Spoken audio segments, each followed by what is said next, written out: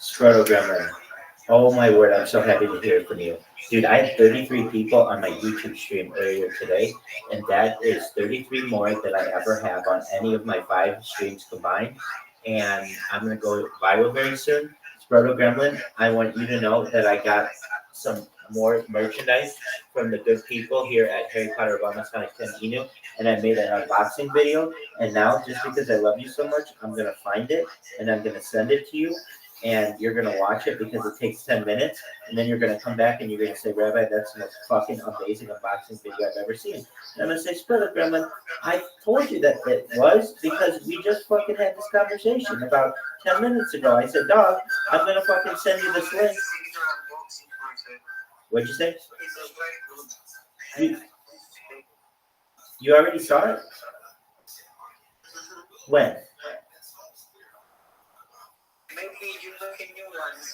Yeah, see, I made one like 6 hours ago, dog.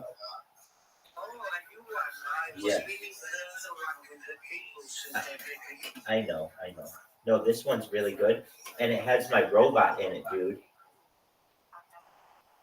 Dog, I'm telling you, I'm going viral very soon. So hang on to your fucking hat. You're like, Rabbi, what makes you say that?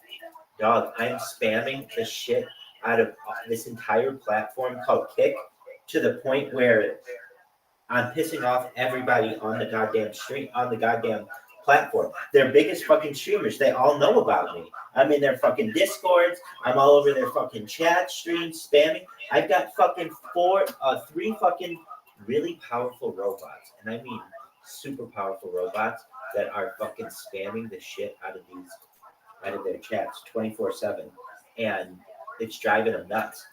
I even heard they had a meeting with one of the creators, and it was live streamed. They had it with the customer service of Kick, and they're like, yeah, there's not. They asked, what can we do about this fucking spammer? He's everywhere, and they're like, there's not a lot we can do. At the end of the day, this person keeps dodging us with this strategy where they create an account and they spam, and then we ban the account, and they just create another account. And because of their clever use of IPs, There's nothing we can do about it. Spam them until their server blows up and they decide to move into decentralized alternatives.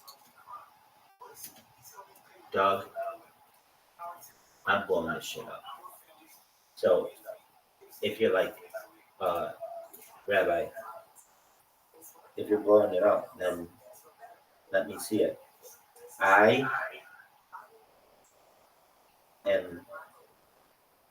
guess I have to send it to you in a DM because the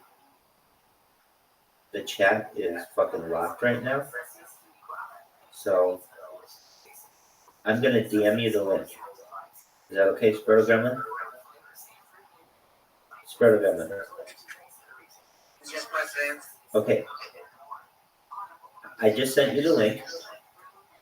Watch it. It's 10 minutes, and I'll come back come back to me, and I'm gonna watch it again for like the 13th time today, and then we can talk about it. And I will come back to tell you my review. Exactly.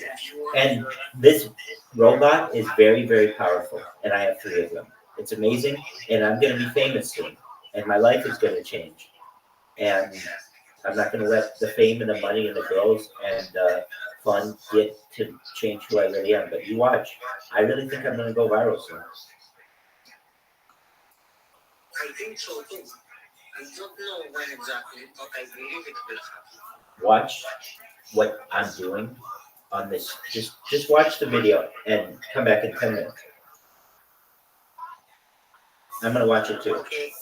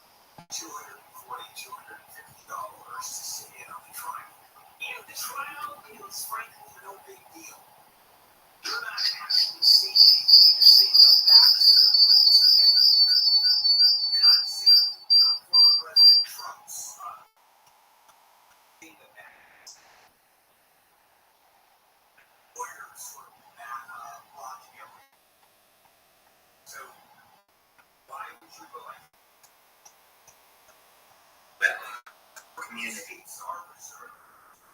What's up to my Harry Potter Obama Sonic 10 Eden community? I have some news for you. I'm going by my soon. In fact, Rabbi, you always say this. I know, but I really. Are you sure this time? She's like, okay, well, Rabbi, what's your evidence? I'd be like, dog, I have built robots. Okay, you build robots, whatever. You do that, I took over Twitter for so long. I know. But you have to see, these robots are taking over. And so before I do this unboxing video, I want you to see that these robots are really making waves on a platform called Kick. And I think that I will one day be a very famous person, and I'm going to ensure that Harry Potter Obama Sonic 10 goes to the moon. It becomes the reserve currency of everyone, everywhere. So if this seems a little serious at first, it is. Because I want you all to know, as real as I can be, buy as much Harry Potter Obama Sonic 10 eating gear as you can. Because of the wonderful generosity of this community, it has allowed me to be able to wear this merchandise, and we're going to have some more to add. I want you to see this bot in action so that you can really get an idea of, wow, Rabbi's figured something out with this one. I have people all over the world who know about me because of this robot, and it just started. I built 3 of them, and I'm going to show you them right now, what they can do. This person, I don't know them. They were just eating their meal very nicely on a platform called Kick, which is like Twitch, which is like YouTube. And here we go. This is what this person found out the hard way. I followed him. Do you know who Rabbi Rothschild is?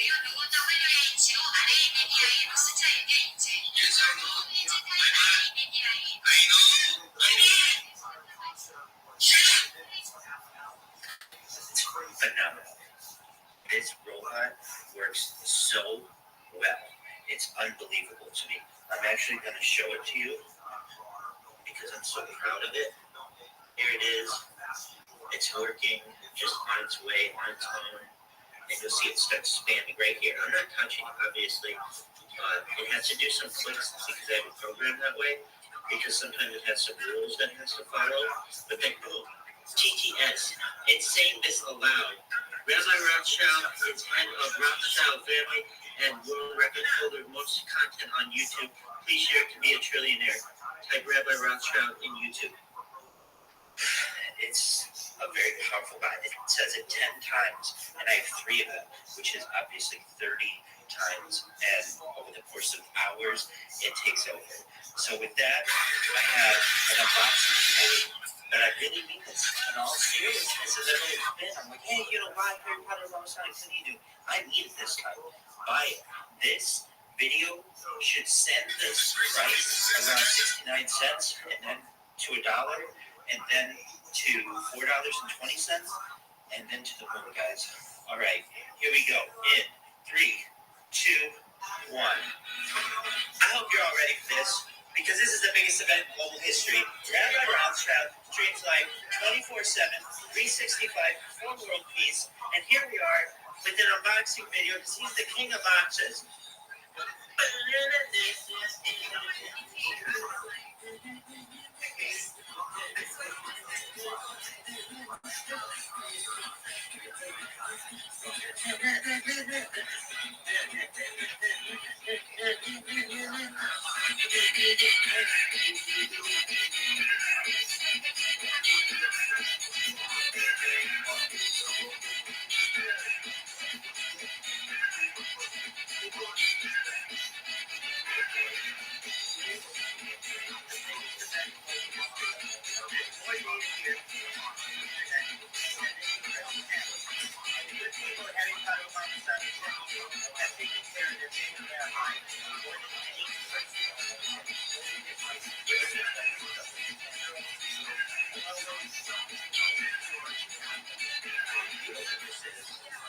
Merch now. This is like the nicest thing they've ever sent me, and I don't even know what it is yet. What is this merch? Wow. This is really, really nice. This is, I don't even know what that is. We're going to put this up here. Oh, Rabbi, how are you going to do that to us? Dog, I do things the way I want to do it. And I'm going to take some time to look at that box. So here's our next one.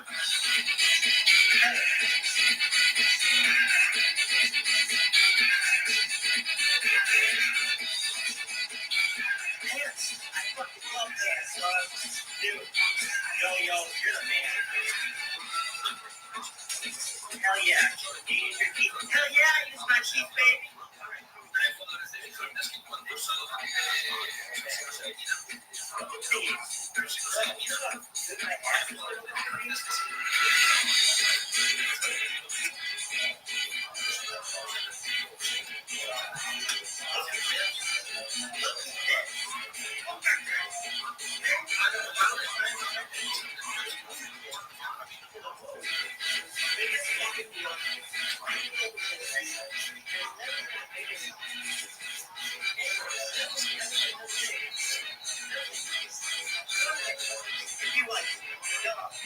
What about invention of fire? What about invention of milk? Fuck the weird. What about discovering electricity? What's electricity? What's the biggest thing in the whole fucking world right now? Harry Potter, you motherfuckers. Look at this shit. This is fucking phenomenal. What do we have here, dog? Excuse me, my bossy. I'm like, earlier. Look at this. This marriage. I think that's just today.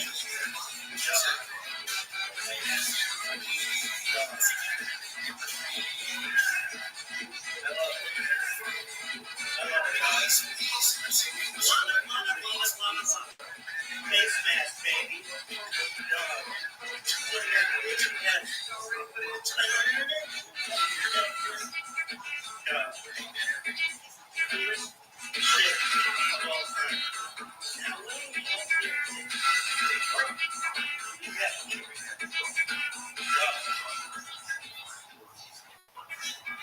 Merch now.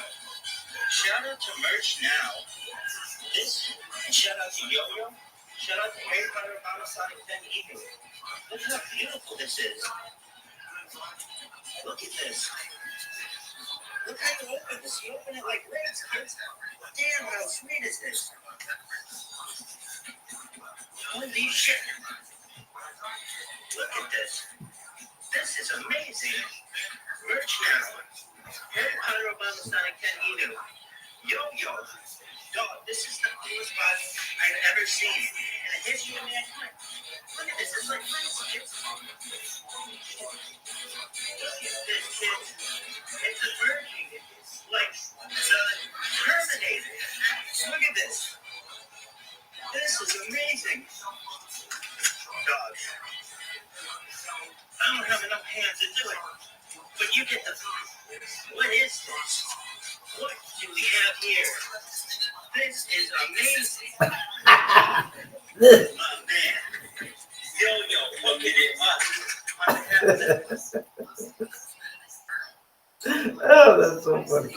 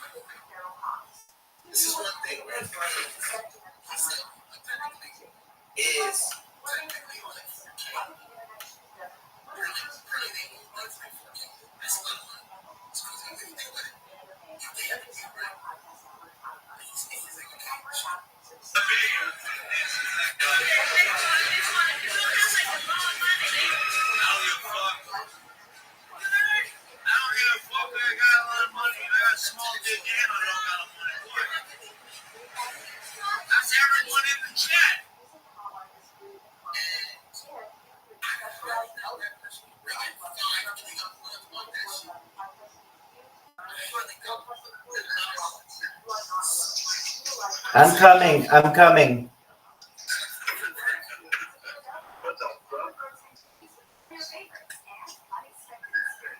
What'd you think?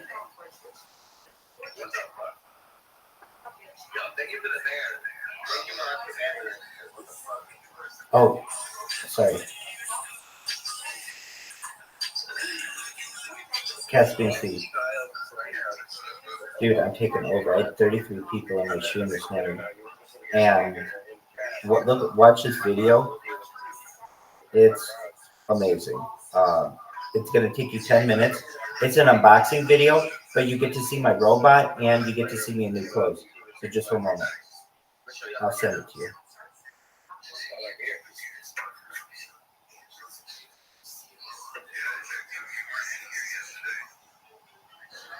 What time?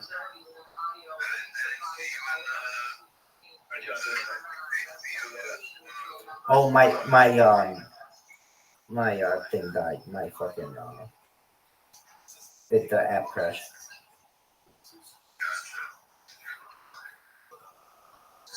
Just one moment.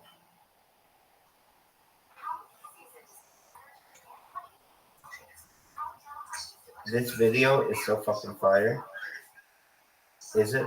It's the greatest thing in the history of mankind. Oh, it's like that. It's like nothing great. No, it's good though. It really is. All right, just one moment.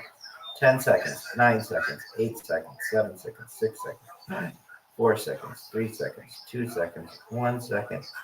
Game winner, and it is in your inbox. Take a look at it and get back to me in 10 minutes, okay? Excellent.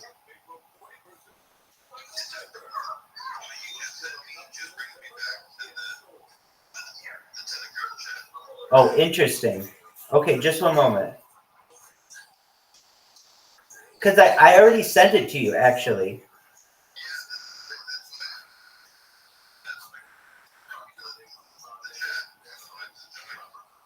Interesting. Okay.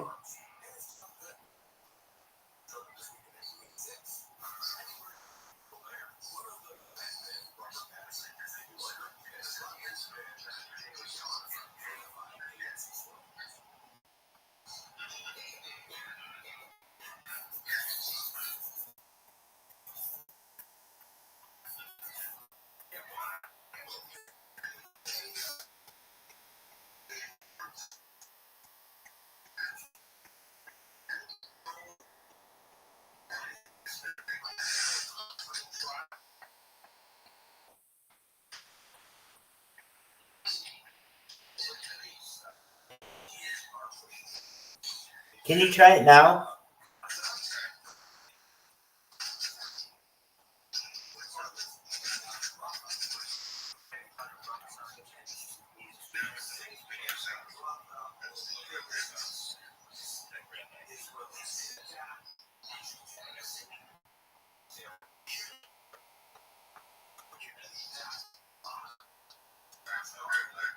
Excellent. That's pretty insane. But he just throws it like the most perfect timing and physics and everything. Dude has total control.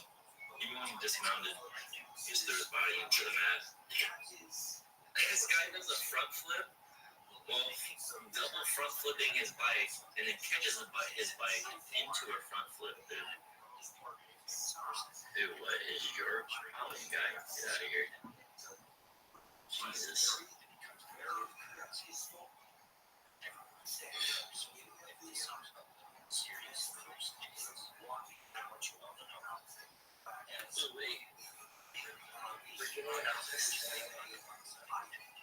Office.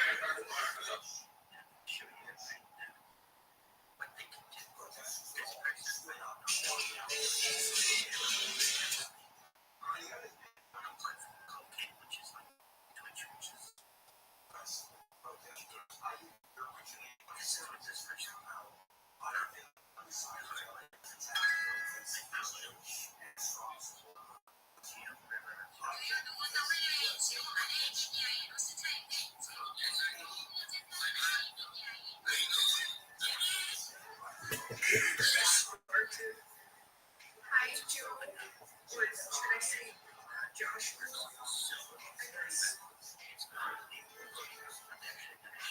are you? Welcome to the chaos. Family, by the way. I got a lot of this guy already. How did it go over?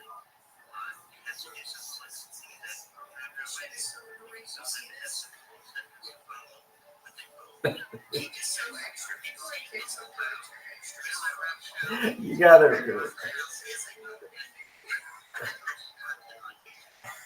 I know that you already. Do you know on my left? Anime movies. Do movies have anime movies on your left? I don't think so. Or maybe they do, I don't know. I don't know what it's like.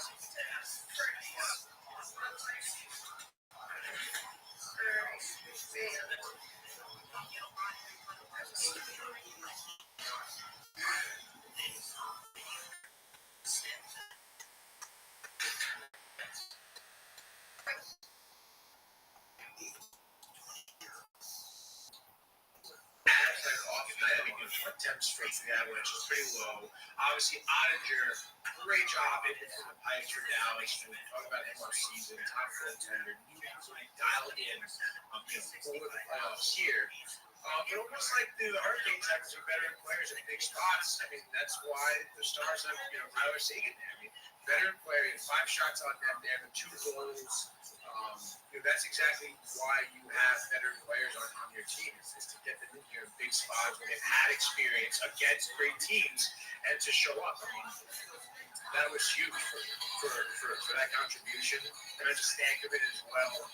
Another, I think that's their 3rd line center, getting contribution.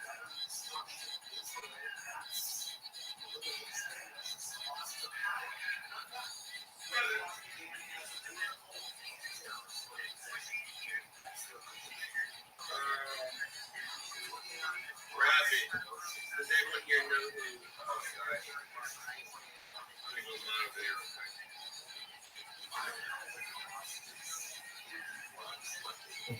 right. Slash.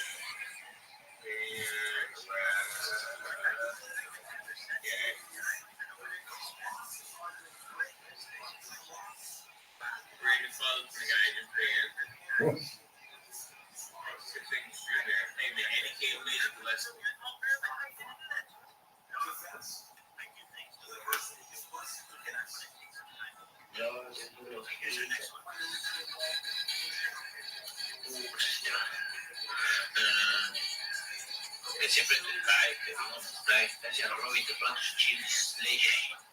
Mi fai mettere da non so che. Fa niente, là.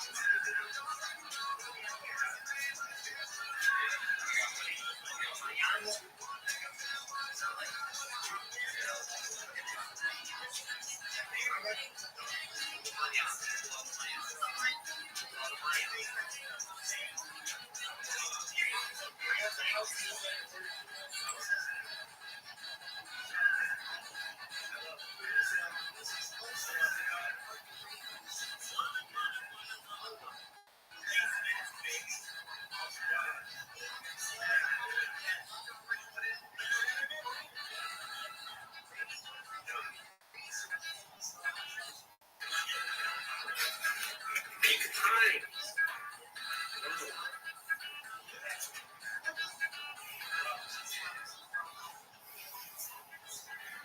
왜 자꾸 나한테 저런 저게 많이 오는 거야? 왜 이렇게 저런 저게 많이 오는 거야? 스팸 왜 이렇게 나한테 스팸이 왜 이렇게 많이 와?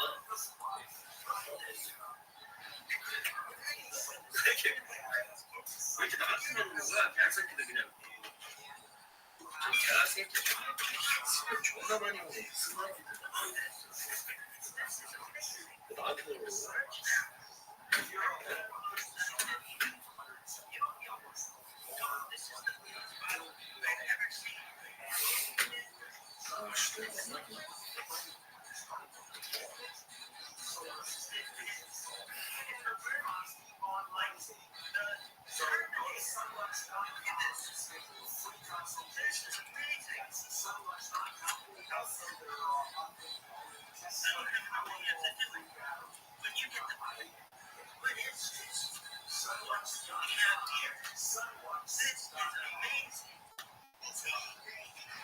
Interaction.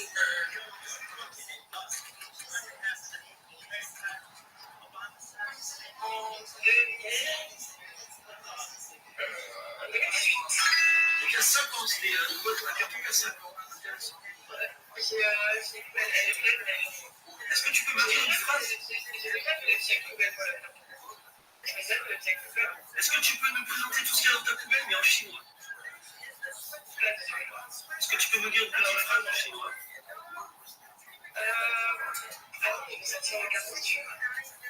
Mais de tes nattes,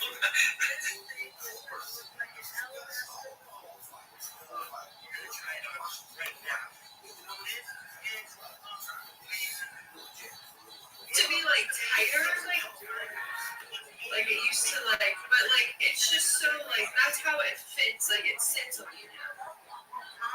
It's wore out, and I just think it's seen its days, you know. But it's Abercrombie, and like I like it. It's so nice though, like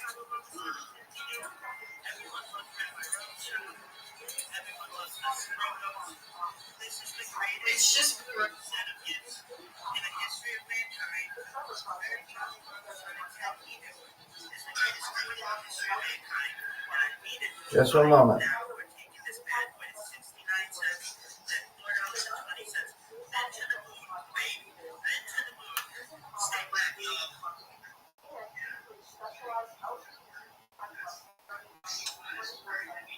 What'd you think, Pimp? That was hilarious. Thank you. I appreciate it. Dog, I'm going viral. That gear is fucking tight, bro. Amazing. Dog, all you have to do, it's really fucking simple. Live in the Telegram for a year, and then maybe you might get it. You know what? Hey, dude, stranger things have happened. The water's fine, dog. I'd love to have a... It's just fine, dog. Yeah. Hey, 5:13. Let's see how long I can do it. Today's 5:13. I got a doctor's appointment later on, but I am lighting shit up. And what did I do to get 33 people in here? There's this guy in Australia, and I kept fucking with him. I fuck with him every day. And eventually, like, he just got really pissed at me and went to my channel, and everybody fucking went to it. And his channel basically, like, stream sniped him. I don't know exactly what it's called, because that's not what stream sniping is. Do you know what stream sniping is? Technically, I think it has to do with gaming. It has a very vague definition, but basically, like, if you're gaming, and let's say, how would I explain it? Stream snipe. Okay. Oh, I know. You're gaming against me in like Fortnite or something, and somebody's watching your stream, and somebody's watching my stream, and they're telling me everything that you're doing in my stream. Does that make sense?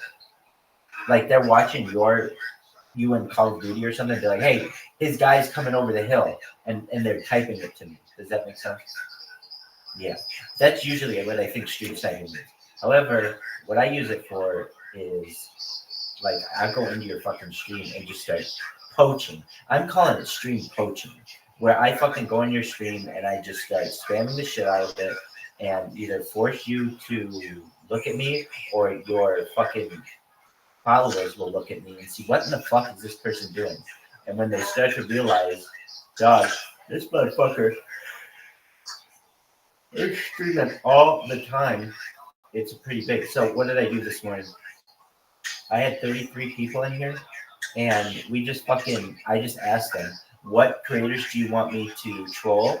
And they just gave me names of creators, and I fucking just turned my computer, and we just started trolling people together. They just kept giving me names. And then that's a good thing.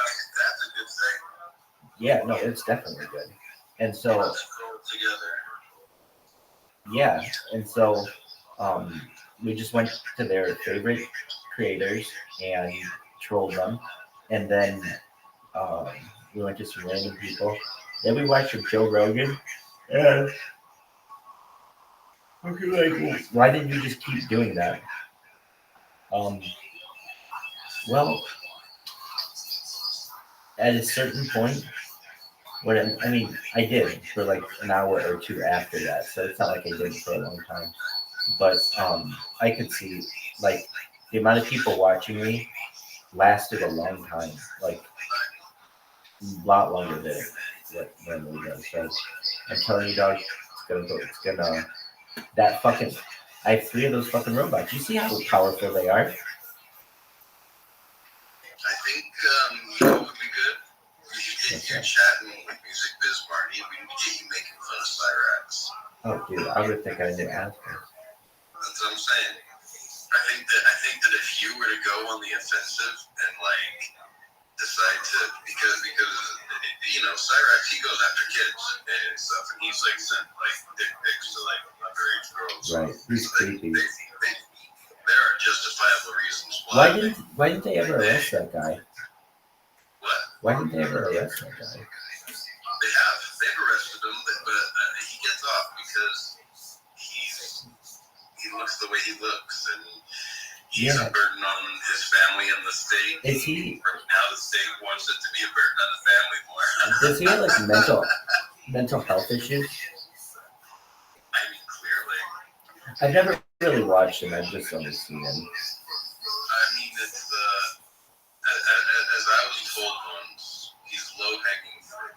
Yeah. He puts himself out there. He does horrible things. He should, I mean, he's not. He doesn't really ever leave the house, so it's not like he's going to do it. He has to somehow convince someone to come move in with him, which he has. If you investigate the lore, you see how easy it would be to make fun of him, and that would get you some viewers for sure.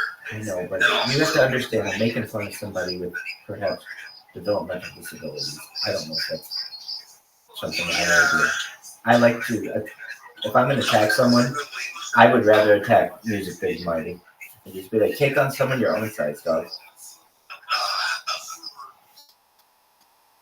me see. This last night's stream, yeah. Now, this is a long one, but let's see, copy. This is last night's stream I'm going to send you. So, like, take a look at how just vile this guy is. Like, Music Biz Marty had his panel, and you'll see how Music Biz Marty is. I think that you get along with him because he hangs out with this guy Medusa. Medusa's chill as fuck. And then, I think Music Biz Marty and I could be friends. Hey, I have a question. Music Biz Marty had a girlfriend. What was her name? So the reason why he hates Cyrax is because I think at one point he had a fiance named Jamie. Yeah, that girl. Yeah, I have her number. No, that's I'm not sure if that's the one who was. Oh, maybe it's somebody else. So I guess Music Biz Marty had a girlfriend or a fiance who actually passed away. Oh, not that And then one. Cyrax, like this is kind of what started the whole thing. Wait, Cyrax, when did she pass away? What? When did the girl die? I don't know. I like 7, 8 years. A long time ago. Okay, not the This same is girl. a while ago. Way Yeah. ago. So, I guess Cyrax said something to him like, "Hey, do you have any nude pictures of her?" Ew. After she had passed. Ew. After she was dead? After she was dead. Oh, that gets weird. So, Music Biz Marty kind of, and I mean, things have cooled off. He doesn't seem to have like the white hot hate of Cyrax, but that's what made him hate Cyrax. I can see that. But seriously, the guy's got developmental disabilities. Yeah, but he's also like his dad is a fucking like rapist who was in jail for 20 years. His grandpa was a rapist. Like it's this weird like genetic, like there's something genetic about like his deviance. I know it's fucked up, but besides the fact that he looks like, fetal alcohol syndrome. Yeah, there's something definitely with that guy's look that doesn't look normal. But he's still conscious enough to know what right and wrong is. Yeah, I'd like to take on someone at least on an even level. That to me is kind of low hanging fruit. I see that. The Dark Side Phil, like I think that if you were an hacker for like house, like not Daniel Larson, he's going to jail anyway. What about like Boogie? What about going after Boogie? what did that guy do to go to jail? Bro, he's a menace. He threatens government buildings with terrorist acts. And they've got him on record 7 times. He's facing 60 years. He's another person who's sick in the head. But you get mad and you threaten a place with warlike actions that only militaries can take. You know what I mean? I don't even want to say it out loud because I don't want to say something, trigger something to sound like something. But Yeah, I get what you're saying. Daniel Larson is out of his mind. He's another one who goes after kids, or at least online. He looks at pictures of kids. there's something deviant about those kinds of people where they like to live online. Like they think they're living in the shadows even when they want to become public figures. Well, I don't know really any of the people that you just said, so I can't tell you anything too much about them. I can I tell you like that. looking into lolcows. I like looking into lolcows. What is a lolcow? I don't know what that is. You know what I mean? What is that? What is a lolcow? I mean, I think people have different descriptions of it. I consider it any of like the horrible people who like they live terrible lives, they make horrible bad decisions, they inflict pain on everyone, you know, around them, and for some strange reason they feel the need to broadcast all of it online. Oh, so it's just like toxic people who broadcast themselves. Well, I mean, it's like I wouldn't consider you one because you're not like living some self-destructive life that harms your family and other people just by interacting with them. You know what I mean? Like you have fun and you chill and you shell out coins and you have fun chatting with people online and you're doing your thing, but you're not harming anybody. You're not like this weird douchebag. So lots of people stream, but just by streaming doesn't make you a lolcow. You know what I mean? Like people who are lolcows, I think, are also. I mean, there's something wrong with them. Maybe not just developmentally, like Darkside Phil. Darkside Phil is a lolcow simply because he's a dick to his audience. John, I think I'm a lolcow. I think I'm like the ultimate lolcow, to be honest with you. And that's okay. I don't take it as an insult. I mean, it is a person whose eccentric or foolish behavior can be exploited to onlookers. Here's the thing. That is just the opinion of what the onlookers have. To one person, someone's eccentricity is strange. To another person, it's brilliant. And I think in the long run, the brilliance will shine through. I understand what you're saying, though. A lot of these people, well, certainly they have interests that are not in line with my interests, and they're like toxic individuals. I understand, but I can also say, Toxic individuals.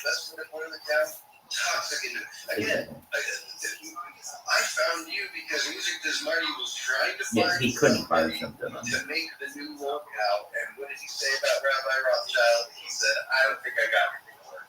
That's what I love to And hear. he moved on. So like that's not even me. I didn't even. I'm not even looking at the definitions. That's true. That's absolutely true. But I mean, it's like, how would we describe it? Or how would one describe it? It's a good term. I mean, there are a lot of those people online, and it's kind of. You farm them for laughs. You know, you can rile them up. Like people can't rile you up. Yeah, that's a tough thing to do. You can in some ways, Get but under Rabbi Rothschild's Guinness. yeah, I had a friend of mine do it yesterday. It's like, what was it? He invited me to do something, but didn't give me a lot of time to plan ahead. And I also didn't have a ride to get there. And then he got mad at me that I didn't go. And I was like, dude, you just literally dropped something on me, asking me to travel like 2.5 hours to go meet you. And then you were saying that I didn't want to meet you. And it wasn't that at all. I just needed to know in advance a little bit. That pissed me off. But we worked through it. We texted each other. And I explained to him, look, I heard what you said. And that is untrue. If you want to tell the people to whom you were speaking or with whom you were speaking the truth, I invite you to do that. But he said that I just like basically blew him off, and that was not true. It was not true at all. It was like, dude, you gotta, if you want me to travel to Santa Monica, you gotta give me a little bit of time. And especially when I'm traveling, or when I'm having to travel while streaming. It's like, it's not that easy. And that just made me mad. But I do want you to understand, I do have limits, of course. But yeah, I mean, For the most part, I'm a pretty easygoing person, and you can sit in my fucking chat and troll me all day long. I mean, I'm pretty easygoing. So from those aspects, yeah, you're absolutely right. It's tough to get under my skin. Like someone who's a little cow would be yelling and screaming about that situation Right. from last night till right now. Yeah. And talking about the story and would get them foaming at the mouth, literally. Like I mean, it's insane.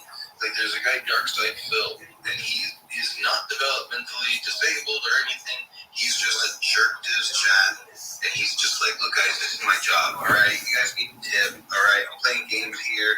It's weird. Like I haven't dived down the rabbit hole too much, but other people like are like they inflict it upon themselves through, drugs or something, and they'll be like, how is this person not arrested?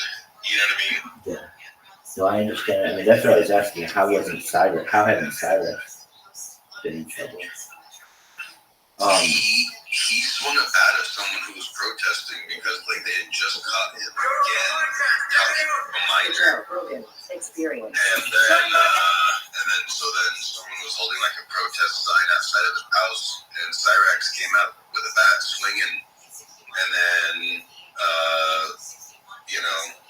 the sidewalk is public property, and the right to protest is an American right, and so if someone was protesting outside of Cyrex's home that there's a known pedophile in the neighborhood, technically, you know what I mean? As long as they don't step foot onto the property of the home. Right, they're good to go. And it was a passive protest. The guy was really just kind of sitting there, holding the sign and everything. Wait, I have a question. So he wasn't protesting Cyrus at all. It was all something else? No, he was protesting Cyrax. Oh, that there's a sex offender in the neighborhood. There's an unlitigated. The internet can prove that what he does, and they're trying to call attention to the cops will they're not considering proof, and there's blah blah blah blah blah blah. So that it's back and forth, and so some guy was trying. The guy was obviously trying to rile up Cyrax. He was trying to get Cyrax to fight him. Cyrax kind of came out with and hit the guy with the bat, and the guy pressed charges, but the guy, so they arrested him, but then the guy never showed up to court. Oh, wow. So Cyrax got off. There you go. Don't press charges on someone if you can't show up to court to, say, yep, that's me in the video getting hit. It was all on video. It was a stand-up case, and the guy just didn't show up, you know? So he's kind of Guy got away. Yeah. And basically, the community hates the dude who's protesting now, too, because he, made this big thing about, I'm going to press charges, we'll put him away. And then when the time came, he was like, oh, yeah, I got busy in work, and I couldn't go. And it was like, well, you just fucking kept him from going to jail, so what the fuck? Very good. Alright. I've been up all night. I'm gonna get some shit I dog. Alright, brother, you have a good night. You as well. I'm glad you liked my video. I appreciate that. It was fucking hilarious, man. I'm jealous of that hoodie. Yeah, it's very nice. I got it up here. Very nice. Thank you. All right, Alright, man. take care. Peace.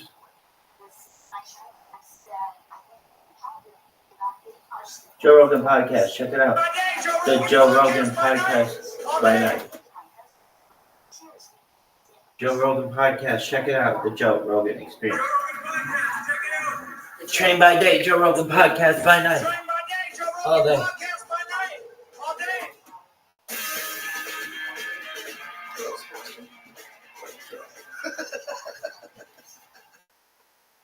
My first time here, at the Austin property. Yes. And first of all, most comfortable chair I've ever sat in. They're great, right? I feel like when I come here, when I come to this podcast, it's my third time on it, I feel like I'm in the future. All right. I feel like you got things that aren't even out yet, right? I just feel like this chair, the general public can't even have access to. No, but they do. We've had these for years. Whatever it is, are great. But then I feel like I never drank water out of Metal cup. yeah, and I We're feel sustainable here. I feel like there's a reason. That's just a kids. Yeah. I've never seen anything There's like it. definitely a reason for This it. rabbi Cups. is going straight to the top. I hope Isaac Dax sucks this dick. Water bottles and using one. But I avoid them whenever I Do can. you? No, actually, not at all. Yeah, Comes of course, we all There's some know shit, all the man. plastics. I Isaac don't drink Max's plastic mom can. bottles myself, and I don't know. I don't see that much of it. It's gonna turn you into a chick. Well, maybe. But is this even real water? What kind of It's water? water. is it? It's filtered. Filtered water. Yeah. What is it like? It's a super filter. Some crazy filter. Definitely a special machine. Yeah. Yeah. Right? You can't get It's this water heavy outside. duty. You can't get the water outside the room. Good water, right? It's very delicious. And then you got a whole, and I don't know if anybody's ever talked about your area on your side of the table. Yeah. There's just so much shit going on over there. Right? There's tins. There's A mammoth teeth. I got an arrowhead, or legit arrowheads, probably 500,000 years old.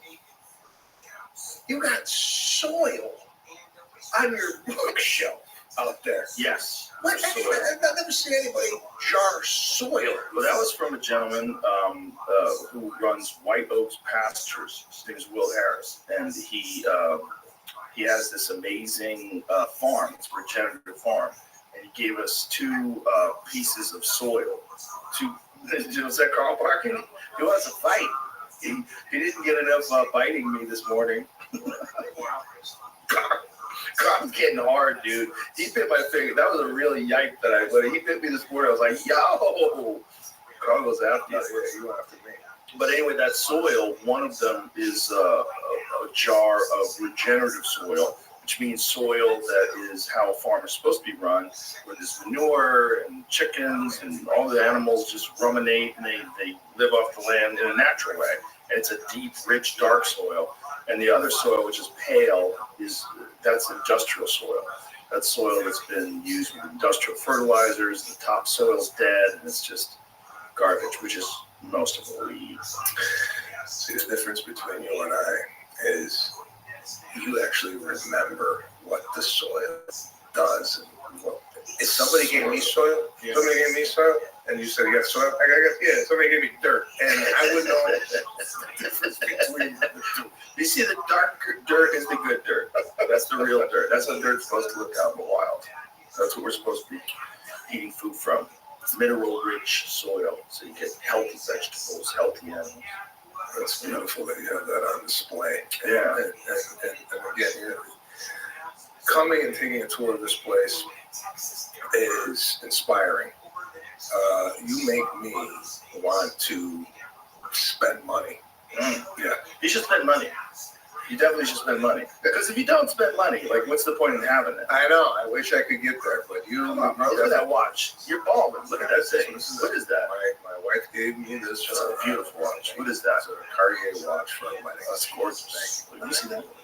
That's a pretty watch. That is a lovely watch. Thank you, John. I appreciate it. Yeah. Yeah, she gave me this for my wedding gift. Very nice.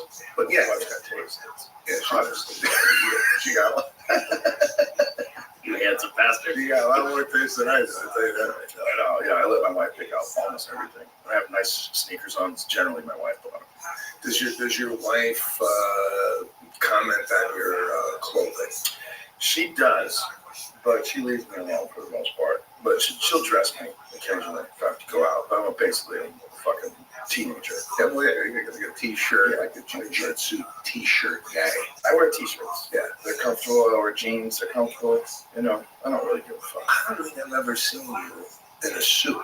I wear suits. Yeah, I have some nice suits. I have David August. I have like a whole row in my office. I'm in my house, my closet filled with suits. Yeah, I got a bunch of custom-made suits. Because I can't wear regular suits. I don't fit them. You know? These are all 200-pound, 5'8" dudes. Just very odd shaped. They don't make clothing. shrimp sizes, short shorts, Fancy really collection. wide. Yeah. But it's a nice fitted suit. It's a fucking wonderful thing to have. It just fits you perfect. All the cuffs and everything. You feel different. You put it on.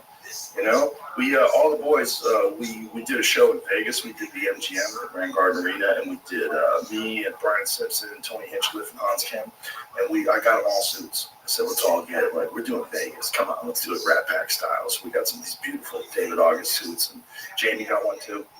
It was incredible. It was so much fun. Yeah, it's nice. You feel different when you show up with a suit on. You feel different. However, Look at that. That's us. Oh yeah. Come on, son. That's a nice Sharp. shot. Sharp. Look at Jay with the shades. Come on. You got the full Pulp Fiction ponytail going on. Look at you. Yeah, Nice, right? I feel with a suit, right? And I've noticed this as I've gained some weight in the midsection. Wearing a suit is becoming extremely uncomfortable if you don't have like a very kind of tight body. Right. If you get stuck around here, it binds you. Tuck in your shirt, and the buttons are hanging out. So I'm fluctuating in my weight. Where the suits I got right now, I gotta work in a little. Yeah, well, you and me are both Italian. We're Italians. We just love our pasta. It's a real problem. It's a problem, especially when you have to get 50. It's just not go away. It doesn't go away. The only way to go away is to not eat pasta. That's the only way. It's the only way for me. Not eat pasta and booze. If I cut way back on the booze and no pasta, my body just goes and it shrivels back to normal. Yeah, I'm in the process of trying to get back. It's so hard to avoid that food. The food is just like, if it's in front of me, I just have a real problem. Well, you like to eat meat. Do you find that the meat is helping your physique? And Yeah, if I just eat meat, yeah, definitely. Yeah, because meat is very satisfying. Meat has what's called a high satiety rate, which means like when you eat it, you get satisfied when your body's had enough. I always say this, like, if you gave me a steak, just a steak, 16-ounce steak, I eat it, I'm good. I don't need anything else. But if there's a bowl of pasta next to that steak, I'm eating the pasta too. If there's some bread and butter, I'm going to eat the bread and butter. If somebody rolls out dessert, of course I'll have dessert. Next thing you know, I've consumed, 1,500 extra calories that I didn't even really want or need. You just get addicted to just stuff in your face, just stuff. Oh, if I don't leave like this, my stomach literally will distend out where I look at myself in the mirror, I'm disgusted. Like, what have you eaten? Look at all the mass you put in your body. Because if you looked at, like, you keep your stomach like right here, which is my normal stomach. But if you add that much food, which is how I consume that much food, easy, it just goes right here. Oh, they just look at you like, you fat piece of shit. You lazy, slovenly, greedy fuck. Like, look what you've eaten.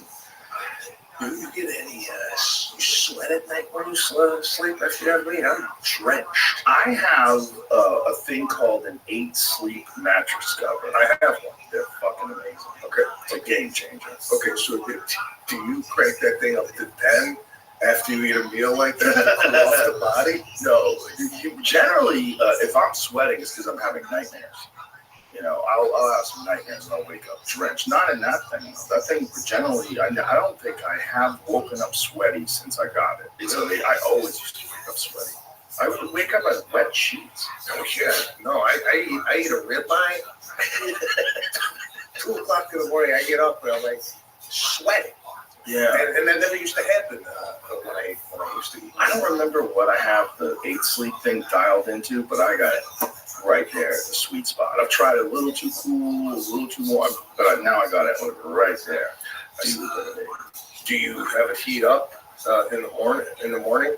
I think it does. I think it's on some sort of a cycle. I'm not exactly sure. I don't remember how I set it up, but there's a bunch of different options that you can do. You can even have a different option for you or your wife if she likes it warmer or cooler. It's nice. No, it's been a game changer. It does make a big difference. Yeah. But taking care of your sleep is, I've really prioritized that, especially recently, because owning the club and being out late, and I was doing 2 shows a night, which is also a lot. It was too much. I was doing 6 hours of comedy a week, just doing 3 nights, just doing Tuesday, Wednesday, Thursday, 2 shows a night. But it was just, I was too tired. I was burnt out, and I wasn't getting the proper sleep because I'd get home, show's over, like 12:30 or something like that. I get home, hanging out with the guys at the club. I get home at like 1:30, and then I start writing.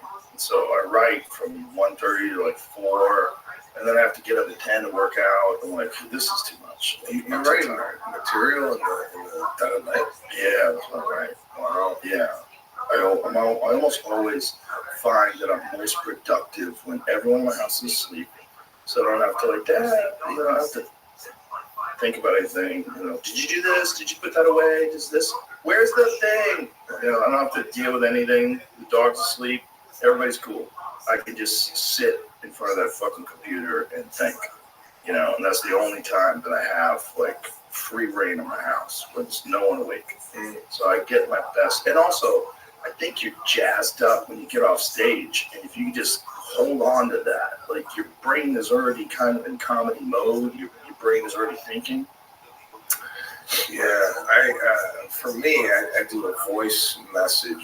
I record the set and I listen to it afterwards. But as far as like creating, I feel like after 10 o'clock, the whole body shuts down. And I got 2 small kids, so maybe that's why they're up early. Yeah, but yeah, 9:30, 10.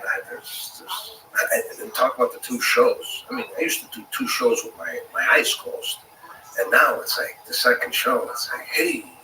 Are you taking vitamins? I take supplements like multivitamin, and I'm sure I don't have it dialed in. I should have dialed in. I don't make as much as it should be, but I just feel exhausted. Yeah, I am tired. Yeah, and I just constantly have to have sips of caffeine throughout the day to stay alive. That's where I'm at. You look like you wake up ready to go. I got this whole vision of what your day must look like. You must spring out of bed and you go, give me it. I don't even talk about not having a suit on. I don't think since I've known you, I've seen you yawn. Kid, bro, you constantly look awake. What is it? It's health. The water? It's all of the above. Supplements, definitely. That's a big factor. I take a lot of vitamins. I take athletic greens. That's one thing I take. But I take a whole suite of different vitamins. I take a bunch of different things like vitamin D, vitamin K2. I take things for eyesight. I take just fish oil. I take creatine. I take a lot of stuff. Okay. Yeah. I took I don't know, 3 or 4 vitamins once. Mm-hmm. I swallowed it with some water. I coughed, and a puff of white smoke came out of my mouth. Yeah. I think the body's rejecting the It's got to be a slow process. You don't want to dive right into the amount of vitamins. The amount of vitamins I take is like half of this coffee cup. Jeez. Every day. All right. Yeah. I'm taking a couple. I have like a whole cabinet that's filled with supplements. I pull them out. So when you travel, what do you carry a suitcase of supplements? I have a bag, and in my bag, most of the time when I travel, there's a company called Pure Encapsulations, and they make these packs, like athletic pure packs. They're great for travel. Very easy. You don't have to think about it. Just rip open the packs, take those vitamins, and you're good. So when I'm on the road, generally, you get rid of Carl? Is he too rowdy? He's rowdy. He wants to fight you. How cute is the dog? He's cute. I just got a dog. What'd you get? Never a dog owner. Really? It's the first time I've ever had a dog. It's a Labrador, and those are great dogs. It's extremely intelligent. Yeah. But I don't think he likes me. What? I don't know. He's looking at me like loves my wife, loves my kids. Doesn't like you. I don't know. Just it's not as excited to see me as maybe my wife and kids. Really? It's very perceptive on the. Maybe he wants to be the man. Is he the man of the house? Well, he's becoming the man. Does he have balls? Yeah. Well, keep his balls. Yeah. Don't. No. That's what the one the dog trainer said just keep them. Yeah, just the whole idea is you don't want unnecessary puppies. Right, I agree. Don't let your dog breed, but be with your fucking dog. Like, but if you take your dog's balls off, now your dog doesn't have any testosterone anymore. Yeah. They develop hip problems and joint problems. They're tired all the time, just like a man. If you take his balls away, they become a eunuch. That's what you're doing to your dog. Okay? It's just, I've seen people do it, and they're like, oh, I wish I didn't do it. Like Andrew Huberman said that. He started giving his dog testosterone because he gave his dog, got his dog fixed, and then his dog was like listless all the time. And so he's like, he felt terrible. And then he started doing research on it, looking into it, and like, oh, you need hormones. Dogs do it just like people do. It's terrible for them. Yeah, we'll keep his nuts intact. I had a vet that told me that. Yeah, the one vet, a great guy, and he was like, "Don't do it, don't do it." Everybody says to do it. Like you're not taking your dog somewhere and letting your dog breed with a bunch of different dogs, have puppies, just irresponsibly. So your dog has a nice yard. You're a good dog owner. You're with him all the time. Like, don't worry about it. Don't do it. Yeah, just the whole idea is just to not. People are responsible. That's why I can't go to the dog pound. If I go to the dog pound, I will have 20 dogs. Yeah, my dog. My dog's perfect. He's awesome. But I love dogs. I would have as many. Yeah, I would have dogs. I would have as many dogs as I can. I love them. They're just pure love. And if you have a good relationship with your dogs, if your dogs love you and you love them, it's like every day I wake up and I say to my dog, "Good morning, sir." And he goes, "Woo!" He starts whippering and whining and wagging his tail 50 miles an hour, and he goes around circles, and we hug it out, and I kiss him, and I rub his belly. So we have a morning ritual. I love dogs. Oh, that's nice. They change your life. They make your life filled with love. Cats are cool, but they're kind of aloof. They want to be pet, and then they go away, and they're cool. They just want to go outside and kill something. Your dog is like your friend. He wants to hang out with you. Like, I take him to work. He's like, "We're going to work. This is crazy. We're going to work." Every day when I bring out the ball, I think he's going to be bored with the ball. I bring out the ball. He's like, today, he's like, "Enough with the ball." But nope, every day he's like, "The fucking ball. He's got the ball." He's running around in circles, jumping up in the air, trying to steal the ball from me before I throw it. It's amazing. Yeah, that's what I hear a lot of dog owners. You don't have that experience? Well, not yet. How old is he? Puppy. He's like 3 months old. Just spend time with him. Yeah, no, I don't know. Play with him a lot. Joe, I'm playing. I'm just saying. I'm getting. I don't know if it's the cologne I got on. I could probably smell horrible. What the hell is It this? probably smell like a chemical factory. What the fuck does this dude smell like? Woo! I feel. Do you wear cologne? I feel like you don't wear cologne. Do you wear cologne? What do you mean? Do you wear cologne? Wear cologne? Yeah. Oh, I thought you said wear cologne. No. No, I don't wear cologne. No, I barely wear it. I only wear deodorant because I don't want to be offensive.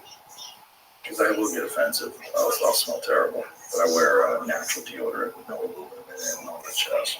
Of course you do. Yeah. I don't know. I don't smell. You don't smell at all? No. Are you sure? Cause mine. Go right ahead.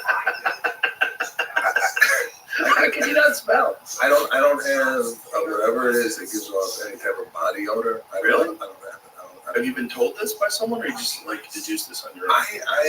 I've gotten sweaty many times, and I had to ask my wife, "Did I smell?" She goes, "No."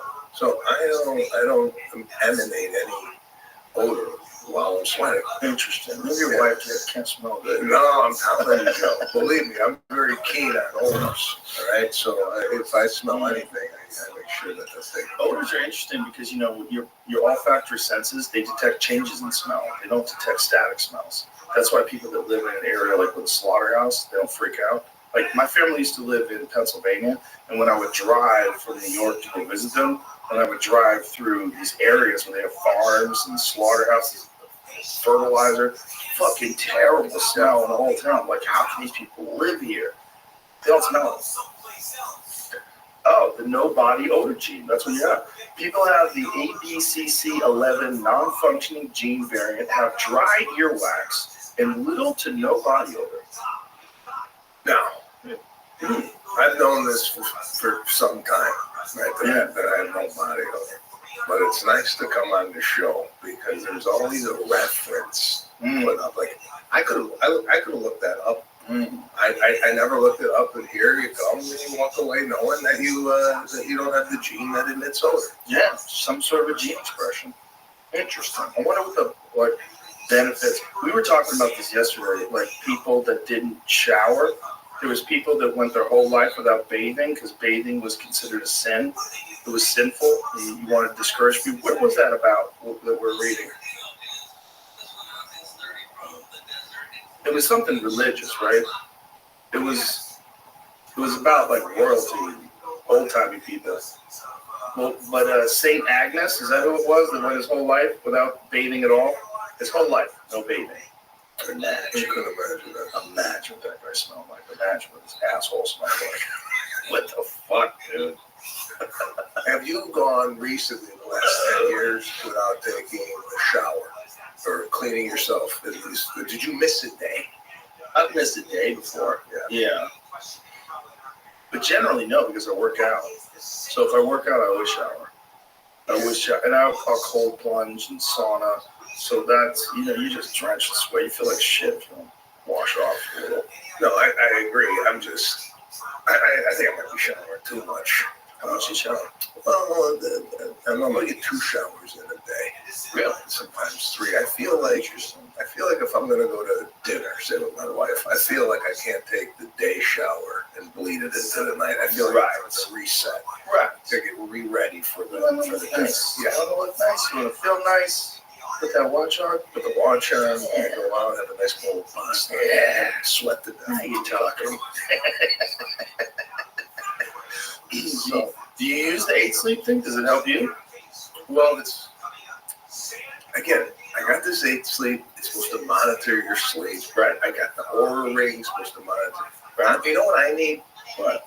I need accountability. I need to send the data to someone and have someone change your lifestyle and have them analyze it and go, oh, you know what the problem is? You're waking up at 1 o'clock in the morning, and that's disrupting your sleep. I got all this data. I got an Apple Watch. Oh, I burned 390 calories. Okay. What does that mean? There's no... I have a lot of data. I don't have a lot of analysis. All right? Do you have a trainer? I have a trainer, yeah. Maybe we should get a nutritionist. You got some bread. Get a nutritionist. What's someone that you can show the data to and they'll tell you what you're doing wrong? All right. I need someone to hand over the data. There's like companies that do stuff like that. Okay. Yeah, you can get that done. Yeah, you should do that. Yeah, I bet the late night eating thing's a real problem. That one makes you feel terrible. Well, what's late night eating? Okay, like some say, all right, you should have dinner at 5:30, 6 o'clock, and after that you don't eat if you go to bed around 9:30. What's a late night meal for you? At 1 o'clock in the morning last night, I was cooking elk steaks. 1 o'clock in the morning. Yeah. And then you're up till 4:30. I was up till 3. Yeah. I mean, as long as you're not going to sleep, I feel 2-3 hours.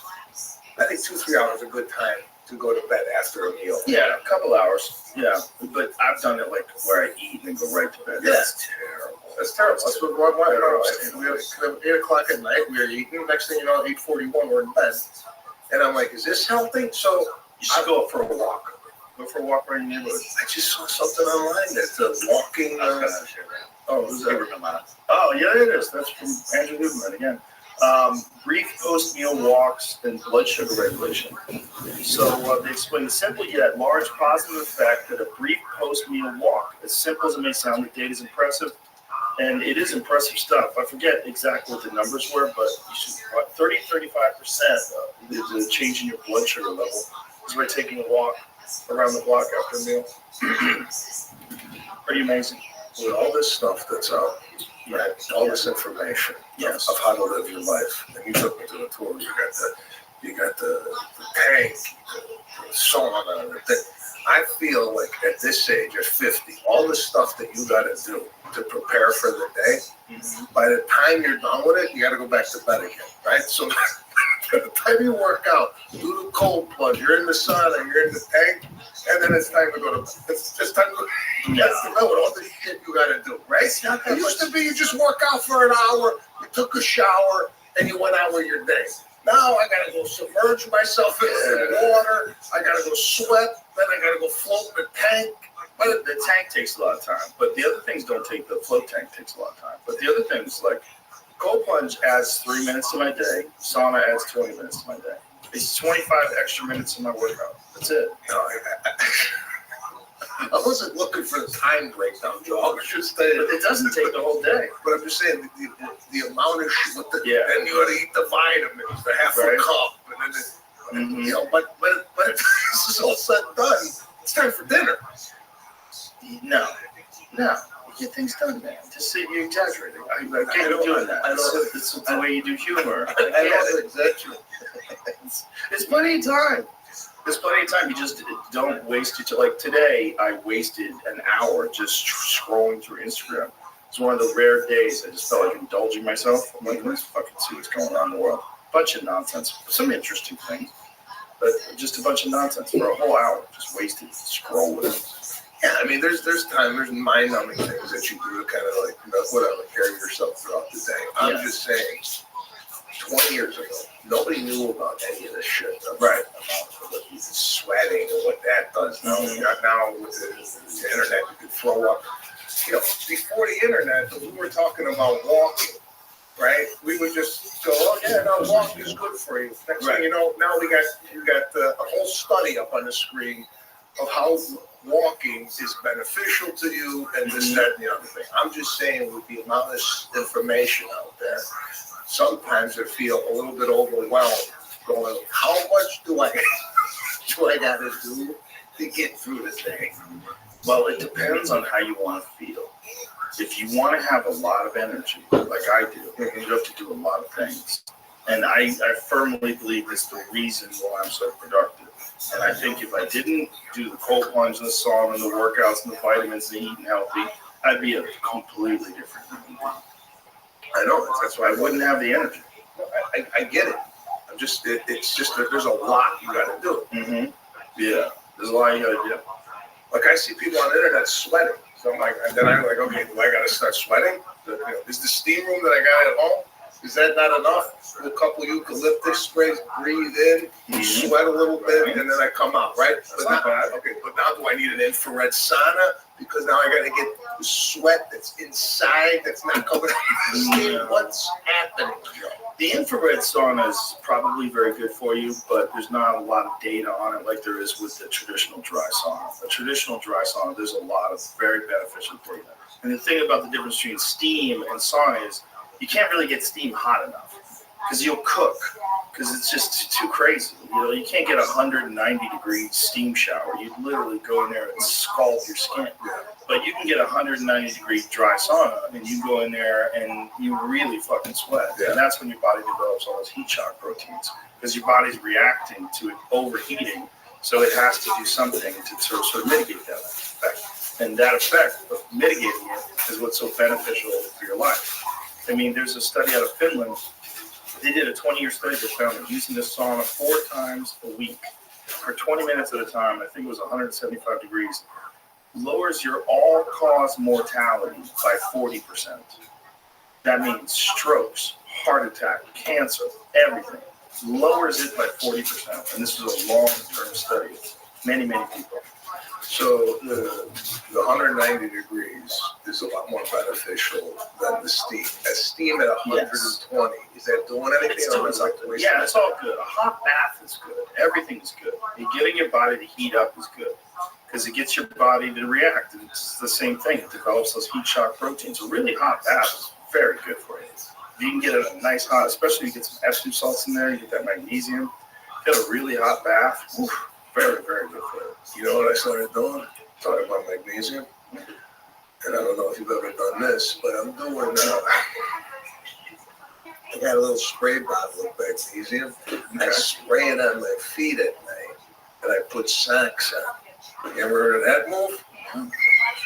Why do you do that? Saw it online. Hey, let me try this. I'm a guy. Right now, this is what I do. I don't do research. None. I see that. And the guy spraying the magnesium on his feet, putting socks on. I'm going to try that tonight. That's it.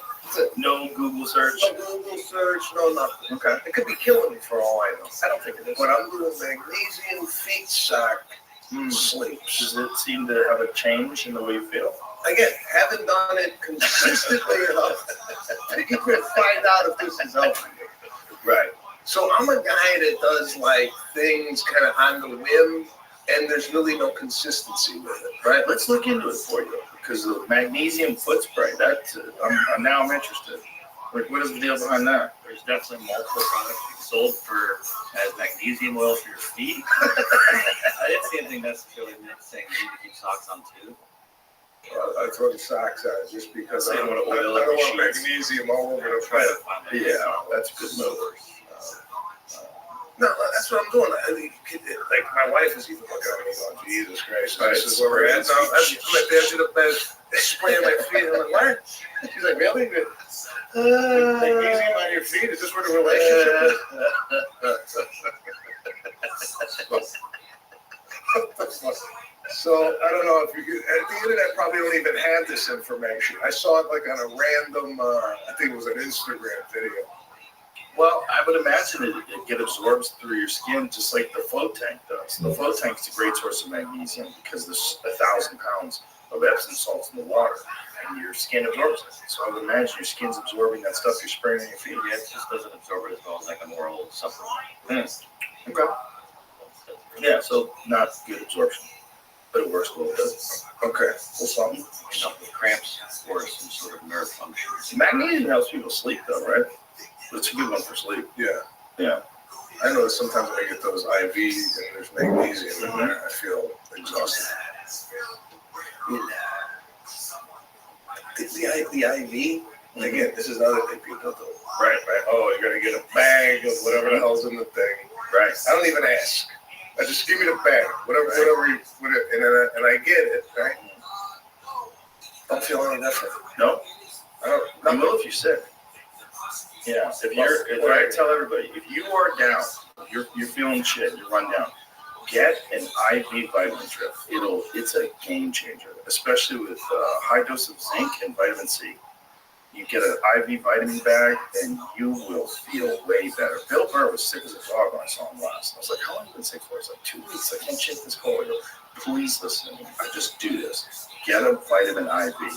And he texted me the other day. He was like, Dr. Rogan, he goes, fix me. He was like, I'm going to do that from now on. I'm like, from now on. Anytime you're sick, you feel like shit, get a high dose vitamin C, zinc, B12, the whole deal in a bag.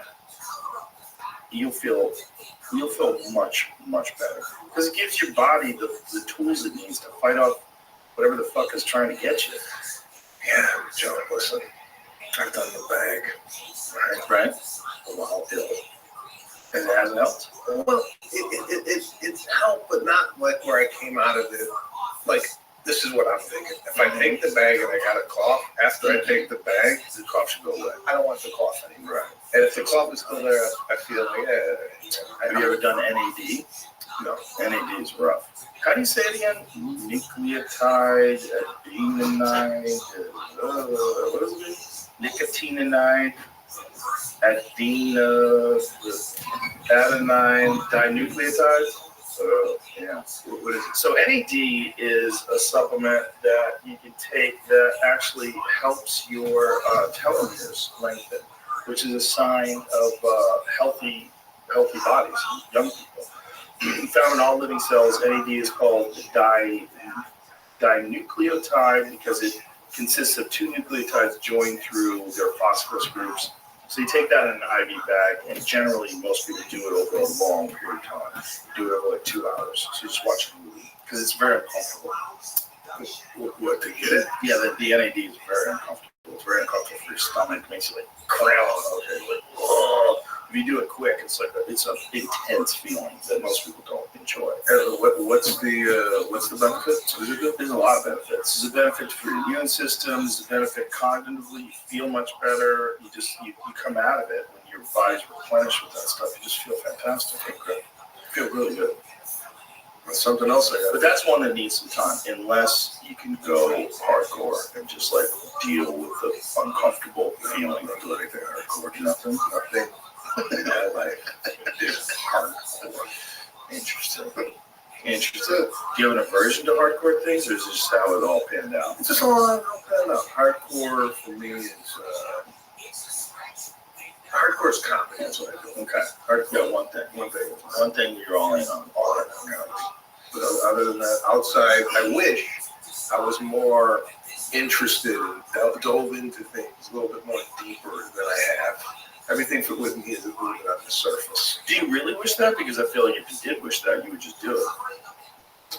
Right? Yeah, I just wish I had I don't know what it is inside me that would, make me want to learn more about. Like, I like cooking, right? Mm-hmm. But I don't dive so into it where I'm coming up with recipes and doing this and that. Right. Let's look at a YouTube video, make the fish, and here's the fish. But I don't take it to another level. I don't go get the beautiful knife or the pots and pans and all the stuff that goes along with cooking. Right. My interest level is surface. Rarely does it go underneath the surface. You know what I really got into out here is cooking over wood. Like live, like actual hardwood, not just charcoal, like getting wood and using an offset smoker and slowly searing the steaks, or slowly like cooking the steaks rather, and then searing them at the end over the coals. I take the coals and I put the coals from the hardwood and underneath the grill and then sear the shit out of it. I hear that. I hear that. Yeah. And my brain is going to explode. That's too much. That's too much. But we're all different. Yeah, I know we're all different, but do you know the kind of wood? Yes. That is live oak. You want oak, generally, a live oak, or you want if you want to grill hotter. You like a lot of guys like mesquite. I like mesquite and oak. Those are my two favorite. But I'll try cherry. I'll try some different woods. Some places you can go to get hardwood just because there's so much barbecue out here. Yeah. There's companies that'll just deliver cords of wood to your house. Okay, speaking of wood, right? I got a pizza. My goal is to make pizza. It's not as easy as people might think to make pizza from scratch. The dough and the whole thing. It's very hard. So I've tried multiple times, and I'm the guy.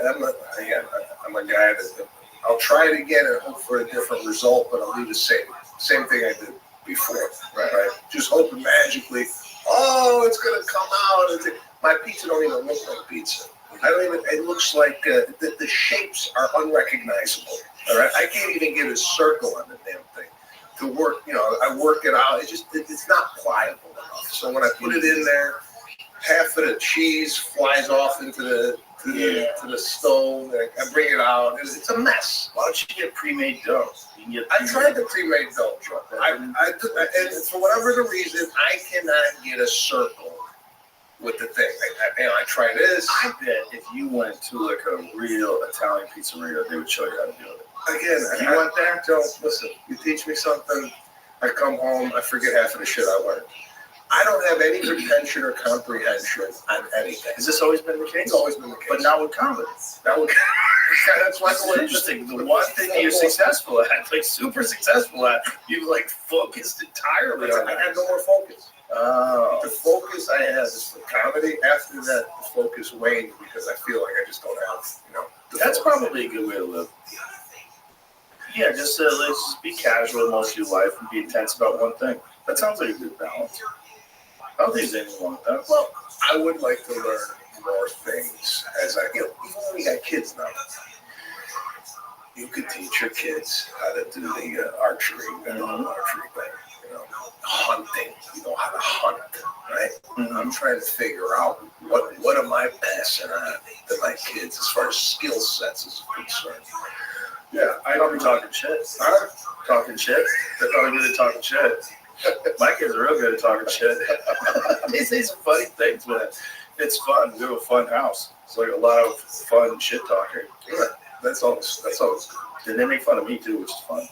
Like there's no, I can make fun of my parents. There was none of that growing up. They were fucking culture. Oh, we had that relationship with my parents. Yeah, you can't be the Italian parents. No, we did. Oh, yeah, the relationship joking around. Yeah, just around. My parents were not like that. There There's not a lot of joking around. No. So I love joking around. And so they're making fun of me all the time. Like, it's hilarious. Your daughters? Yeah, they're funny. They're fun. They talk shit. And they know that I like it. They know that I laugh. So everyone's like, we have a good time. They talk shit to each other. They talk shit to their friends. Talking shit is fun. It's like, it's a fun activity. It's one of my favorite things about a green room at a comedy club is that everybody's talking shit. You go back there, everybody's busting balls, cracking on people, guys and girls. Everyone's laughing. We're all just like shitting on each other. Yeah. And it's hilarious. And it's such a beautiful environment. You know, like a green room of a comedy club where you're around a bunch of good people and everyone's laughing and we're all jazzed up because we're about to do shows. And, oh, that's what I wish you were in last night. I wanted to take you to the club. Yeah, no, I wish I would have came to It's so much fun, man. It's such a great spot. But here's my thing with that, man.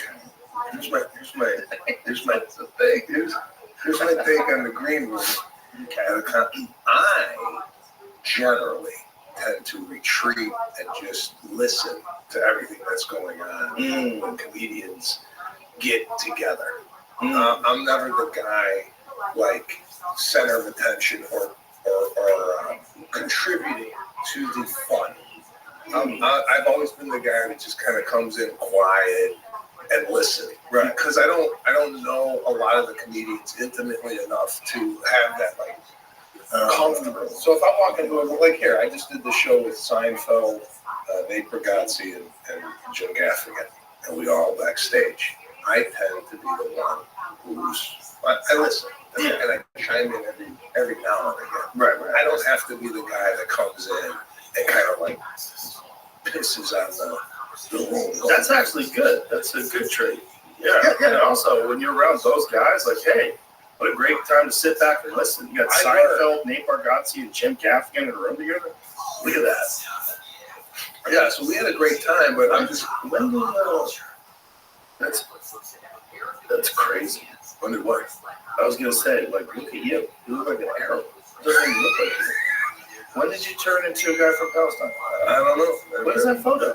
What did someone do? 2 weeks Put ago. a filter on you. That does not look like you. Am I right, Jamie? No. Darn. The guy, he came off a yacht. There's no other way. Like, the screw, looks like a guy in the Mediterranean shows you how to get octopus. What's that? I got Mediterranean blood. I know that. You don't even look like you. Like, in that photo, you look handsome. Don't get me wrong. You look great. But you don't look like you. No, you know what it is. Everybody else is white. They got, that's what it is. White. When you're next to Jim Gaffigan, right? Of course you're going to look like you, that's your filter. delivering fish. He looks like a normal color in that, which is wrong. Yeah, look at that guy. Well, that at least looks like you. That other photo did not look like you. Maybe it was the lighting, but that's me. I was there. I believe you. I 100% believe you. I'm just saying that. Like, go to that last photo, Jamie. I'm not lying. Right? Go to that last photo. Get the fuck out of here. That ain't you. That's some dude that works for the Saudi Arabian government. And he came over here to make some sort of a deal to try and get comedy to come over to the Middle East. I know a lot of guys who do comedy in the Middle East. They give you like a list of shit you can't talk about. I did it. Oh, wait. I went with a bunch of comedians. That scares me. A list of shit you can't talk about? Like, what if I slip up? Yeah. What if there's a moment in the crowd where someone yells something out, and I think it would be funny to say something. And whoopsies. Yeah, there's a lot of editing. Now you're in jail. Yeah. Who had a problem with that? Who was it? Someone actually went to one of those Middle East countries and did a gig and almost got arrested. It was Eddie Yip. Yeah, he. The only thing that saved him, I believe the story was, I believe it's Eddie. I think the only thing that saved him is some of the royal family thought he was hilarious. They didn't have a problem with what he said at all. But I think he called someone sir, but you're not supposed to call him sir. You're supposed to call him your highness or your excellency. And he was referring to people in the audience and talking to them and calling them sir. And then they were trying to arrest him afterwards. Jeez. Yeah. Yo. Like, sir's not That's not even like, I thought it was something. No, it wasn't even Sexual. anything. That's why I'm nervous. Like, that's not even anything crazy. That's nothing. But your brand of humor, did you take that and did you ever do corporates and with your son? No. Everybody that I've ever known that's done a corporate, after they do them, they go, why did I do that? Ron White just did one. He was the worst fucking experience of my life. But they offered me a shitload of money, and I said yes. I kept saying no, but they kept coming up with higher numbers. And eventually I said yes. It was fucking terrible. Tony Hanscliff just did one. He said it was fucking terrible. They're always terrible. You like them? Yo, I gotta be honest. You like them? I don't mind the corporate. Really, I really don't mind the corporate. Yeah, you've had those awesome corporate gigs where, But what percentage of what? I just ran into Sandler. He told me he ate dick at a corporate gig. Yeah, I mean, Adam Sandler. Yeah, they're not. They paid to see Adam Sandler. They knew Adam Sandler was going to be there, and it still sucked. It's the environment sometimes. It's like you're walking into whatever. They just had their breakout meeting, and then they're coming, and it's comedy. But it's just a different vibe. They're all scamming about their careers. They're all networking. Yeah. Fucking making their little backstabbing moves. But you call them out on it. You kind of like do material about what they're going through during the 3-day sales meeting at the Venetian. Right. So you kind of relate to. I actually I don't mind them as much as other comedians corporate. I actually don't mind them. Jay Leno loves them. I mean, that's where he's made the majority of his money. Jay Leno, all those fucking cars he has, never spent a dime of his Tonight Show money. I know. He's never spent a dime. Puts it all in the bank. All that money, all those cars, it's all him doing gigs. Well, here, you didn't grow up with money, right? So, you're successful, you got this money. Was there someone that taught you how to manage money or how to look at money in a way where you're like, okay, I have a good grasp on this? Money manager, what have you, but I'm just talking your relationship with money. Is it like, we're here, live it up, spend it, or is it more like, do you ever think this is not going to be the most popular podcast ever, or do you even think that way? I don't think that way. I never thought it would be popular in the first place. When I first started doing it, there was just me and Brian Redband in my fucking living room.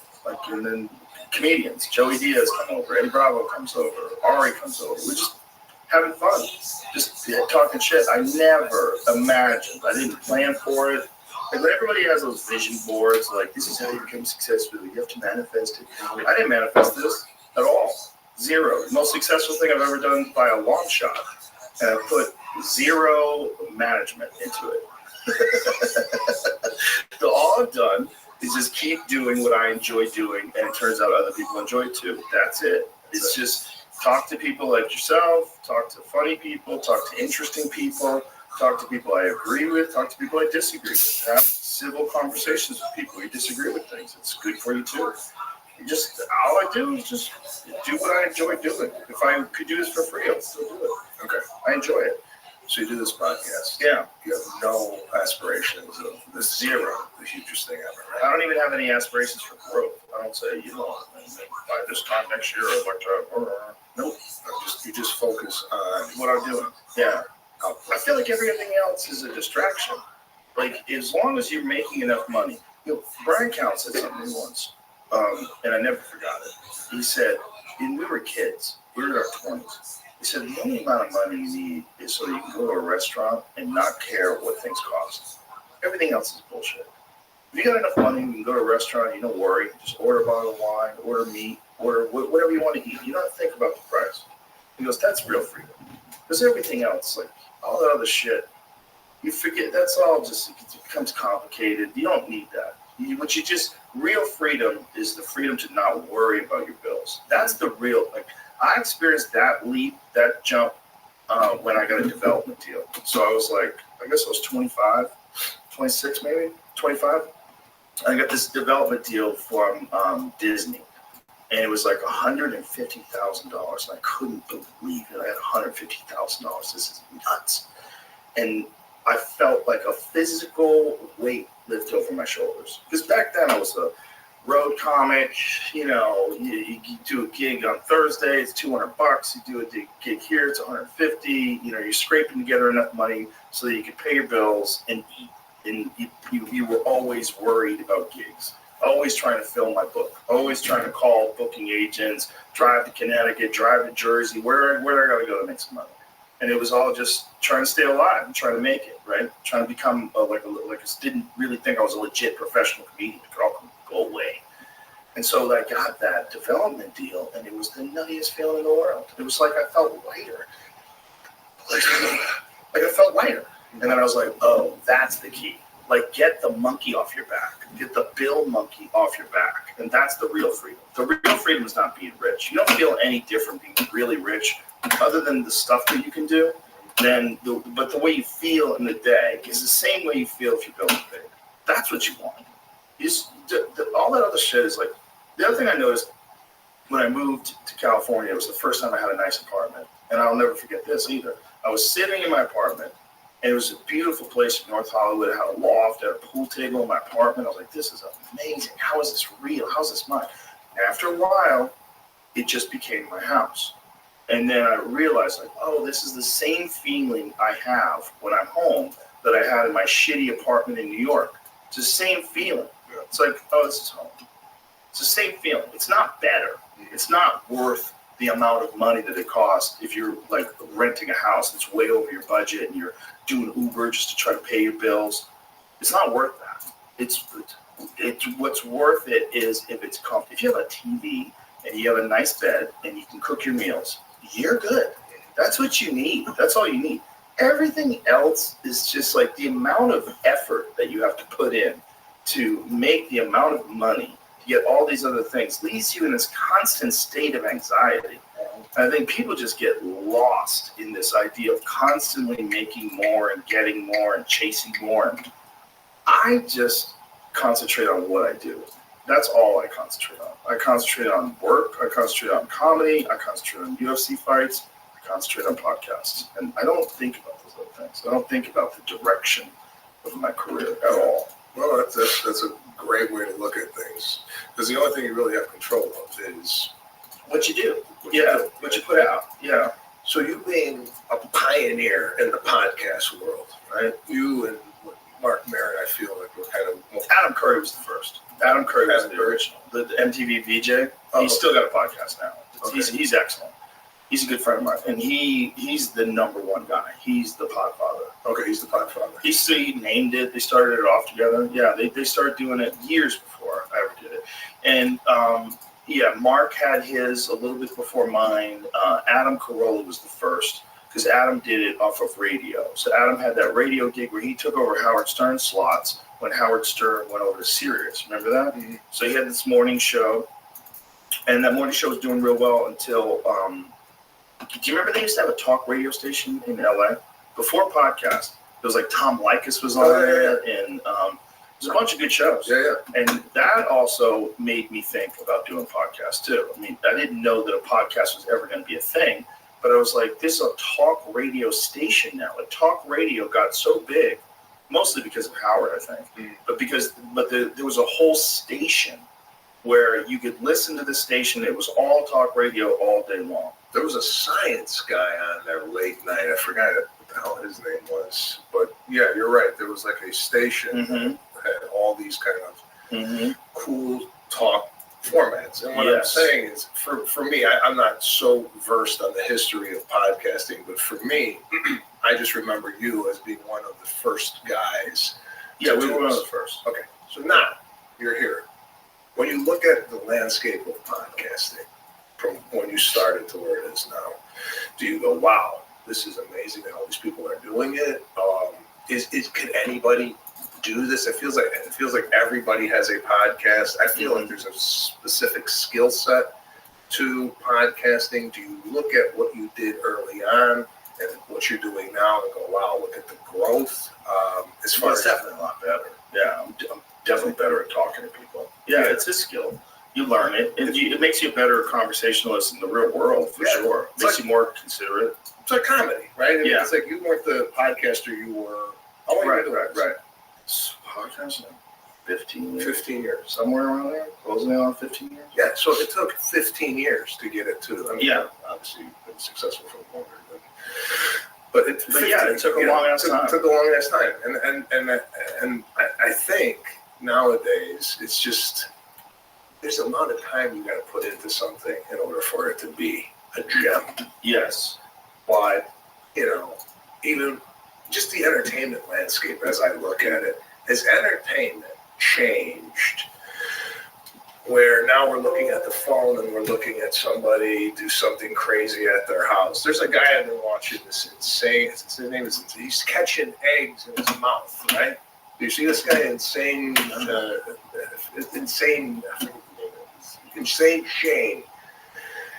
This guy Catches eggs from how far away? 50 yards. They're throwing eggs in this guy's mouth. He's got the best mouth on the internet, right? Does he break the eggs or does he catch them and not? No, like hard or a meatball. Oh, This guy's chucking meatballs and he's catching them in his mouth. 50 yards. That's a skill. So I'm watching it, and I can't. Yeah, this again. Okay, the marshmallow combine.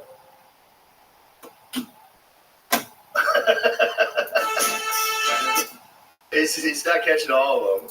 No, he's catching No, them. he's catching them and then spitting them out. Oh my god, that's insane. What, these guys throw it 50. Who throws a marshmallow 50 yards? Yeah, like I think they're like they're like ex-football players or the guys that are throwing. The guy doing routes, catching marshmallows in his mouth. This is crazy. People are trying to block him. That's crazy. He's catching the marshmallows. That's amazing. Okay, so That's a skill. So I'm watching this now, right? This is Okay. entertainment now. Okay, he's got 1 million followers. Yeah. Insane Shane 1. Shay, SHAY. He's diving off speedboats, catching them in his mouth. I mean, look at this guy. Who would have ever thought that would be a thing? Oh, he dives into the water. This is a real. Oh, well, this Guys is catching real falls. so. Has entertainment in your eyes changed where it's changing? Where this is now what people are watching instead of maybe a movie or a TV show? Well, it's definitely consuming a lot of your time. I mean, if you look at your screen time, like if you look at my screen time on my phone, on an average day, it'd be more than 4 hours. And how much of that is doom scrolling? A lot. So that's entertainment. So would I have been watching television during that time? No, probably not, because you can take your entertainment with you now, which is even more distracting. Yeah, but you're not watching. You said you did an hour of Instagram. Yeah. You're not watching like a movie or a documentary. Sometimes, yeah. I mean, I spend a lot of time doing that too. but I do that in certain places. Like I'll watch a documentary on an airplane, Mm-hmm. or I'll watch something at home. Right. But I generally don't take my phone and I'm walking around the house watching documentaries, right? Because, Mm-hmm. because Right. You it's- sit down. you would sit down and enjoy Yeah. that. But this is something that I would probably, if I was on my phone from the kitchen to the bedroom, Right. watching a guy catch Yeah. marshmallows in them. My question to you is, Okay. if the internet or social media wasn't around, Mm-hmm. do you think that guy would be around? Do you No, think this? you wouldn't be doing that. What do you think this was existing 30 years ago, where somebody was chucking marshmallows and catching them just for fun, Yeah. and we didn't see it? There's probably a guy in the neighborhood that could do it, and everybody would come over and watch Bob catch marshmallows with his face. Yeah, I'm sure. But it just never would have been the discipline that it is now, where this guy's got like fucking guys blocking him, and he's juking left and right and catching marshmallows in the air with his mouth. I mean, it's pretty impressive stuff. So do you think the social media and internet spawns this type of stuff? 100%. 100%. Yeah, 100%. It is a new form. That's another thing you could say about podcasting too, because before podcasting, no one thought that the time when you're driving or the time when you're at the gym is time that you could be entertained by something other than music, right? Most of the time, unless you're listening to talk radio, of course. But now the podcast thing is like you could pause it at any time, you can start at any time. So if it's an interesting podcast and you got a 2-hour road trip, now you're occupied. Now the road trip's easy because now you're driving, but now you're listening to some funny fucking shit and Joey Diaz is telling stories, and it's great. I mean, so this area of entertainment wasn't available, wasn't being utilized before. And so what podcasts are really good for is it allows you to be entertained and occupied while you're doing other shit. I don't think most people who consume podcasts just sit there and listen or sit there and watch.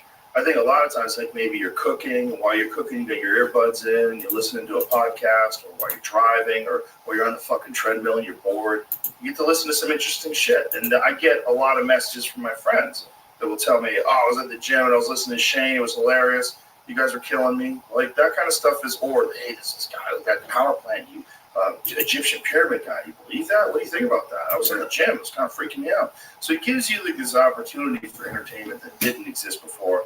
It's not completely useless, right? Like the scrolling for stuff, the guy catching marshmallows in his mouth. I'm not getting anything out of that. It's fun. Yeah, it's interesting. It's kind of useless.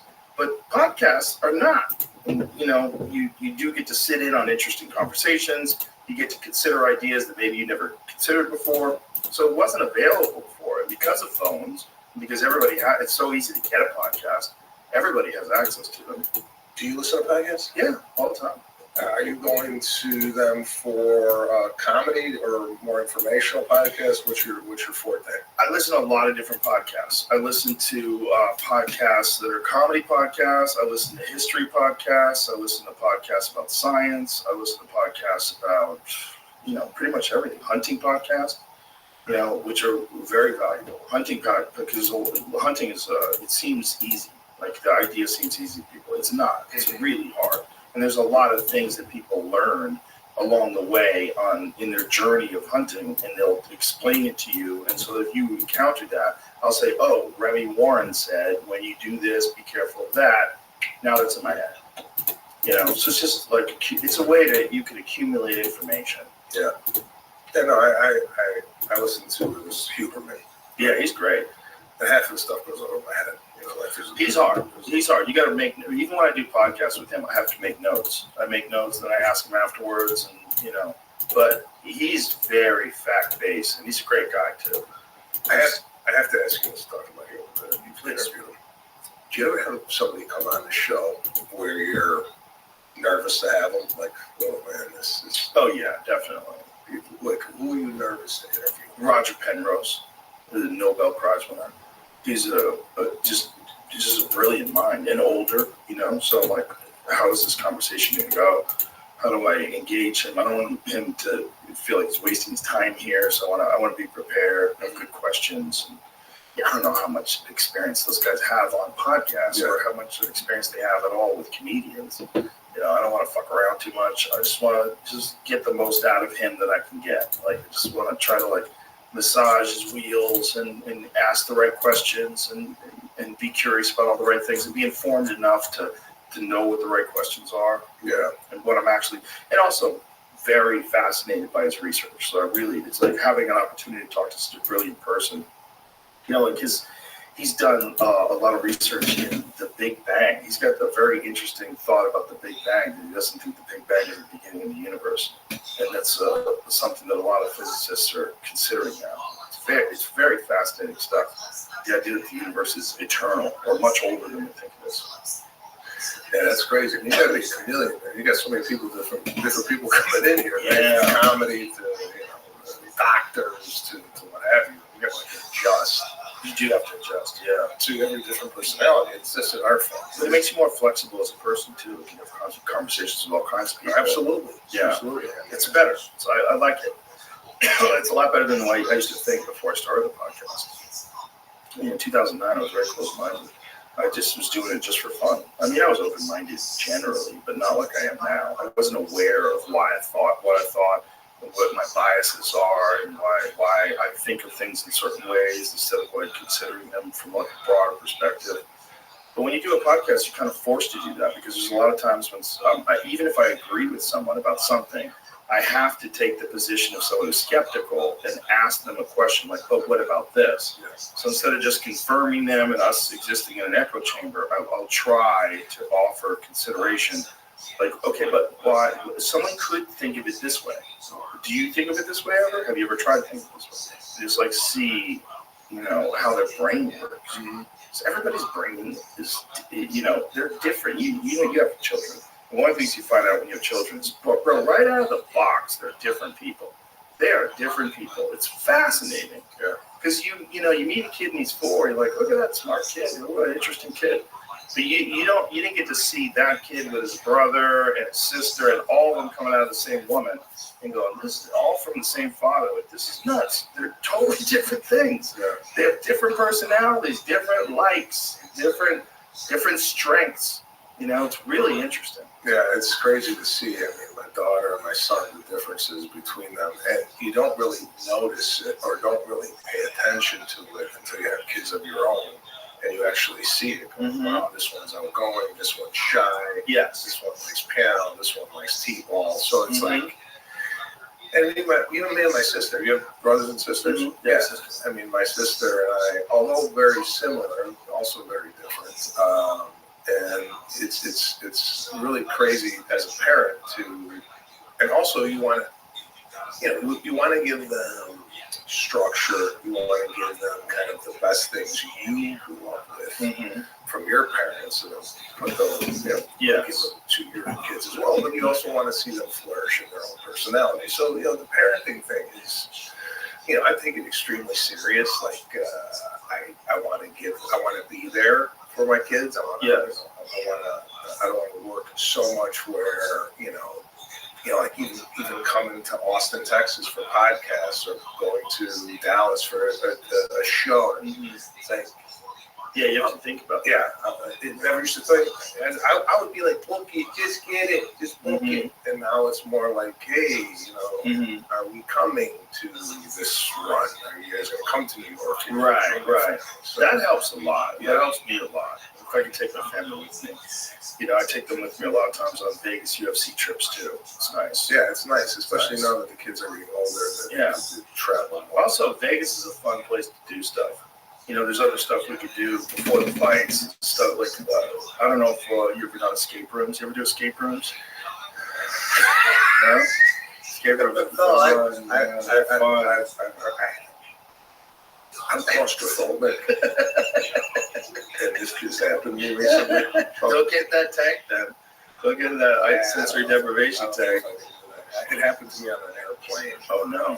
Sitting at the window seat. It just overcame me. I said, I can't get out of here. And ever since then, like I have to have an aisle seat if I go to a theater and watch a show. I can't be confined.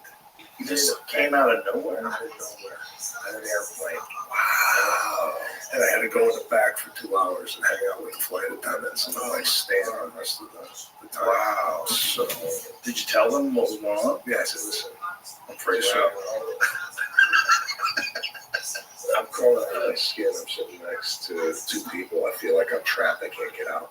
So,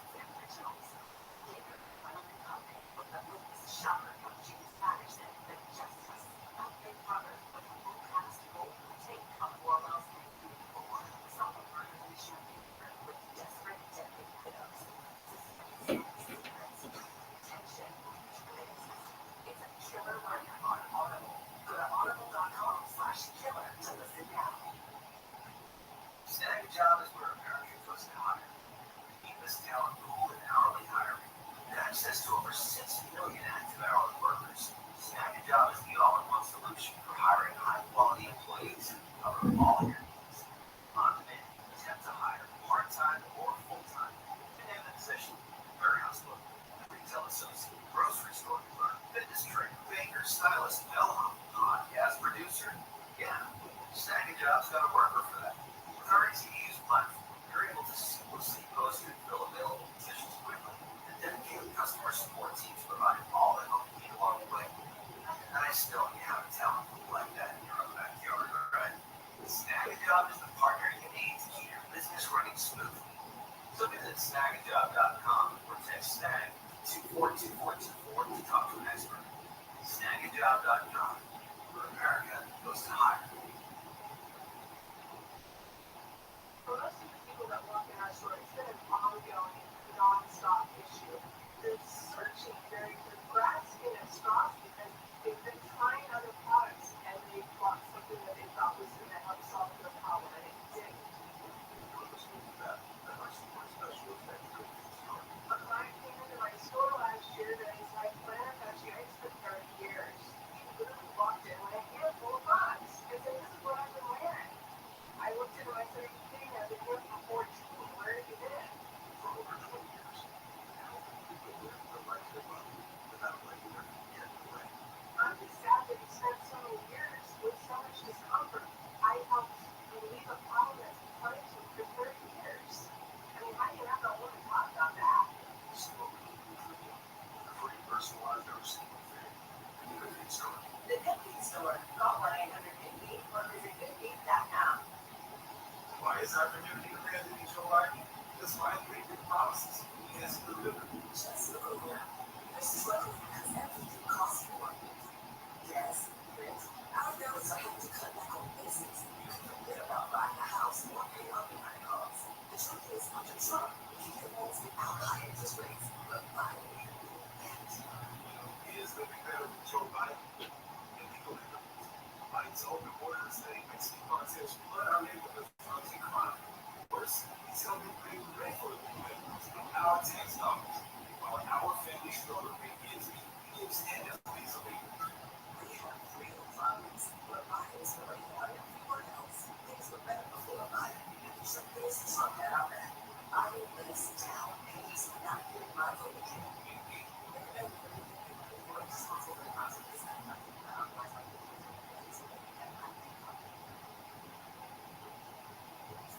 Corruption is being protected as a capture. For the same reasons a person who has criminal intentions, you can't allow them access to control of the vehicle. If you were to get a job, I bet you something like that, you know. I'm covered in stabbings and shootings. I mean, I'm covered. Okay, I like to go back to Tampa. Live 7 to 10 p.m. on Tampa. And on demand anytime on the iHeart Radio app. Like everywhere on the iHeart Radio app. News, favorite, and Frank's Week for the period Janet today. And don't you have an opportunity now to put some undies in your undies? Your chance to win $1,000. Just enter destination keyword 100% cash. That's cash. CASH. Enter it now at KFI640.com/cash. Powered by Sweet James Accident Attorneys. If you're not in an accident, winning is everything. Call the winning attorneys at Sweet James. 1-800-9-MILLION. That's 1-800-9-MILLION or sweetjames.com. Ooh, cash. Like is it Johnny Cash or actual cash? In your undies and your undies. All right, Michael Cohen taking a stand today, and you have this, what's referred to as a hush money drug. It's just a stupid name, because it really doesn't have to do with that. It has to do with illegal, really. So, the key figure, Michael Cohen, if you're not familiar with who he is, they refer to him as the problem solver, the fixer. He was once so close with Donald Trump that he declared him incapable. Now he's the main witness for the prosecution. So his history of Trump is very complicated, going back and forth. Very close ties to the former president. Cohen faced legal troubles himself, including felony convictions and prison time. And Trump was not charged with that. So he's on the stand today. His credibility is under scrutiny. This dude deals with his past lies and admissions under oath that he wasn't always truthful. And his journey with Trump went back to like the early real estate days. It's not just that he was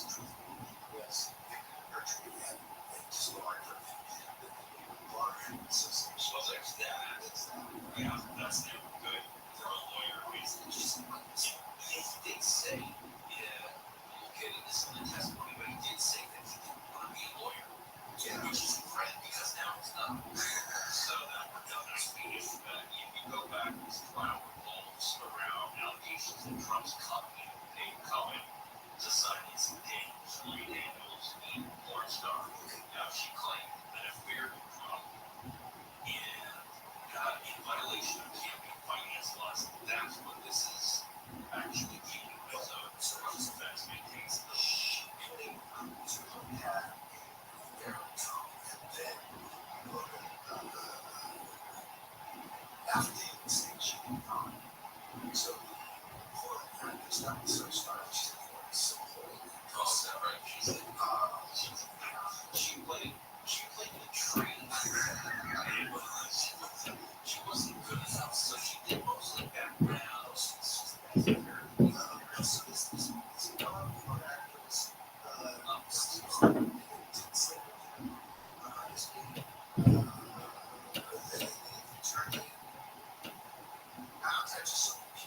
questions about this.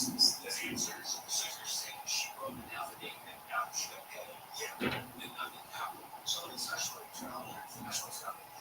No, this is actually about the way the money was distributed and distributed by and how it was. That's the question. Well, so he affects her and excellent. So right, great. Okay, you know some questions. The reality is the guy turned on him to save his Mars. I mean, not completely, still doing time and all of that, but he didn't take one from the this. It's actually will take the political for you in 15-minute increments of $900. So I have to do privilege. They can't do they don't have an attorney-client privilege for things that are illegal.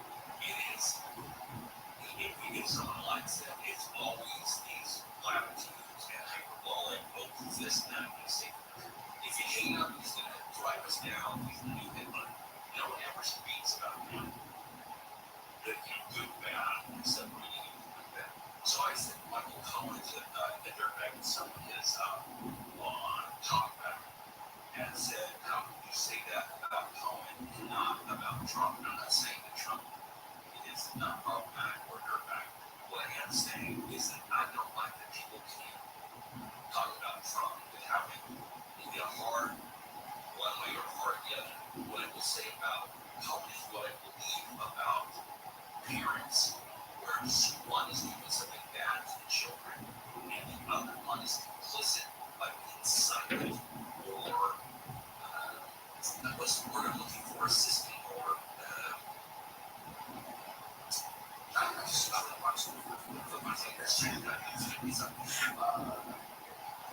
What does that mean?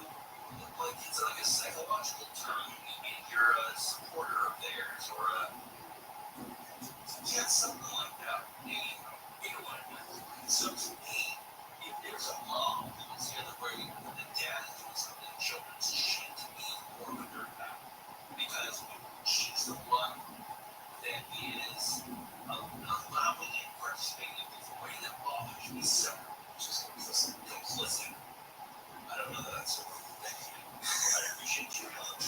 All right, we come back and talk a little bit about this point that did come out, the things that Michael Cohen did say as it's up to date, it's up to date minute by minute as the trial goes on.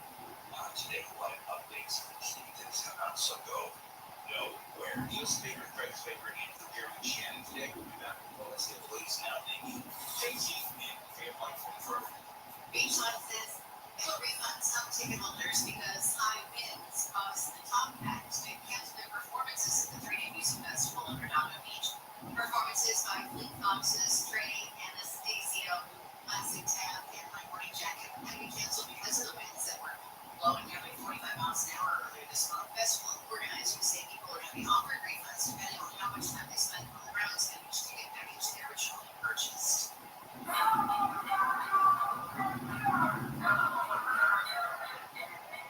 College's held its graduation ceremony at the Shrine Auditorium in downtown LA, despite hundreds of pro-Palestinian protesters gathered outside.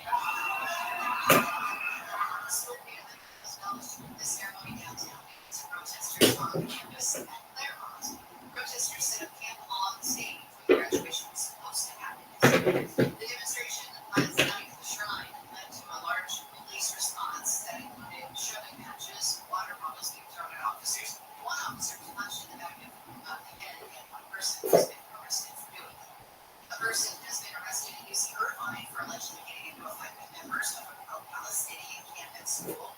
The university says campus police arrested the person Friday on suspicion of illegal.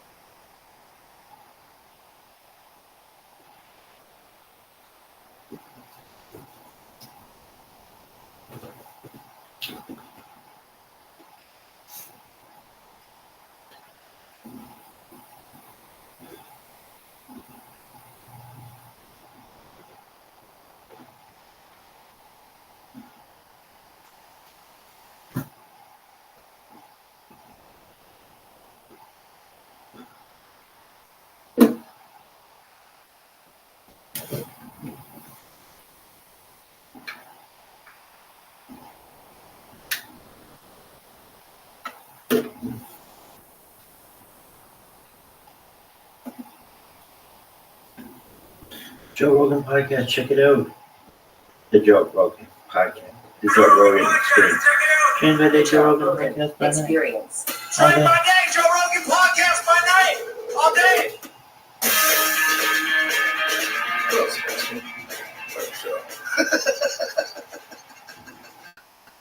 My first time here at the Austin property. Yes. And first of all, most comfortable chair I've ever sat in. They're great, right? I feel like when I come here, when I come do this podcast, my third time on it, I feel like I'm in the future. All right? I feel like you got things that aren't even out yet, right? I just feel like this chair, the general public can't even have access to. No, but they do. We've had these for years. But whatever they These are great. They're good. Then I feel like I never drank water out of Metal cup. Yeah, and We're I feel sustainable here. I feel like there's a reason for everything Yeah. you do, Right. right? There's definitely a reason for metal cups. You really shouldn't be drinking out of plastic. Okay. Yeah. Again, I mean, I do. I drink a plastic water bottle. Someone gives me one. but I avoid them whenever I can. Yeah, of course. We all know all the plastics. When I'm drinking out of plastic bottles myself, and I don't know. I don't see that much of a. It's gonna turn you into a chick. No, maybe. But is this even real water? What kind of it's water. It's filtered. Filtered water. Yeah. What is it like? It's a super filter. It's a crazy filter. Definitely a special machine that's Yeah. you can't unplug. Yeah. Right? You can't get It's this a water heavy outside. duty. You can't get the water outside the run. Good water, right? It's very delicious. And then you got a whole, and I don't know if anybody's ever talked about your area on your side of the table. Yeah. There's just so much shit going on over there. Right? There's tins. There's Mammoth teeth. I got an arrowhead, or legit arrowhead. It's probably 500,000 years old. you got soil on your bookshelf out there. Yes. What? Soil. I've never seen anybody jar soil. Well, that was from a gentleman who runs White Oaks Pastures. His name is Will Harris, and he has this amazing farm. It's a regenerative farm, and he gave us 2 pieces of soil. Was that Carl barking? He wants to fight. He didn't get enough biting me this morning.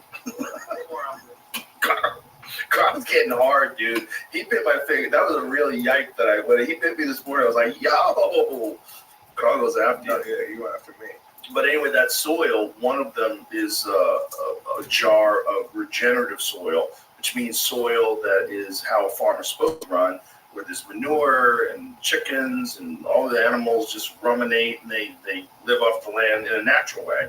And it's a deep, rich, dark soil. And the other soil, which is pale, that's industrial soil. That's soil that's been used with industrial fertilizers. The top soil's dead, and it's just garbage, which is most of what we eat. See, the difference between you and I is you actually remember what the soil does. If somebody gave me soil, and you said you got soil, somebody gave me dirt, and I would know the difference between the two. You see, the dark dirt is the good dirt. That's the real dirt. That's how dirt's supposed to look out in the wild. That's what we're supposed to be eating food from. Mineral-rich soil, so you get healthy vegetables, healthy animals. That's beautiful that you have that on display. Yeah. And again, you're coming and taking a tour of this place is inspiring. You make me want to spend money. Yeah. You should spend money. You definitely should spend money. Because if you don't spend money, like, what's the point in having it? I know. I wish I could get there, but you. Look at that watch. You're balding. Look at that thing. What is that? My wife gave me this. It's a beautiful watch. What is that? It's a Cartier watch for a wedding. That's gorgeous. Thank you. Let me see that. Ooh, that's a pretty watch. That is a lovely watch. Thank you, John. I appreciate it. Yeah. Yeah, she gave me this for our wedding gift. Very nice. But yeah, Wife's got taste. yeah, Obviously. she got You handsome bastard. she got a lot more taste than I do. I tell you that right now. I know. Yeah, I let my wife pick out almost everything. When I have nice sneakers on, it's generally my wife. Does your wife comment on your clothing? She does, but she leaves me alone for the most part. But she'll dress me occasionally if I have to go out. But I'm basically a fucking teenager. Yeah, well, yeah, you got like a t-shirt, like a jumpsuit t-shirt guy. I wear t-shirts. Yeah. They're comfortable. I wear jeans. They're comfortable. You know, I don't really give a fuck. I don't think I've ever seen you in a suit. I wear suits. Yeah, I have some nice suits. I have David August. I have like a whole row in my office. I'm in my house, my closet filled with suits. Yeah, I got a bunch of custom-made suits. Because I can't wear regular suits. I don't fit in them. You know, there's not a lot of 200-pound 5'8" dudes. Just very odd-shaped. They don't make clothing short. Chimp size suits. Short suits. Fancy collection. Yeah. But it's a nice fitted suit. It's a fucking wonderful thing to have because it just fits you perfect. Yeah. All the cuffs and everything. You feel different. You put it on. You know, we all the boys.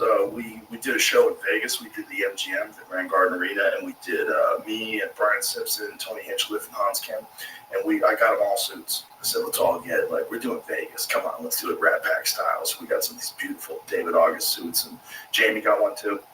It was incredible. It was so much fun. Yeah, It's nice. You feel different when you show up with a suit on. you do feel different. However, Look at that. That's us. Oh yeah, Come on, son. that's a nice Sharp. shot. Sharp. Everybody's like sharp. Look at Jay in the shades. Come on. I got the full Pulp Fiction ponytail going on. Look at you.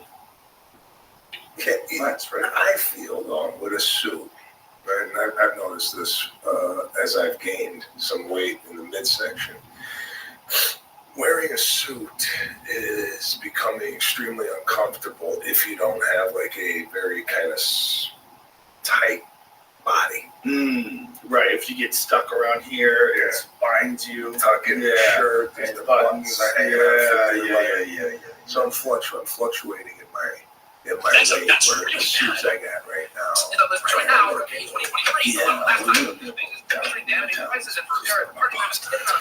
It's especially around after you hit 50. It's Yeah. The only way to go away is to not eat pasta. That's the only way.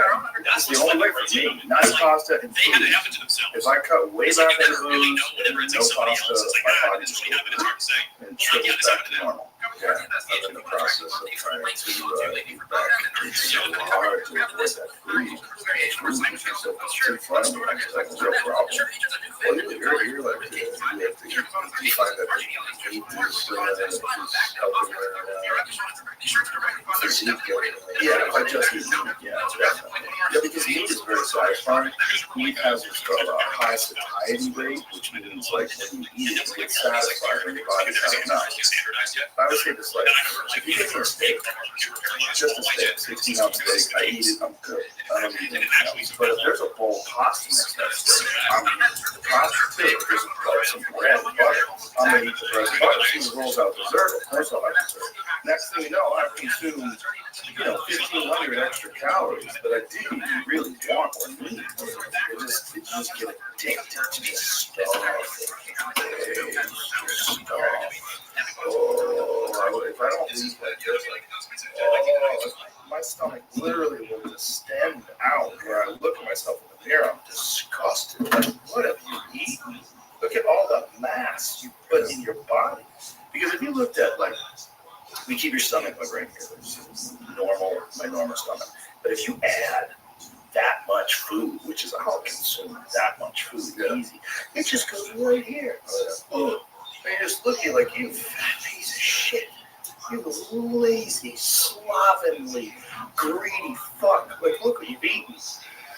Do you get any sweat at night when you sleep after everything? I'm drenched. I have a thing called an 8 sleep mattress cover. I have one. They're fucking amazing. Okay. It's a game changer. Okay, so do you crank that thing up to 10 after you eat a meal like that to cool off the body? No.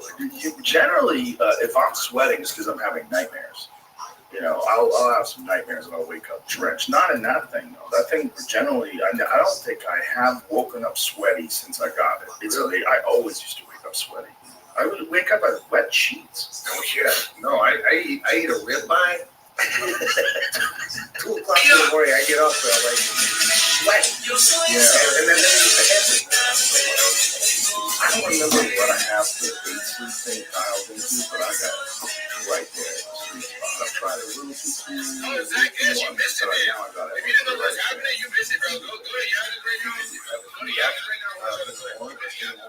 I think it does. I think it's on some sort of cycle. I'm not exactly sure on the numbers, how I set it up, but there's a bunch of different options. You can have different options that really wide actually 1 or 2 or it's not it doesn't make a big difference. Yeah, but if you take care of your sleep, I've really prioritized that, especially recently, because only love and being out late, and I was doing 2 shows a night, which was also a lot. I was doing 6 hours of comedy, just doing 3 nights. Doing 2 joints of Thursday, 2 shows a night.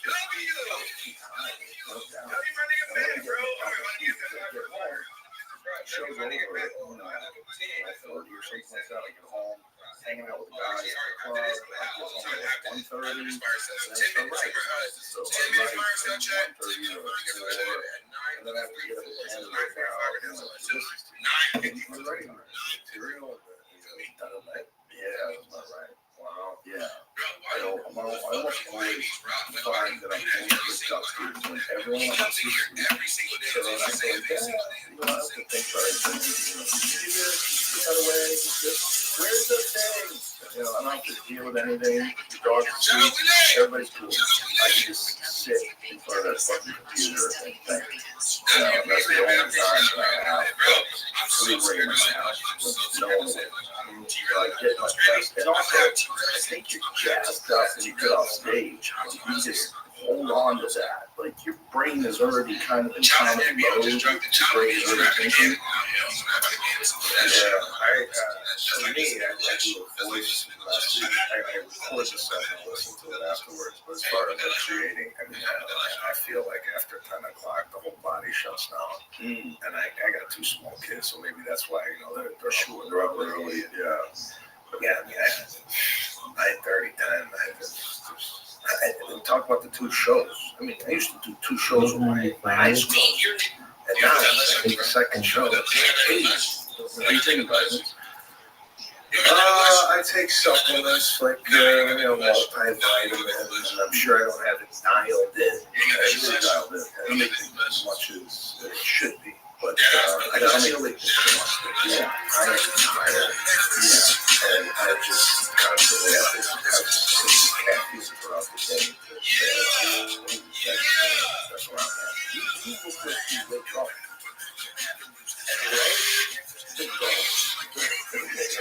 I got this whole video of what your day must look like. You must stay out of bed and go, yeah. I already talk about it, not just the last hour thing. Since I know, I've seen you know. You're constantly look away. It's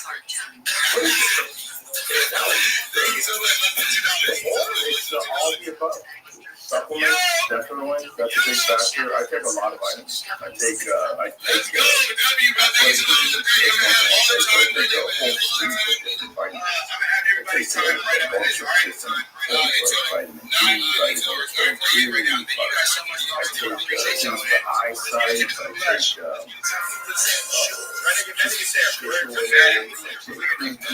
take a lot of stuff. Yeah. I took a 4 vitamins once, swallowed it, I coughed, a couple of white smokes. Yeah, my body's rejecting. It's gotta be a slow process. I don't want to dive right into the amount of vitamins. The amount of vitamins I take is like half the yeah. Like a whole there's a case of supplements. I have a bag, and in my bag, most of the time when I travel, there's a company called Pure Encapsulation, and they make these packs. Like athletic pure packs, they're great for travel. Very easy, you don't have to think about it. Rip open the pack, take those vitamins, and you're good. So when we're going on the road, you heard of Carl? He's too rowdy. He's rowdy. Let's fight you. How cute is he? He's cute. Where's he get? Please do. Please do. Extremely intelligent. Yeah. But I don't think it likes me. What? I don't know. I look at it like, loves my wife, loves my kid, doesn't like you. I don't know. It's not as excited to see me as maybe my wife and kids. He's very perceptive behind Maybe he wants to say that. Is he the man of the house? Well, he's becoming a man. That's what the dog trainer said. Just the whole idea is you don't want unnecessary puppies. Right, I agree. Don't let your dog breathe. But these are your fucking dogs. Like, but if you take your dog's balls off, now your dog doesn't have any testosterone anymore. They develop hip problems, joint problems. You're tired all the time. Just like a man. You take his balls away and become a human. That's what you're doing to your dog. Okay? I've seen people do it, and they're like, oh, I shouldn't do it. Like Andrew Newman start giving his dog testosterone. because he gave his dog, he got his dog fixed, and then his dog was like listless all the time. And so he's like, he felt terrible. And they started doing the research on it, looking into it. And, you need hormones. Dogs do it just like people do it. It's terrible for them. Yeah, we'll keep his nuts intact. I had a vet that told me that. Yeah, one vet, great guy, and he was like, "Don't do it." Everybody says to do it. Like you're not taking your dog somewhere and letting your dog breed with a bunch of different dogs and have puppies just that are irresponsibly. So your dog has a nice yard. You're a good dog owner. You're with him all the time. Like don't worry about it. Don't do it. Yeah, just the whole idea is just to not people are irresponsible. That's why I can't go to the dog pound. If I go to the dog pound, I will have 20 dogs. Yeah, my dog, my dog's perfect. He's awesome, but I love dogs. I would have as many. Yeah, I would have dogs. I would have as many dogs as I can. I love them. They're just pure love. And if you have a good relationship with your dogs, if your dogs love you and you love them, it's like every day I wake up and I say to my dog, "Good morning, sir." And he goes, "Woo!" He starts whimpering and whining and wagging his tail 50 miles an hour, and he goes around in circles, and we hug it out, and I kiss him, and I rub his belly. So we have a morning ritual. I love dogs. Oh, it's nice. They change your life. They make your life filled with love. Cats are cool, but they're kind of aloof, they want to be pet, and then they go away, and they're cool. They just want to go outside and kill something. Your dog is like your friend. He wants to hang out with you. Or if I take him to work, he's like, "We're going to work. This is crazy. We're going to work." Every day when I bring out the ball, I think he's going to be bored with the ball. I bring out the ball, he's like, today, he's like, enough with the ball. But nope, every day he's like, "The fucking ball! He's got the ball!" He's running around in circles, jumping up in the air, trying to steal the ball from me before I throw it. It's amazing. Yeah, that's what I hear a lot of dog owners. You're not having that experience? So, well, not yet. How old is he? Puppy. He's like 3 months old. Just spend time with him. I know. Play with him a lot. So I'm playing. I'm just saying. I don't know if it's the cologne I got on. It's probably smelling a chemical factory. This dude smell like. I feel you work alone. You work alone? What do you mean? You work alone. Wear cologne. Yeah, I say work alone. No, I don't wear cologne. No, I barely wear. I don't wear deodorant because I don't want to be offensive. Because I will be offensive. I'll smell terrible. But I wear it. You can't say anything. I don't know. I don't smell. You don't smell at all? Are you sure? I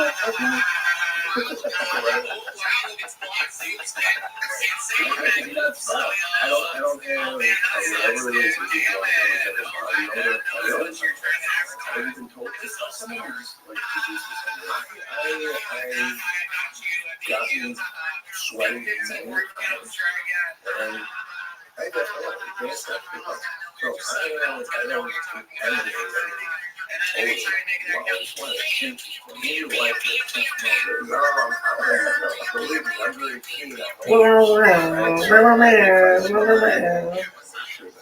Odors are interesting because your olfactory senses, they detect changes in smell. They don't detect static smells. That's why people that live in an area like with a slaughterhouse, they don't freak out. Like my family used to live in Pennsylvania, and when I would drive, This is my boy. when I would drive through these areas, farms and slaughterhouses, fertilizers, fucking terrible smell the whole time. Like how people really don't smell it. Nobody over people have these 11 non-factual that's right your life. From little to nobody. No. I've known this for some time. But it's nice to come out and feel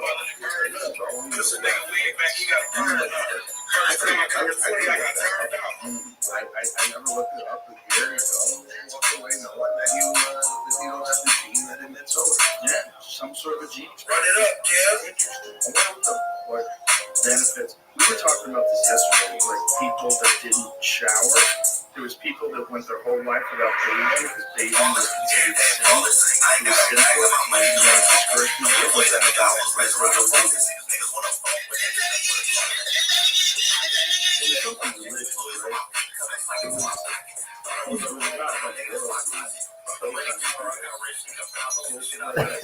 Whatever it was, the little full life, and I'm dating it all. It's full life.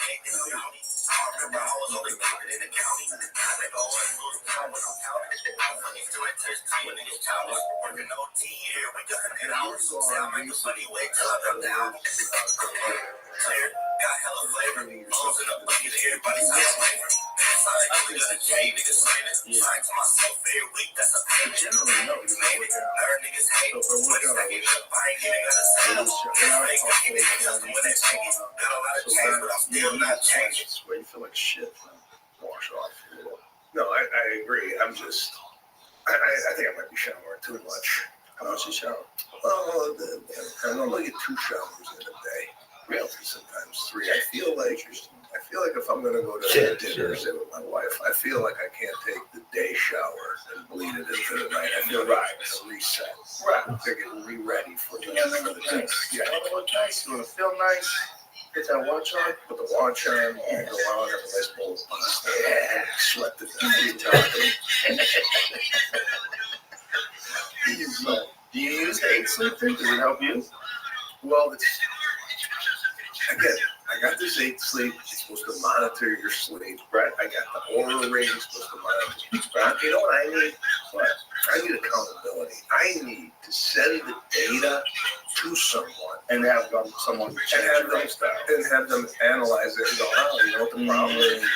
You're waking up at 1 o'clock in the morning, and that's disrupting your sleep. But I got all this data. I got an Apple Watch. Oh, I burned 390 calories. Okay. What does that mean? You know, like, Right. there's no, Right. I have a lot of data. I don't have a lot of analysis. All right? You have a trainer? I have a trainer, yeah. Maybe we should get a nutritionist. You got some friends. Get a nutritionist. What's someone who you can show the data to and they'll start telling you what you're going on? All right. I need someone to hand over the data. Yeah. Then- There's other companies that do stuff like that. Okay. Yeah, you can get that done. Yeah, you should do that. Yeah, I bet you the late night eating thing's a real problem. That one makes it feel terrible. Well, what's late night eating? Okay, like some say, all right, you should have dinner at 5:30, 6 o'clock, and after that you don't eat. If you go to bed around 9, 9:30. What's a late night meal for you? At 1 o'clock in the morning last night, I was cooking elk steaks. 1 o'clock in the morning. Yeah, And then you go to, well, then you're up till 4:30. I was up till 3. Yeah. I mean, as long as you're not going to sleep, I feel 2-3 hours. I think 2-3 hours is a good time to go to bed after a meal. Yeah, a couple hours. Yeah, but I've done it like where I eat and go right to bed. Yeah. That's terrible. That's terrible. That's what my wife did. 8 o'clock at night, we were eating. Next thing you know, at 8:41, we're in bed. And I'm like, is this healthy? So You should go for a walk. Go for a walk right in your neighborhood. I just saw something online that walking. I was gonna share that. Oh, who's that? Oh, yeah, it is. That's from Andrew Huberman again. Brief post-meal walks and blood sugar regulation. So they explain the simple yet large positive effect that a brief post-meal walk, as simple as it may sound, the data is impressive, and it is impressive stuff. I forget exactly what the numbers were, but you should, 35% the change in your blood sugar level is by taking a walk around the block after a meal. Pretty amazing. With all this stuff that's out, right? All this information Yes. of how to live your life, and you took me to the tour. You got the tank, the sauna. I feel like at this age, at 50, all the stuff that you got to do to prepare for the day, by the time you're done with it, you got to go back to bed again, right? So by the time you work out, do the cold plunge. You're in the sauna, you're in the tank, and then it's time to go to bed. It's time to go to bed with all this shit you got to do, right? It's not that It used much. to be you just work out for an hour, you took a shower, and you went out with your day. Now I gotta go submerge myself in the water. I gotta go sweat. Then I gotta go float the tank.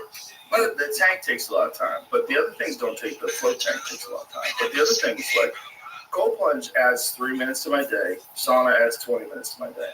It's 25 extra minutes to my workout. That's it. No, I wasn't looking for the time breakdown, so I was just saying. But it doesn't take the whole day. But I'm just saying the amount of shit with the, Yeah. and you gotta eat the vitamins, the half Right. a cup, and then you know, but this is all said and done. It's time for dinner. No. get things done, man. Just say you exaggerate it. I I get you don't- doing that. I don't- This is the way you do humor. I don't exaggerate. There's plenty of time. There's plenty of time. You just don't waste it. Like today, I wasted an hour just scrolling through Instagram. It's one of the rare days I just felt like indulging myself. I'm like, let's fucking see what's going on in the world. Bunch of nonsense. Some interesting things, but just a bunch of nonsense for a whole hour. Just wasted scrolling. Yeah, I mean, there's mind-numbing things that you do to kind of like, whatever, carry yourself throughout the day. I'm just saying, 20 years ago, nobody knew about any of this shit. Right. About what you sweating and what that does. Now, now with the internet, you can throw up. You know, before the internet, if we were talking about walking, right, we would just go, oh yeah, no, walk is good for you. Next thing you know, now we got a whole study up on the screen.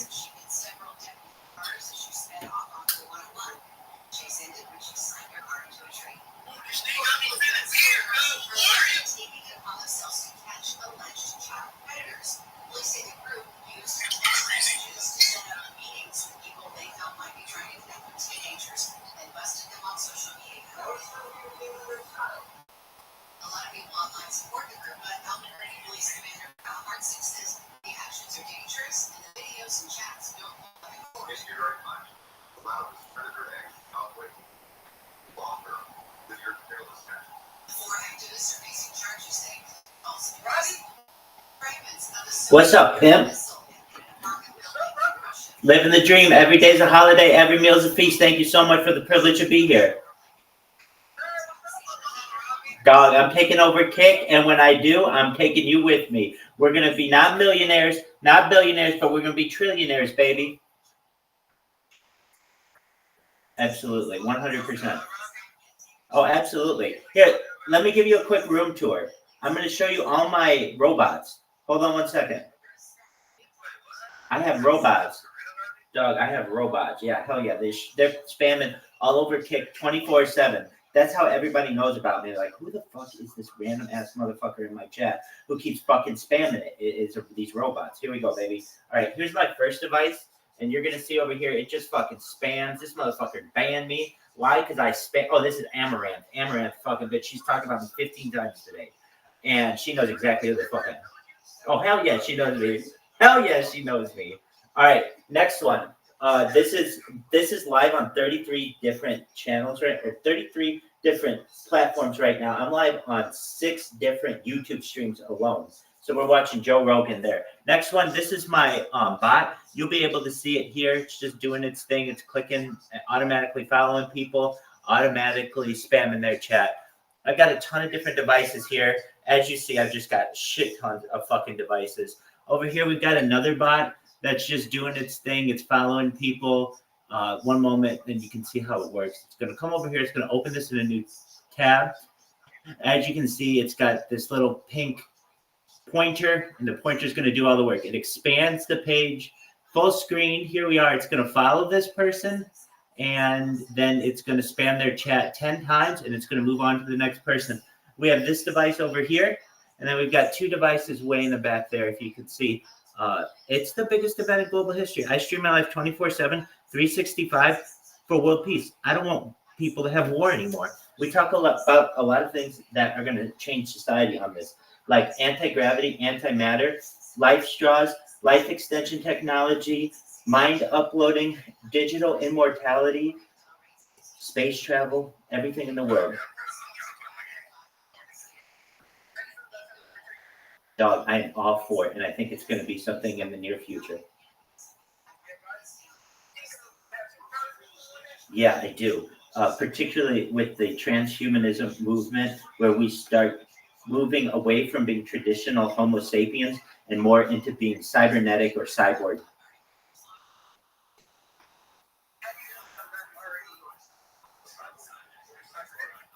Well, it's a good point. How do you know that I'm not either? And we both could be. And let me say that you could be. If you had a pacemaker right now, I don't.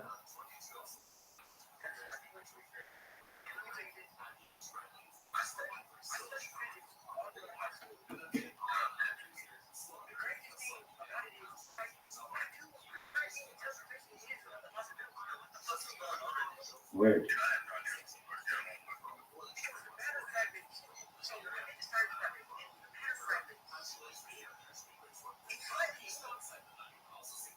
All right. Tell me about your science project.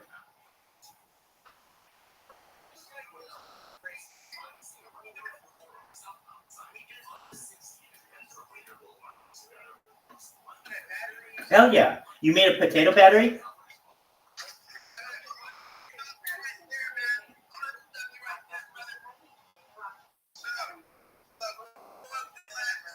Yes. Rabbi Rothschild, baby. Ooh.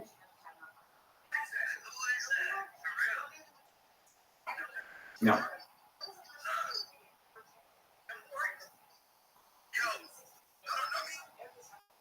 No, what's up, baby?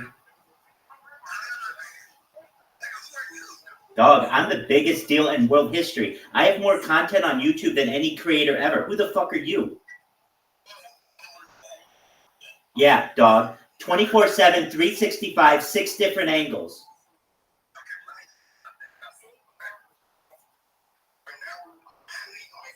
Cool, dog.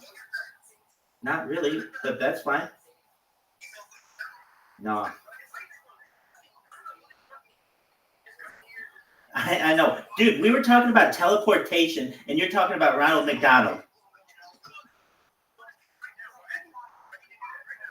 Dog. We're talking about teleportation. We're talking about teleportation, time travel, telekinesis. So we've got, so hold on. So Zozo was telling us about his 8th grade science project before Ronald McDonald came in.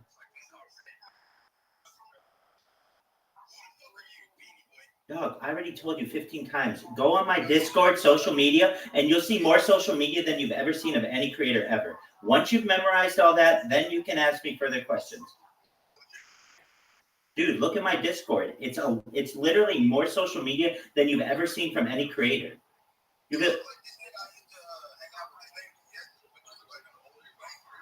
Okay, did that older lame version know how to check someone's social media on Discord? You click my profile and you search my social media, and you'll be like, holy shit, this rabbi has more fucking social media than I've ever seen any person ever. I have 1,000 different TikTok accounts. I have 2,100 Twitter accounts. I'm uncancelable, baby.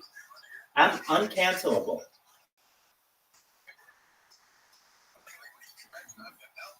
Dog, you're eating McDonald's in a fucking Uber. We're talking about teleportation and kicking back on 8th grade memories, dog. Dog, when you want to ball with the kid, watch your step. You might fall trying to do what I did. You don't even know what realm you're in. My man, you keep sucking on your Powerade while we fucking have meaningful conversations, okay? Enjoy yourself, Blue Raspberry. All right, so my man Zozo was telling me about his 8th grade project. Go ahead.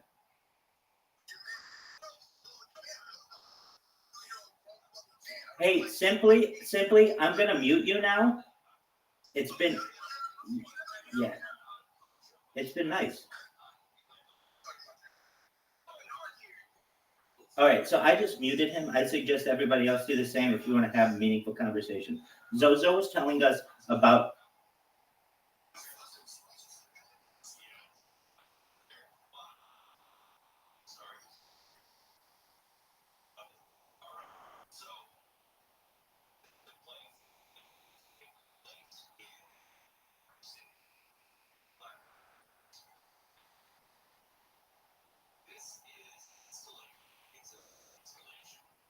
Oh, that was all simply. Who the fuck are you? Who the fuck are you?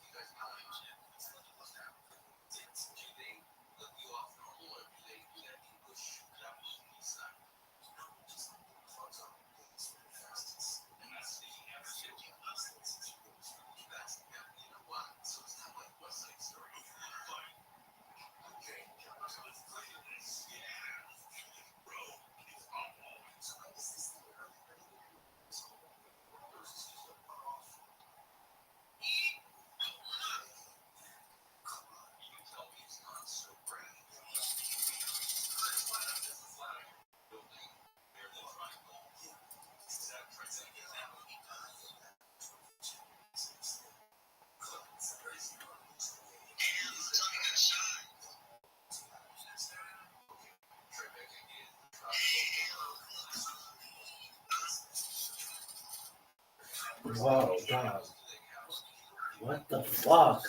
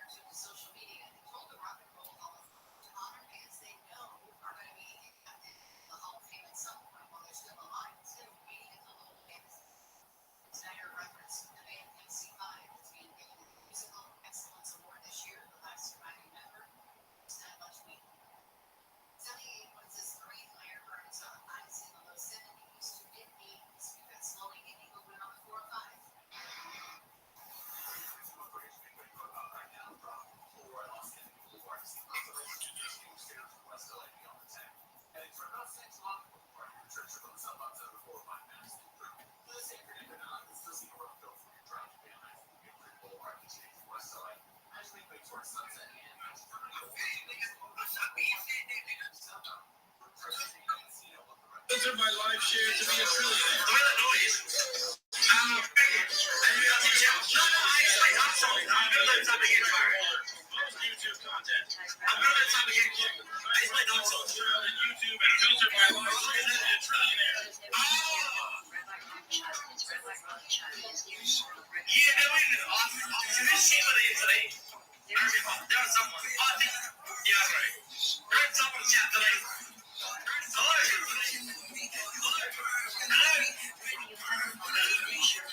Hey, baby, shut the fuck up. Hey, what baby, you monkey up, right? What baby, you monkey up? What baby, you monkey up? I forgot. What is monkey up again? I mean, monkey against me. I don't know that you were monkey. Why is that you? Are you monkey up? Why is that you? I forgot. I don't know the theater. I forgot. We said really taking these 7.5 days. Oh, Tim, you know what I last night? Tim, you didn't hear it. Tim, you didn't hear what I said last night? Yeah, exactly, bro. I don't know who the fuck that is. I know that rabbit. Tim, you didn't hear what I said last night? You need to double $1,000 11 times to be a million. Hey, Colleen, shut the fuck up. Dickhead. Yeah, Tim, so basically, double $1,000 11 times to be a million. No, they're already been. I think, yeah. No, maybe not. See, that's a little black dicks that already been $1 million.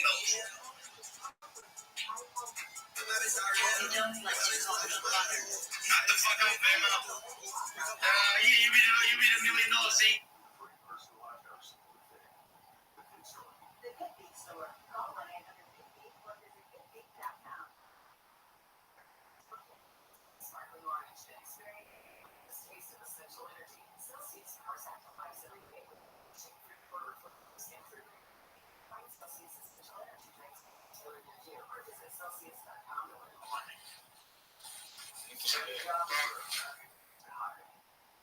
know where I know. Access to over 6 million hourly workers. Your job is the all-in-one solution for hiring high-quality employees. All your needs. On demand. And to hire part-time or full-time. Name the position. Warehouse worker, retail associate, grocery store clerk, fitness trainer, baker, stylist, bellhop, podcast producer. Yeah, Snag a Job's got a worker for that. It's our team's platform. You're able to post and fill a bit. Customer support teams provide all their help along the way. And I still have talent like that in your backyard, right? Snag a Job is the partner you need to keep your business running smoothly. So visit snagajob.com or text snag 242424 to talk to an expert. Snagajob.com. America goes to hire. Why is our community abandoning Joe Biden? It's trying to make new promises. Just a little bit. Struggling because everything costs more. Yes, rent. Our families are having to cut back on business and forget about buying a house or paying off your credit cards. The truth is, under Trump, he could loans without high interest rates, but Biden made it with that. It is going to be better with Joe Biden, the legal immigrant. Biden's open border is letting Mexican cartels flood our neighborhoods with the economy. Worse, he's going to pay rent for illegal immigrants, our tax dollars, while our families struggle to make ends meet. He gives handouts to these illegals.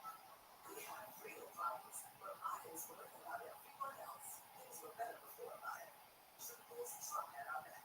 Biden lays down, and he's not being mindful of him. We have never really been work responsible for the consequences of that. And I'm like, The two conversations were passed 7 to 8 years ago didn't require any of these criminal nonprofits. The need for Rothschild sort of report how they're spending money. So money disappeared and homelessness shot up double digits. Oh, but this time they'll do it right. John and Cobos, these are criminal organizations. These homeless nonprofits. Live 1 to 4 p.m. on KFI. And on demand anytime on the iHeartRadio app.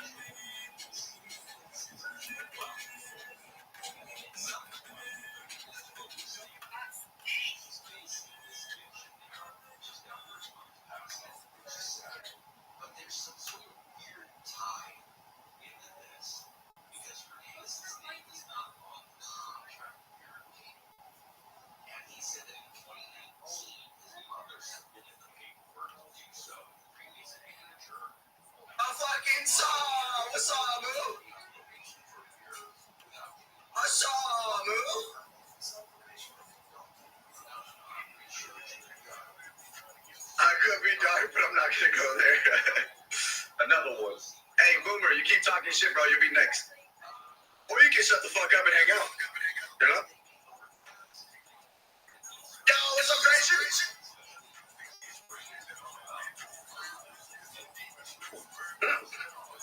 My theories.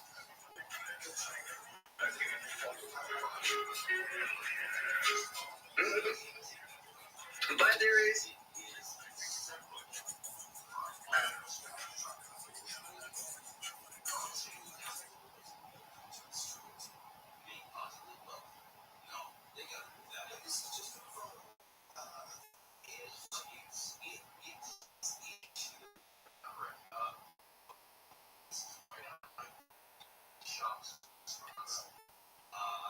Perdón, para ti esta semana, te vienen noticias, te vienen conversaciones por temas laborales, con buen provecho de economía, Wow. Es como que toda la paciencia que has tenido, esos pequeñas. Espera, que me están poniendo esta. A ver, te voy a meter. Ya está.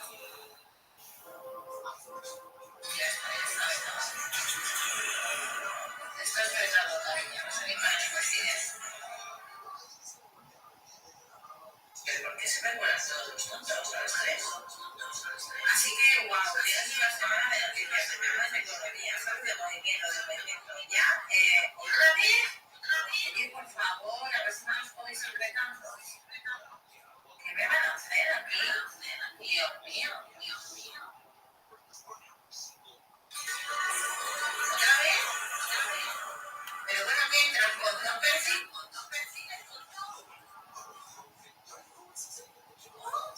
Dios mío, esto hace todo también en la segunda. Rabito Chilapín y Rabito Chislando. Madre mía de mi vida.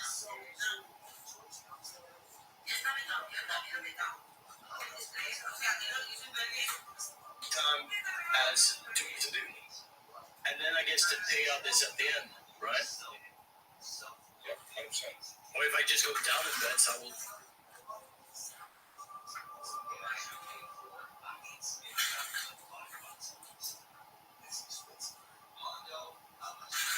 El perfil de TikTok en el enlace, hay un enlace, HTTP, donated $3.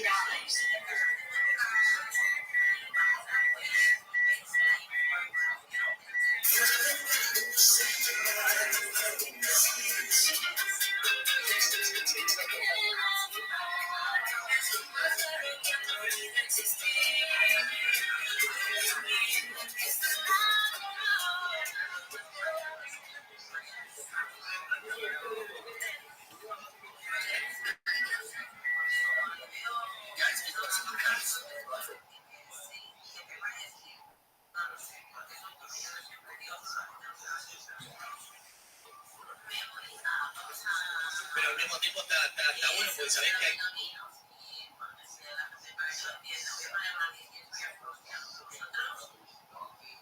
It's right.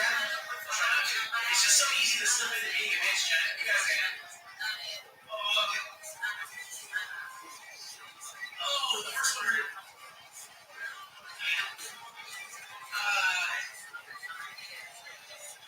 Hey, Jack, hello.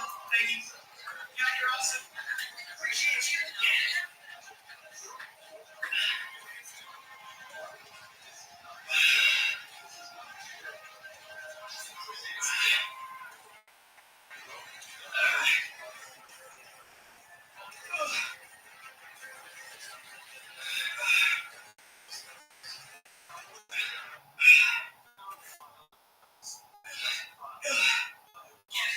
Get it?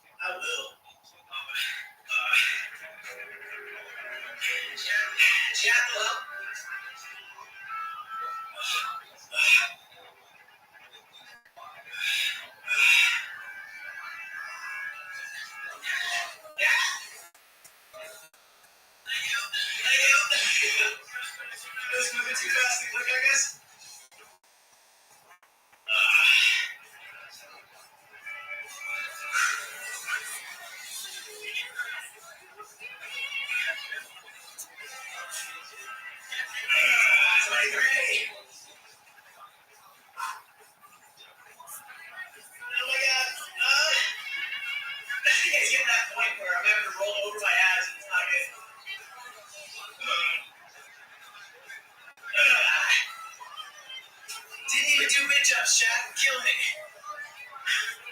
God forbid I accidentally hit the wrong version. Fair enough. Woo. Oh my God. Man. Clearly this guy really cares about this rabbi.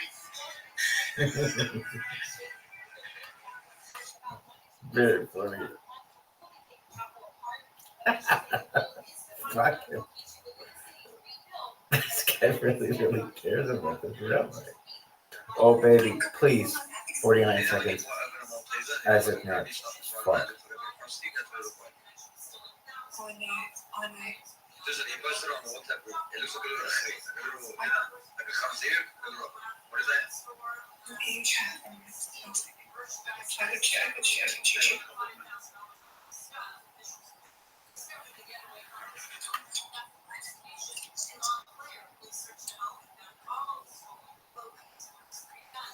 I know this bitch is a yellow girl. Okay, go ahead. I have a bit less range.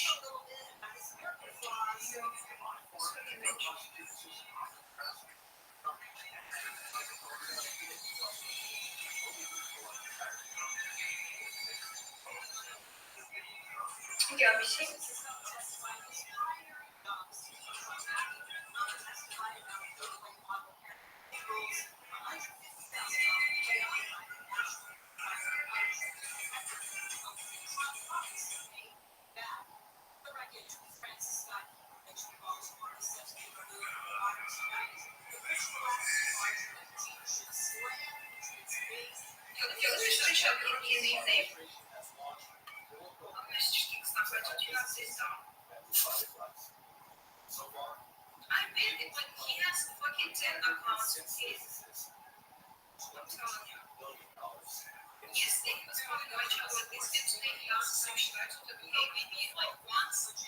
No.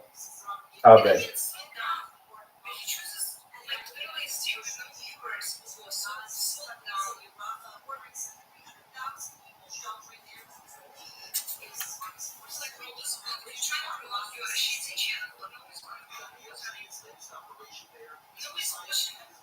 No, you're absolutely right.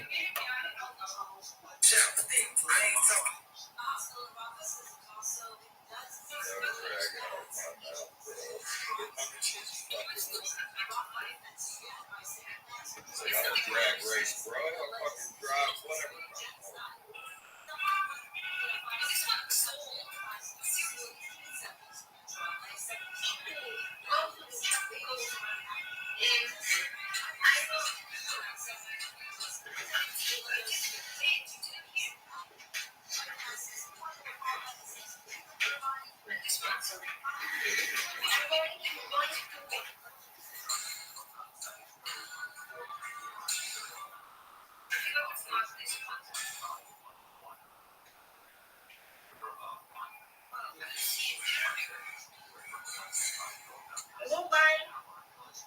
I'm going to buy.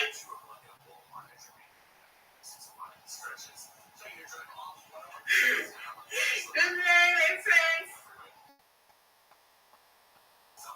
Bye. ¿Cómo cierro la dirección? Bye, bye.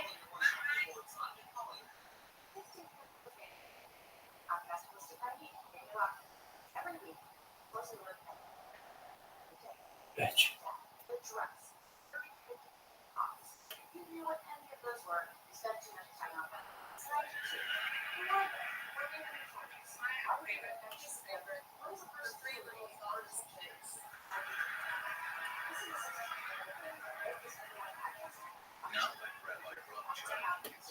Oh, backwoods.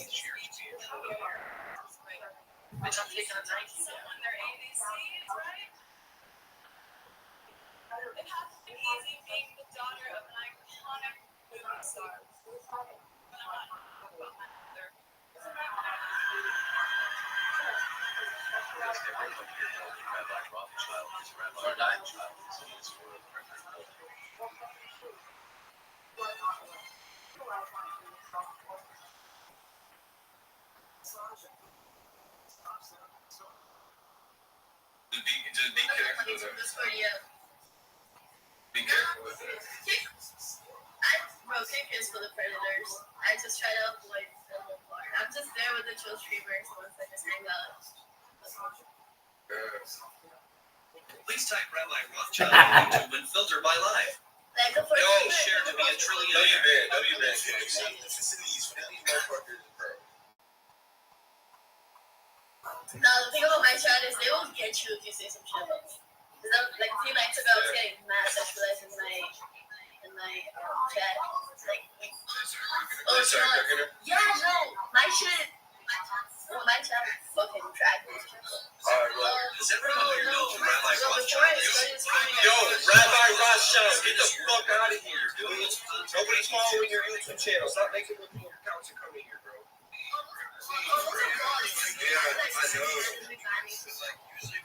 Usually when the bots come through, it's only one bot. This time it was two. Usually it's only. I don't even have mods or anything. But yeah, the guy. Before I started. Like 10 minutes after I went silent.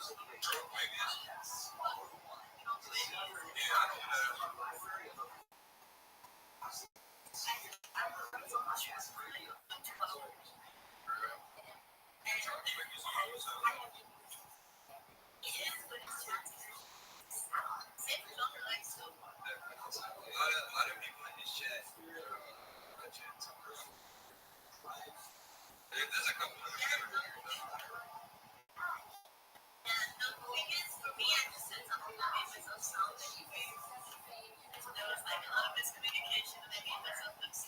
So they gave it to your chat, so I couldn't.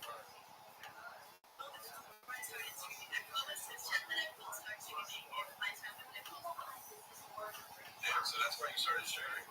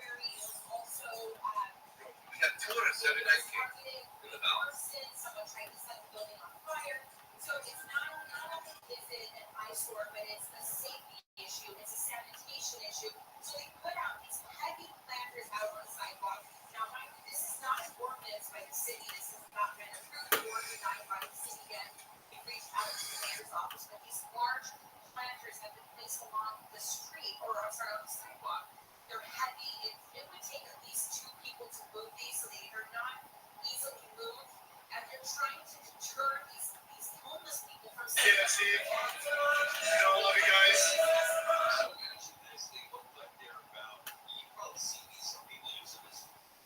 Yeah, we see what time it is. It's like almost.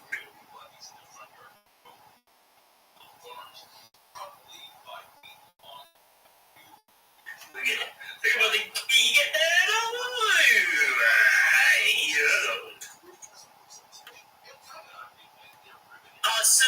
oh, fucking hell.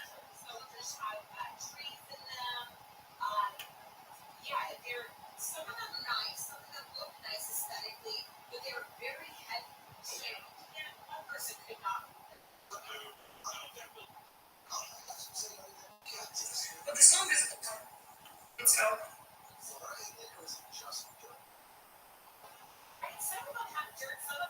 I think because you would like, fast Arabic songs. To be honest with you.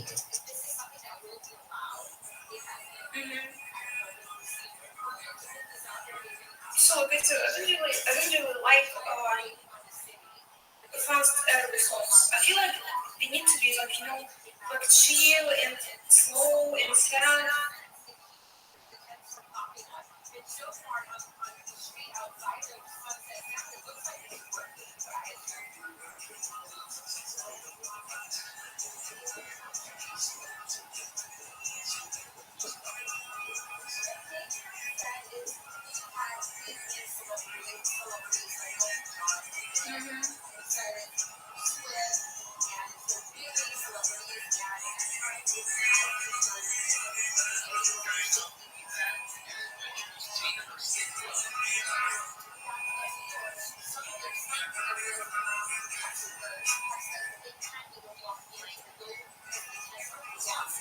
I'll message to Geek Stuff. Maybe they'll then give away IP.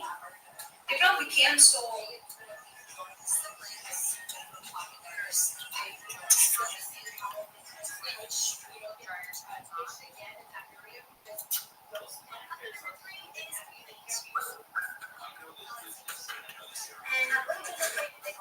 And give them some treats, but only a little bit. Just gave them treats, and now they're going insane trying to find more. I really, really liked them.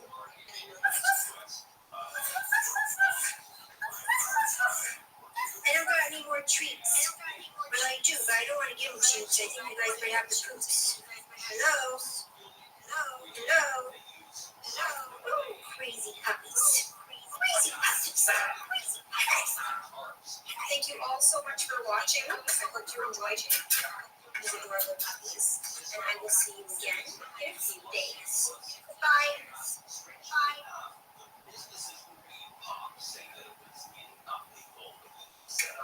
Hello everyone and welcome back to the channel.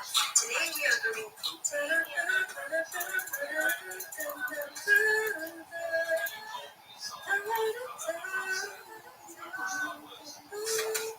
again with this guy. No, girl. You're my wife. You're really nice.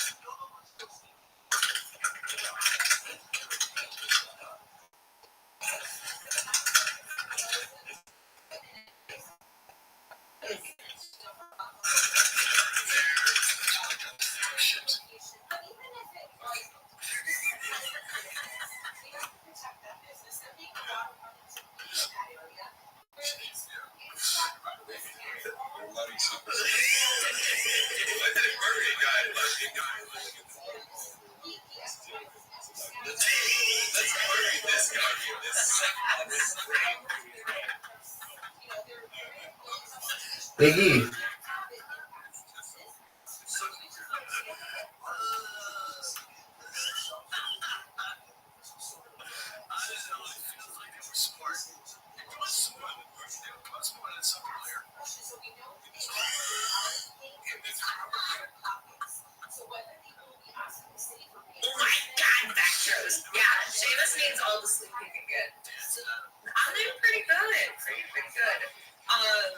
Just realized I have that what the fuck, man?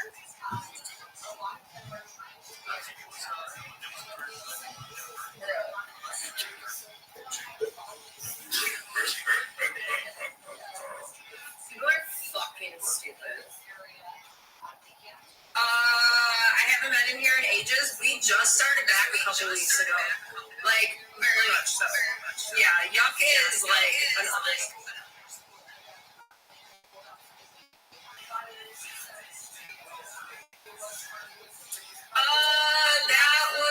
One was in another stream the other day. I don't understand where people like, yeah.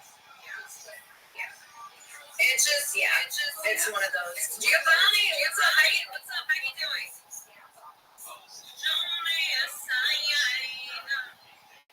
This thing is inaccurate. I love this guy. No, we say you. Think about one to sleep how? No. Thanks for the follow.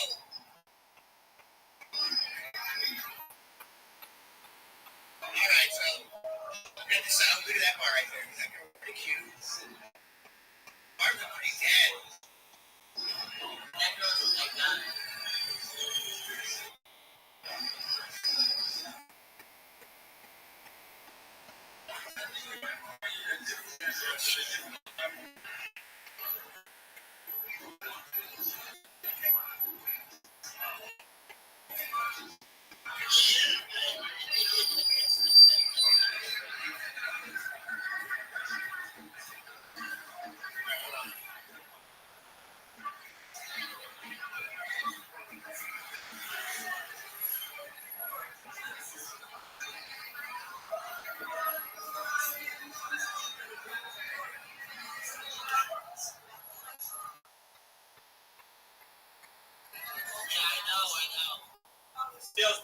Aynen. Bitişik yaz. Evet, yapımdan şey. Çok belirgin bir fotoğrafla başlıyor. Bakayım. Evet. Sertaç. Hangi şey kalktı bu? Reklam. Bizde reklam. Ne oldu ya? Bir şey mi açtın? Yok, biz chatte değil. Tamam. Spartan Aga takip etmiş bu arada. Yeni takipçiler agalarımız geliyor. Arkadaşlar takip etmeyi unutmayın. Yüksek ihtimalle burada da kimse size bildirim atmaz artık. Kendiniz gelirse gelin. Baba saçın bağımsızlık ilan etmiş. Niye kardeşim ya? Evet biraz uzamış. Ya kardeşim ya. Ya ben sanmıyorum ki Nikola Tesla'ya birisi demiş ki senin tişörtün aynı şeyin ya. Ya bu nedir ya? Ya fikirlerimi niye ben paylaşamıyorum ya? Abi sonunda senin beliş izlemenin gururunu yaşıyor. Elden bitirdim. Sertaç. Elden bitirdim. Bir yıl önce uzaklaşmaya. Gelmiş.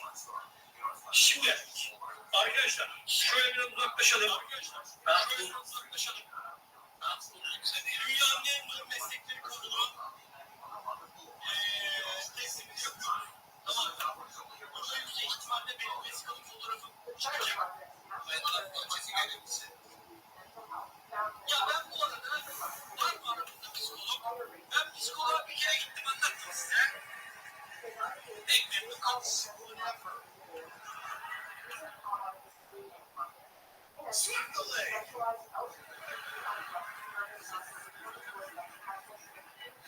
You know.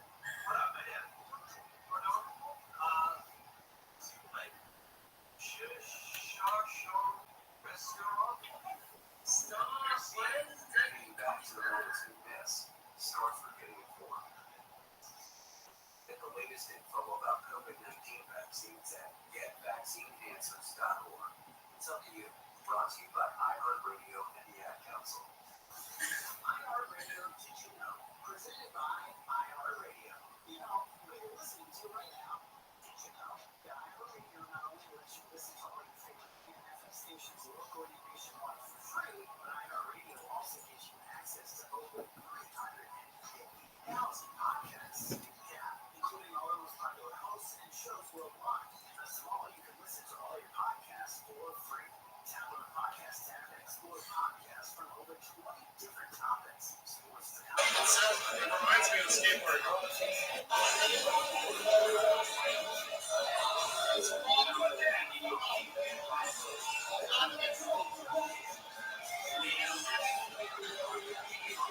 We got another Rothschild follow. Go ahead and preemptive Van Dyke now. Preemptive Van Dyke now.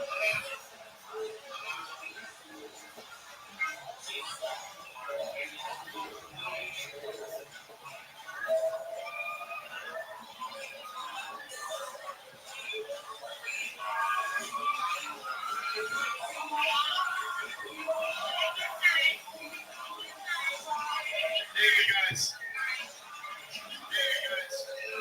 Thank you so much for getting this up. Thank you so much. Why, thank you.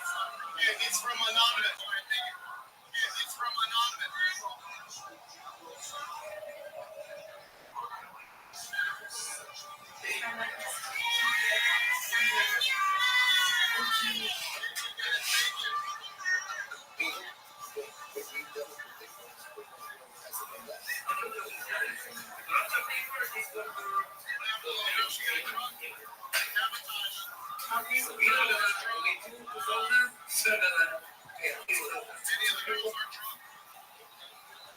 We got almost more customers than girls. That's what it is, bro. And later on in the night, as you go, you'll see more and more girls get trashed out.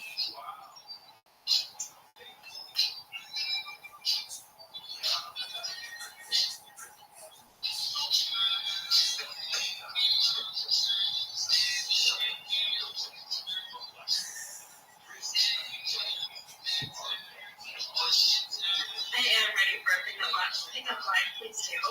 Hey, last time I did something, you didn't tell me. Good girl. So like, I don't know how to feel about still doing things.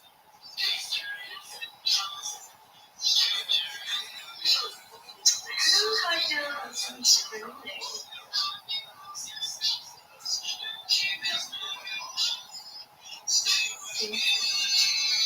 I don't think I ever done them. I'm gonna be honest. I have multiple degrees. Have a that with my high school.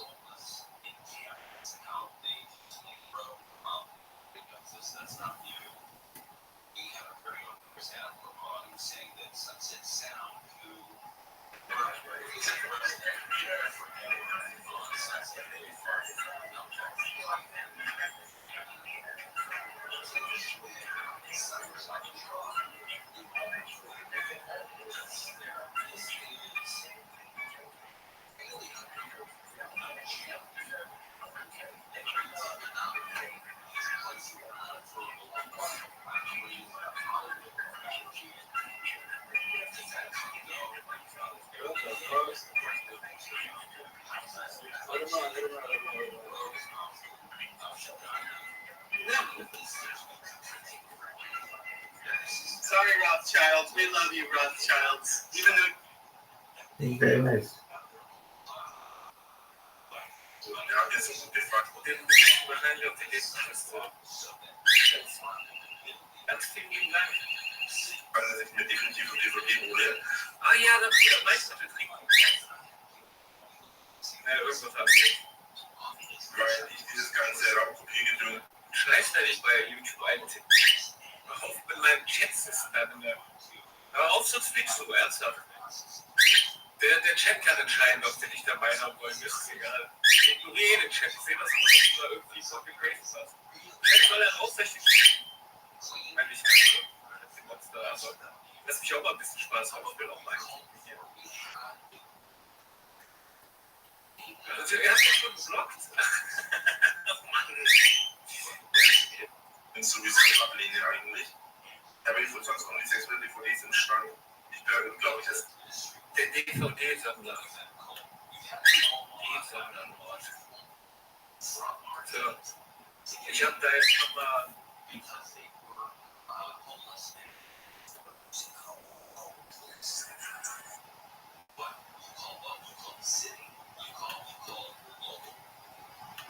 I'm really hate on my shirt right now. I mean, it kind of works.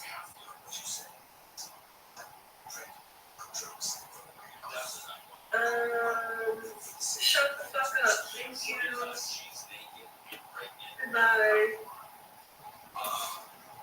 That's crazy, bro. So yeah, I think we'll leave it like this. It has to dry first. And then I can kind of like put it around to make the circles a bit more circular. What the fuck is this? Get out of here! Nobody cares. Shoo. No way. Alright.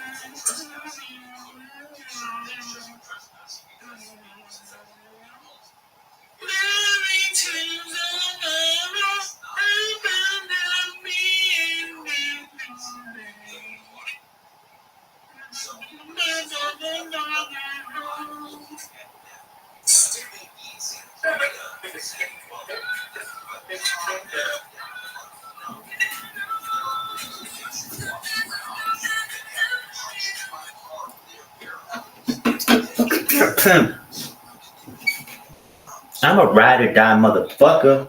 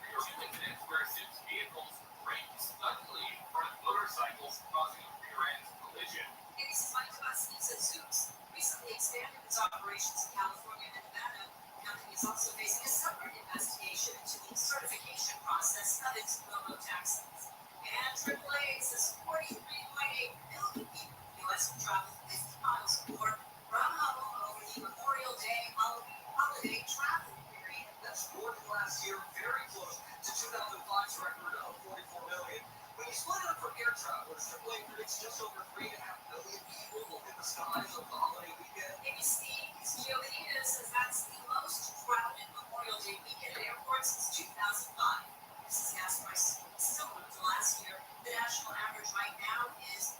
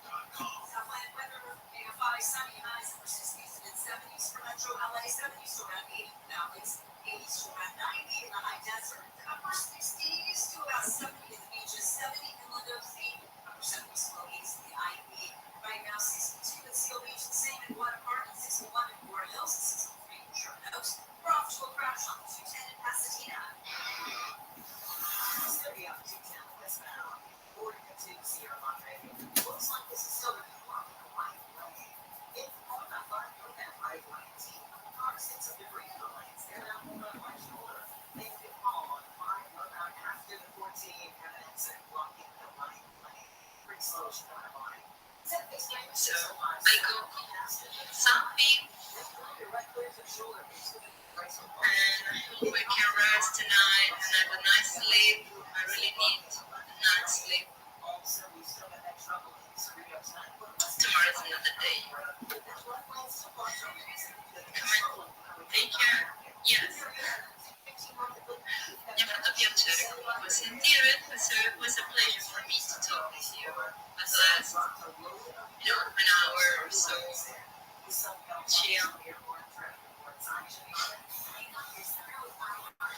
Thank you too.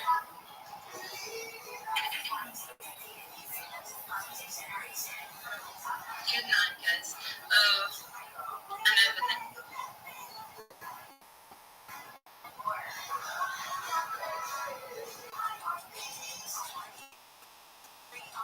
Я вон, бачу, короче, мы тут реально, блядь, с натурой решили поехать.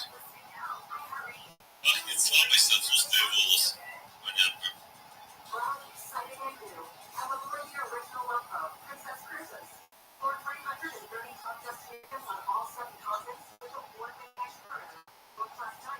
Да, пиздец, вот бачу, уже пизда, короче, я понял.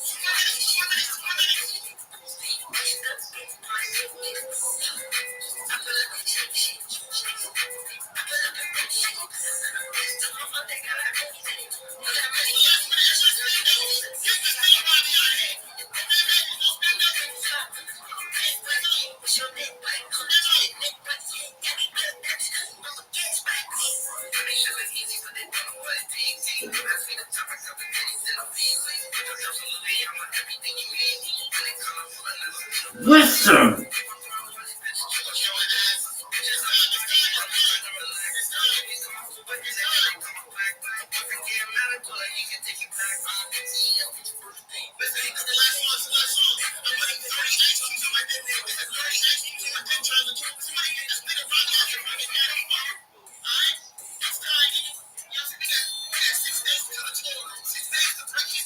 George Wilson.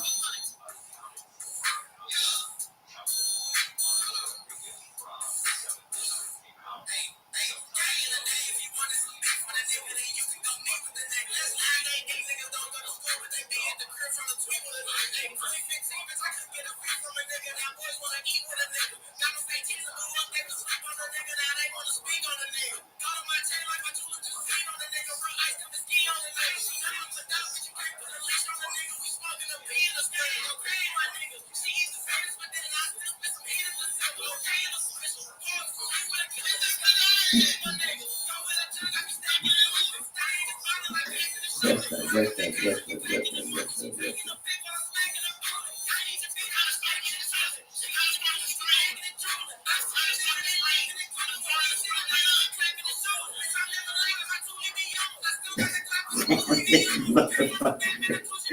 Ban this motherfucker. Somebody kind of ban him.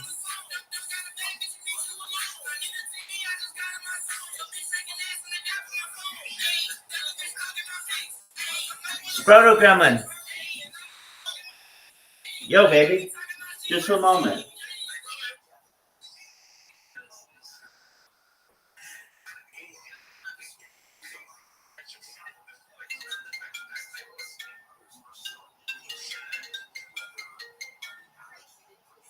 What'd you see before?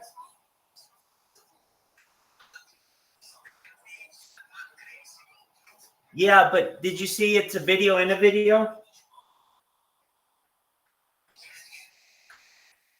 Did you see my unboxing? The one that was...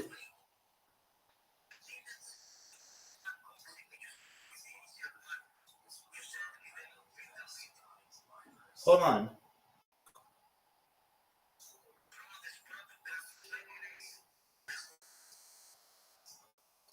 Oh, you're right. Hold on.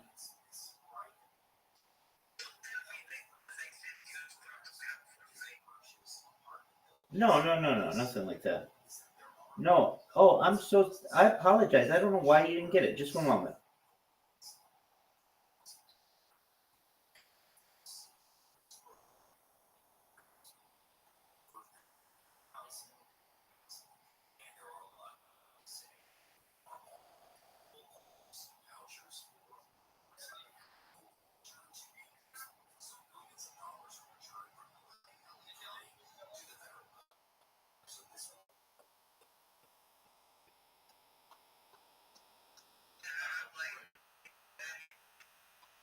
What'd you do, dog?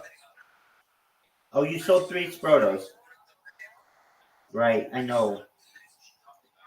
I know you said that.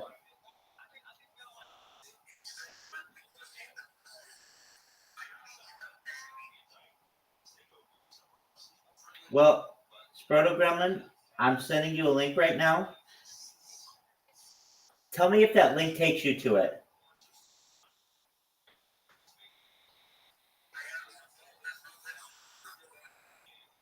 Oh, that's good.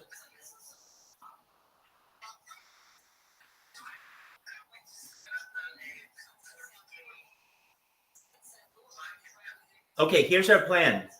10 minutes. You watch it, I'll watch it, and then come back and let me know what you think. I'm watching it right now, baby. I'll see you in 10 minutes.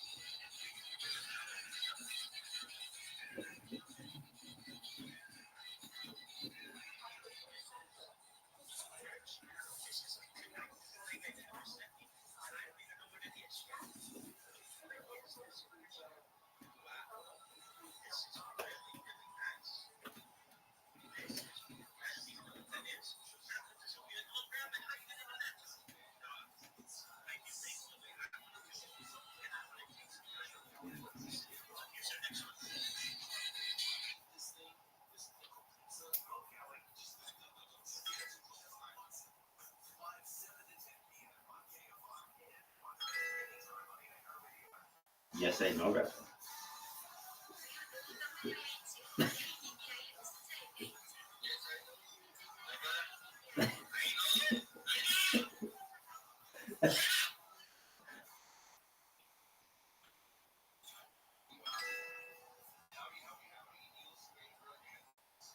What's up to my Harry Potter Parmesan tip?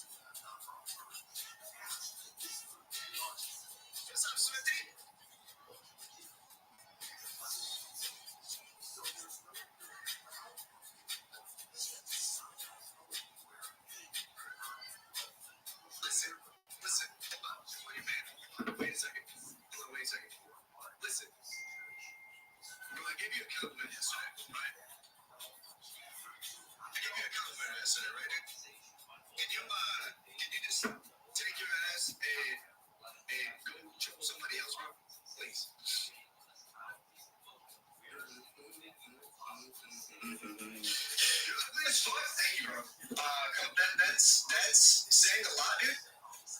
Coming from somebody that doesn't have a profile picture.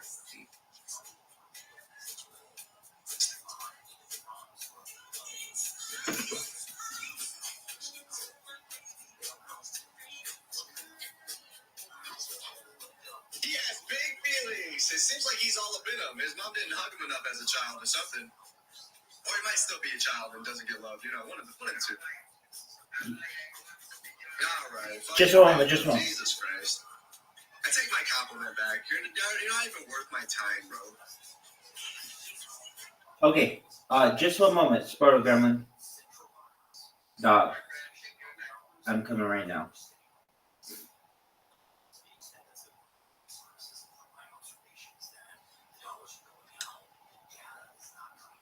So, what do you think about it? Your energy in the meeting is amazing. Thank Your you. motivation and your energy and all.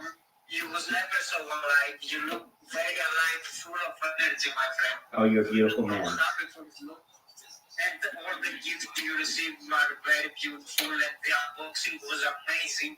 Excellent. It's definitely a video that can be viral right now. I think so too. But what's really gonna take me viral, my man, is these robots. The beautiful thing is like, the more and more I influence people, the more and more they know about me. And like, you watch, we're gonna do it together. I'm gonna show you. We're going to any fucking stream, and these people will be like, "Motherfucker, this rabbi's back. Somebody ban this motherfucking rabbi. This rabbi sucks." I mean, really big people, and I'm just grinding it out. I mean, I'm telling you, Sproto Gremlin, you can't mark my words because nothing in life is guaranteed. But like, I think I could go viral tonight, and I mean that. I'm in the biggest streamers on Kick. I'm in their Discord, and I'm just sitting there pissing people off. They just don't like you being there, and it's fine. It's like, whatever. I'm just there. I'm not bothering anybody.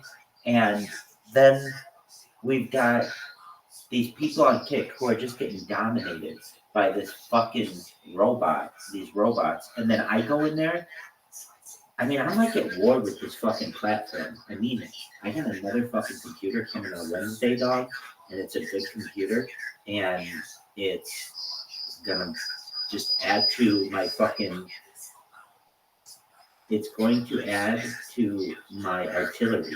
I mean, I've just got these fucking like powerful weapons when it comes to dominating these motherfuckers, and that's what I need. I mean, here's the thing. I've been doing this kind of pretty hardcore now for maybe like 2 weeks.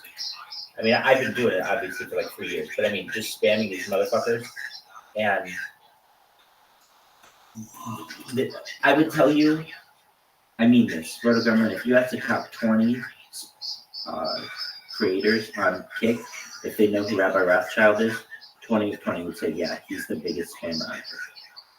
Like, they all know about it. And it's just a matter of time until one of them is like, I mean, like, the funny thing is, I spam someone so much that then we become friends. I mean it. Like, they invite me into their Discord. We're talking about time travel and telepathy and telekinesis and mind uploading. It's like, they're like, oh, you're really, really interesting. It's just, you're just the world's biggest asshole on the internet. And it's like, dude, I have to try it. I have to do something, man, because obviously everything else has failed. And if you're like, Rabbi, you really think you could go viral that quickly? There are elements to this that are like, perhaps. I mean, I'm not guaranteeing anything. Look,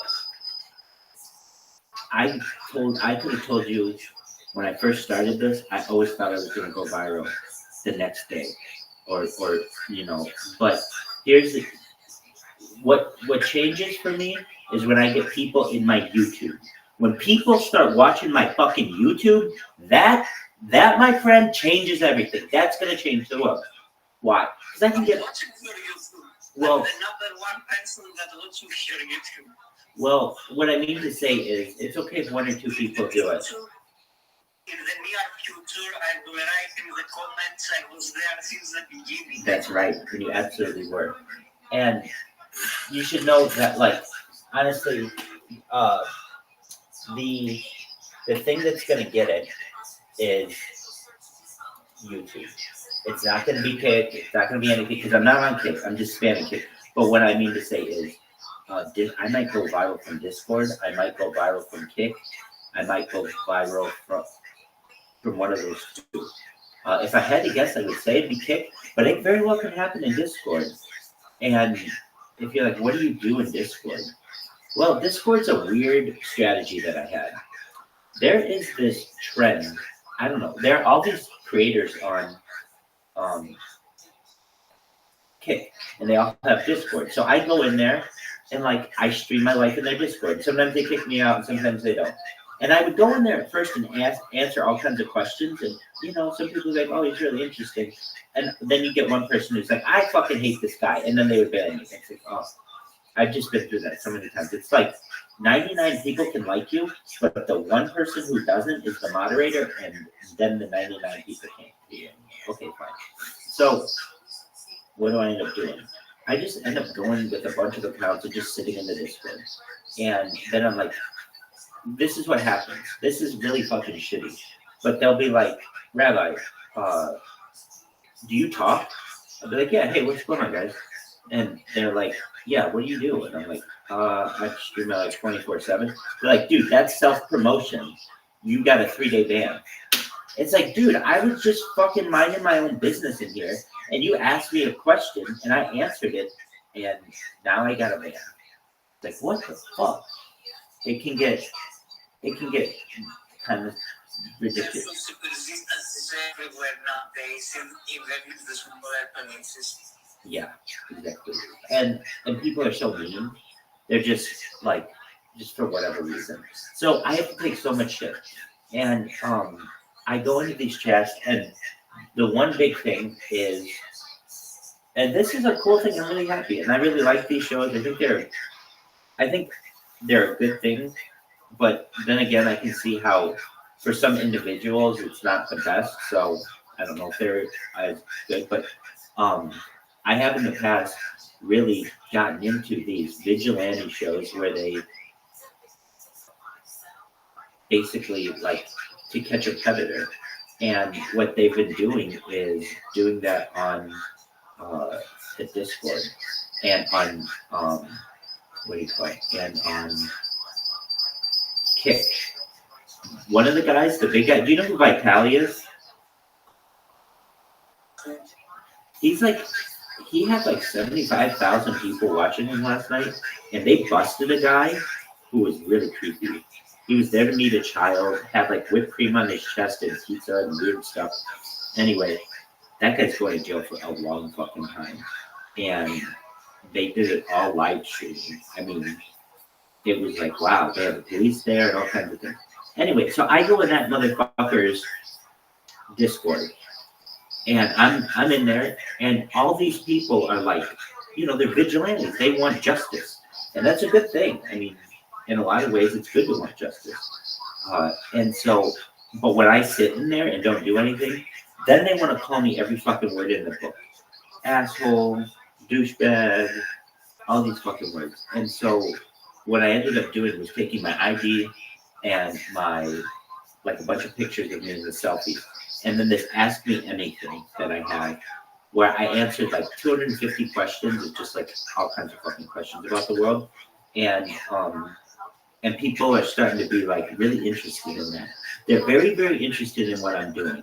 And I mean, like, I'm telling you, Spreado Gremlin, Discord's its own thing. I want them to investigate. So anyway, Vitali's a guy who investigates people, but mostly investigates like predators. I'm not a predator. My whole life is online. You can check all my history. I like MILFs. I want to protect children. But I know that he has a lot of influence. And if this guy even for a second was like, hey, who's this Rabbi Rothschild? Boom, I would blow up. And I have so much content online that people would delve through it and really be like, wow, this is this person's entire life. And he is really a good person. And at anything, he really wants to protect children like all these other people do. And that would be very good for me. So that's the Discord element. There's the Kick element, that is the robots. And it's just robots. And I have to make a few adjustments to them every now and then. And sometimes they get banned.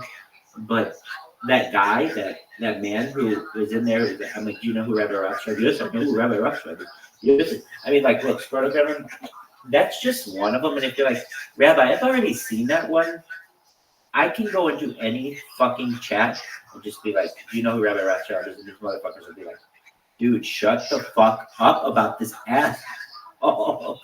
Okay, so here are just some random ones. I don't know if you can hear them, but they're in all kinds of languages too.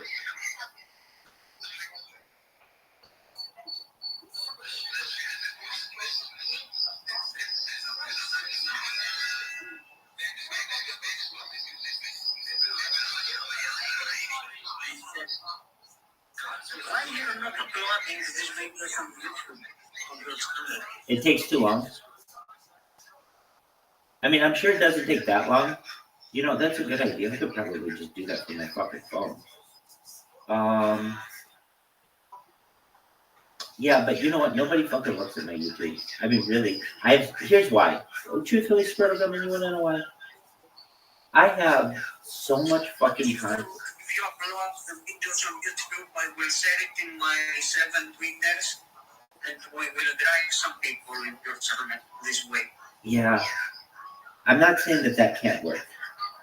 What I'd like to really do is cut them all up. The reason why I don't want to right now is that they're not like perfect. I don't want to say they're not perfect. They don't have to be perfect, but there's some things that I'd like to at least like where I'm like fast forwarding or rewinding. Like nobody wants to watch that. If I'm gonna do it, I want to do it nicely. This guy just called me fucktard. Just for a moment. This guy's a really nice guy. He's like trying to talk to me. He's like, you know. Anyway, this guy's hilarious.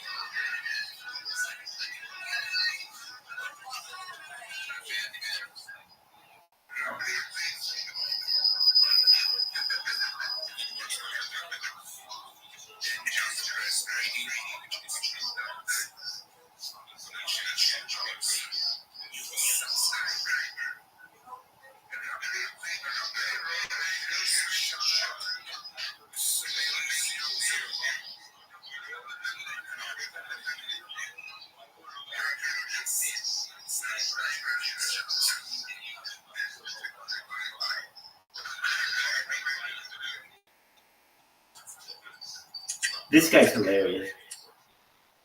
He gets so mad at me. He's driving at the time and it's shouting at him.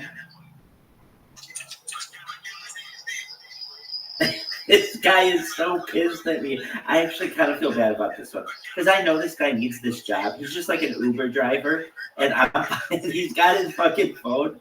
He shouldn't have his phone in his hand and all this shit. Anyway, so what ends up happening? He's got his phone that talks to him.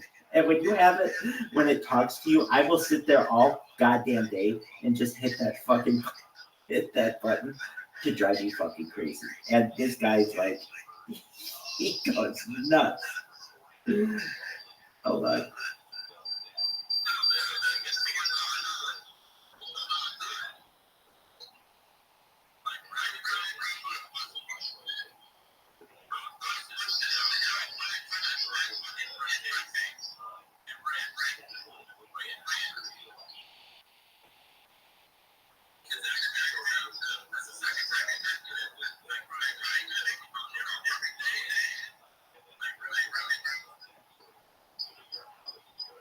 Like, you can tell they're starting to get to know me. I mean, he knew me from the day before. And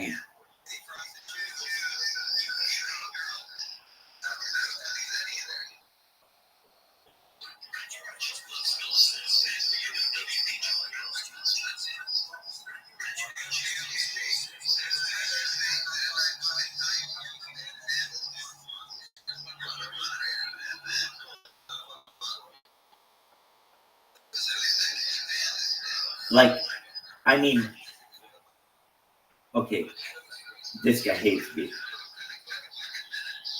This one's not that funny. I mean, it's funny, but it's like not. This guy.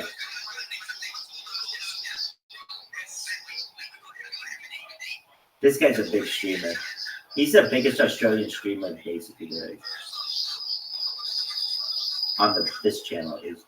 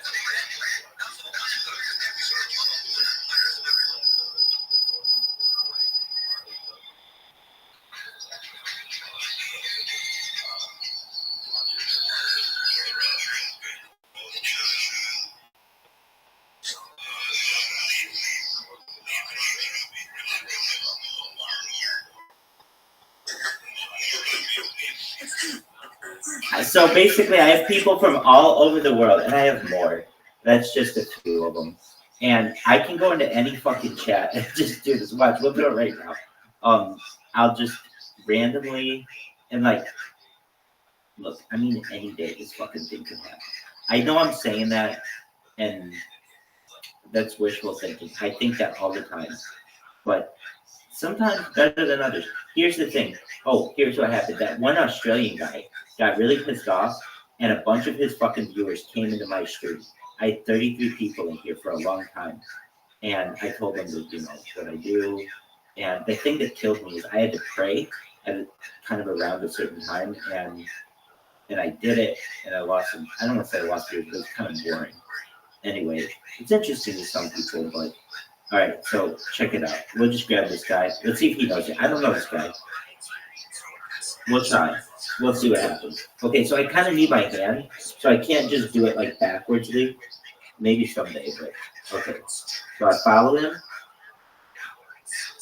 and I'm gonna spam him. Don't worry, I can like.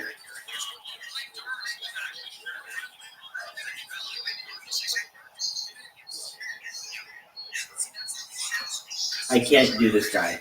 Well, oh, he already banned me. I'm not saying I can't do this guy. I just did, and he banned me. But they have some kind of thing. I send capital letters because it gets people's fucking attention, and it looks like you're yelling at them, which is what I want. And some people have this setting on that doesn't allow you to do that. And if you're like, you always send capital letters, no. I have my robots that don't send capital letters. So, or they don't send all capital letters, so it gets around the ban. Okay. Let's try this guy. Now, I'm just gonna do it. Let's see what happens.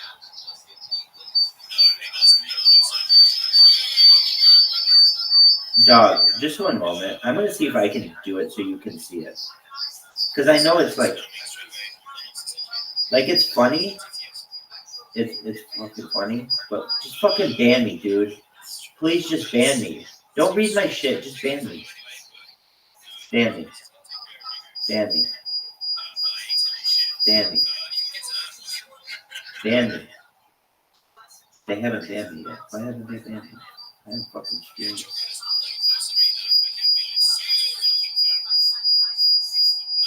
Just a moment. The reason why I'm having to stall is because, okay, they finally banned me. Okay, here's what we're gonna do, just for a moment. I'm gonna share it on this fucking device. We're gonna see what happens. And this could be really cool for the government. Just one fucking moment, though. Be like, Rabbi, are you stalling right now? I'd be like, you're goddamn right, I'm stalling right now. I'd be like, why are you stalling? I'd be like, because if I can get this fucking thing going, date and time, what do I want? 24-hour time set automatically.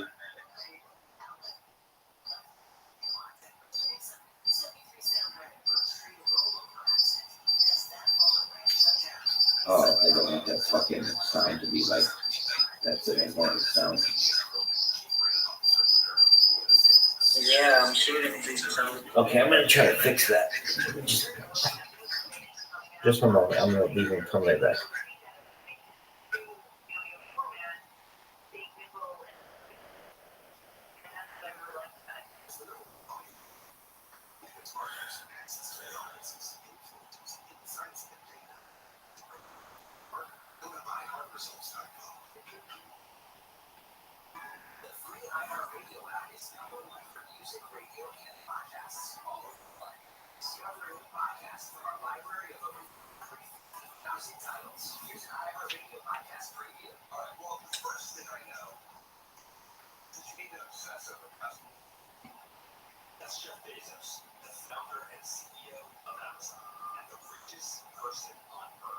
Yo, can you hear me?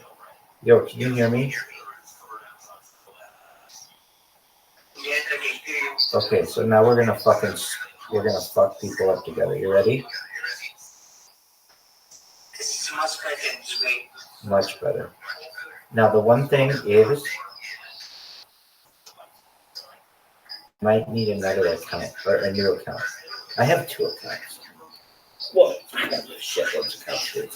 But yeah, I think this could even be a thing. If I stream this on YouTube, just like this, people shit themselves. They think it'd be so cool.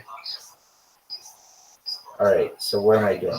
See, here's the fucking thing. A lot of these are in Russian, even though I have it set.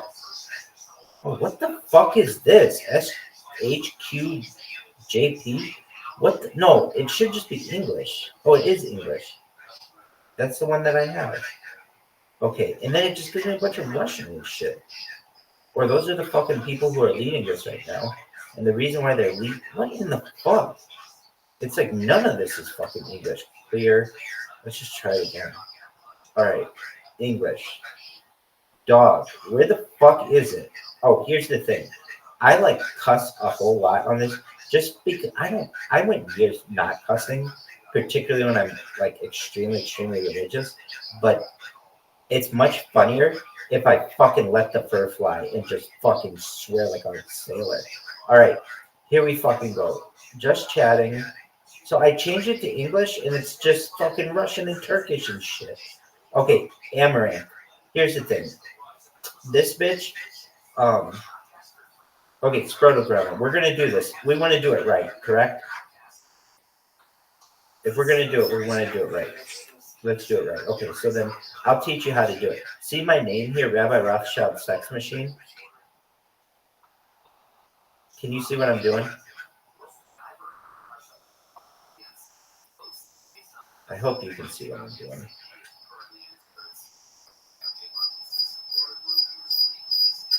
Can you hear me? Excellent. So there's this fucking app that I use, and I mean this, like study what I do, because it's going to be taught in business schools in the future of like how to viral market something. Okay, for free. So what I'm doing is I'm using like this fucking custom website, a custom email maker that's free. I always put in Israel's date. Why? Because I'm tied to the country. Okay, then what? I fucking pick a weird name. Not a weird name, but just something very sexual that sticks in people's names. So like, Fox. No. Excellent. And when they read it or it's allowed, it'll be like Rabbi Rothschild Fox Mills dot Rabbi Rothschild Fox Mills. Okay, here we go. Now we need this fucking code. Okay, so then I go over here. I get this fucking code. Are you seeing what I'm doing here? Excellent, good. And the reason why I'm asking that is not just because I want to make sure you're following, but sometimes it cuts out, and you know how it is. Okay, so we've got a brand new account right now. It's ready to go. That's perfect. But I want another account. I can get a bunch of fucking devices by me, and so then when I follow someone, it's not like I just follow them with one account. I follow them with one account, and then I follow them with another account. So they're like, God damn it, this asshole's coming back again. So it's just an extra fuck you to them. And if you're like, well, Rabbi, why don't you get a bunch of accounts and do that? A bunch of devices. Don't you have a bunch of devices on which to do that? Yes, I do. Here's the thing. They don't all work as well as the other ones do. And they're preoccupied as well. And I don't need to do it with, here's the thing. If I do it with 10 different accounts, that's great. But Kick will come in and fucking delete my accounts. And then I have to create 10 fucking accounts. And that it just kind of becomes a little bit of a bitch. If I do it on 2, it's like boom, boom, boom, boom, boom. And then Kick doesn't come in and take out a whole bunch of them at once. It's just, in my opinion, it's a little easier for me to do. Is it the best thing in the world? No, I'm the best thing in the world. But it's just what I find has had a chance to be successful. All right, now we're coming over. We're gonna put in fucking email address, same shit. I know you can't see on that device, or I could like do it like this, or you still couldn't see it. But just one moment. It'll be worth it for us to be able to fuck with people and have an extra account with which to fuck with them. All right, now what do we do? We'll do Rabbi, Rothschild. That one was fucks milfs. This one will be fucks gilfs, which are grannies. I like fucking. All right, cute, and then we're gonna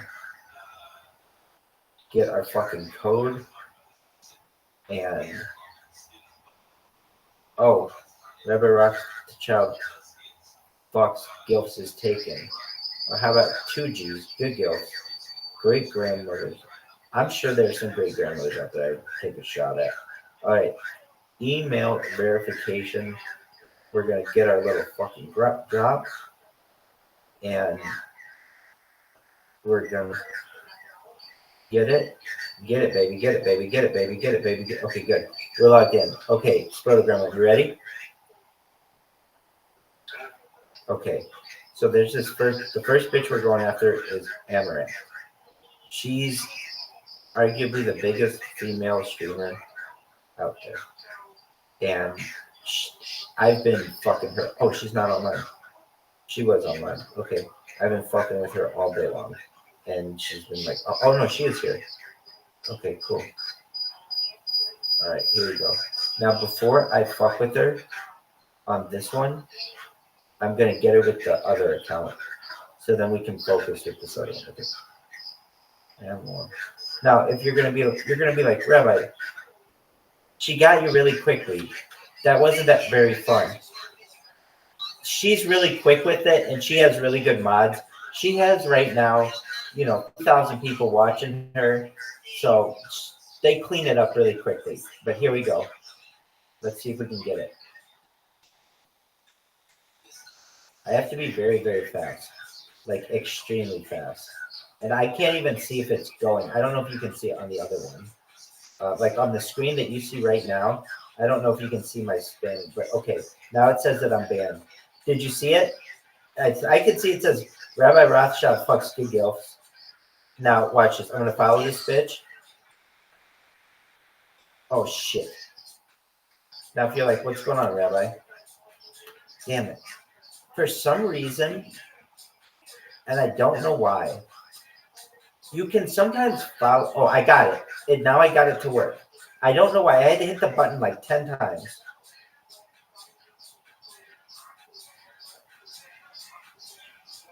There's this weird, I didn't know iOS did this, but when you spam a bunch of shit, it'll give you like these shortcuts that have been extremely, exceptionally helpful. Okay, so we fucked her up a little bit.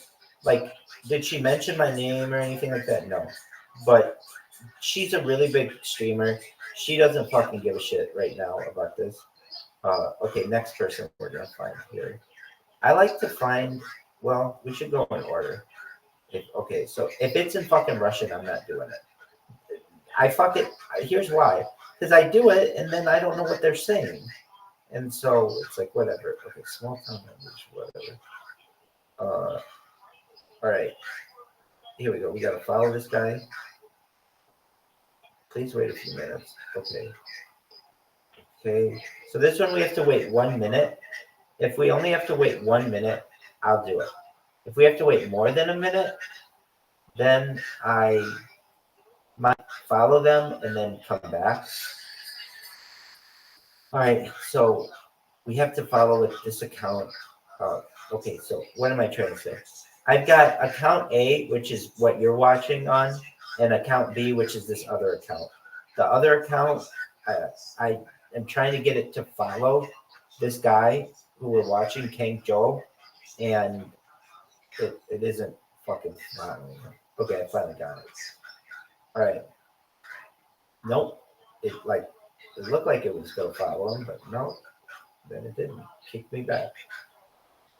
I think there's some kind of thing that Kick has that's called bot prevention, which means that it can stop bots from following you too quickly.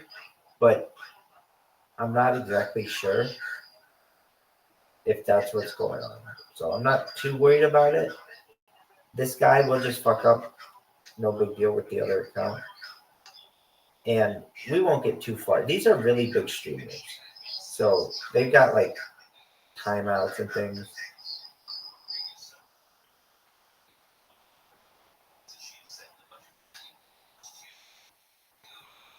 But the thing is, it's not just the fact that the influencer sees you, but it's their whole chat sees you. And I mean, anybody who's looking at the chat, they don't realize if you spam the message enough, people start to remember it. And it's like, oh, this asshole's back. He was in this other person's chat, or he was in this so-and-so's chat. He was in my chat. I get a lot of people who are like, oh, yeah, this guy was in my chat yesterday. And they'll be like, just ban him. He's a fucking annoying as shit. Just ban him. So can you see what I'm doing when I'm spamming these people? Yes, I'm watching. Excellent. I think it'd be pretty interesting. It's like, oh, shit, we've like got a mission, and we're fucking people up. Now, here's the thing. After a certain time, I will stop I won't stop in this kind of situation. I'll keep doing this. Okay, so here's what happens. Usually they have moderators, and the moderators will ban you immediately. But sometimes they don't have a moderator, and the influencer or the creator doesn't have access to be able to ban you for whatever reason. They're far away from the camera. Their hands are busy. They just don't have the ability to do it at that time. So what they sometimes let you do is just allow you to run wild in here and just do whatever you want. And that's what looks like it's happening right now, because these guys aren't paying attention to it. Now, this isn't something that I necessarily think is okay. What is this person? So this person told me to shut up. So that's good. That tells me that they're seeing what I'm doing. Sometimes, I mean, on other platforms, the reason why I don't do this on YouTube is YouTube shadow bans you. And what does that mean? It means you will think that you are spamming the chat and nothing is coming through. Absolutely nothing. You'll spend hours. I've spent days, I bet, pretty close to it, spamming the YouTube chat. No, not that long. Maybe hours, though. And over the course of 3 years, that's why I don't fucking spam the YouTube chat, because they will shadow ban you, and you're just wasting your fucking time. Your message is not coming through. But here, they don't shadow ban you on here yet. Their system is still new enough that they don't do that. And so you're able to get out your message incredibly well. Like, this has 2,813 people watching right now. They're calling for mods in the chat. And I'm just sitting here spamming away like a G, just going at it. They're asking for mods. They want help. They know who I am. And okay, and now they banned me. And that's fine. That's what we do, Spirit. We move on to the next person. And we're just going to go down the list. Unless I know them. Okay, so again, we're going to only do English. Unless I see them and I know them, they do another language. And I do know some people. There are a lot of Turkish people on here. All right. Turkish. Spanish. English. Today's the day. Silker. Followers only. Now it says cooldown. I don't understand it, because then, okay, it says wait 5 minutes. So this Silker guy, we're going to just kind of remember him. I normally don't fuck with people who have a timer, because there are so many people on here with whom I can fuck. No, it's Slicker. But I'm gonna follow him on the other account too, so that timer will start. Fuck. Come on, the follow button is like not working or something on this guy's. Or there's some kind of thing that like It either knows from my IP that I got 2 accounts or something, but um, it says it's following him and then it's not. So, or he's got like some kind of bot protection. No big deal. We still have another account that we'll fuck him up with, and I still got my bot. So we'll go to the next person. French English. Okay, hunting hippos. I was fucking with this guy earlier. All right, so we come over here. Boom. Now, normally the sound is much better. We can't hear the sound. Now he banned me. We can't hear, and then I follow him. We can't hear the sound that well, or at least I can't, because I think they want you to be able to hear me, which is fine. It's like, but the funny shit happens when they fucking talk. Oh, here, we can come back though, I think, and watch. We can watch it back. It still won't be loud though. Yeah, it's okay. So they have a really nice system. You're like, you should upload these to YouTube. And you're exactly right, Sproto. And sometimes I record them on my phone, but they have a really nice system here that you can make a clip, which is like an instant replay, and it uploads it to your channel.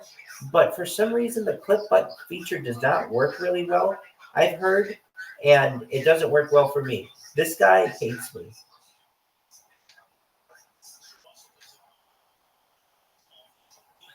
I think he might have one of those ones that talks. Maybe not. Yeah, he does.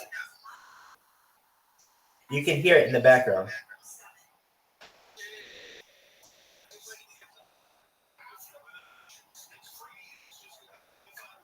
Did you hear him say nobody cares? No one can hear you. Oh, so you can't hear what's going on. Is that correct? Is that correct? Yes, my friend. Okay. Shit. You, but I can't hear the others. Yeah. I don't know why they don't allow you to share the audio. Just the video. Okay. All right. Well, that guy's really funny. Now, there are other ways for me to do it. Let me think. I could like move the camera over. I'll think about it. This is just kind of a test run. All right, this guy that hates me.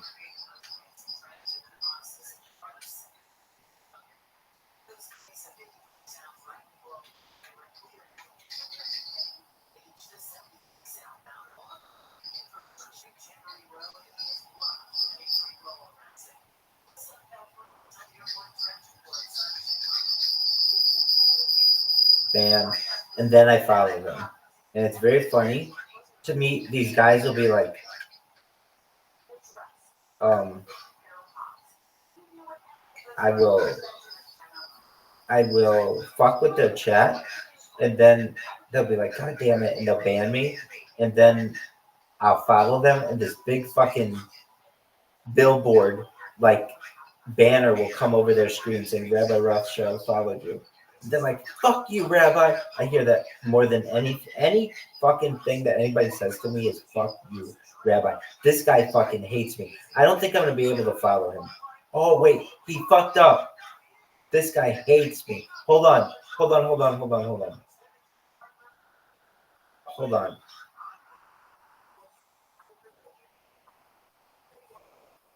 This guy, of anybody who I might with whom I might go viral is this motherfucker. He's the biggest Australian streamer, and this guy hates me. And here's the thing, he even says to himself on his stream, Isaac, I have to not react to him because I know that he likes it. He keeps coming back because he would blow up and be like, God damn it, why the fuck does this person keep calling me? You're in love with me. He'd be like, you're in love with me. Oh wow, that guy gifted 10 subs. That's a lot. All right, here we go. So what am I gonna do?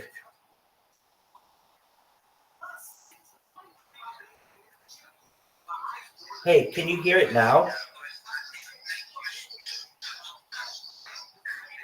Yes, I can hear it now. Okay, so if I move this phone to there, okay, that'll work. All right, here we go. You ready? This will be cool, maybe.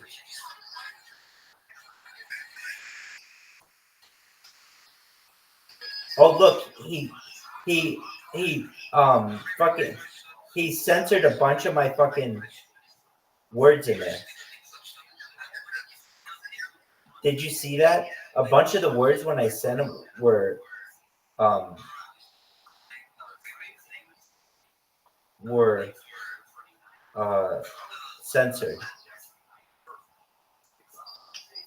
How to replace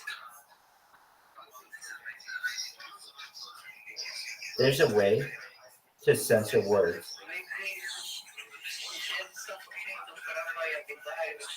No, he did. What he does is he has to go in and here's what he does. What does he do? He has to type in his chat or in his chat settings. I don't want these words to be used in my chat. And that guy fucking hates me. I love him. I fucking love fucking with that guy. All right, next guy. These are the biggest people. I'm just seeing if I know any of them like really well. I don't know any of them really well, but if I can notice any of them. Now I'm actually pretty surprised. He handled that really well. Usually he fucking flips out. Oh, this guy fucking hates me. This guy fucking. Oh, that guy hates me too. So wait, this one guy. Hold on, this cartoon guy.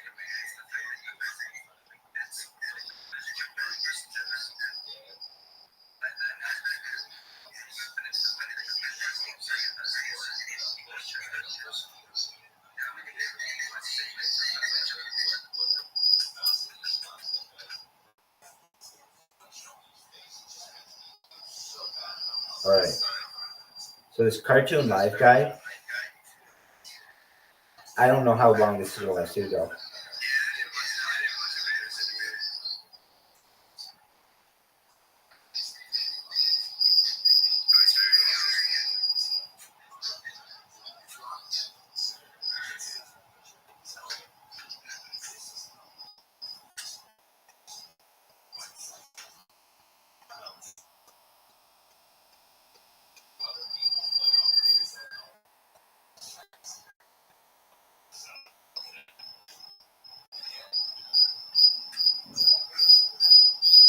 Wow, that guy, he was really good. Normally, he gets really pissed.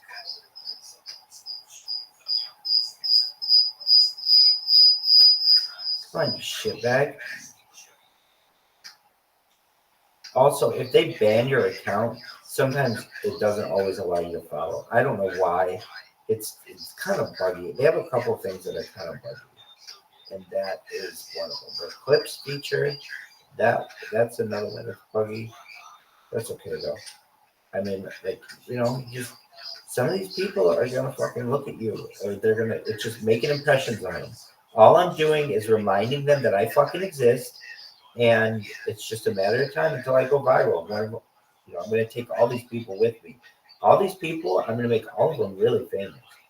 I mean, because they're gonna be on my stream. Okay, this next guy, I don't know him. We're gonna see what he has to say.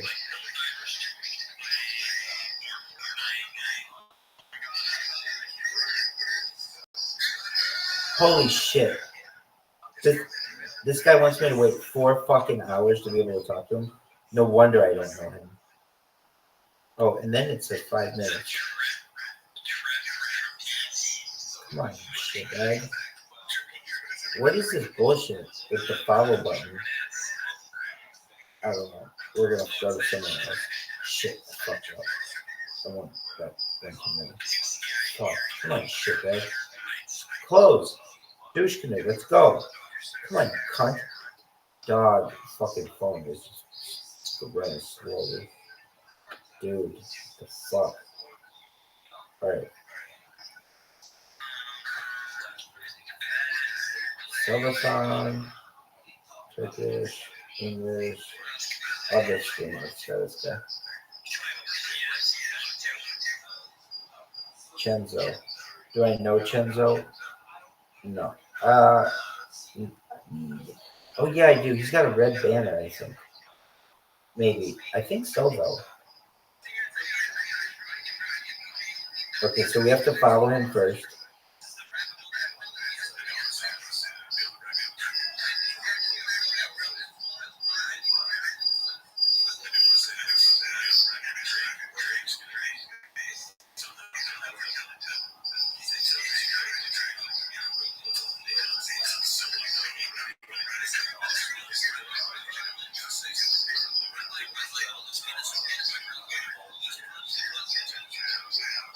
Can you hear it?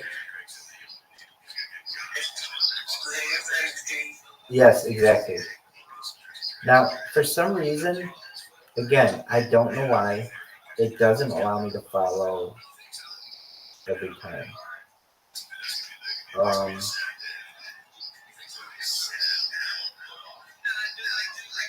Let me try something.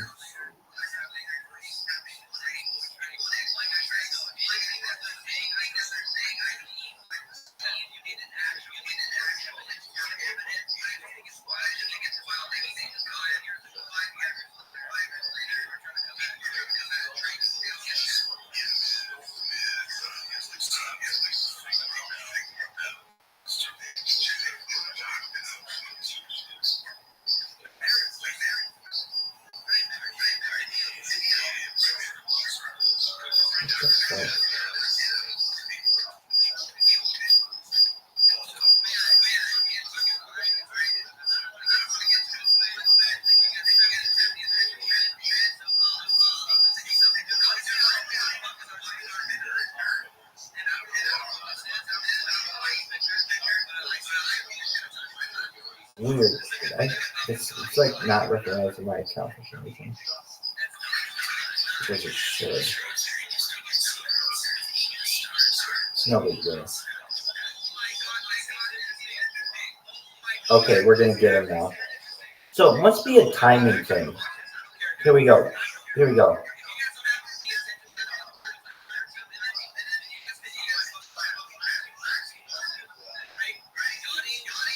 It's gonna talk to him.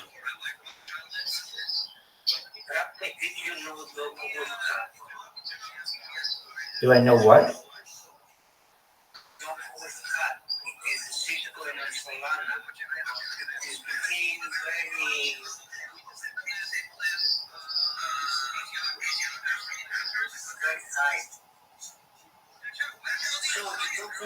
So we have the fact for other reason.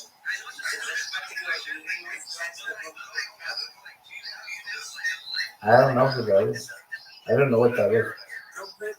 Dog with cat became very viral and is a dog with a cat. Like you, very nuts. Wow. I will send you a picture of explaining. This guy, I love this guy. You ready for this guy? If this guy goes nuts. You ready? Yes, let's go. I don't know if he's gonna see it since he's standing and he's got mods.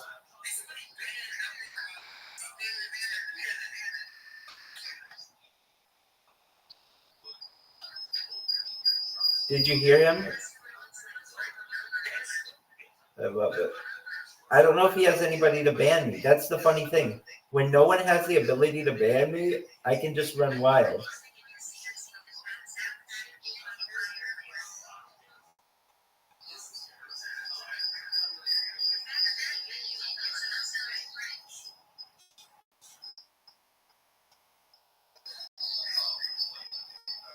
Come back in the room, dog.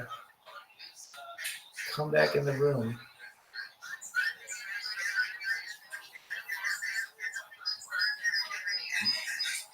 That is never here. Oh.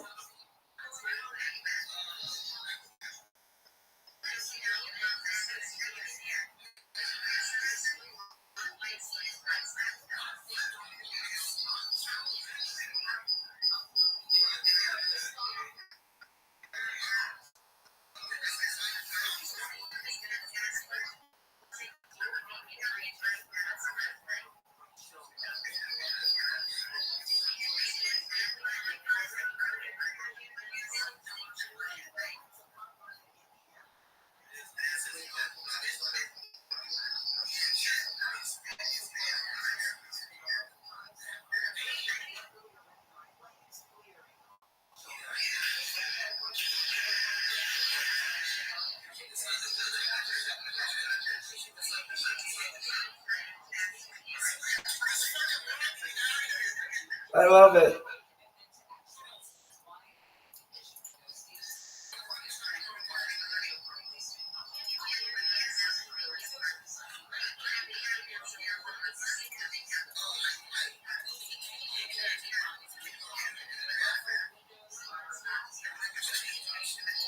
I'm, I'm fucking him up.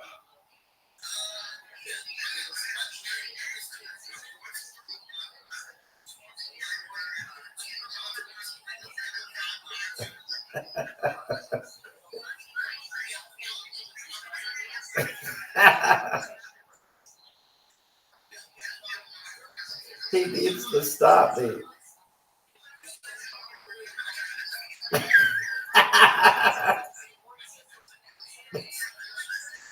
Oh my god, it's so funny.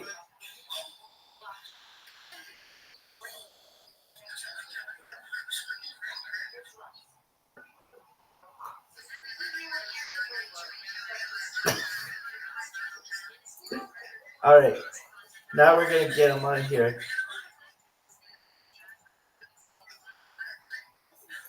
You ready, Sproto Gremlin? You ready, Sproto Gremlin? Jesus is by Rabbi. Give it to the future. Give it to your best daughter. I'm going.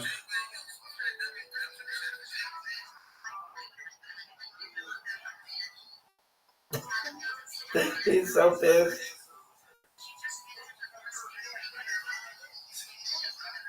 Wait, watch this.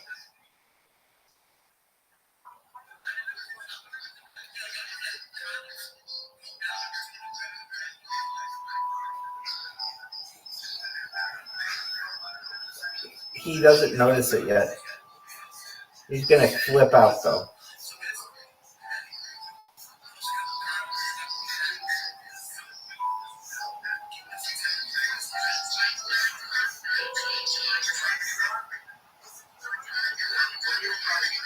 Oh, this guy's done. He's fucked.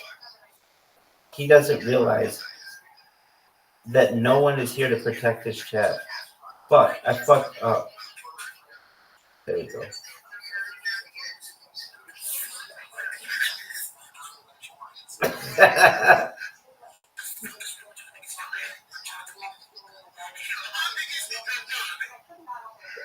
Oh my god.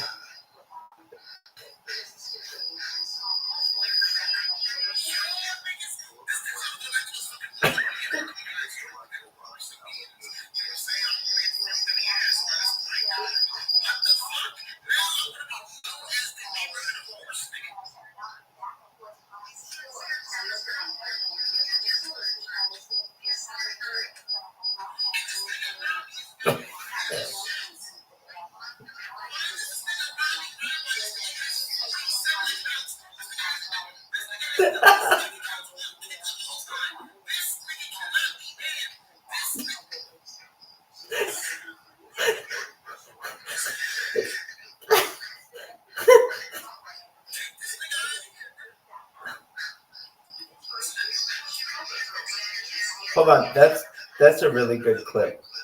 I want to get that recorded.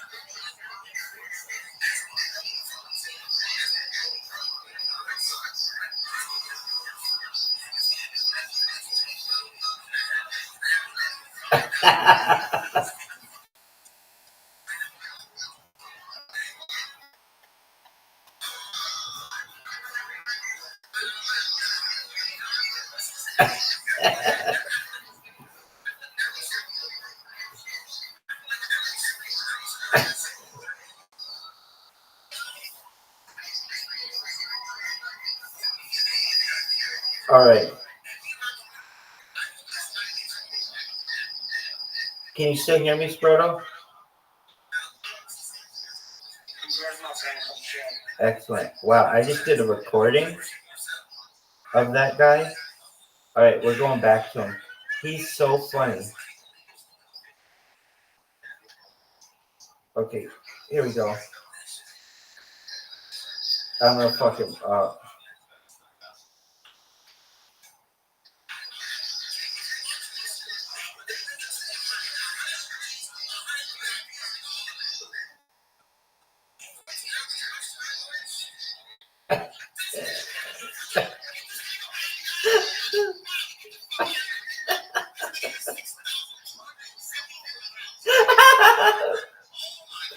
Oh my god.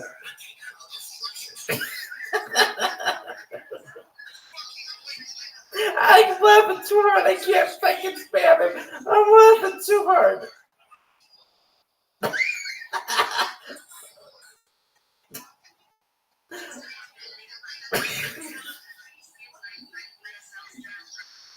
Oh my god, it's so funny. I fucking can't even do my hands. I'm laughing so hard.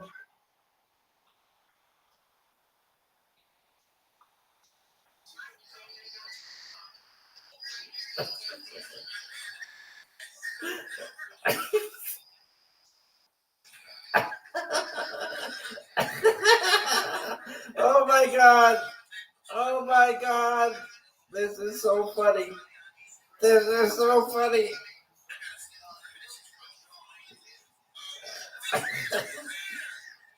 I can't stop laughing.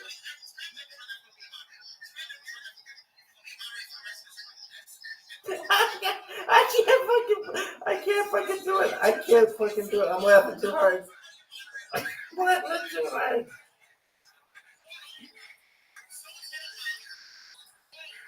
I can't do it, bro. I'm laughing too hard. I'm laughing too hard. This is so funny. This shit is so funny.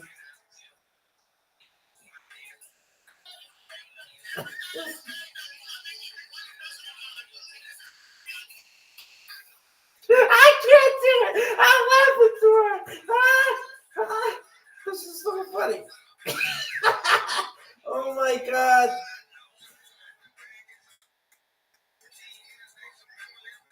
Oh my god. I'm gonna shit myself. This is so funny.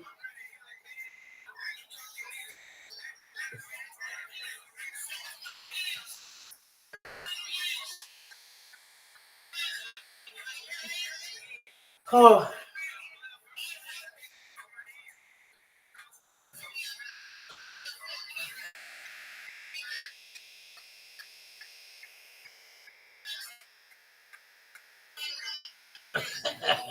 Oh my god.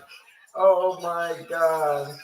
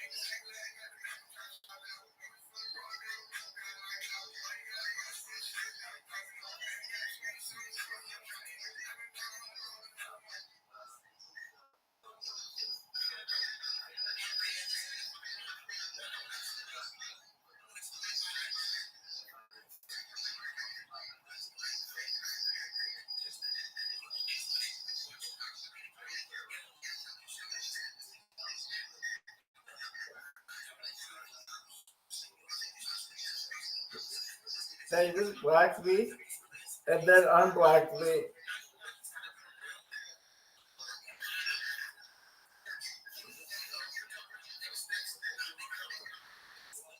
They got me. Oh my God, Sproto, was that funny as fuck? Oh my God. Oh my God. Sproto, can you hear me? Oh man, are you there? Oh my God, that was so funny. Could you hear that guy at all? Oh my God. He's so funny. Oh my God. So obviously we fucked that guy up pretty well. All right. So then the next person we'll find. That guy's so funny though. Oh my. This Robbie.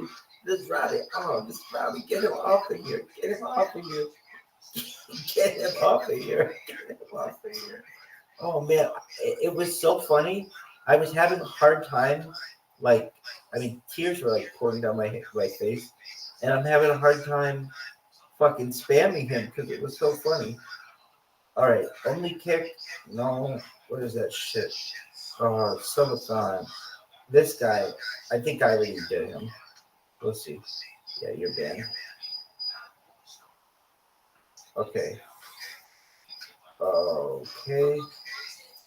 The further down they are, depending on how you rank it, but right now for your uh, the less people there are. Sorry, there are 110 at this point. The 75 here. Let's see here. What's this guy? I like people who are alone, just with a camera. Like if you got a bunch of shit going, or you're hard to see, or it's just a video game, I don't like it as much. I mean, it's cool if that's what you're doing, but like for spamming you, it's not as good. Oh, hold on, we gotta get this right. This guy seems really nice. I honestly don't like doing it. I love this guy. I fucking love this Mike. This what's his name? Mike Small or something like that. Oh my God, it's so funny. That motherfucker is so funny. All right, it's Jay Sosa is the next target. He just looks like a nice guy though.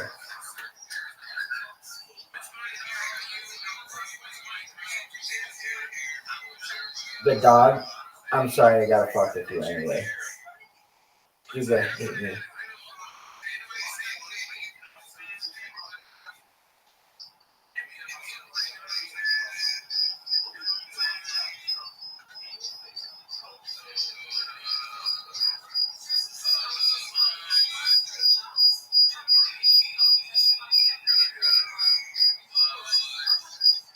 Okay, they banned me.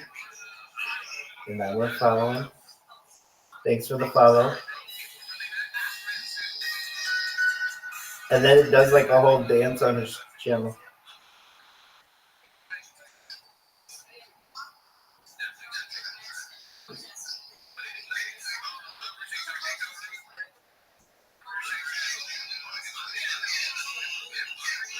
They're like getting bot rated. Alright, and now we'll follow him. And do you see? It's all over the guy's fucking channel. Look at this. It's like a thing. It comes up Rabbi Rothschild, and it's all his fucking text. What does he say? Nah, he was in my shit. See? See? I'm getting into everybody's shit.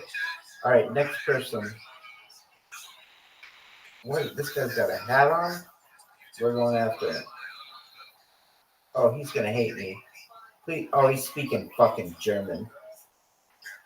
That's okay. We'll fuck with him anyway. Oh, he's got it to wait 5 minutes? Fuck you, dude. Alright. Fucking German. Alright. Ask away. Is it German? Who the fuck cares? Anyway, moving on. Chat focus, glitch gold. Let's see what this guy's got going on.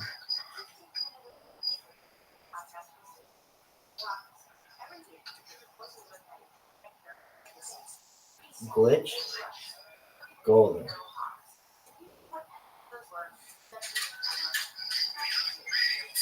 All right. Follow. No, here we go.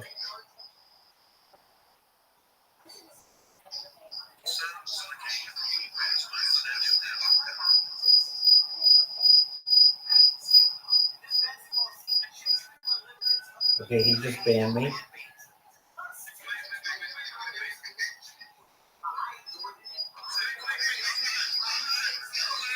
Now he wants to unban me.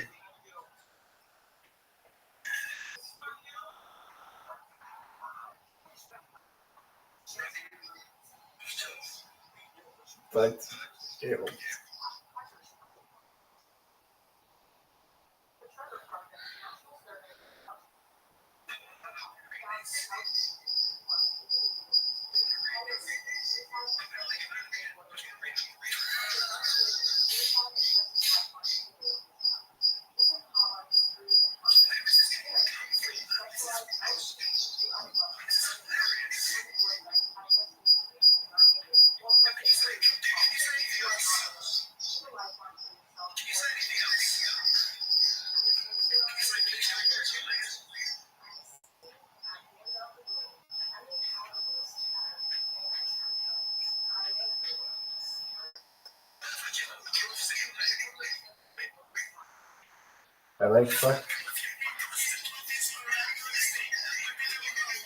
I like fucking gilfs, dog.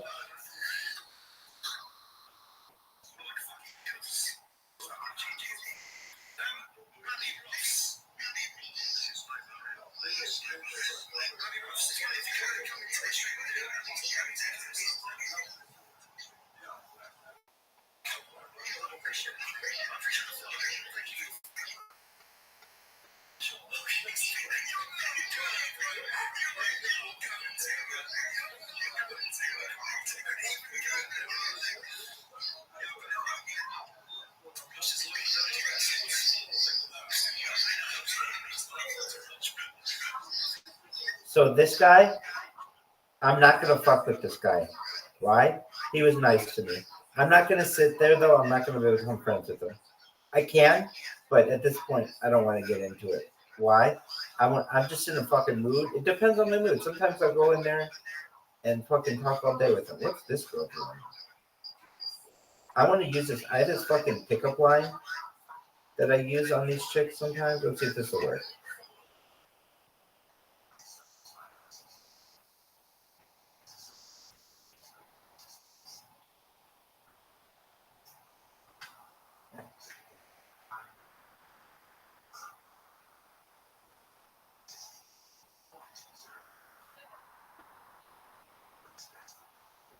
Okay, she just asked me what's my best pickup line. She just asked me to raise her up. All right, let's see if she laughs. I already put it. Girl, check it out. Damn, bitch, come on. Fucking read your chat. Bitch, read your chat. Read your chat. I'm rizzing her. Girl. Read your shit, girl.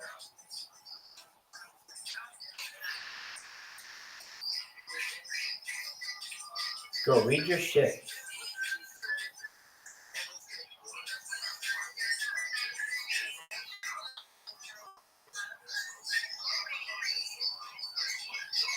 Here we go. She's gonna read my shit.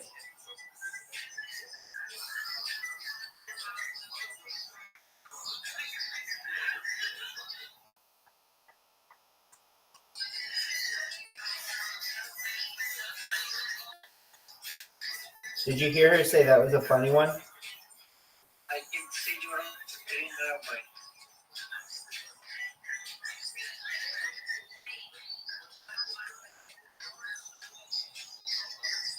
You said you can see my screen? Oh, you can't. You can't. Okay, it came down. Oh, damn. Okay. Start broadcast. Here we go. Darn it. Okay, so this pretty girl, I just made her laugh. Apologies that you can't see it. You couldn't see it. All right, this bitch.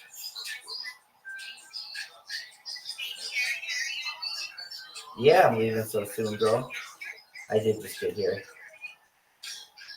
I just hit it and quit it, girl.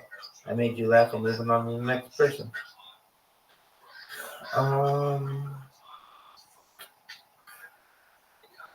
Let's see here.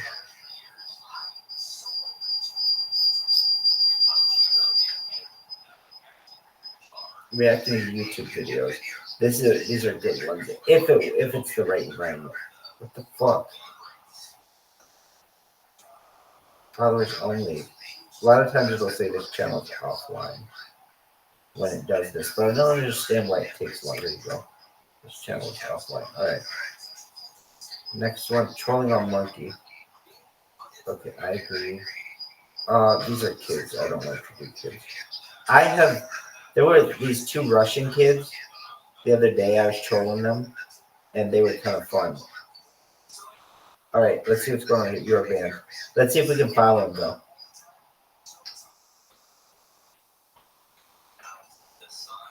I can. Okay. And what else? Just going through the secret. There are a ton of people we can get. Monkey Oliver. Let's get this guy. I'm just going to hit him really hard. I'm not going to use the other device. I'm just going to go for it. Just spam the shit out of him. See how long.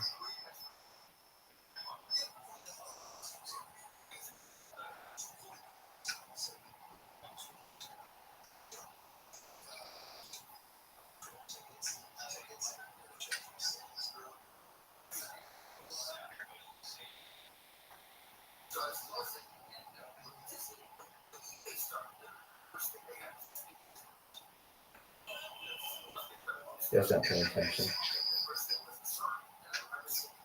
Alright. Let's share this bitch. Jim Gamer.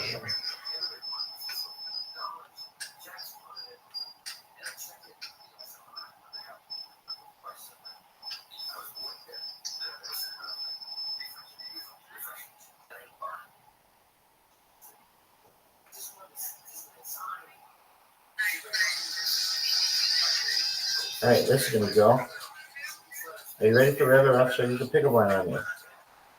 Bitch, go.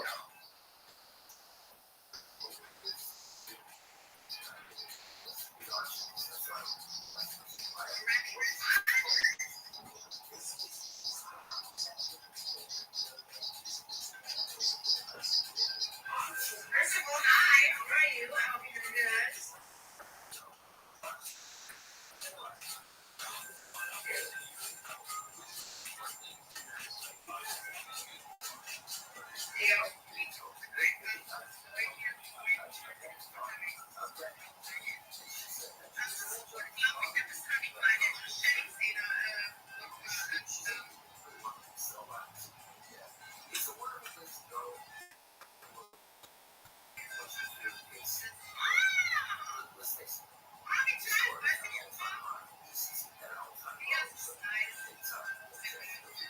Squirrel Gunner, can you hear me?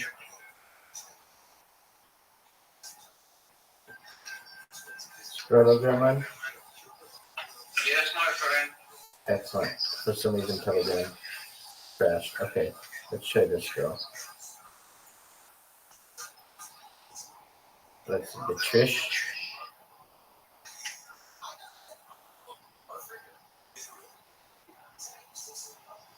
Alright, let's just go. Power 59 seconds. Alright.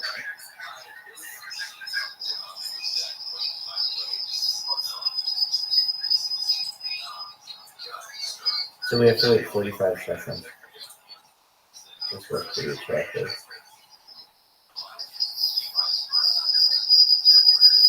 She only has 12 followers.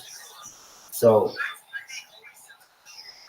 a lot of, she'll have way more in like a couple months. I don't know how long she's this shit.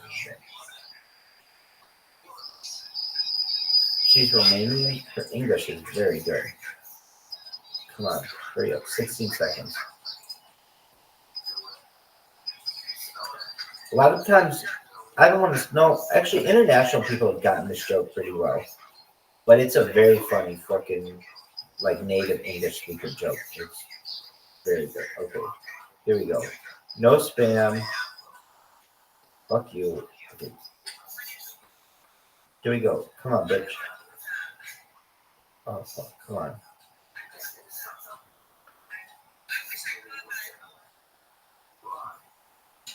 Are you ready for Rabbi Rothschild to pick up line on you? Oh, they fucking banned me. Fuck you. I don't think she did. I think one of the moderators did. Alright. Now here.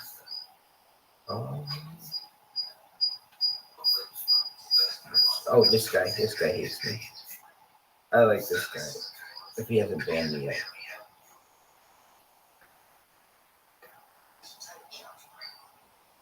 Oh, cool.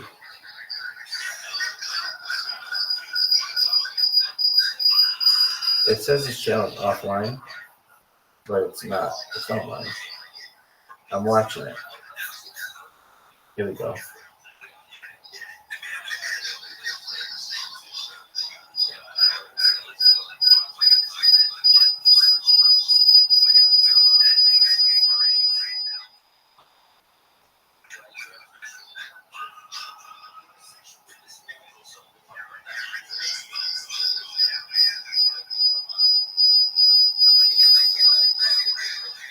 Oh, got him.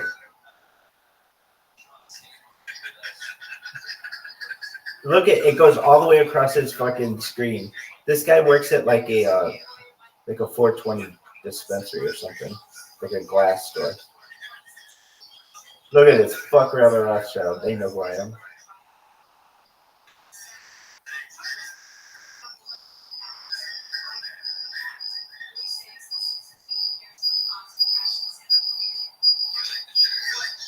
Watch how big this thing's gonna be on his screen. It's gonna take up the whole fucking screen. There it is, like its face. Fuck that, right?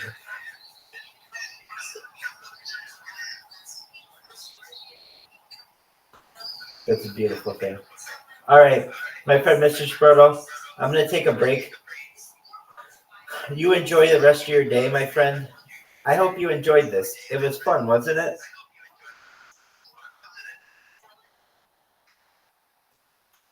Well, I enjoyed it. I enjoyed having people here to do it. Did you like it, Sproto? Yes, my friend, it was fun. It was fun. I agree. Alrighty, my friend. I'm gonna work on my robots, make sure they're still working well. You take care. Enjoy your day, okay? Okay, my friend, it's nice. It's nice. You enjoy the go ahead. Take care, buddy. Okay. Bye-bye.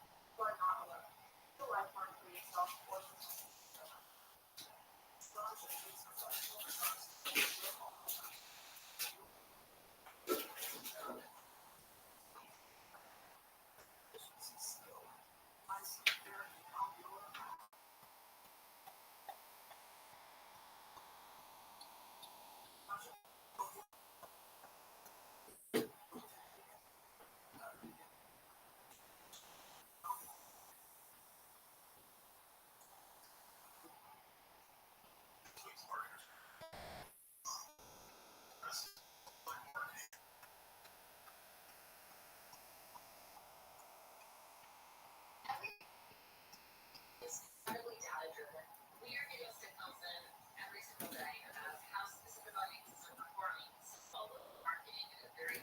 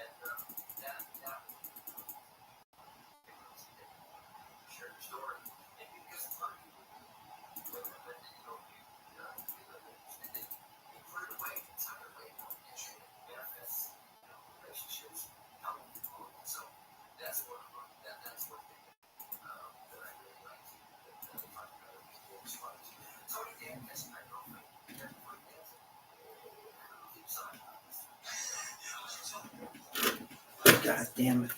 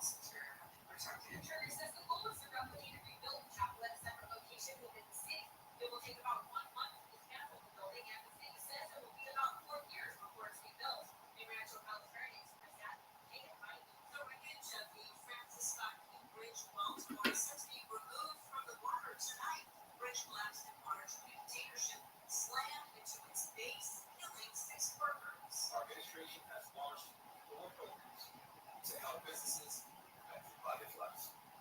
So far, we've been able to help 306 businesses for $22 million in support. Maryland Governor Wes Moore says they remain on track to reopen the full 50-foot channel tonight. He says they're already getting large ships in and out of the port of Baltimore. The IDF has pushed deeper into Gaza's southern city of Rafah, ordering some 300,000 people sheltering there to flee. ABC's Marcus Forces many people had originally gone to Rafah to seek safety from the war. The IDF saying its latest operation there is precise and limited in scale. Positive offices have also been dozens of civilian deaths. Egypt has issued response to Rafah offensive yet by saying plans to join South African states. Fragments of a Soviet-era missile within Bestlenmeden bir tane çıkar. Diğerlerine ele launched the missile.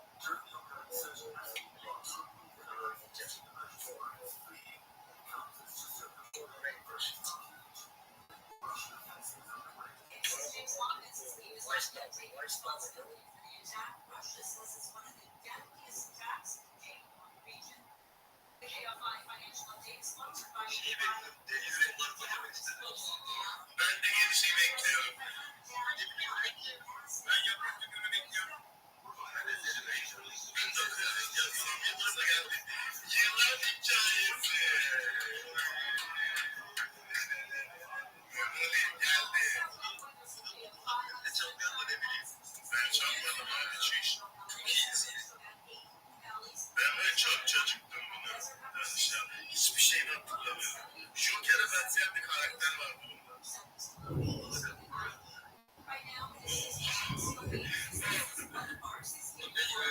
İki günde de yılan hikayesi kazandı. Helal olsun. Nasıl yok ya? Aşkım. Bu ne ya? O şey. Ben de biliyorum. Aşkım. Sadık Bey'in hala aynı hiç değişmemiş. Ya hiç değişmemiş. Başkaları Emel Sayın, Mehmet Ali Erlik, Dua Rutkay, Engin Günaydın. Günaydın. Ayımın takanın kim ya? Şamanlar diye şeyde. Çok çalışan bir kız var ama.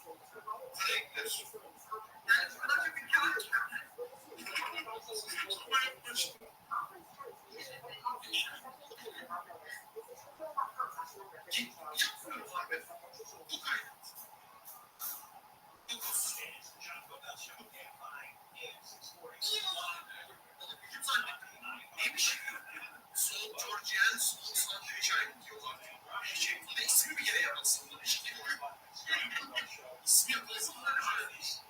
Ayaklarla da bozulması. Andorra, Yemen. İran.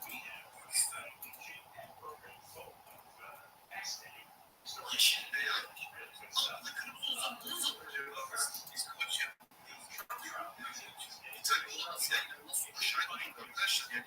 Şöyle gittiğimiz zaman köy merkezden çıktıktan sonra iyice yürüdükler. İlerleyen İran. Nerede İran? 2 saat okuyoruz. Şu büyük yer şu büyük yer İran. Büyük yerde 2000 kilometre demek ki şuralara falan gidiyorum ya. Bana falan bir şeyler yiyor işte. Değil abi. Değil. Aksi de var. Şebeler değil.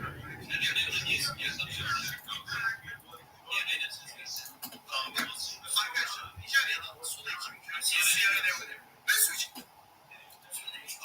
Baktım ama abi ben değil sınırda bekliyorum. Yıldır bir kilt familyamızın yeni çok teşekkür ederim bunun için. Yalnız bu da bence yeni aboneler böyle bir şekilde bir like koymayı atarız. Yani bunun için önemli. Ben 25 mi olmuşsa acaba?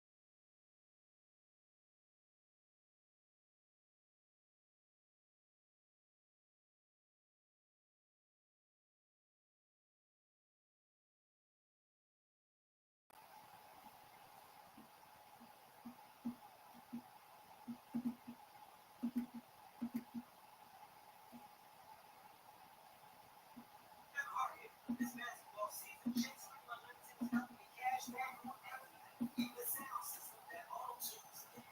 From way downtown.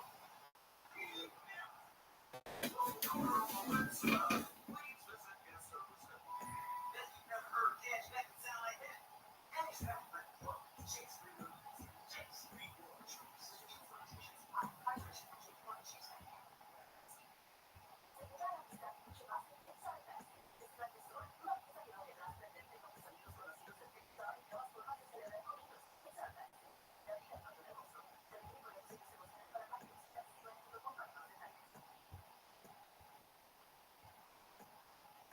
Inspiration? Sharp Kroger program. 1,000 choices. Savings. All low prices. Digital coupons with over $600 each week. Get up to $1 off per gallon at the pump. More savings and more installment flavors make Kroger worth it every time. Kroger, fresh for everyone. More restrictions apply. We've locked in low prices to help you save big. So one, look for the locked in low prices tags and enjoy extra savings throughout the store. Kroger, fresh for everyone.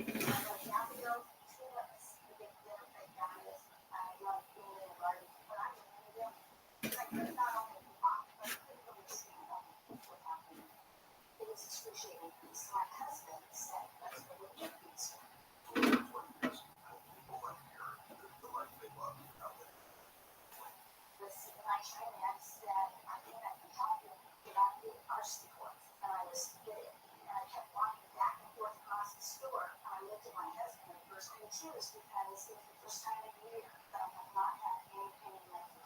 I have had no pain since the day I bought it. I can do whatever I want. There isn't any place on my property that doesn't have drought 365 days a year. I still can't believe my hands tip and backs like it used to. See what we can do for you. For your personalized our support there. The Fit Store. The Fit Store. Oh, my God.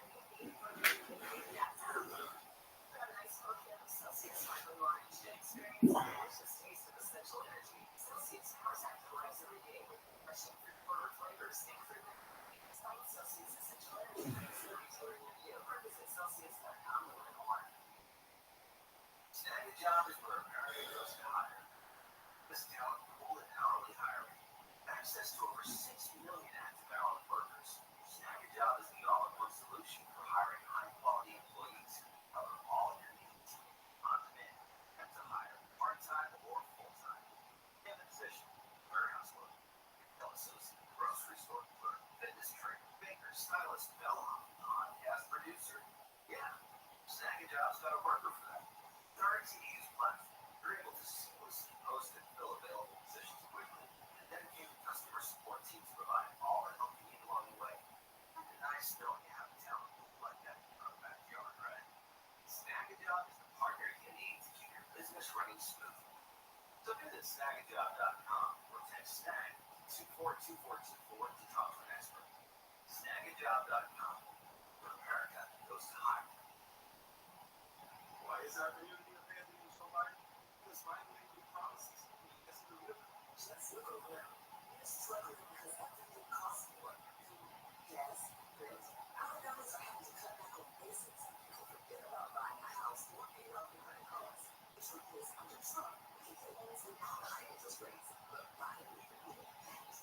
You know, it is going to be better with Joe Biden than legal immigrants. Biden's open border study Mexican cartels flood our neighborhoods with drugs and crime. Worse, he's helping pay rent for illegal immigrants with our tax dollars, while our families struggle to make ends meet against handouts to these illegals. We have real problems, but Biden's working on everyone else. Things were better before Biden. And the truth is, Trump had our back. Biden let us down, and he's not being mindful with it. Looking at the way we work responsible for hostages and otherwise like we can't get things. Listen, very concerned about crime, violence, our own personal safety. Don't try to take on the savings because you think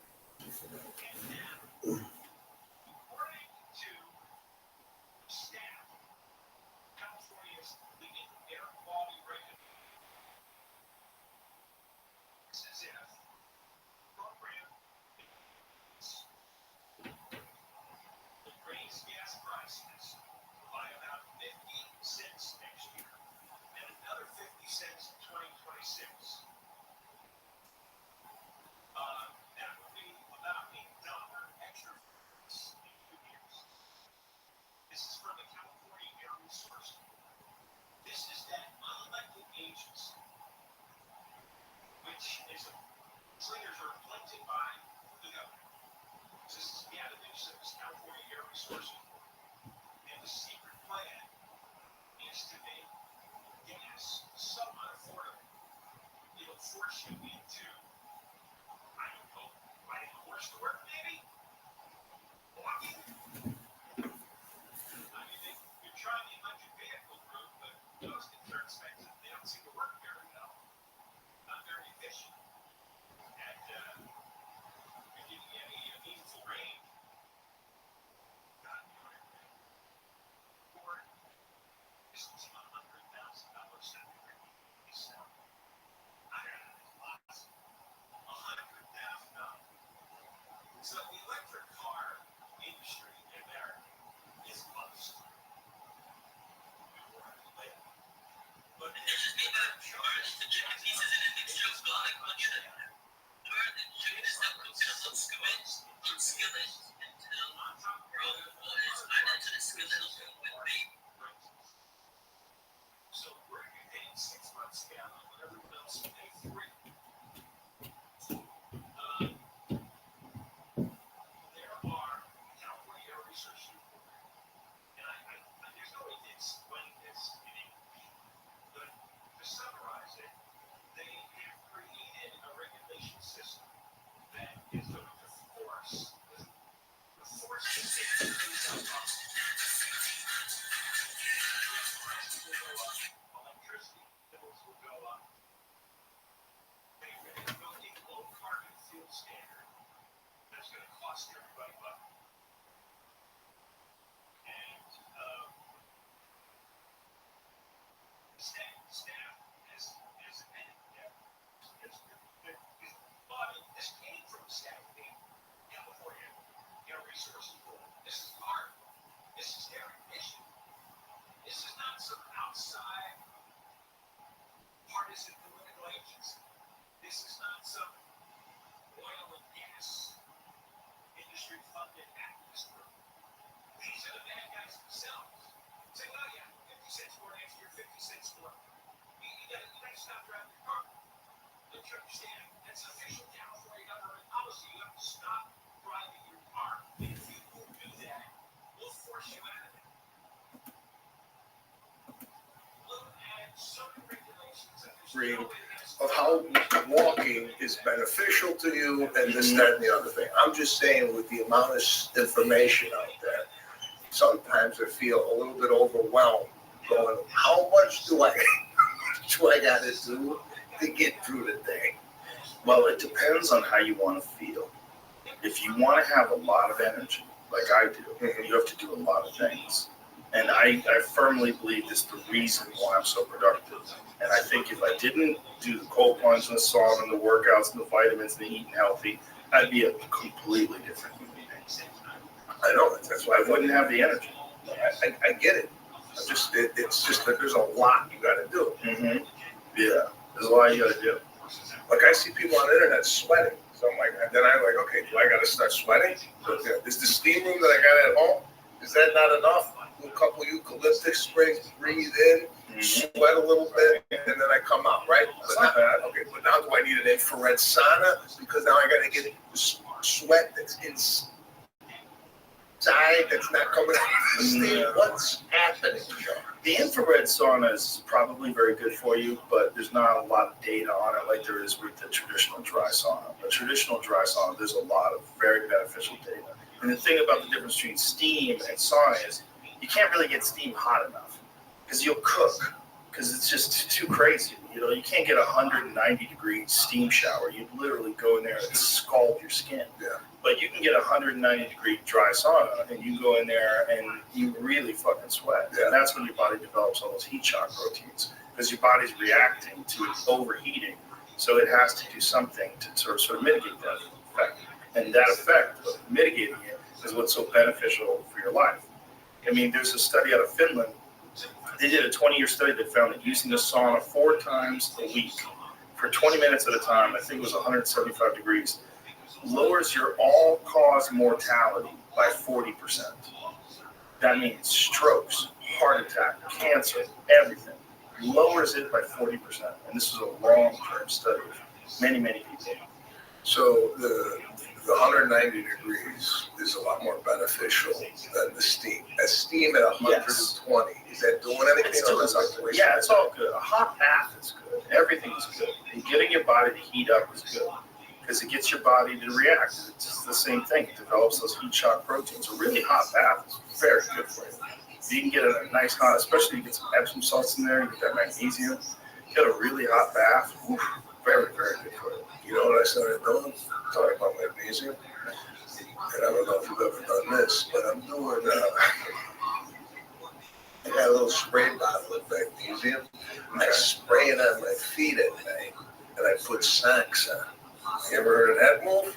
No. Why do you do that? Saw it online. Hey, let me try this. I'm a guy, I'm telling you right now, this is what I do. I don't do research. None? None. I see that, I go, oh, the guy sprayed it in magnesium on it, so he put the socks on. I'm going to try that tonight. That's it. That's it. No Google search? No Google search, no nothing. Okay. It could be killing me for all I know. I don't think it is. But I'm doing magnesium feet sock sleeps. Does it seem to have a change in the way you feel? Again, haven't done it consistently enough to even find out if this is helpful. Right. So I'm a guy that does like things kind of on the whim, and there's really no consistency with it, right? Let's look into it for you because the magnesium foot spray. That's it. Now I'm interested.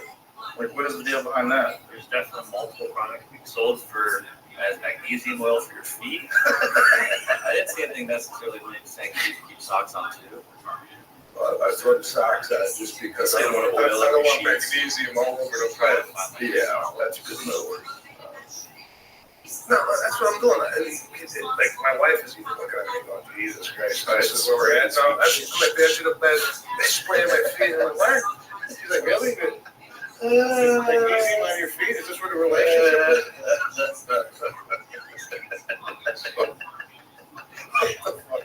So, I don't know if you, the internet probably don't even have this information. I saw it like on a random, I think it was an Instagram video.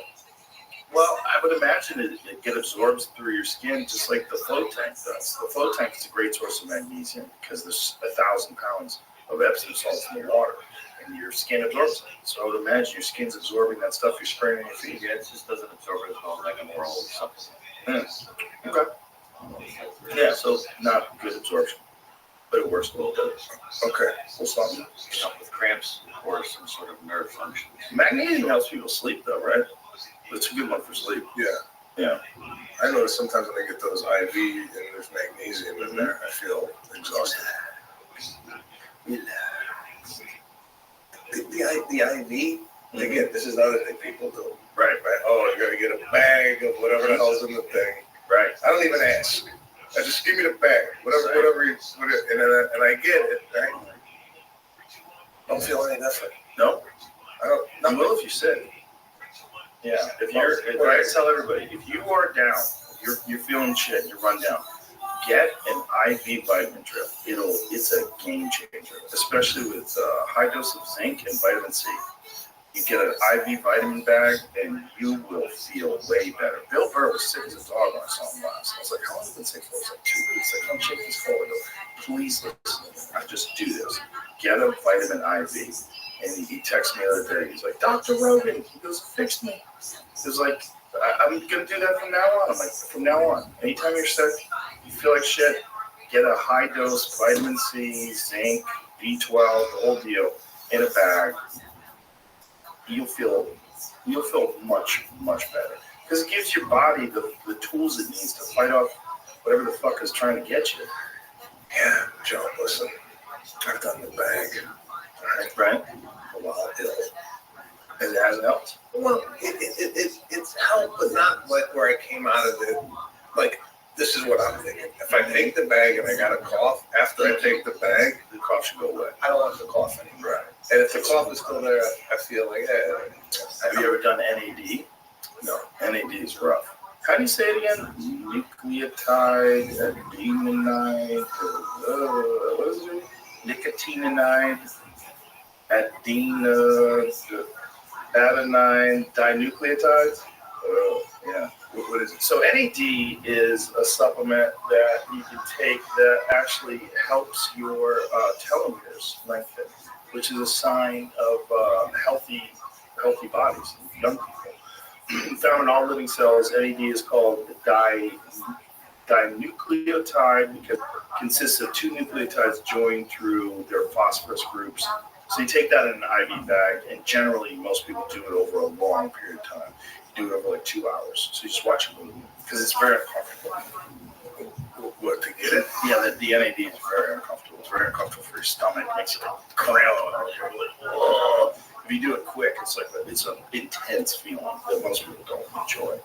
What's the benefit? There's a lot of benefits. There's a benefit for your immune system. There's a benefit cognitively. You feel much better. You come out of it, and your body's replenished with that stuff. You just feel fantastic. Okay. You feel really good. That's something else I got. But that's one that needs some time, unless you can go hardcore and just like deal with the uncomfortable feeling. Hardcore, nothing. In my life is hardcore. Interesting. Do you have an aversion to hardcore things, or is it just how it all panned out? Just a lot of hardcore for me. Hardcore is comedy. That's what I think. Okay. One thing you're all in on. So other than that, outside, I wish I was more interested, dove into things a little bit more deeper than I have. Everything is on the surface. Do you really wish that? Because I feel like if you did wish that, you would just do it.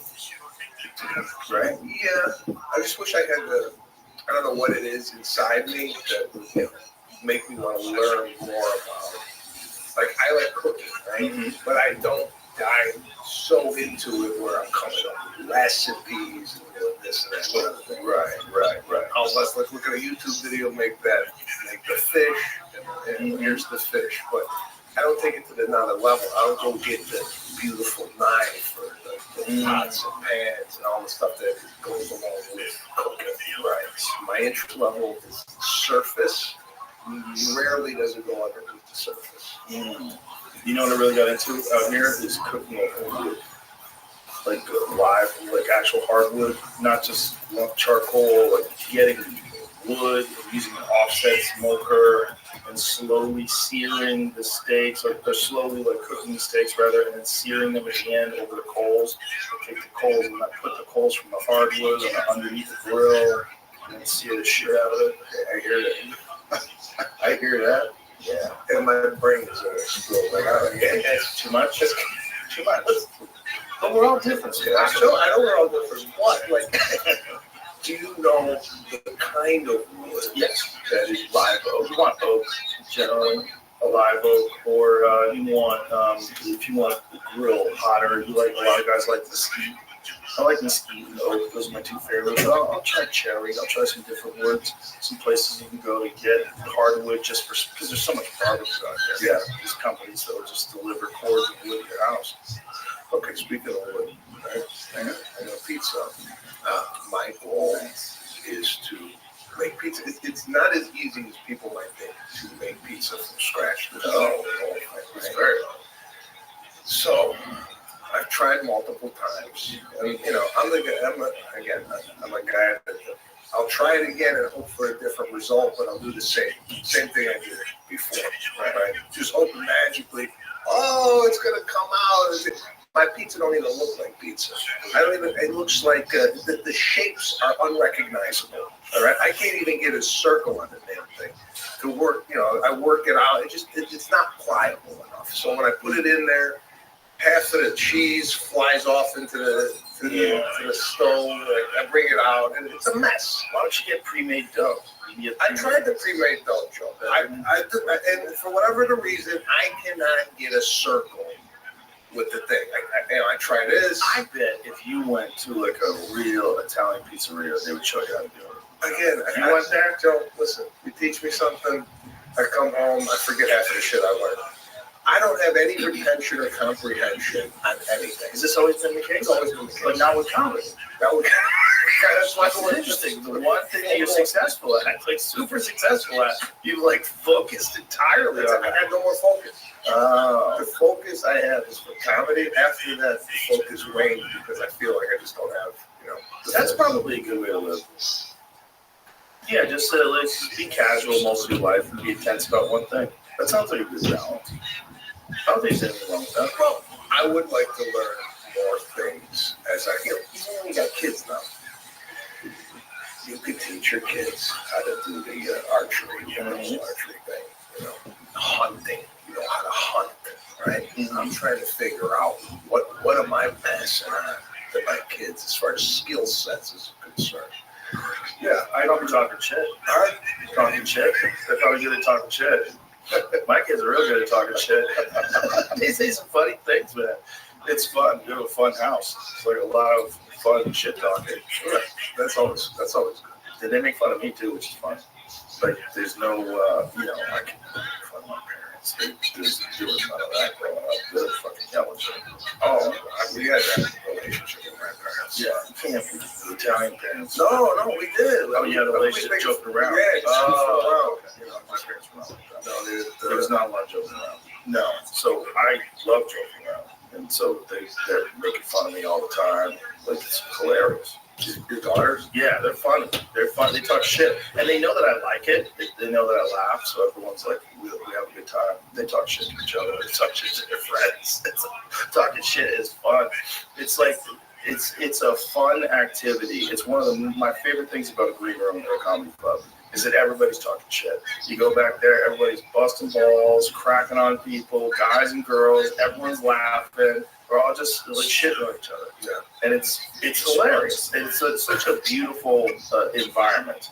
Like a green room of a comedy club where you're around a bunch of good people and everyone's laughing and we're all jazzed up because we're about to do shows. And, well, I wish you were in last night. I wanted to take you to the club. Yeah, I wish I would have came. It's so much fun, man. It's such a great spot. But here's my thing with that. Here's my take on the green room.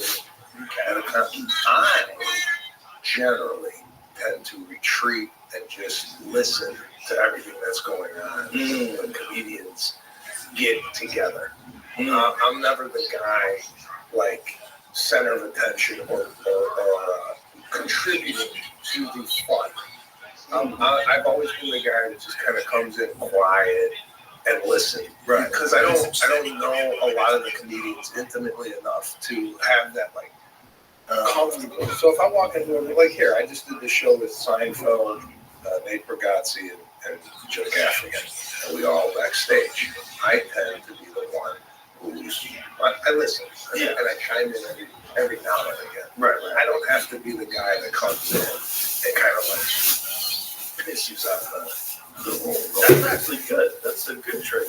Yeah. And also, when you're around those guys, like, hey, what a great time to sit back and listen. You got Seinfeld, Nate Bargatze, and Jim Gaffigan in a room together. Look at that. Yeah, so we had a great time, but I'm just when was that's crazy. What? I was gonna say, like, look at you. You look like an Arab. Doesn't even look like you. When did you turn into a guy from Palestine? I don't know. What is that photo? What did you put a filter on you? That does not look like you. Am I right, Jimmy?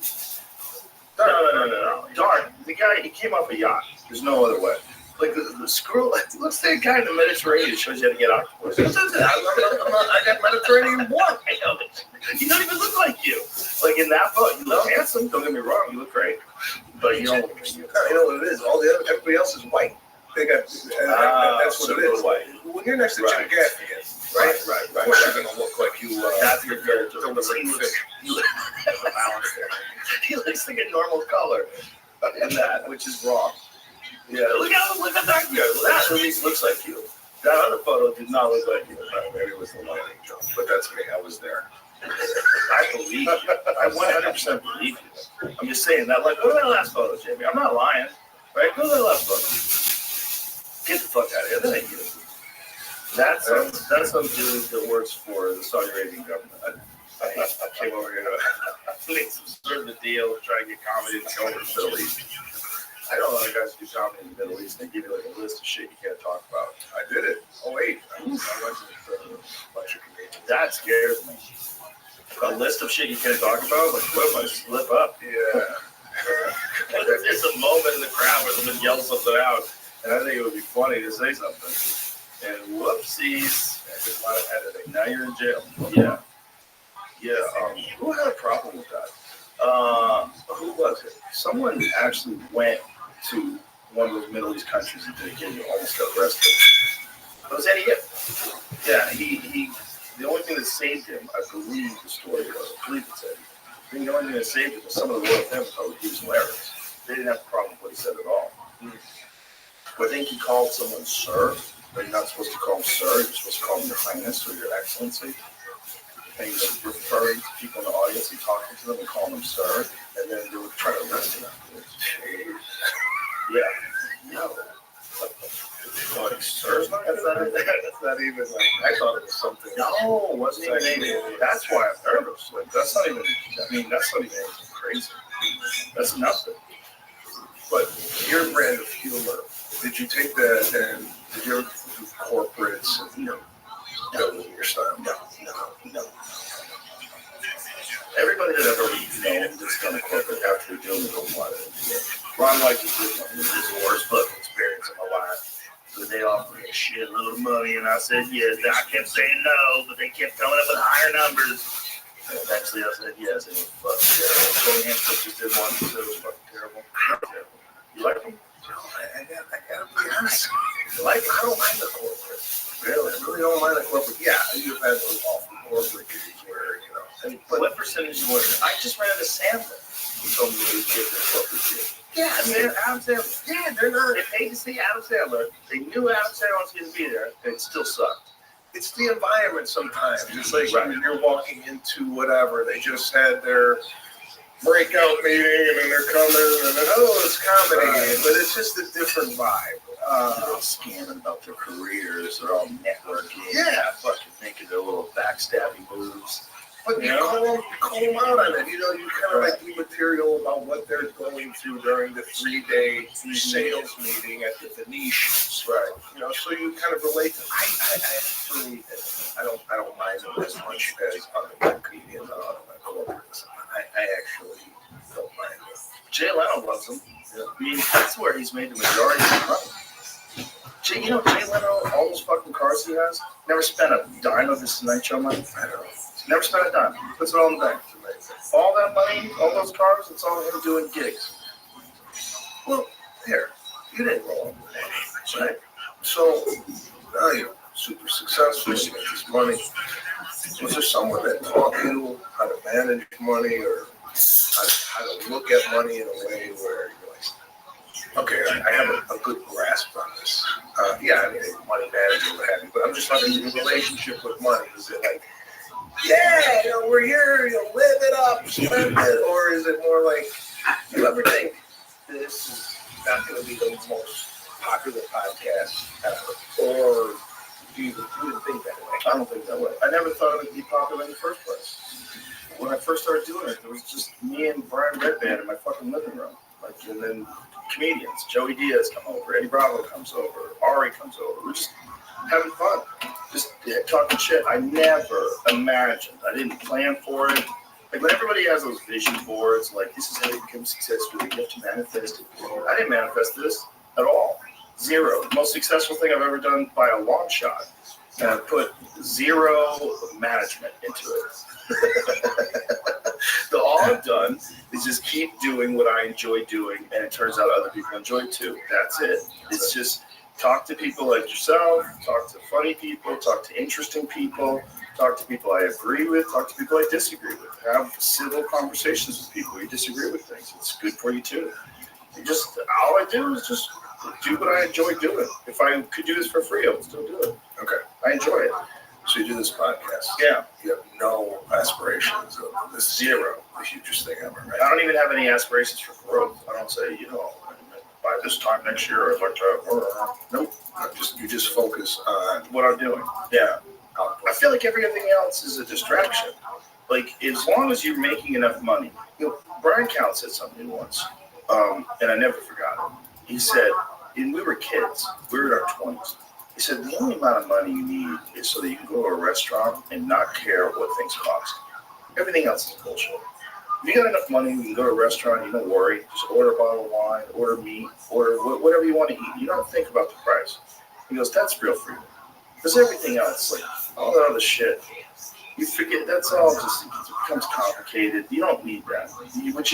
Real freedom is the freedom to not worry about your bills. That's the real, like, I experienced that jump when I got a development deal. So I was like, I guess I was 25, 26 maybe, 25. I got this development deal from Disney. And it was like $150,000. I couldn't believe that I had $150,000. This is nuts. And I felt like a physical weight lift over my shoulders. Because back then I was a road comic. You do a gig on Thursday, it's $200. You do a gig here, it's $150. You're scraping together enough money so that you can pay your bills. And you were always worried about gigs. Always trying to fill my book. Always trying to call booking agents, drive to Connecticut, drive to Jersey, where I got to go to make some money.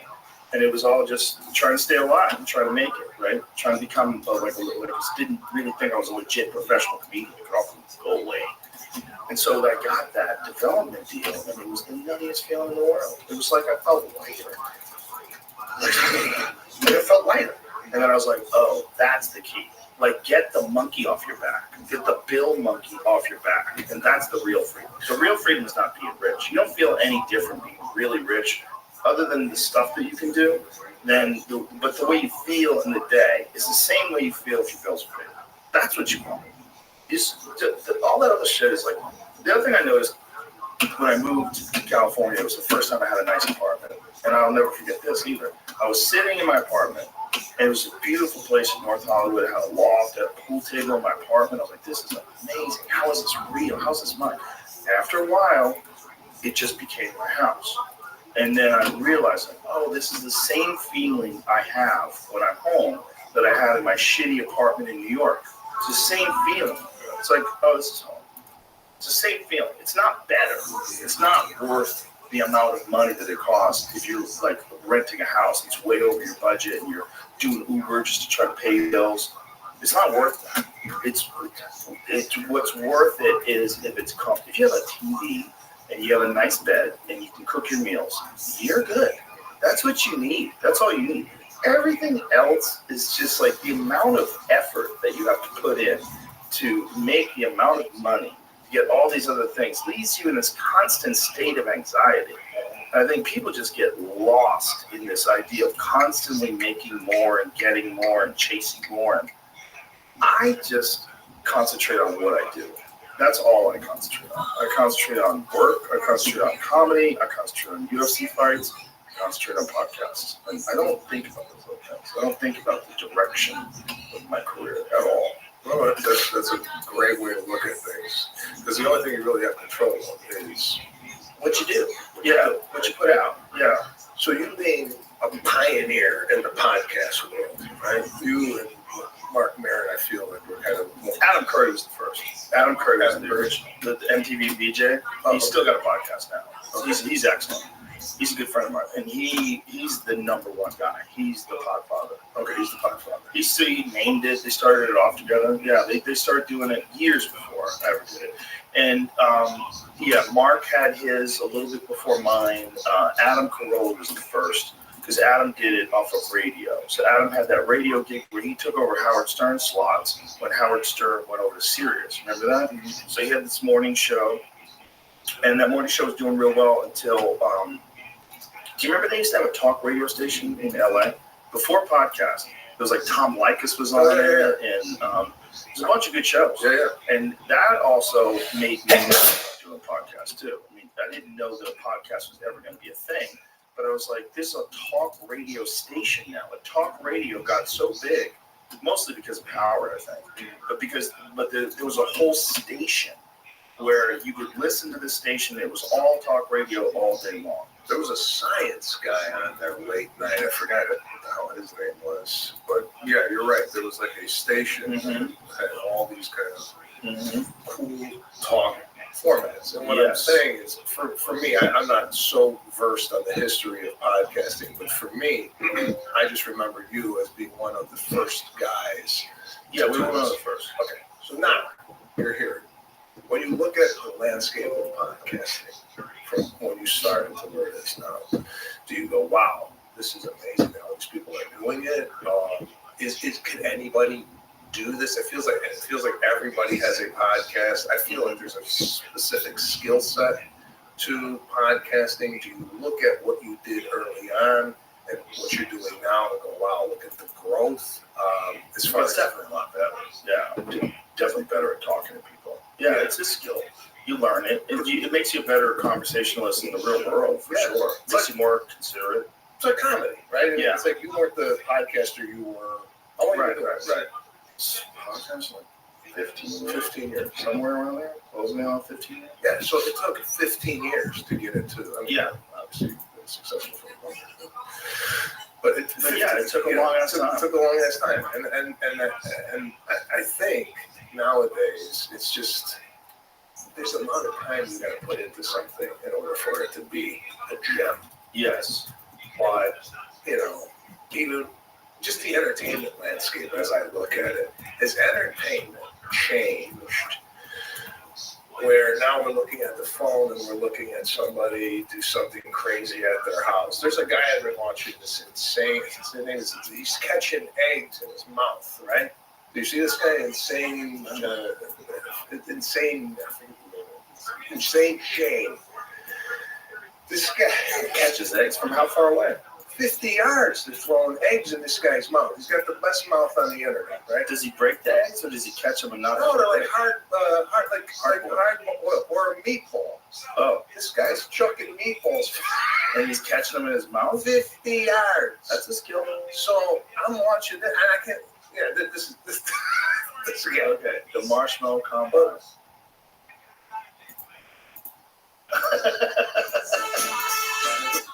He's not catching all of them. No, he's catching. Oh, he's catching them and spitting them out. Oh my god, that's insane. These guys throw 50. Who throws a marshmallow 50 yards? Yeah, like I think they're like ex-football players or the guys that are throwing. What's the guy doing routes? Catching marshmallows in his mouth. This is crazy. People are trying to block him. That's crazy. He's catching the marshmallows. That's amazing. Okay, so That's a skill. So I'm watching this now. All right, this is entertainment now. Okay, he's got 1 million followers. Yeah. Insane Shane 1. Shay, SHAY. He's diving off speedboats, catching them in his mouth. I mean, look at this guy. Who would have ever thought that would be a thing? Oh, God. This is a real. This is catching real football. So, has entertainment in your eyes changed where it's changing? Where this is now what people are watching instead of maybe a movie or a TV show? Well, it's definitely consuming a lot of your time. I mean, if you look at your screen time, like if you look at my screen time on my phone, on an average day, it'd be more than 4 hours. And how much of that is doom scrolling? A lot. So that's entertainment. So would I have been watching television during that time? No, probably not, because you can take your entertainment with you now, which is even more distracting. Yeah, but you're not watching. You said you did an hour of Instagram. Yeah. You're not watching like a movie or a documentary. Sometimes not. Yeah. I mean, I spend a lot of time doing that too.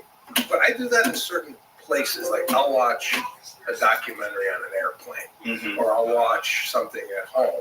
Right. But I generally don't take my phone and I'm walking around the house watching documentaries, right? Because Right. You sit down. you sit down and enjoy Yeah. it. But this is something that I would probably, if I was on my phone from the kitchen to the bedroom, Right. watching a guy catch Yeah. marshmallows. My question to you is, Okay. if the internet or social media wasn't around, Mm-hmm. do you think that guy would be around?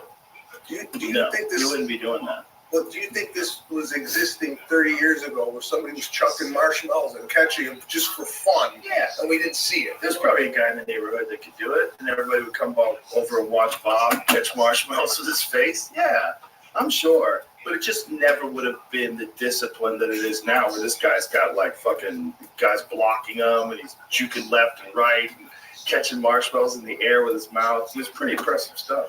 So do you think the social media and internet spawns this type of stuff? 100%. 100%. Yeah, 100%. It is a new form.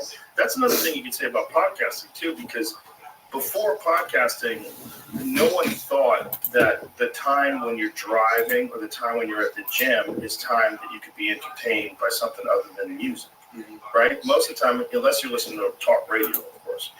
But now the podcast thing is like you could pause it at any time, you can start at any time. So if it's an interesting podcast and you got a 2-hour road trip, now you're occupied. Now the road trip's easy because now you're driving, but now you're listening to some funny fucking shit. Joey Diaz is telling stories, and it's great. I mean, so this area of entertainment wasn't available. It wasn't being utilized before.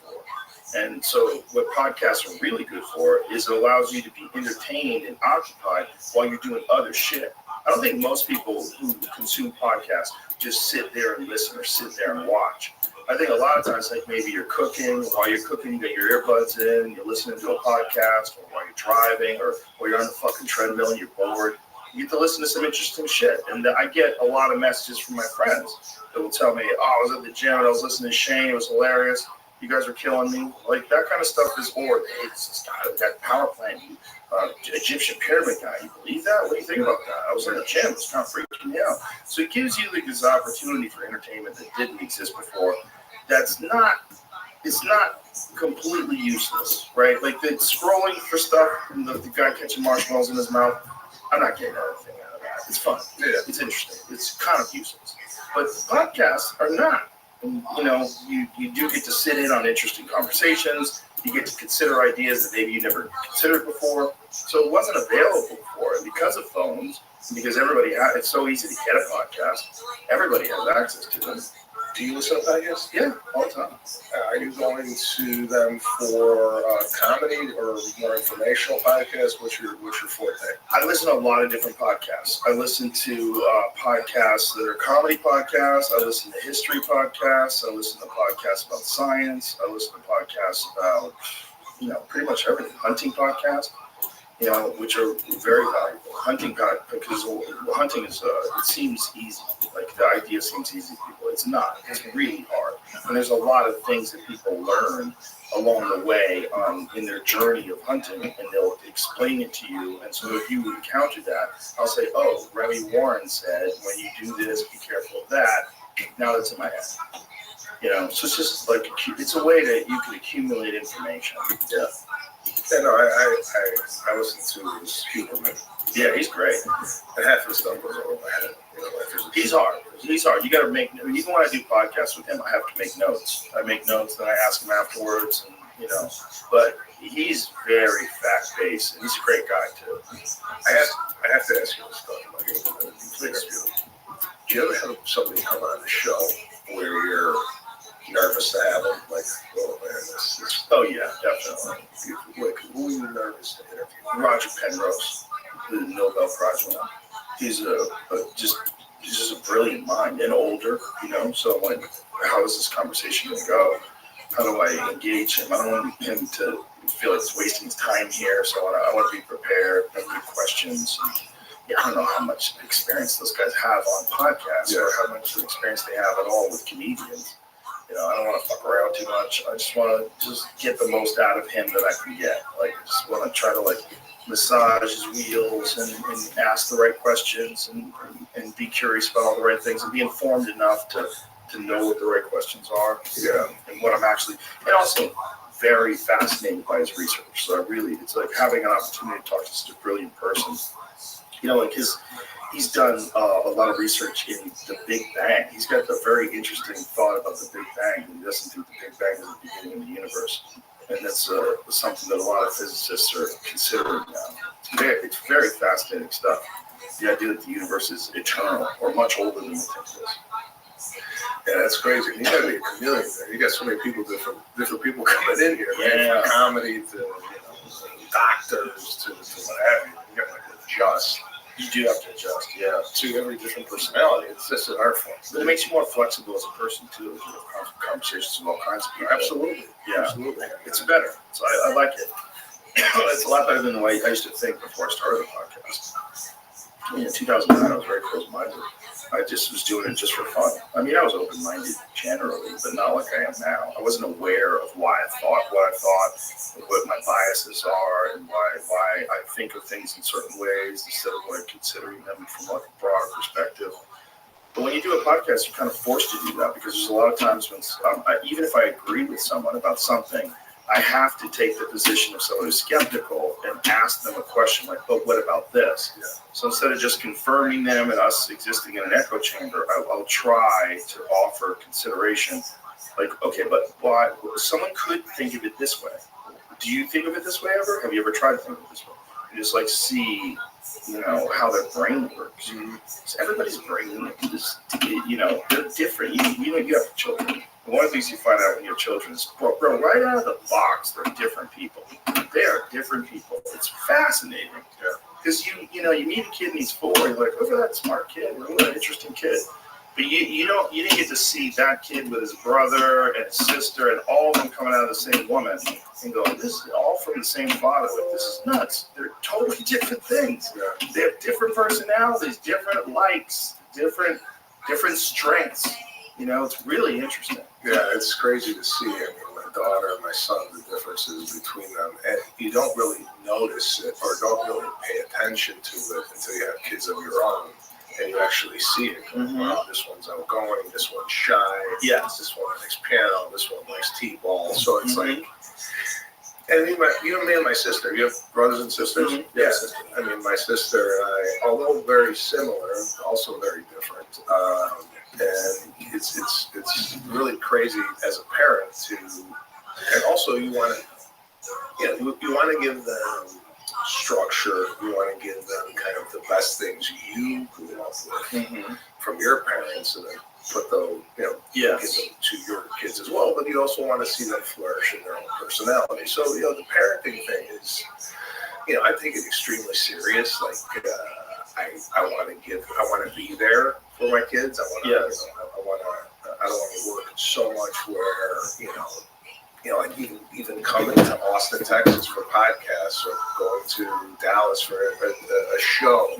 It's like, you have to think about that. It never used to think. I would be like, book it, just get it, book it. And now it's more like, hey, are we coming to this run? Are you guys going to come to New York? Right. So that helps a lot. That helps me a lot. If I can take my family with me. I take them with me a lot of times on Vegas UFC trips too. It's nice. Yeah, it's nice, especially now that the kids are getting older. That we can travel more. Also, Vegas is a fun place to do stuff. There's other stuff we could do before the fights and stuff like, I don't know if you ever done escape rooms. You ever do escape rooms? No? Escape rooms are fun. I'm claustrophobic. And this just happened to me recently. Don't get that tank then. Don't get that sensory deprivation tank. It happened to me on an airplane. Oh no. Sitting at the window seat. It just overcame me. I can't get out of here. And ever since then, like I have to have an aisle seat if I go to a theater and watch a show. I can't be confined. You just came out of nowhere. Out of an airplane. Wow. And I had to go in the back for 2 hours and hang out with the flight attendants and like stand on the rest of the time. Wow. So did you tell them what was going on? Yeah, I said, listen, I'm pretty sure. I'm crawling out of my skin. I'm sitting next to 2 people. I feel like I'm trapped. I can't get out. So I'm very anxious now if I get out of an airplane. And here's one. Okay, get out of the airplane. I hate to do this, but there's a family, and the father's like, do you mind changing seats? So my daughter would sit next to me. I said, well, where's the seat? And it's the window seat. I can't go over there because I'm claustrophobic. And of course, he was looking at me like I was making it up because I would have. Right. I mean, somebody told me that this fucking asshole won't let me sit with my daughter. Right. But it's so bad where I can't sit at the window. Well, you could always ask someone else. You could just ask someone else. Yeah, but you were by yourself. I feel like I let him down. Yeah, I'm sure you did. Yeah. I'm never that guy. I'm always very cooperative. Whatever Yeah, me too. you need. I'll always move seats. Yeah. I'm always worried about other people freaking out. Like, there was a video that just went viral recently of some guy saying he was going to take the plane down. This guy stood up in the middle. See that guy, Jamie? There's a few later. That's what I always worry about. I worry about someone freaking out. I worry about another person that you're going to have to deal with. I feel though if somebody's Didn't he freaking stab people? Didn't he stab someone? He had like a little knife on him and he stabbed a couple of people. Yeah, he was saying that he was going to take everybody out, but oh god. I feel if you're on an airplane and that's happening, you would be one of these guys that would handle it, right? Yeah, the problem with handling it is you're probably going to get sued and you might even get arrested. It depends on how much damage you do. You know, you could permanently damage someone. People are very flippant about beating people up, but you could easily permanently damage someone. No, I believe me. I believe you can. I'm just saying you have that. I think that instinct that you know, like, what's the problem? Where I have more of an instinct of, is there a Joe Rogan on the plane? No. I was on a plane once with a lady asked me if I would help her. These two guys were fighting. One guy got in first, and he put his briefcase above this other guy's seat, and then he sat down. And the guy who's right behind him goes, no, that's my spot. That's my seat. That spot over here. He goes, no, it's not. It's first come, first serve. Put it somewhere else. It was open. I put it in there. And he goes, no, that belongs to my seat. And then they started getting, like, belligerent with each other. It started getting, like, to the point where, like, oh, my God, these kids going to fight in first class. And so then this fucking lady, who is the flight attendant, she came in and told them both she was going to have them removed from the plane, sit down, shut up. And then she came to me and she goes, if anything goes down, you're going to help me, right? I was like, what do you want me to do? Because if I'm going to help you, it's going to get real messy. Are you going to say that you said it was okay for me to do that to my brother? Like, you know, I'm not gonna play nice.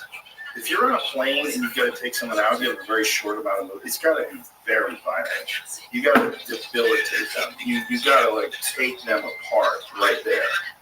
You can't like hope that you can hold on to them and then they relax. Then when you go back to your seat, you got to put them out. Yeah. You got to risk. You got a risk. You know, as you're talking to me, I feel like you're going through a bunch of different moves of what you could possibly do. It's got to be violent. If you got a guy like that with a knife, you're not just grabbing that guy. You're not just grabbing that guy and bringing him to the ground and holding him down. You're going to beat his fucking brains in. You're going to stop his body from moving. Because otherwise it's dangerous. Like you're in a position where you're being forced to use violence against some irrational, possibly schizophrenic. Who knows what the fuck's going on with this guy? And he could kill everybody. Pastor stabbed fellow traveler with weapons of pens and rubber bands on Seattle to Vegas flight. Okay, so what's going on? He fashioned a handmade weapon before launching an unprovoked attack against a man seated across the aisle. Yeah. Why used to be But his pens, so he developed a real lesson out of his pens. He tied all his pens together and held on to them. He said, I planned on attacking and killing him, the defendant stated. Jesus Christ. Defendant felt the mafia had been chasing him the last few months. Yeah, there you go. So he's schizophrenic, and, you know, they don't have fucking scans for that, and they bring him in. During the interview, the defendant admitted to the FBI agents that he was trying to stab CR in the eye to reach CR's brain to kill him. Okay.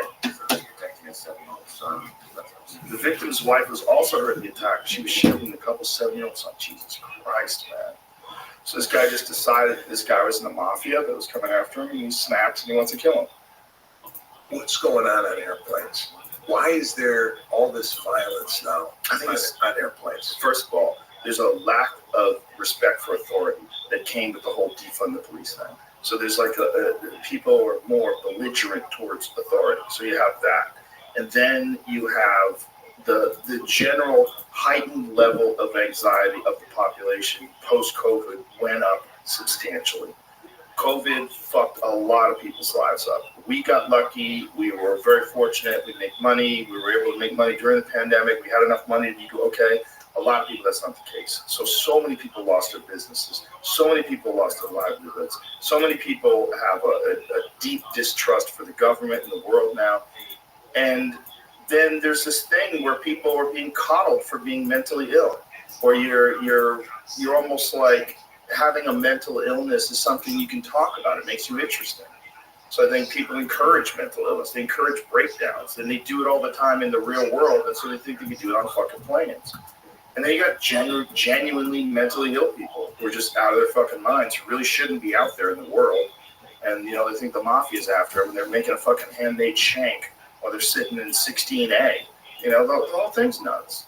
And it's just like, I think people are just much more on edge right now than they've ever been before. And I think a lot of it is a function of mainstream media.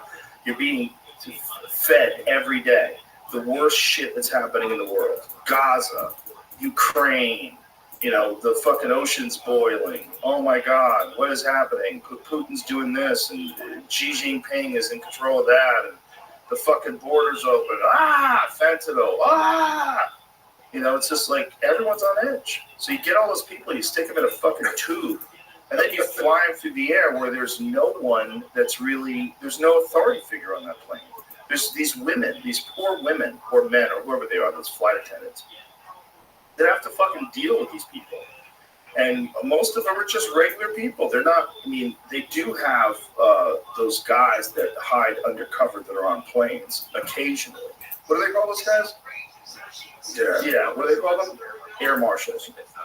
They stopped doing that? Oh, great. Of course they did. All the security, right? They go to the airport. All the security to get on the plane. Once you're on the plane, no security. Like, they got security guy walking around Whole Foods making sure you don't steal an apple. Right. You're 35,000 feet up, and what? Right. The flight attendant's gonna subdue a guy with pens? I mean, Exactly. And who's going to get hurt along the way? What if he did stab that guy in the eye? You know, Jesus Christ. You know, and even Mike Tyson got in a fucking fight on a plane. Some guy kept fucking with him. He turned around and beat the shit out of the guy. And now Mike's getting sued. I saw that. Yeah. That guy should go to, they should ship that guy somewhere where it's terrible. You gotta live here now. What's what you take on this Tyson thing? I go back and forth. I don't generally like the idea of 58-year-old men fighting. It seems crazy risky at this point in your life. You're definitely going to be slower. You're definitely going to be, your reflexes are going to be slower. You can't take shots as much. But I don't think that a 50-year-old man today or a 58-year-old man today is the same thing as what we thought of as a 58-year-old man when we were kids because of hormone replacement. So because of nutrition, hormone replacement, science of recovery, and they've got Mike Tyson doing everything. He's doing all kinds of things. He's not a regular 57-year-old guy. And then you see him hit the pads, and you go, Jesus Christ, man. I mean, this is a terrifying human being. I mean, he's still fucking terrifying. Hitting the bag, hitting the pads. He still has the ability to deliver those punches. And if any one of those hits anybody, they're fucked. You're fucked. It's not like his punches are, 30% of what they used to be. They're like 80 to 90% of what they used to be. Yeah. Somewhere in that range. He's probably a little slower than he used to be. He used to be insanely fast. There's a video of Tyson hitting the bag as a 19-year-old, and he's throwing these combinations like, bah, bah, bah. And he's 210 pounds, 215 pounds, throwing combinations like Sugar Ray Leonard. Like, it's insane to watch. He was so fast. And that was a big factor in his success. He does not have that kind of speed anymore. But he's still fast. He's not slow. I mean, we're watching a 58-year-old man. Crazy, right? Now, 34 years ago, I was watching the We Are the World documentary, and I'm looking at the people. Kenny Rogers is in there, and I'm only 60 years old there, right? And I look at 47, 47 years old in the We Are the World. So the aging process has, there's no way 58 years. Yeah. This guy's 47. That's crazy. He's younger than I am. That's crazy. He looks. He's 10 years Yeah. So, yeah, the 58-year-old man now. Look at young ass Billy Joel. Tina Turner. Willie Nelson looked young. Damn. How old Willie Nelson then? I He's know. 100. That's video. No. How old Well, is he's he? 90 now. I know how old he is. He's I in looked his him up. 90s. 52 years old. Is he really? Yeah. It's amazing. So you're right. 58 years old is It's very different. What was Foreman when he came back? 45 when he won the title. He was 45. 33. I think he was 33 or 36 when he was coming back. They were mocking him, and they beat Michael Moore when he was 45 years old. He's the oldest man to ever win the heavyweight title, and that was before Horn. Yes, that's what I'm saying. I think Tyson is a 45-year-old Foreman. No? Yeah, it's similar. I mean, Foreman wasn't as fast even back then as Tyson is now. Tyson's still faster, but he's smaller too. George is a very big man. George has enormous. He has hands though the size. His fists like the size of a cigar box. They're fucking giant fists, which is a big factor in punching power. You know, this was George at 45 years old, and Michael Moore, who was a sensational light heavyweight, was kind of undersized as a heavyweight. As a light heavyweight, he was a fucking assassin. But George caught him with a 1-2 and put him out at 45 years in a fight he was losing. And Michael Moore was outboxing him.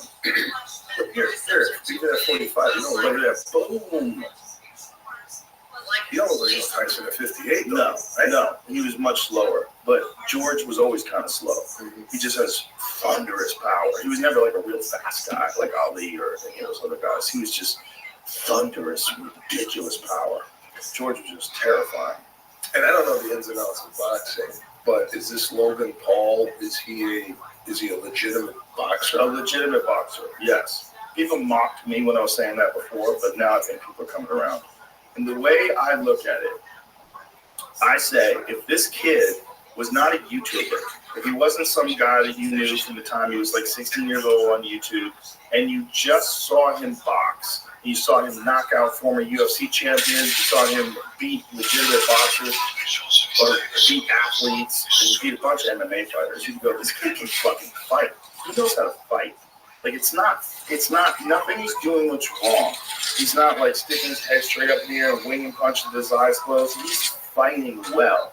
He looks good. And if he was just an up-and-coming boxer, that was this exciting, like highly promotable, like really good at selling fights, you'd be like, this kid's the future. He's really something special. And the fact that he's willing to fight Tyson, even if Tyson's 57, just the fact that he's willing to actually take a chance at Mike Tyson not being able to do what he used to do. Because that's what he's doing.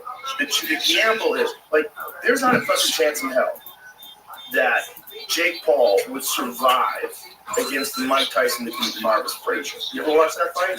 That's my favorite Mike Tyson fight. Because that was Mike Tyson before he won the title. It was ABC Wide World Sports. And Joe Frazier had been talking shit about Tyson, and he was in his prime, he beat Tyson. And so he had his son fight Tyson, and it was an execution.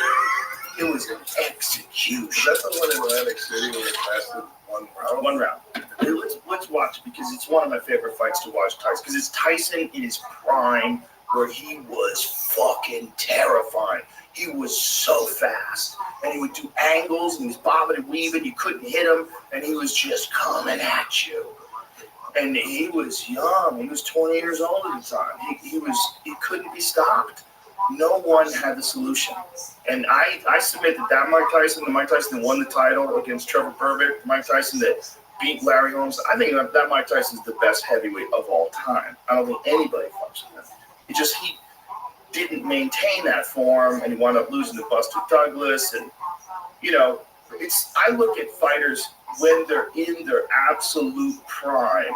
Like, what have you ever seen that was better than this? And with Mike Tyson, I've never seen anybody better. I've never seen any fighter, even Ali in his prime, even Ali when he was Cassius Clay. I never saw anybody who looked like Mike Tyson in his prime. I think you can't maintain the kind of focus that was required to be this guy. Look at Marvis looks fucking terrified, and he should be. Because he kind of knows. I mean, Marvis was a good fighter. Marvis was a good fighter. But this is just a terrifying mismatch. Like if I was a Vegas odds maker, I would put this at 1,000,000 to 1. I'm like, he has to break his leg, like he has to fall down and twist an ankle. Like otherwise, so Tyson was 20 and Frazier was 25. So do you think this is the last we see of a guy like a Tyson? Is there another Tyson out there, or is it? They can always merge. Combat sports always. So this is the beginning of the fight. Look, he's just moving forward, and Frazier's just trying to just bob and weave and find his openings, but Mike never gives you any time, man. He never gives you any time. He's always right in front of you, and he's just measuring you, and it's just a matter of time before he catches you. And here it is, bing! Look at this. Oh wow. Oh wow, Bro, he just puts him away. Just puts him away. It's an execution. It was just a matter of Mike Tyson closing the distance. This Mike Tyson, as fast as he was, as hard as he hits, I maintain he's the greatest. Yeah, The greatest heavyweight ever. Like that Mike Tyson, those fights were, you wanted to see executions. You didn't think anybody was going to beat him. Everybody he fought looked like they were about to die when they were in that ring. I don't think we see this again, Joe. You never know. It can happen. He's a favorite. Yeah. Well, he's 27 years old, and he's a really good boxer. He's a very good boxer. Like, he's a legitimate professional boxer. He fought Tommy Fury, who's also a legitimate professional boxer, a real good one. He's Tyson Fury's younger brother, and he lost a close decision. But it was a good fight, a real good fight against a good fighter. He can fight. Yeah. But if that Mike Tyson from Marvis Frazier fought Jake Paul's dead. He's dead. He's not going to make it. So you have to say, how much has Mike Tyson lost from that 20-year-old guy in the 37 years since then, which is crazy. He'll be 38 by the time they fight. He'll have turned 58 by the time they actually fight. Yeah, but that's the best it gets, right? The best it gets. Best it gets. After 37 years, you got to feel like he's lost some. But he hasn't lost everything. He hasn't lost everything. Yeah. See him hit those pads? Absolutely. He has not lost everything.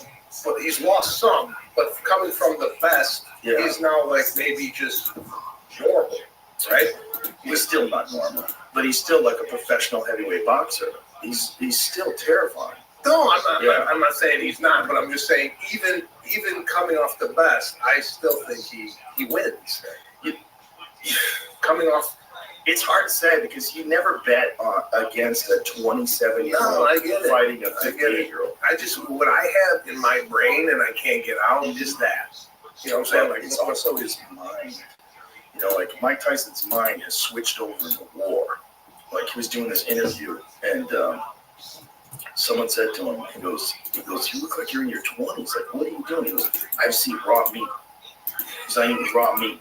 He goes, you're eating raw meat? He goes, yeah, I'm eating raw meat. He goes, because that's what I'm going to eat when I fight. I'm going to eat him. It's raw meat. Yes, he's like, Jesus Christ. He's in this fucking mode. He's in that God of War mode. And that he's still got that in him. And I'm telling you, if you keep giving that guy hormones and you keep giving that guy supplements and he's constantly training, here it is. Look at this. raw meat. Like seriously, like eating raw meat. Are you swallowing it, or remember you used to spit that stuff out? Yeah, I'm not eating that, but my opponent will be raw meat. That's right. Now, I saw the beginning of this interview where he had his shirt on, right? Yeah. And he was sweating so much he had to take the. He took his shirt off, and then he just put the microphone on his shoulder. Yeah. Bro, he's in savage mode right now. He's in savage mode. If I was Jake Paul right now, I would be shitting my pants. Oh, bro. If I'm fighting this guy and I see he's eating raw meat, I call the fucking thing off. It's all the experiences that he has had as a conqueror. You have to take those into consideration. When a man has smashed men before, just smashed men, like when no one can stand in front of him, that is in his mind still. That's in there. There's a dark chamber in his mind that he can open up. Yeah. And I think he's got it open. The question is, can his body move along with it? But that part of his mind, like you're clearly seeing, he's terrifying when he's in the zone. I changed the shape of the table because of him. This table was, we had the table that was this size at the old studio, and the new studio, I was like, maybe we'll make the table smaller. It'll be more intimate. It'll be closer to the guests. And so we had Mike Tyson in when he was 300 pounds. and he was just eating and having fun and smoking weed. He goes, I don't even work out. He goes, I work out to excite myself, to excite my ego, and then I don't like that person. So he just decided that he was just going to be chill Mike Tyson. And then he got this offer to fight Roy Jones Jr. Yeah. So he gets in insane shape. And the next time I see him, the second podcast we do, Mike now weighs 230 pounds, and he's got these muscles in his forearms. So he's sitting there, and he's a different human. He's so intense that I was like, if this table was closer to him, I would be nervous. Like, I wouldn't be able to do my best job as a podcaster. This is the reason why this table is this width. This is the second podcast I did with Mike Tyson. Even Jamie, when Mike left, Jamie's like, that's a different person. That's a totally different person, right? The whole time. I was so glad I was close to the door. Nobody knows that you first. So intense. He was so intense. And that was a fight with Roy Jones Jr., where he just decided, to have one more Legends fight. And he got, look at him. Dude, he is just, what the hell? What are you getting excited? I'm very serious. Oh, you got both things playing at the same time. Hold on a second. You had animosity towards, so when you finally get your hands on him. Hey, what does it mean when fighting gets you wrecked? What does that mean? Good question. Gee, means you're getting excited. Yeah. So that's going through your mind right now. Well, that's how I get when I was a kid, and sometimes I get the twinkle. The twinkle. Yeah. Well, that's what I'm saying. It's like you reached a state as a human being, as a champion, as a ferocious fighter. You reached a state of ability and of accomplishment that very few humans would. I don't know if you can hear him breathing. He's breathing. It's like a lion. When you're hitting the bag, when that heart's beating again, and because I'm firing him up right now, you're Mike motherfucking Tyson. So when you're doing all this shit again, you're still Mike Tyson. Those thoughts have got to be burning inside you again. It's got to be pretty wild. I don't know.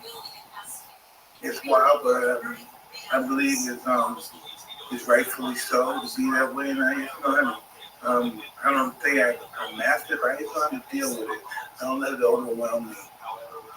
No, of course, it's a strange conversation to have because he was so focused and so intense. It was almost hard pulling conversation out of him.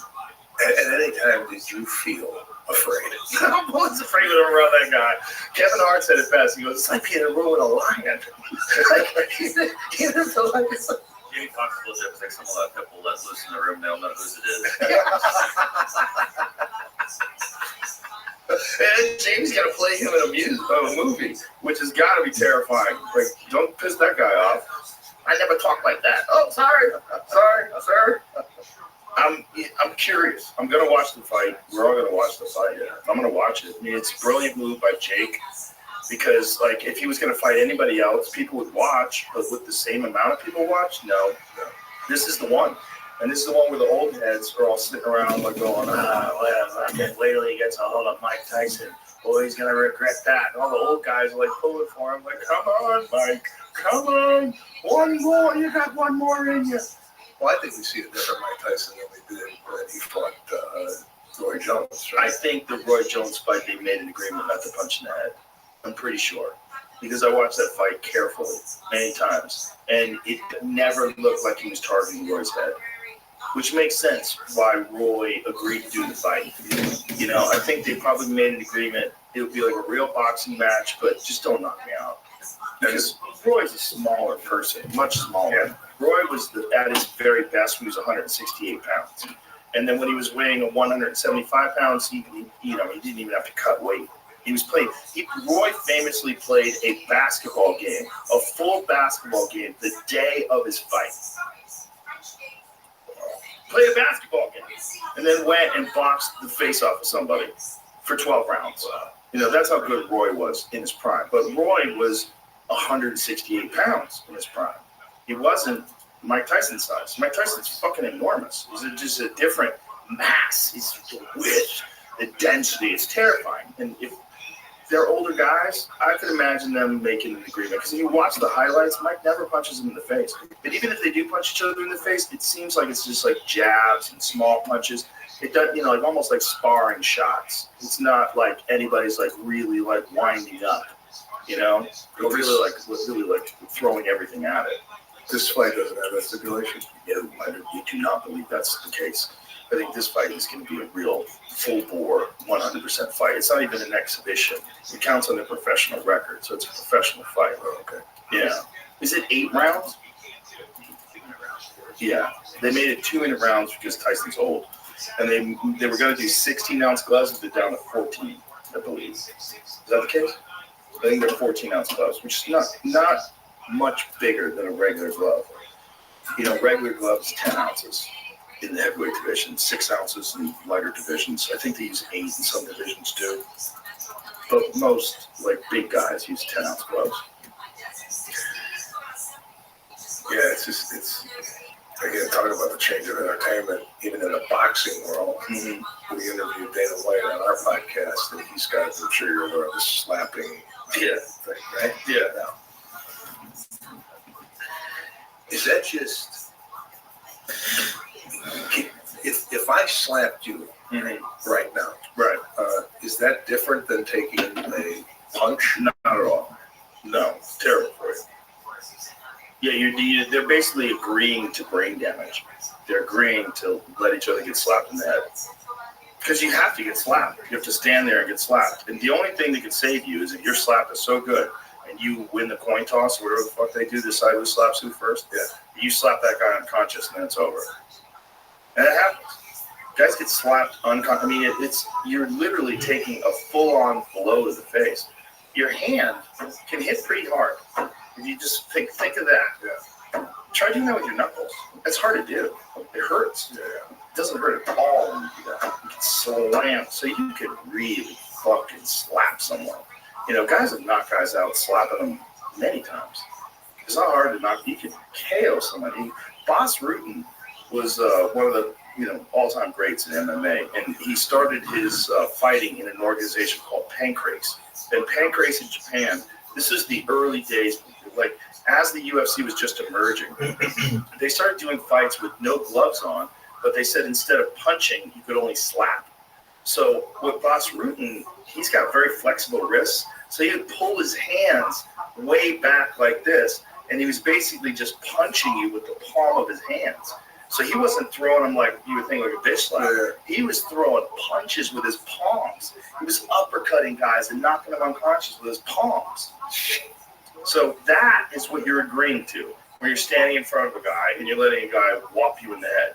You're agreeing to you could easily get KO'd, easily get your jaw broken, easily get your eye socket shattered. Are these This is Bas. So look how see how he dropped that guy with that palm strike? But the way he throws it, it's like a punch. Bas was a fucking animal. He was an animal, but terrifying human being. Great guy, but man, in his prime, he was just destroying people. He was one of the first high-level strikers that made his way into mixed martial arts, and he eventually became the UFC heavyweight champion. Was he? What was he? Kickboxer. Holland. The motherland. Okay, kickboxing. Oh yeah, some of the all-time greats came out of Holland. Yeah, it's for whatever strange reason, it was like it was a background of Kyokushin, and a lot of them got into kickboxing and Muay Thai. And there was a guy named Ramon Dekkers, who's to this day one of the most legendary Muay Thai fighters of all time. This dude came out of Holland and went over to Thailand and just fucked everybody up. You ever heard of Ramon Dekkers? Show Ramon Dekkers highlight reel. He was like a mini kickboxing Mike Tyson. Yeah, this dude was a monster. Because a lot of the guys that went over to Thailand, they were bigger than the Thais. But Ramon Dekkers was the same size as the Thais, but he was just fucking ferocious. Look at this motherfucker. Bro, he kicked guys so hard that he shattered his ankle so many times that he had to get it fused. And his doctor was like, you have to stop fighting or you're going to lose your foot. And it's just like, yeah, whatever. Just fucking bolt this thing down so I can get back at it again. I mean, his highlight reel is just fucking terrifying. It's just him mauling people. But these kicks, right? I mean, doesn't it hurt the kicker as Yes. much as it does? No, not as much, but it definitely hurts. I mean, especially if you hit the instep on like an elbow or something like that. Yeah. But shins are pretty good at tolerating pain. My joke, come on. I mean, I hit my shin on my bed frame. I'm down. Yeah. That's just. Well, you get conditioned. You get conditioned to the point where you can bang your shin against things. It doesn't hurt. But don't these guys train on trees? Yeah, they train What the banana fuck trees. is this? Come on, man. In Thailand, they kick banana trees. But banana trees are pretty soft. You can kick a banana tree. And they give out. They give a little bit when you hit them. It's not like a regular tree. I've never seen a banana tree. I've been around a banana tree in Thailand. I kicked one just to see what it was like. Because I've seen a lot of videos of these guys kicking them. Yeah, it's not the worst thing to kick. It gives a little bit. So there it is. See? Because it gives. See how it gives when he's kicking it? It's flexible. Like you could actually train on a banana tree. It's not a bad thing to train on. Yeah, see, it moves. It's really not that much different than heavy bag. It just looks crazy because you're like, my God, he's kicking a tree. Yeah. But there's heavy bag. Like we have a heavy bag out there in the gym that's my friend Kevin Ross gave it to me, and it's filled with sand. And that's just to condition your shins. That one's horrible. That one you kick, it's like, oh, What are they normally? usually it's cushioning, like there's foam, and then it depends on what the stuffing is. Sometimes they stuff it with rags and cloth and stuff like that. And the whole idea is it's really packed down tight and it's heavy, so it's like 130, 150 pounds. It's long, and you can do leg kicks on it. But the sand one is just hard as a rock. It's just thud. And you do that just to condition your shins. That's the one you practice on, just to condition yourself. Hey, I wish I could do some of this stuff, but I've always wanted to get into a fighting just for self-defense, right? Mhm. But I have detached my biceps, so I have holes in my arm. I have no bicep. Well, I have a bicep, just not the short one is gone. How did it detach? Woke up and no bicep. Really? Yeah. Nothing happened? There's no trauma that I could pinpoint that this happened. Now, I have kids. I was putting them in the car. Maybe you felt something? No, I didn't feel nothing. Really? Looking in the mirror one day, and brought my wife over. I go, is there a hole in my arm? It's not. I'll show you. Let me see. Oh, wow. I've seen guys have that before. My friend Matt Serra has that. He has like his bicep, when he makes a bicep, like half of it is missing. Okay. It's like it curled up on one side. That's her, the fighter. Yeah. I'm a comedian. And I got a hole in my arm. That is odd. But you have most of your bicep. Yeah, but that's and on the side too. The same side? That one? Did you go to a doctor? Yeah, he says nothing to do about it. But he says it's detached? Go on. And you don't know why? No one. So then I'm thinking, well, I got some weird Mediterranean type disease where like Shit starts detaching? people from my dad's got it, Really? but he put a luggage in the overhead compartment. That's what his bigger bicep is living in his elbow. Oh, Jesus. And You should get that fixed if you do it right away. right away, I didn't catch it right away. Well, So it seems like with you, there was no trauma. No. It just doesn't even make any sense. no sense. Everybody that I know that's done that, like it's usually boxing or jiu-jitsu or lifting weights or something like that, it's painful as fuck instantly. There's a video of a guy doing curls, and as he's doing curls, his bicep snaps and curls up. You see, like, ah! It's horrible. It's horrible. It's horrible. And I've heard the same thing. It's painful, but Right. I have no pain, no nothing. Well, it doesn't seem like it affects your range of motion either. No, there's no So you can do everything. there's no problem. But now I'm thinking, can I even work out the bicep? Because I'm afraid that one's going to snap. No, you should, because if you don't, the bicep is not going to be strong enough to do the extra work that's required, missing that other one. Mm-hmm. Yeah, definitely. You're fine. You're fine. Yeah, you could do everything. You just got to get strong. Just strengthen all the surrounding tissue. You're fine. What's the odds of a guy who doesn't really do any strenuous, no tennis, no nothing like that, nothing, to lose both of his biceps, right, by 50, right? And now I got it in my head that everything's gonna fall. Everything's gonna snap. Yeah, but you haven't lost your biceps. Your biceps are there. Yeah. It's like whatever that other thing is that attaches, that's not there anymore. But I don't think you need that. I think you're fine. I wouldn't worry about it. Legitimately, I wouldn't worry about it. I would just start working out. I just like get really into like strengthening everything around it. That's what, especially since you can't fix it. Can't fix it. But Matt does everything. I mean, Matt is a black belt in jiu-jitsu, and his biceps way worse than yours. His is pulled all the way up to the top. So like at the bottom, like when you make a muscle like this part, he doesn't have this part. Yeah. It's just flat. Yeah. And there's like a little bit up here. I've seen a bunch of people who have that. Okay. That's a common thing. Yeah. I'm just shocked that it happened so early in life.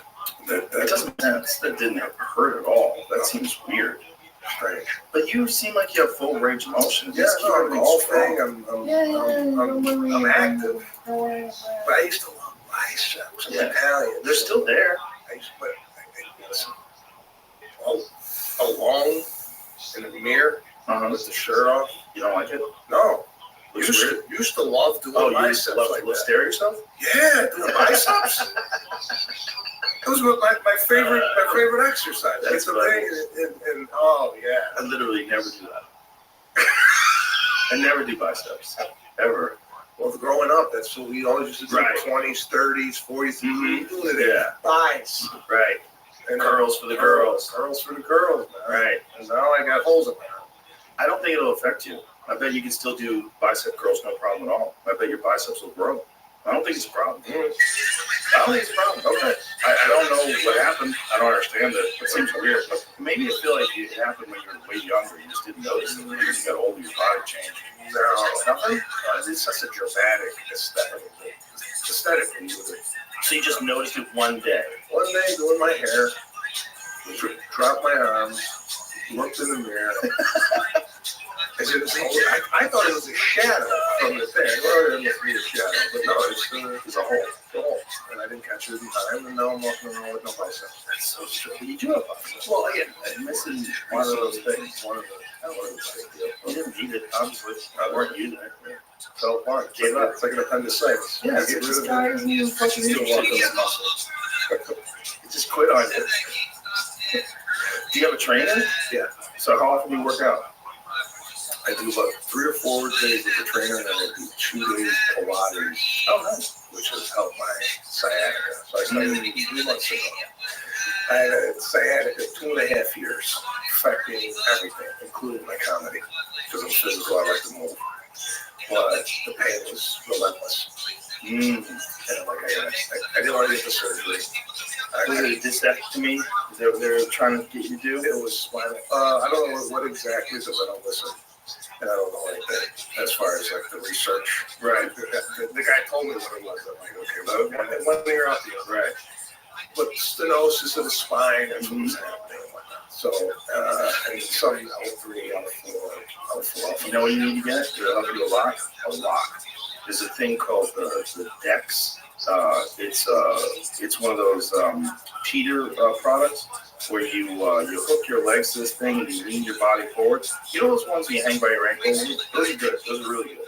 They're great for a lot of reasons. But this one is my favorite for low back decompression. This thing right here. We have one out there. I'll show it to you. It's called the DEX DEX2. It's an inversion and core training system. But the thing that it does the best is when your legs are supported, you can do like back extensions and stuff on it, but I really don't use it for that. Mostly what I use it for is just decompressing. So I get on it, and all your weight is now on your thighs, and all the weight of your upper body from your hips down is just decompressing. And you feel it pop, like I'll lie in it, and it goes pop, pop, pop, pop. Like I'll feel it decompress. It's amazing. I love it. And it also, you can do back extensions when you're on that same incline, and it's really good for strengthening those muscles. And also sometimes that helps me loosen them up even more. I'll do a set of back extensions on it, and then I'll really like deeply relax and let it pop. And All right. Yeah, decompression of the back and spine is very important. That's why yoga is so good, because you're stretching and decompressing things. And if you're tight, and then you're tight as you get older, like you just keep shrinking. You know, that's what happens to old people. The space in between their spine goes away, and then they get this hunch, and then they're immobile. Yeah, you don't want to be immobile. No. I felt like this degree, Pilates, definitely changed my life. Pilates is amazing. Very, very good for that. Yoga, very, very, very good for that. Anything you're using your whole body like that. You know? And it's for a lot of people, there's a lot of contributing factors that lead to sciatica. There's tightness of the hamstrings. There's tightness of the upper quads that also affects your lower back and compresses everything. Like when I have back pain, one of the things that I do is I sit on my heels and I lean all the way back, so with my legs bent, and it really stretches out my upper legs, my thighs, my quads. And when I do that, I feel it in my lower back. Like I feel my lower back relaxing. Yeah, like I feel it stretching out. And then I'll do a bunch of other different exercises like that. But that's what keeps me from having back pain. Yeah, the importance of stretching, I found, is huge. It's huge. And everybody's lazy. Nobody wants to stretch. Even me. Even I get done with a workout, I'm like, I could stretch. I should stretch. I want to go eat. And sometimes I'll just go eat. But most of the time I stretch. And when I do, I always feel a little better. Before a big show, I always stretch. Always. in the back. Yeah, I just lay down on the floor and start stretching. And when I do that, like everything just feels better. Yeah. The physical tension you carry in your body, if you can mitigate some of that, you feel loose. You feel loose. It's just age really crept up on me. Really crept up on me. It's motherfucker. I'm doing all I can to kind of combat that. How old are you now? 50. When you see guys that are 50 that don't take care of themselves, though, you see the difference. That's scary. Yeah, that's scary. When a guy's never taking care of himself and then he's 50, and you realize, okay, you're in a state of total. I could pull your arm apart. I could just grab your arm and pull it away from your shoulder socket. There's nothing keeping that thing in there. Like you're made out of jello. Your body doesn't have any need to be strong because it never gets used. So your body just deteriorates into this like sunken lump. And now you're in pain all the time. Now you got problems all the time. Now you don't even have fucking energy to do things that you want to do. Because for me, the whole thing is mitigating mental illness, like mitigating anxiety and stress and anger. Get that out, clean your mind out, and then make sure you have energy. The only way you can get things done is if you have fucking energy, especially like writing. Like, you don't consider writing a physical health thing. But if you're tired, you're not going to write as good. You're not going to have the enthusiasm. You're not going to have the energy. So for everything, you need energy. And there's only one way to get that. You have to have a healthy body. You have to. It's like a part of the job. It should be a part of the job. I try to tell it to fat comedians. I'm like, I know you're great, but look, we lost Patrice when he was in his 40s. If Patrice was alive today, he'd have the #1 podcast in the world. If Patrice was alive today, he'd be selling out arenas. We lost him because he just didn't take care of himself. That's it. It's the only reason why. No, it's just super important, not only for the comedy, but even looking at my kids now. I'm an older father, so I want to do those things with my kids. Yeah. Ski. Right. Have fun. They went skiing. We went skiing in December. And my wife loves skiing. And of course, I'm at the fucking bottom of the hill waiting for them. I'm pitching. You know what I've become? Or was becoming? Say hi to Daddy. You know, like we go to Disneyland. We're on the rides. You want to do the rides? I never done rides. They fall up in my lap. These rides. Really? All of them? No Space Mountain? It's so fun. I got a week, so I'm barely take the day off on a flight, let alone drop in claustrophobia. Yeah, a mess, bro. Claustrophobia, no biceps, and fear of things can be a lot worse. No, I'm fine. I complain for the sake of God. I know. But I'm blessed. Yeah. You're back out here in August? What are you doing in August? I'm doing movies. Nice. That's a great venue. I've never been there. I just brand new, but it's amazing. It's an amazing venue. Yeah. It's this is a great town for comedy right now. There's a lot of a lot of big time comedy fans here now. Yeah, well, your club, which I'm dying to do. I'm sorry that you get out here to do it, but I definitely want to do the shit. I hear great things about it. Yeah, next time you're in town, come by and hang out with us for a couple of days. Yeah, I do shows Tuesday, Wednesdays, and Thursdays for my shows. This show's tonight a week. Great, yeah, I want to make it more of a meal next time I come by. Yeah. This is kind of I want to utilize I want to see if I can get in the tank. Yeah? Yeah. Are you good? That one, you want to take an edible first? Want to really do it?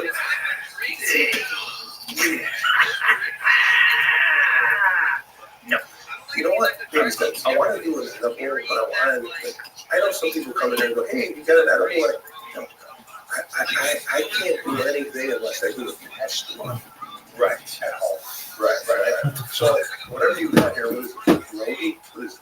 Oh, these are nicotine. Oh, that's nicotine. What's the good? I'm looking to get into maybe an edible every now and then. Well, California's a perfect place to do it because you can get those nice 10 milligram edibles. 10 milligrams. You eat the whole thing.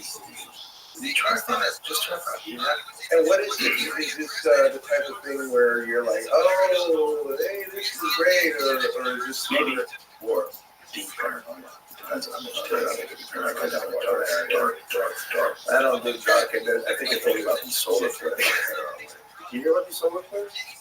There's a solar flares that's supposed to reach us on the 10th and the 11th to some mass coronal ejections that could play havoc with our communication systems, our satellites, could shut down the power grid if one's big enough. You haven't heard about this?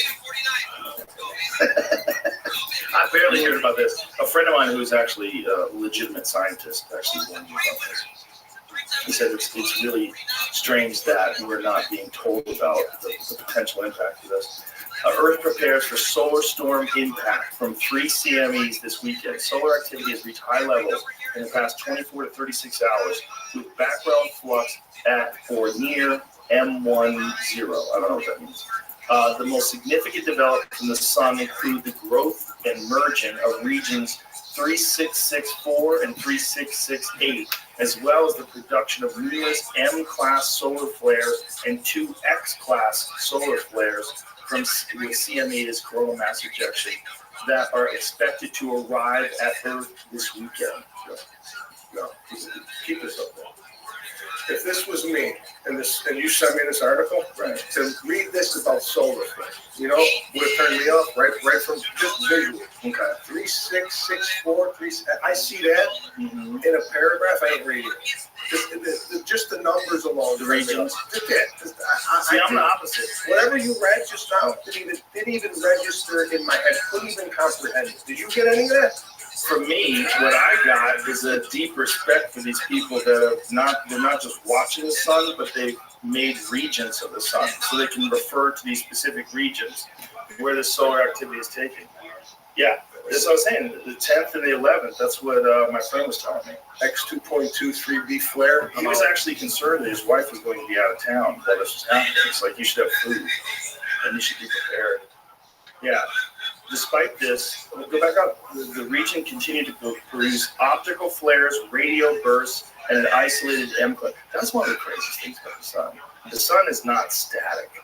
It's like fuck. It's all over the place. It's got these giant ejections that happen that could cook our satellites. And in the past, before we had the kind of infrastructure that we have today, there was a big mass ejection, I think, that they recorded in the 1800s that took out communications, whatever they had back then. I like the sun, Joe. You like the tent? Are you a beach guy? Do you like to go on a beach on vacation? Love the beach. A little margarita? Sit there? Margarita, little Mexico beach fine. Sit down and have my kids build a little sand castle. Mexico. You hear about those surfers that just got killed in Mexico? Why do you gotta know that, Joe? They found them in a well, shot in the head in a well. They stole their car and shot them in the head and threw them down a well. I'm at the beach with a margarita, and you're in a well with three gun wounds. Why do you gotta ruin the vision before each other? Come on. I mean, I don't know what happened to these guys, but shit can go. Yeah, you should go sideways. You can go sideways.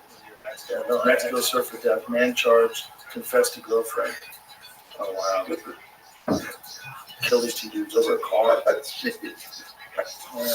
Their bodies are found dumped in a cliffside well 6 days after it disappeared, each with a gunshot to the head. That's terrible. There's shit that. Yeah, there was a fourth body that had been there longer, was unconnected to the case. Right, there goes. That's their spot. There goes the family trip to Mexico. That's their spot. Most of the time people go to Mexico, so no worries at all. Yeah, no, I went down there once and I was worried, and I saw Halle Berry there. One time. She's there. No, I'm not worried. Yeah. I feel like you see Halle Berry anywhere. It's like, it's okay. She's gonna be fine. Yeah.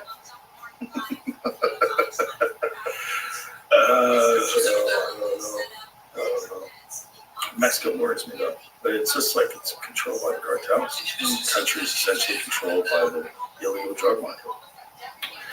So you would not go to Mexico? I've gone to Mexico. I love Mexico, but it is what it is. You know, it's a different kind of sketchy. And they're generally protective of tourists. Generally, they don't, you know, they don't want to fuck, and then the government will come down on them if someone kills tourists. It could happen on Wilshire Boulevard. It will happen on Wilshire Boulevard in Los Angeles. That's why I don't live in Los Angeles. Yeah, I mean, it could happen anywhere, really. Anywhere. But Los Angeles is a higher likelihood of shit going sideways. Yeah. No, I agree. What's it like? What's it like? You enjoyed it? There's been many a conversations over dinner. What are we doing here? Yeah. I'm sure you went through that prior to. Well, I know you looked out here for a little bit. Now's a good time to look. Now there's a lot of great houses that are available. Okay. A lot of money came here. A lot of people came here. A lot of buildings got done here. There's a lot of, I have a great real estate agent if you're still interested. The growth is exponential. Yeah. The quality of life is fantastic. It's much better. Okay. But I got off the airplane. The heat? And I was sweating. Yeah. Right out of the gate. Can't take that? I don't know. I don't like heat. I don't like heat. You don't like heat? I don't like humidity. So that is a big factor of moving anywhere, whether it be Florida, Texas. Los Angeles gets pretty fucking hot, dude. It does get hot. I'm not saying it doesn't. I'm just saying this is like a different kind of heat for me. It's a wet heat. It's uncomfortable. Yeah, it's better for your skin though. But maybe. And we've often tossed around is Los Angeles the place for us. But with me is I got a family there. I got my mother there, my sister's there. What about San Diego? No? Really? I love Florida. Florida's great too. I thought about there. I have family in Naples. Hot as fuck. Hot as fuck. Yeah, hotter than here. Yeah, I feel like if you go to one of these places that people are dumber too. They're dumber in Florida. Okay. Generally, right? There's some brilliant people in Florida. Don't get me wrong. But if if you had to do like a statewide IQ test, it might be disturbing. Yeah. Oh yeah. Oh yeah. A lot of people escaped to go to Florida. Florida's a place that people ran from their past. I just feel like if I go to Florida, I'm running from paying an exorbitant amount of money in taxes. That's true too. And quality of life might be better. It would be better. And that's Texas too. Texas does not pay taxes either. Yeah. California has 14%, which is it's insane. It's so high. This morning I took a beautiful walk along your what is this, a river you guys running through the city? Lady Bird Lake. Yeah. Lady Bird Lake, right? Read about bats. Yeah. And at the night, it's just like people, hello. It's nice. It's a nice vibe out there. I'm not gonna lie. But I'm rooted over there. So yeah, I was rooted too. Yeah, I know. Yeah, but it's not worth it. It's not worth it to be rooted in a place that sucks. I understand. It's just the conflict of feeling like, why am I still here? I don't have any of that here. I had that feeling for a while in LA, even before the pandemic. Like, do I really need to be here? But I just didn't know another way to do it. It was like there's no other way to do everything that I want to do. Podcast, comedy. I'm in LA. This is like, I guess, this is where I live. From the time you started to think about moving to the time you moved, what was that years-wise? I've been thinking about it for a long time. I lived in Colorado for a little bit in 2009. But I had been thinking about it for a while, but it didn't seem possible. But then when the pandemic hit, it was like, okay, the whole world is different now. Now you gotta move. Like, you gotta get the fuck out of here. Because LA was going sideways. And I'm of the opinion that once things start going bad, it takes a long time, especially in a Democrat-controlled state. It takes a long time for things to turn around, if they turn around at all. And everybody has this idea of, oh, this is LA. LA's like that. I'm like, no, it's not like that anymore. They're burning cop cars in the middle of the street, looting businesses. They're letting people do it. They smash and grabs. They're just telling you can't shop after 6 p.m. This is madness. We got to get the fuck out of here. That was my take. My take was like, this is not the same LA anymore. You don't stay in your house while it's on fire just because, like, well, but it's my house. No, it's on fire. You got to get out. So that was my take. And the family was on board? Yeah, they loved it. Well, the kids were young enough. You know, my youngest were 10 and 12 when we came here. And we got them to my real estate agent. She's brilliant. She took us to the lake. And the girls were on a boat. We were all hanging out. We were jumping in the water together and swimming. People listening to the fucking Leonard Skinner. And people were singing and drinking. And it was like everybody's having fun. And there was no masks. Whereas in LA, everyone was like terrified and locked down. And so this was in May of 2020. It was only 2 months into the pandemic, and I was already trying to get out. And then by August, I was already here. So I was like, fuck you guys. And then by October, Dave and I started doing shows. We started doing shows at Stubbs. And then November, we started doing indoor shows here. Like, Jesus Christ. And then it was crazy. And then the influx, everybody started moving here. Segura moved here. Tony Hinchcliffe moved here. Brian Simpson moved here. Derek Poston, Hassan Ahmad, they moved here. William Montgomery moved here. Ron White was already here. Duncan Trussell moved here. Tim Dillon moved here. It just started getting crazy. Joe DeRosa just got a spot here. Joey's coming next week. It's been amazing. But it had all those things had to like take place in the exact right order. It's almost like you got to hit every green light on the road. Just all the things had to happen the right way to be able to happen. To make what actually took place. It's kind of crazy. It is nuts. This place, I mean, I just looked around the city and the amount of buildings that are going up. It's crazy. The only thing I do see, do you think the infrastructure of the city can withstand the amount of people here, like the roads and the traffic? They're doing work on that. They're expanding things. There's going to be growing pains for sure. There's obviously a lot more traffic now than there was 10 years ago. But it had always been growing. Because I remember, my business On It was out here, and so we were coming out here for On It. And every time I'd come out, like over the years, I've noticed the traffic was picking up more and more before the pandemic. But then during the pandemic, obviously, it was a massive flux of people. Like, we're getting a flock out of California, and that was the biggest factor. I'm not arguing what you don't. It's a great move. I know, it just takes, you have to decide. Because no place is going to be like, oh my God, this is perfect. Every place is going to come with a thing. But this thing is like also like way cheaper. It's way cheaper to live here. You get more for your money if you're trying to buy a house, and your state taxes are non-existent, which is just way better. Because like if California was perfect, and I had to pay a lot of money, but they kept the streets clean, and there was no crime, and everybody's having a good time, and there's great schools and great social programs. Like, this feels good. It's like I'm spending a lot of money in taxes. Man, I live in a fucking utopia. I love it. This doesn't feel like that at all. No. It feels like you're getting fucked by people who tell you they're gonna fuck you, and they have to fuck you. And if you don't want to get fucked, you're a part of the problem. Like, oh, okay, I gotta get out of here. I don't feel like that here, though. I don't feel like that here. I don't feel like that when I'm in Nashville. I don't feel like that when I'm in Florida. I think there's parts of this country that haven't lost their fucking minds.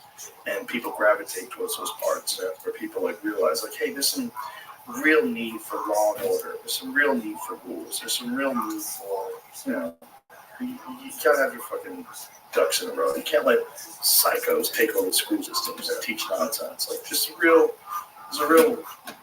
there's a good mixture. And I think Austin's the best mixture because it's a liberal city. It's a very, very progressive city that's surrounded by ranchers.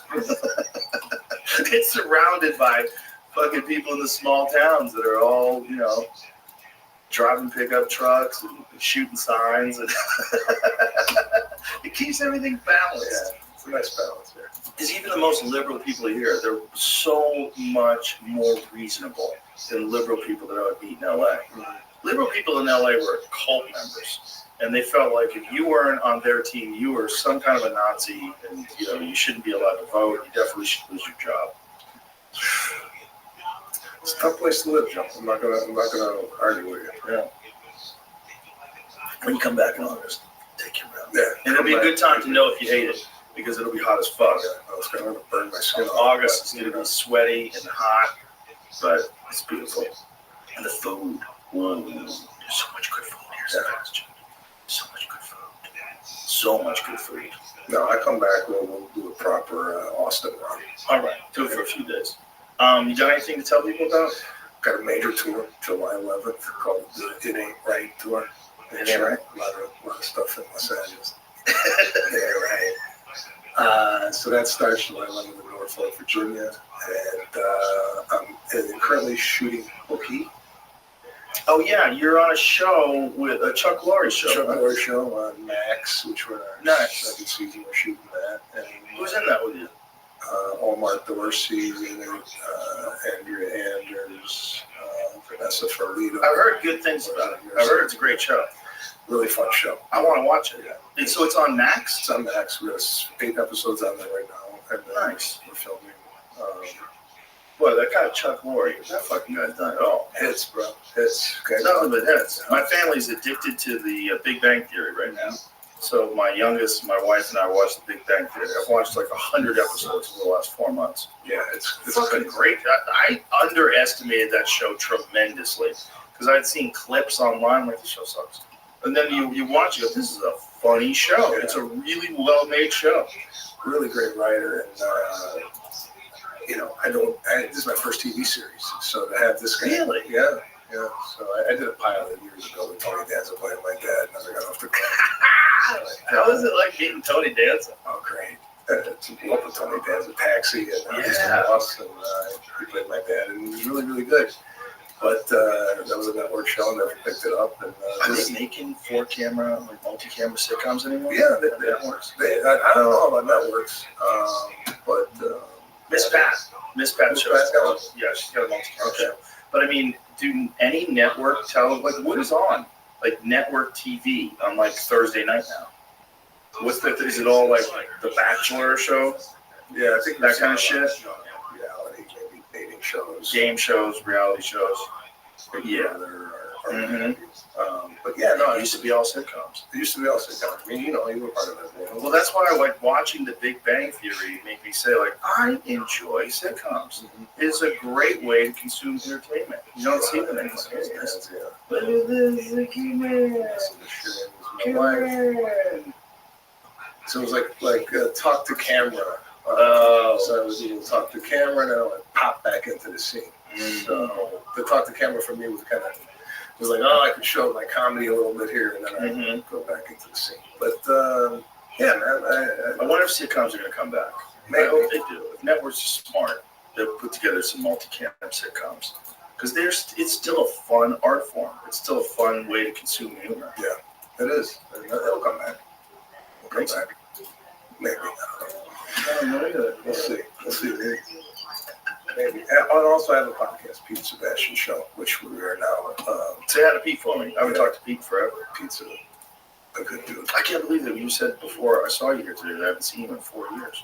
5. Is it really 5? 2019, I believe, was the last time I was on your show. So, But I've seen you since then. Seen you I don't at know. the store in 2019, I think. Before the pandemic, I think I saw you. Yeah, that was 2019. It was 5 years ago. Yeah, almost. March, I would be. definitely haven't seen you here. It's my first time out here. But I want to tell you congratulations on all your success. Thank you. You've been walking through this place before I came in to know, I saw you at the Comedy Store hanging out in the parking lot, and now you're floating in a tank and you're on grounds. It's unbelievable. Well, hey, congratulations to you too, because I remember when you first started. I really do. I remember your first struggles at the store. And I remember I saw you, I was in Vegas, I was working in Vegas, and I was in my hotel room by myself, flipping through the channels, and I saw your special. I think it was a Showtime special. And I remember tweeting, like, it was fucking great. No, it was great. You actually reached out to me and said, hey, man, this is really good stuff. It's funny. Eleanor Kerrigan, I was on a podcast and somebody sent it to me, and she's like, "Oh my God, Smash was awful, just awful when he first started. Everybody at the Comedy Store knew it. They're like, how did this guy get past?" And I'm sitting there listening to this, going, "Fuck, I didn't think I was bad. You know, like it's funny, like what you think you are, and what people are saying. I didn't know any of that. I thought, Well, the problem was you started out as an open micer at the Comedy Store in Los Angeles, Yeah. which is crazy. Yeah. That's like learning how to play football with the Giants. Yeah. Like, it's nuts. Like, just the idea behind it is nuts. Like, it's a very, very difficult way to break into comedy.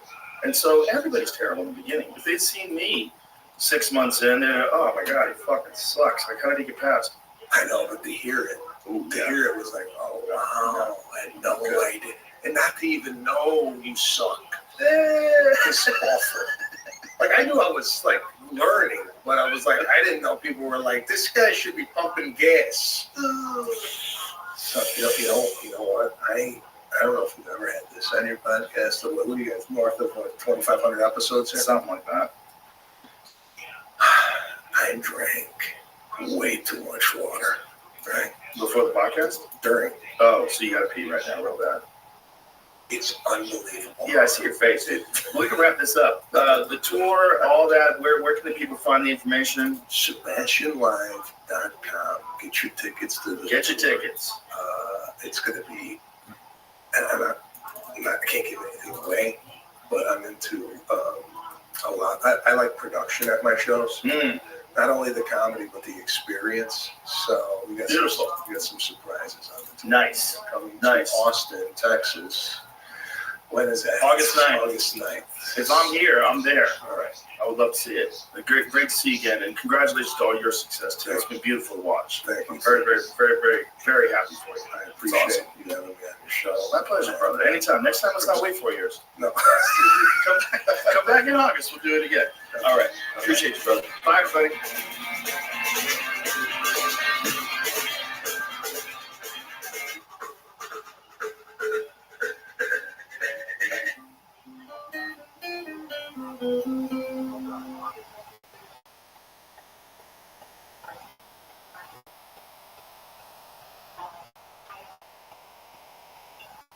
Joe Rogan podcast. Check it out.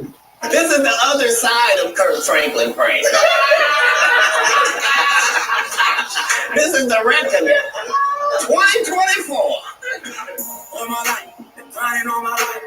Sacrifice, hustle, pay the price. One slice, got to roll the dice. That's why. All my life, I've been grinding all my life. All my life, been grinding all my life. Sacrifice, hustle, pay the price. One slice. Got to roll the dice, that's why. All my life, I've been grinding all my life.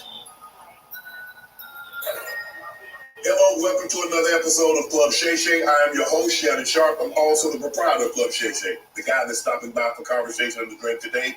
Ladies and gentlemen, you're gonna love it. Some call him one of the greatest comedians, dead or alive. One of America's greatest entertainers, one of the funniest men on the planet, world-renowned, multi-talented, a comedy legend. He's the top touring comedian selling out arenas. He's a hilarious storyteller, Emmy award-winning actor, voice actor, rapper, writer, producer, director, icon, genius, a national treasure, philanthropist, humanitarian, social activist, a father, one of the great funny men of our generation and any generation, Mr. Cat Williams. Thank you, sir. That was magnificent. You are magnificent at intros, and you did not skimp on mine. I appreciate it. Appreciate that. You know, anytime you come to Club Shay Shay, we have to talk. Yeah. Bro, you've been doing it. I mean, you told you one of the top two. You're one of the top touring comedians of all time. You already got started before we started taping. I did. Appreciate it. Tell people at home. I thought they was lying, and yeah, this particular alcohol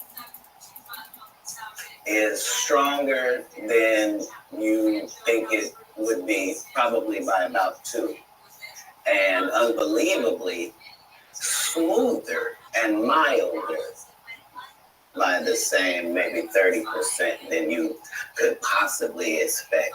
And unlike cognacs the world over, this one doesn't taste like wood at the end, and it doesn't taste like it's got artificial colors, and it doesn't taste like it's got artificial flavors.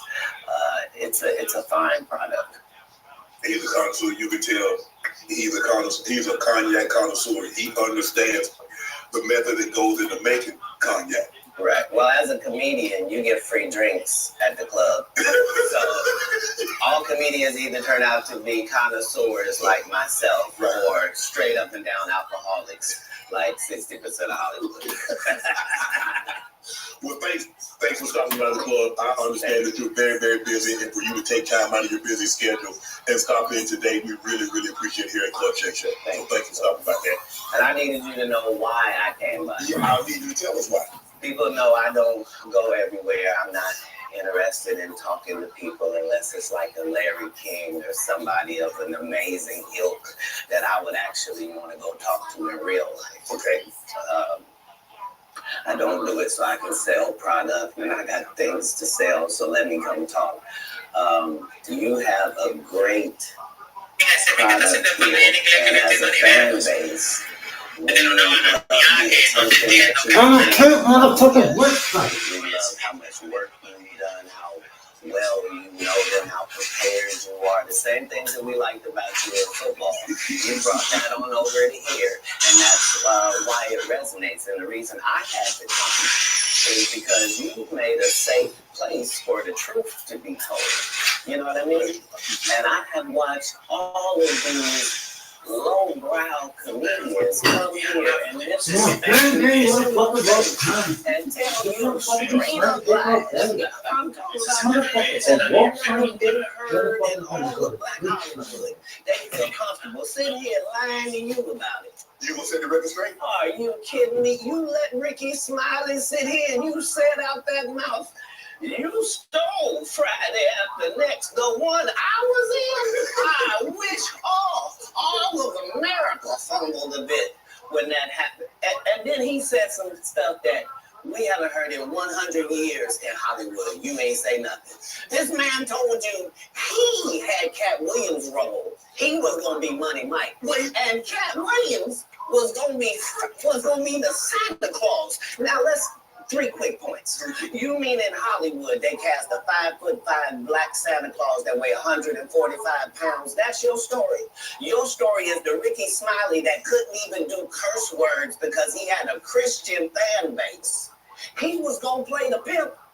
Why you didn't ask him why has he played a woman in more movies than he's played a man? Well, I didn't know he shouldn't be able. You wouldn't let an athlete that been on steroids talk about one of the greats. Ricky Smiley can't act because Ricky Smiley can't act. He told you the story about when the movie came out. Where did he say he watched it? At home. He wasn't even at the premiere. You telling this man you stole that? Oh, so he could get his name in the same sentence with a great one. It is sad. He was just that bitter when we were shooting it. He told everybody, it should have been my role. Everybody on the scene. Why do you think no cast member has ever said anything? He could have played that role like you. I thought he Sir, no one, why no? He was with KD? He beat up Terry Crews? Why nobody know this story? You talking about in Hollywood, they switched off roles. You take this and he, what? So Ricky Smiley knows this, and I don't know why he would lose a child and come on the air and start lying. That's why people believe in rituals right there. It's because, well, why would he lie? I don't know why liars lie, but I can tell you this.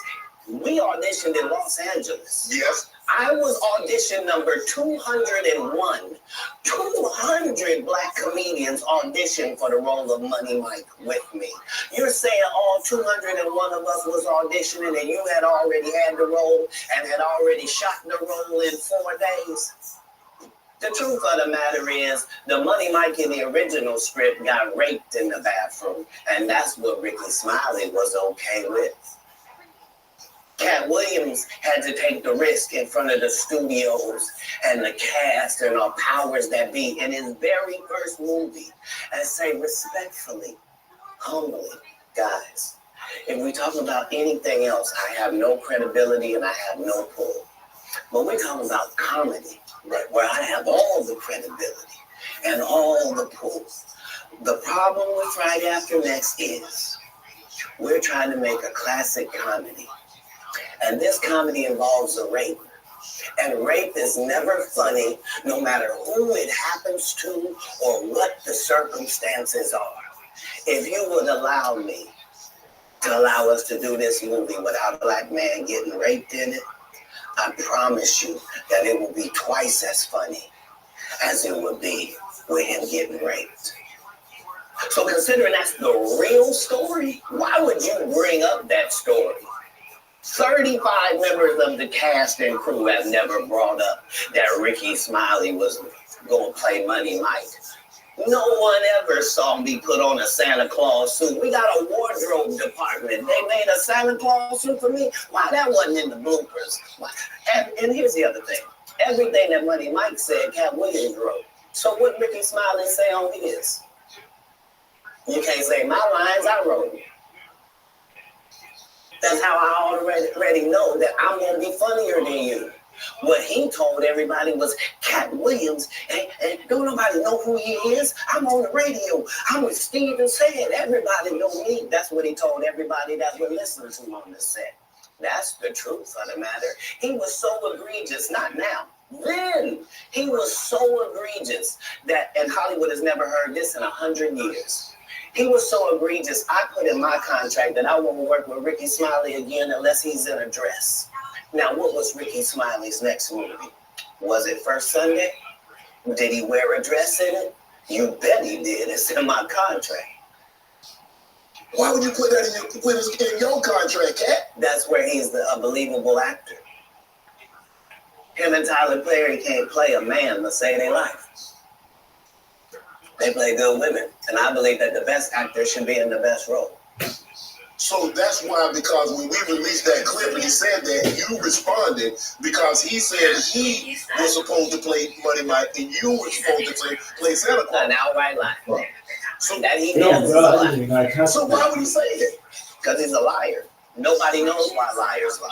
And that's why I had to come on the program. Cedric did the same thing. You got a good memory. And fucking chest that could start a fucking world war. How it don't line up that I did it on TV in 2018. You came to see me at the Comedy Store do it in 2019 and then did it on the Kings of Comedy. Like, what doesn't line up? This is a televised joke that Mark Curry helped me punch up and get to the level that it was. The same Steve that went to go watch Mark Curry do his whole sitcom and then stole everything Mark Curry had. Now Steve got a sitcom where he the principal and he wear a suit and then he gets this high top fade, making all black men think he got the best lineup in the business. And it's a man unit.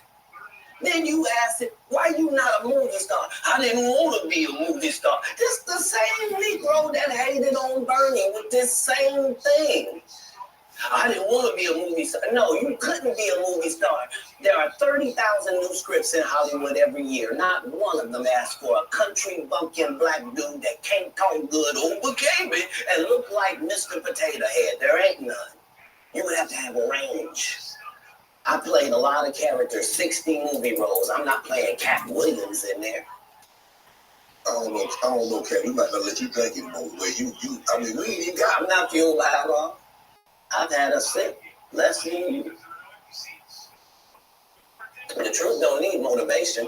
I'm just saying I can't let these dudes lie. Cedric's sitting here telling you why he ain't a movie star. He over here look like a walrus. You didn't say nothing. He can't even get his arms off his stomach sitting over here. Why I'm not a movie star? What? Remember when Cedric the Entertainer started, he was supposed to be singing, dancing, and telling jokes. That's why he's called the Entertainer.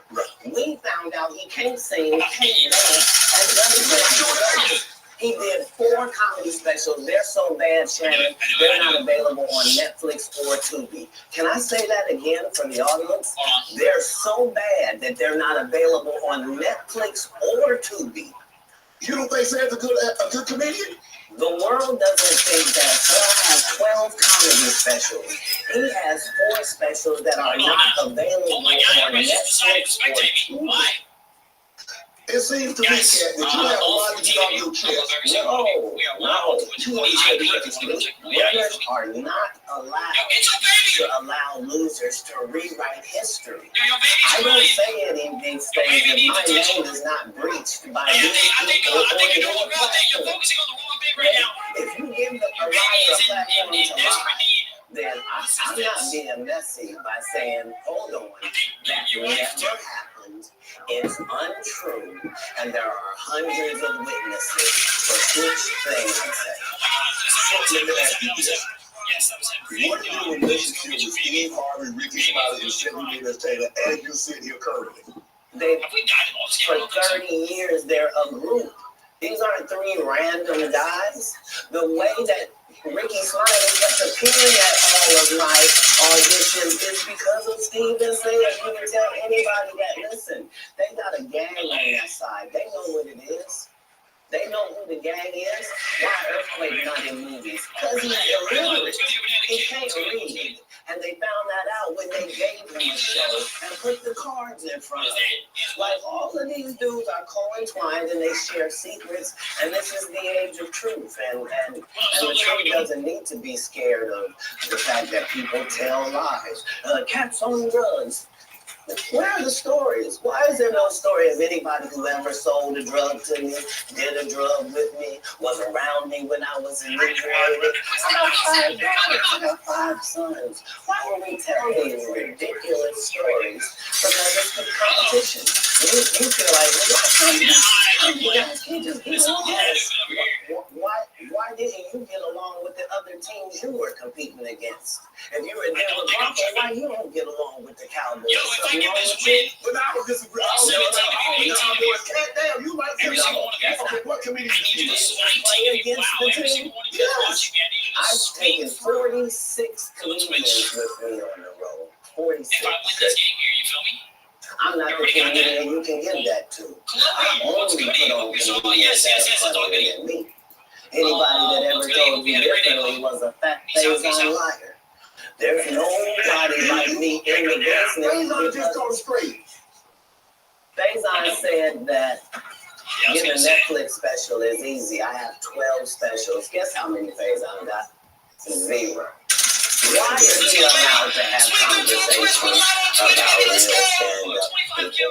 We do not let people who are on the juice discuss real athletes.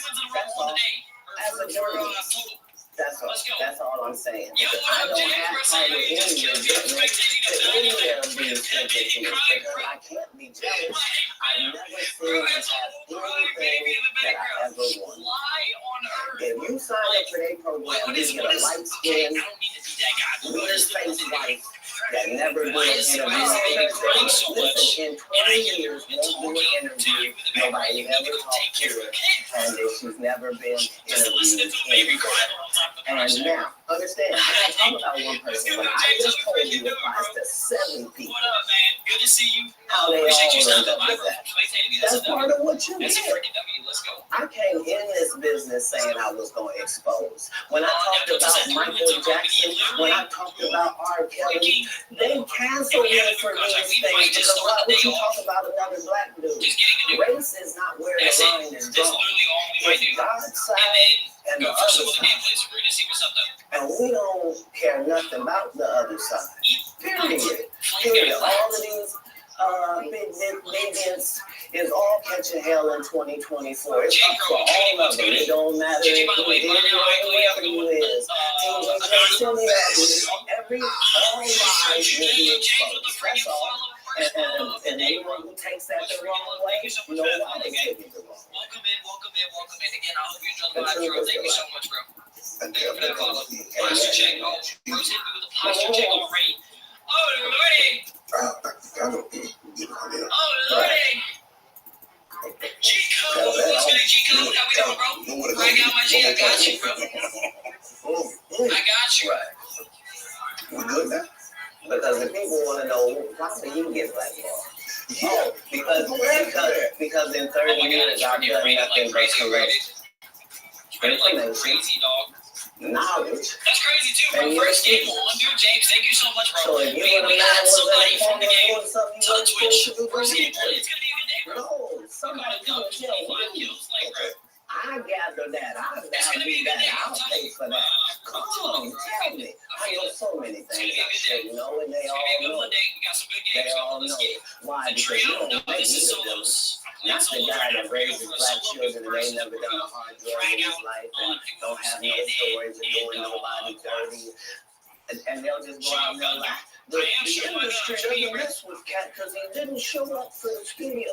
No, No he's studios have ever said that. Look at my IMDb. It will show you that no studio has ever lost money with me on the script. Calmness. I don't know if That's you're why I still say, over that's here, why bro. I think that Ricky Smiley Appreciate you said he stopping by. was What's supposed to good, play bro? Money Just Mike. Because I wrote the words for Money Mike. I designed the hair for Money Mike. I collaborated with the wardrobe department and made outfits to make sure that no one in America would be wearing what Money Mike was wearing. I told them to go with the crowd. I then told them to play a pimple. I told them don't have an actor that playing a pimp. We can get an actual pimp. Archbishop Magic Don Juan to play. Like I did far too much work for somebody to come years later and try to tag along just for their own self-aggrandizement. Why did he choose Central Record Straight? Terry Crews couldn't set the record straight. Mike Epps couldn't set the record straight. Why don't you set the record straight? That's what people ask him when he told you those lies that they right, but he's telling you something no one's ever heard of. Nobody has ever heard of. Oh, Ben Affleck and Matt Damon were in a movie, and somebody said, no, it's just Rick Ross. This is a business. But that's the thing, James. But normally when people will give you information, I'm taking out the on the first tab and just giving information no one else knows or has ever heard. So I'm taking it at face value. These are like, this is like Steve Harvey telling people he used to be homeless. That's my story. That's not his story. Steve Harvey was never homeless. When he, Mark Curry was poor when 25 years ago, he was making $3,000 a show in cash and doing 5 shows a week. They just tell stories. This to my wife of where I am. You say that about your first wife. You forget that. You told us it was her. This is typically when somebody else that think like a man. Like, what are you talking about? They think they can rewrite history. Guy Corey, the beautiful special about the Comedy Store and Fat Tuesday, where he said that Steve and Cedric and Kevin Hart and Tiffany Haddish came through there and made all lies. Steve and Cedric never performed at the Comedy Store at all. Tiffany was only seen at the Laugh Factory. In 15 years in Hollywood, no one in Hollywood has a memory of going to a Kevin Hart show. There being a line for him ever getting a standing ovation at any comedy club. He already had his deal when he got here. Have we heard of a comedian that came to LA and in his first year in LA he had his own sitcom on network television and had his own movie also playing that he was leading? No, we've never heard of that before. What do you think a plant is? What do you think the definitions of these words? He just did a documentary with Chris Rock where he shows you that his whole upbringing in comedy was on the East Coast. So how simultaneously was he here in Los Angeles doing the same thing? It did happen. It did happen. And I hate to seem like a petty individual for picking apart lies, but Justice Smollett don't pick lying until you say you don't believe. Like, it's important in the checks and balances of the universe that liars not get to make complete narratives for themselves. These are some powerful people. What do you mean again? These people are not powerful. Satan can't create anything. That includes blessings for his people. That's why, you know what the number one job of somebody that sold their soul in Hollywood is? Is to act like it didn't happen. They all do the same job. Why do you think Gary Owen can't cross over and he already white and been in comedy for 25 years? If what I say ain't the case.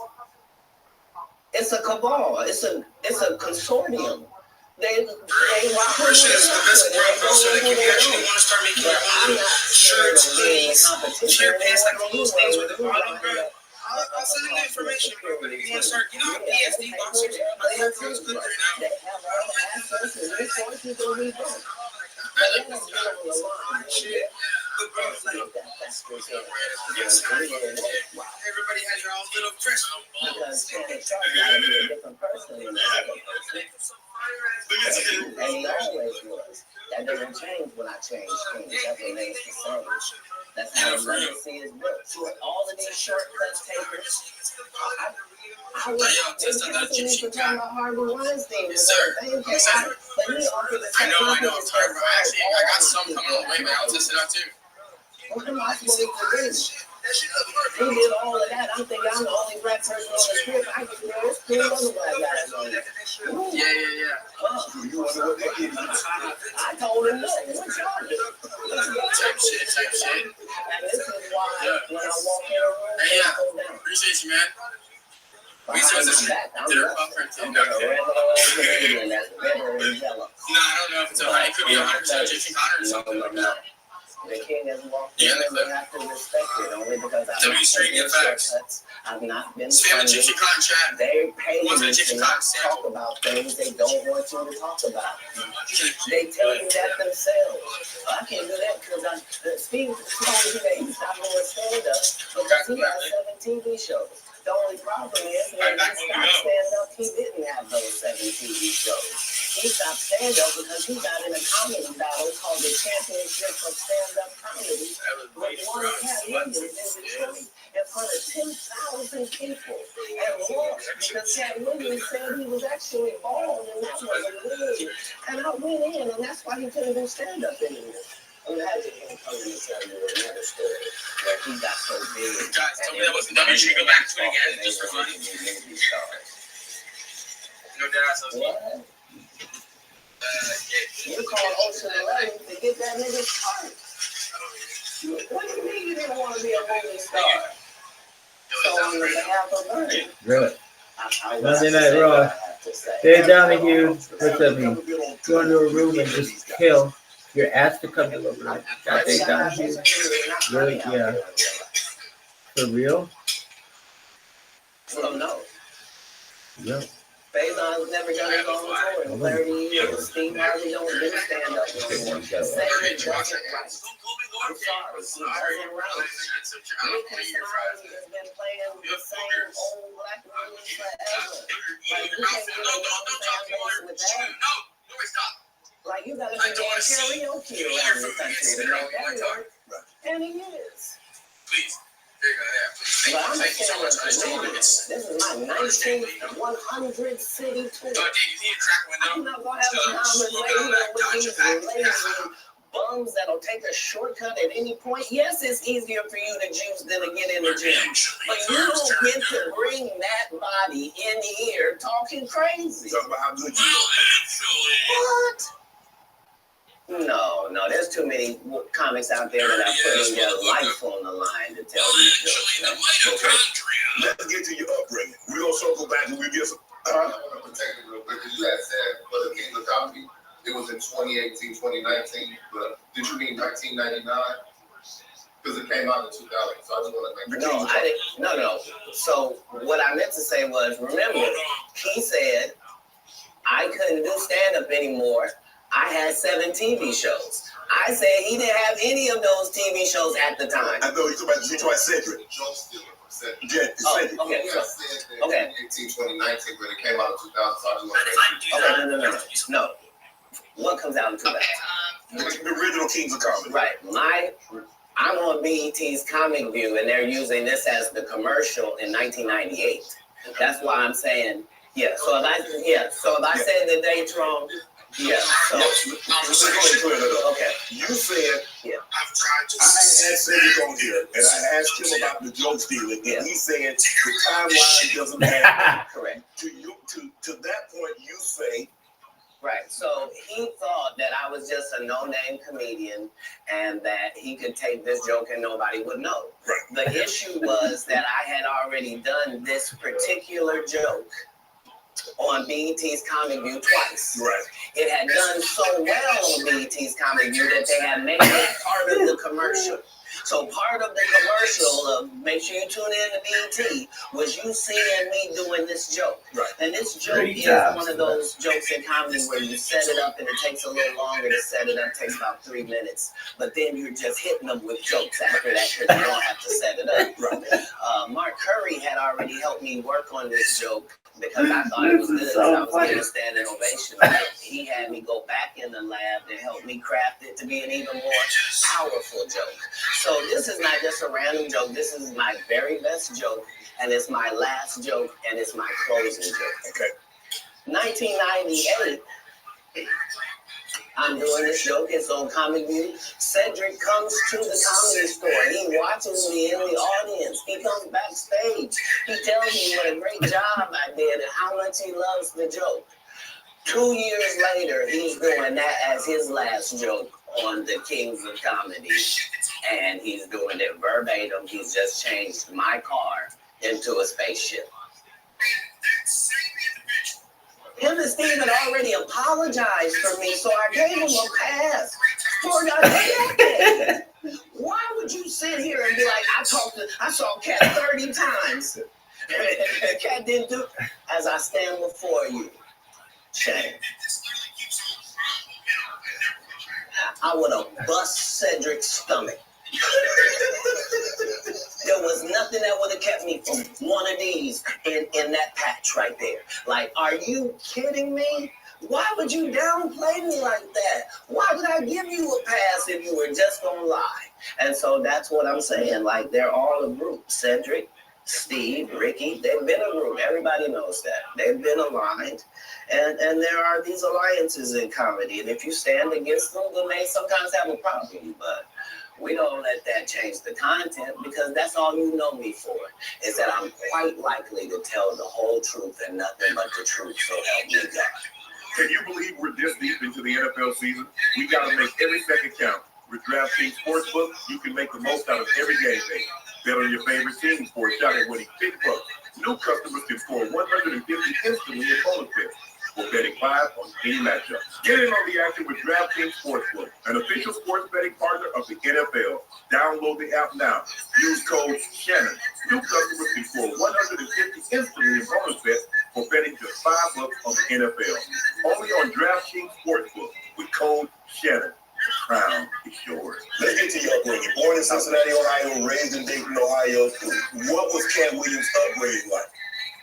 Your parents were Jehovah's Witness. You were a prodigy. You were brilliant. You talked to me that you got accepted to college at 7 years of age. You could read fluently at 3 years of age. So having that kind of knowledge, having that kind of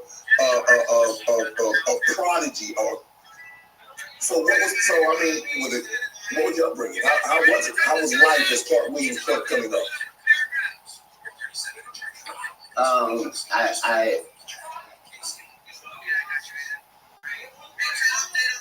I was often confused because I knew things and I wasn't sure how I knew them.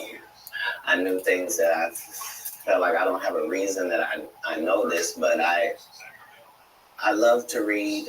I was voracious because they told me when I was young that knowledge was powerful.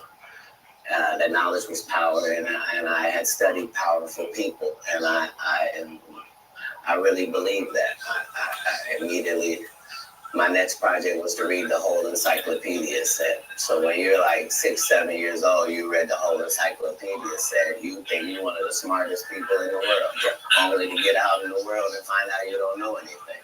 You know, so it was a confusing time. But yeah, I had a childhood. I was grown, but I at 5 years old, I was in front of 5,000-10,000 people giving a performance with a full suit and tie on.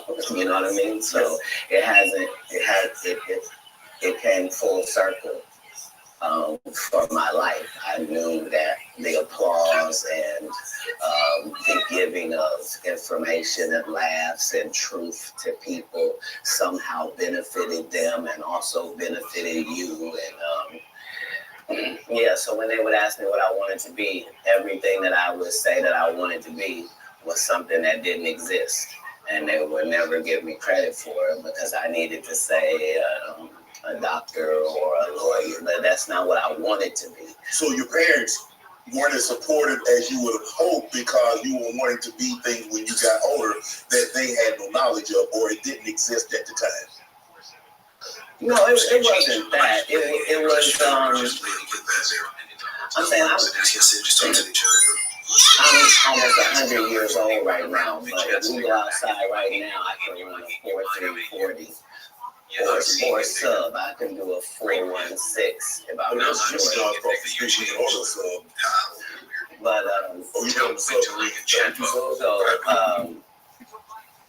so back then it was even greater. So you got this guy that all the coaches want to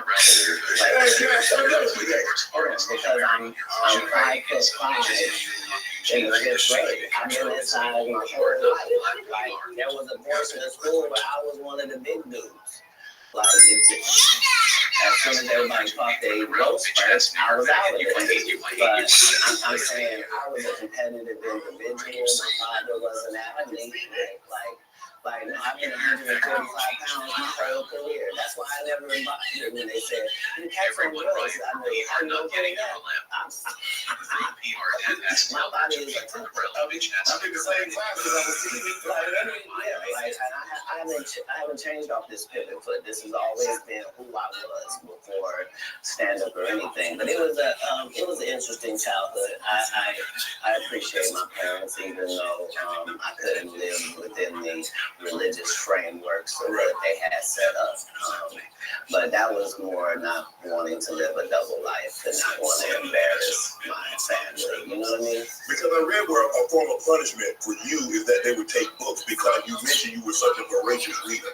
And a form of punishment was when they would take the book for because you could read fluently. You told me how at like 3 or 4 years old you could read, not just a little child's book, but you could read.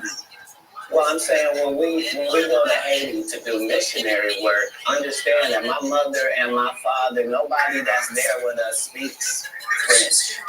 And it speaks Creole and reads French. So I'm in charge of everything, from the housing to the cars to the gardener. Like I'm saying, so I'm not just reading. I'm reading in multiple languages. Like I'm probably reading 3,000 books a year. From the time that I'm 8 years old to the time that I'm 12. No fiction books at all. I'm only reading nonfiction. You could drive at 12, you received full scholarship to the National Science Academy in Dayton, Ohio. But you failed, so you become ineligible. Why did you want to take that opportunity? I didn't see it as an opportunity. When I got in there, all the students were wearing lab coats and it seemed very confined and restricted and nobody seemed like they were having fun. It just seemed like everybody was smart. I didn't want that. That wasn't what I was signing up for at all. And plus, I thought that Jesus was my big homie. So you know how you get a story about a dude joined the gang and you get a big homie, right? Like at this particular point in my life, my thought is that the Bible is the greatest book that's ever been written, that it houses the truth, and that it gives you this story of Jesus, and that I'm supposed to be like him. So it's already in my head that as soon as I get 13, I'm leaving. You at 13, you don't only leave like, okay, Mom, I'm moving out. You moved from Ohio to Florida on your own. You weren't afraid. I mean, you like, did you not have So what were you going to do when you got to Florida? Don't say I wasn't afraid. There's no such thing as a human being of not being afraid. Okay. There are certain human beings that understand that being afraid in no way stops you from doing what you got to do. Okay. So I was afraid, but I couldn't be that afraid because I knew what had happened with Jesus. I knew how it worked out. I knew that I wasn't in the wrong with how I was feeling, and I knew that I didn't have any bad intentions in it. So I trusted God that it would work out. Why Florida? Because if you're raised in Ohio, the one thing on your list is I'm gonna get away from snow, and I'm gonna get as far. I want to go. Tell me the place. I literally went to a truck stop and I asked all the truck drivers where they was going. And there was one guy going to California and there was one guy going to Florida. And they told me how long it was going to take. And so that's why I ended up in Miami. Because How'd you get there? You caught the bus? Or? no, I just told you. I was at the truck stop. I didn't hitchhike. I got in the back of the dude's 18-wheeler. Me and my Rottweiler puppy and my suitcase. Yeah, because I probably had $2,500 on me, like I was shoveling snow and cutting grass. Like I always had pockets full of money. When did you make the decision that you were going to leave Ohio and go somewhere? And it ends up being Florida. So, but when did you know that you were leaving Dayton, Ohio, going to Florida? And my father and I's last interaction,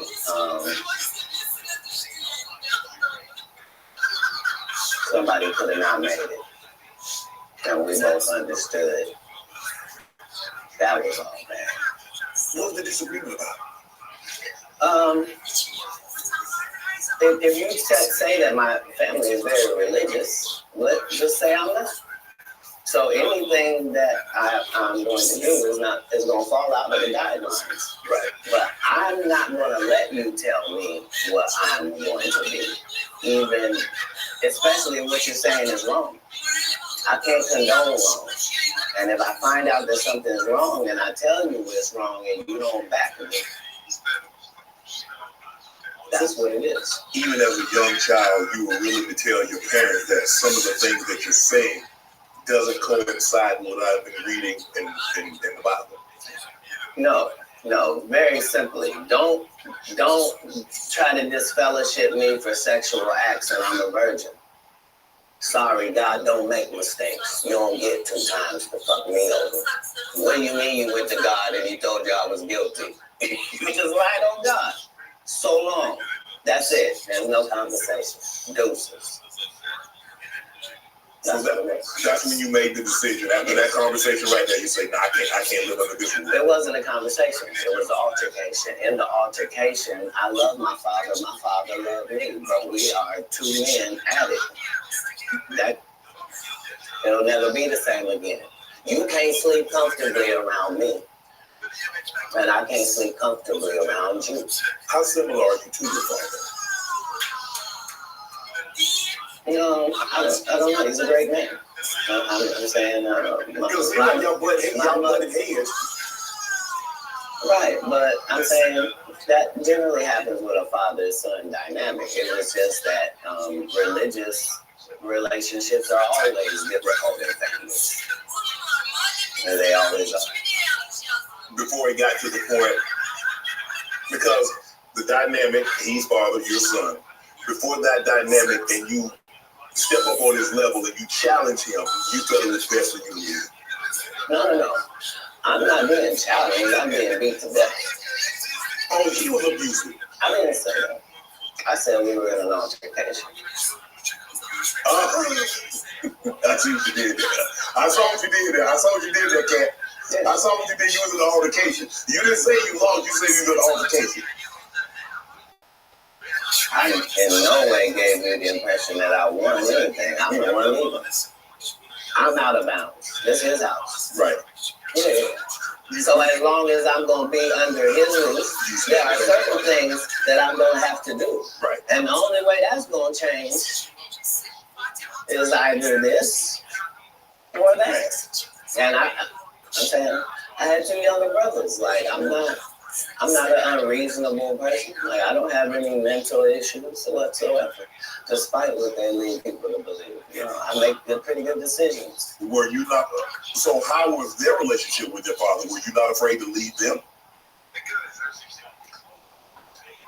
Well, I asked because it went all the way to the actual department, so it was actually going to be something. And when I asked them if they could just make sure that my brothers didn't get separated and what have you, they said they couldn't make those type of guarantees, that they weren't really sure what would happen if this went down.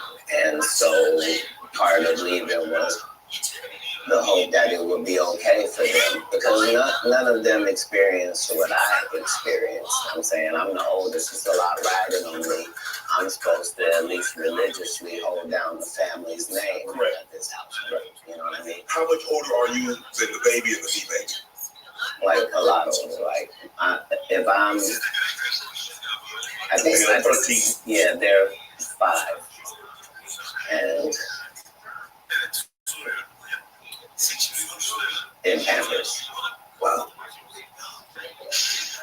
You go to Florida, you tell the story of her, you were homeless.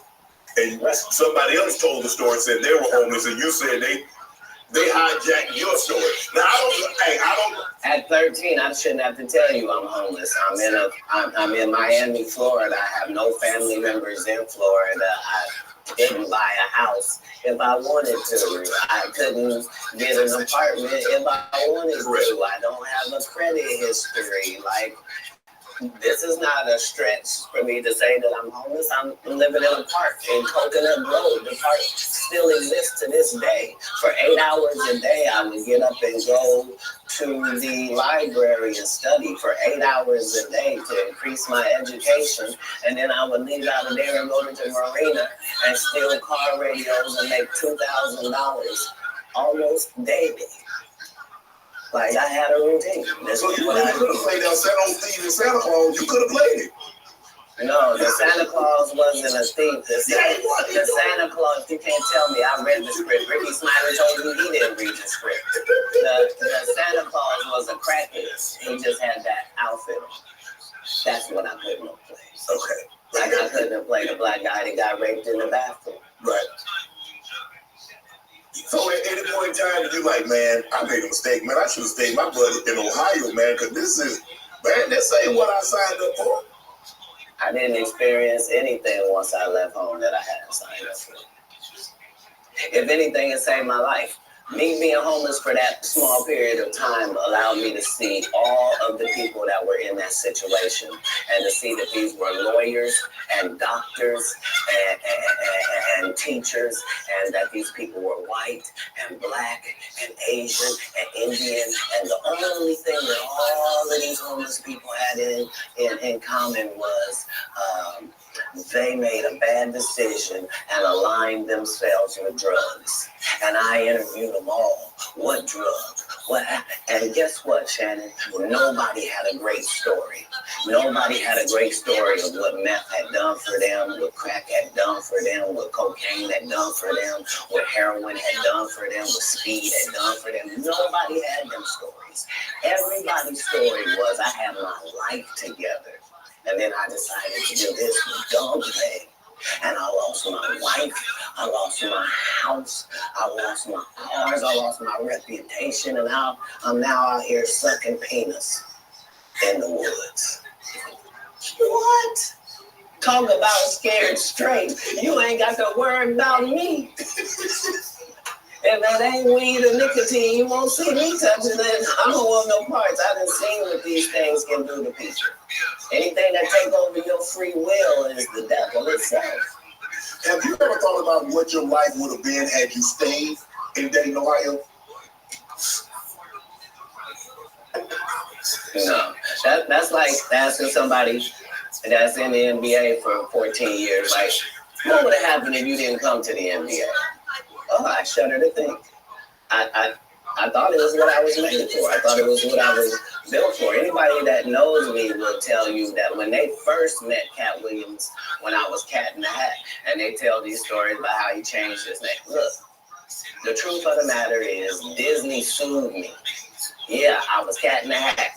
They sent me a cease and desist letter, and I'm not even making $25,000 a year.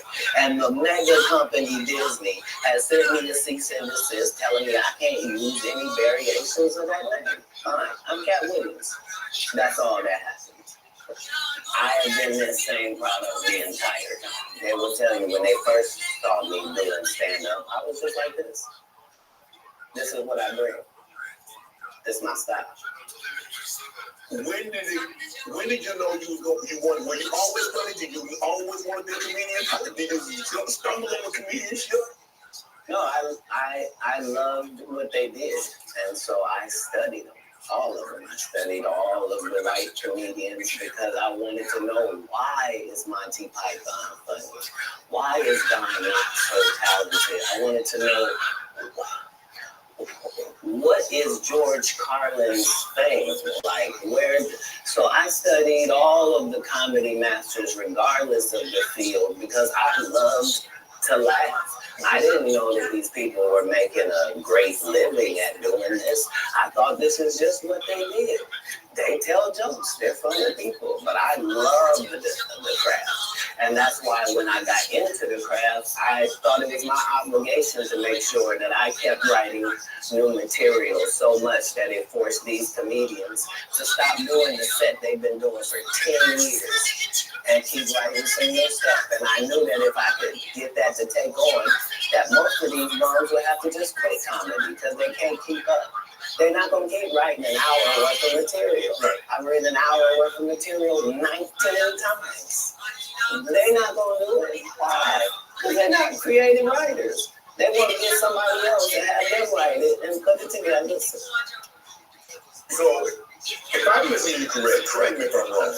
I think the best thing that ever happened with the internet, because now they have to. Because normally, like you said, you could do a set and you do that set in Kansas City. People ain't heard it in San Francisco. People ain't heard it in Miami. They ain't heard it in Detroit, Chicago, Atlanta, so forth and so on.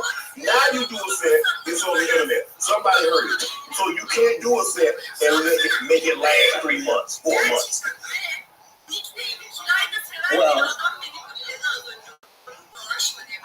it doesn't allow the regular comic the ability to grow. Is the real problem.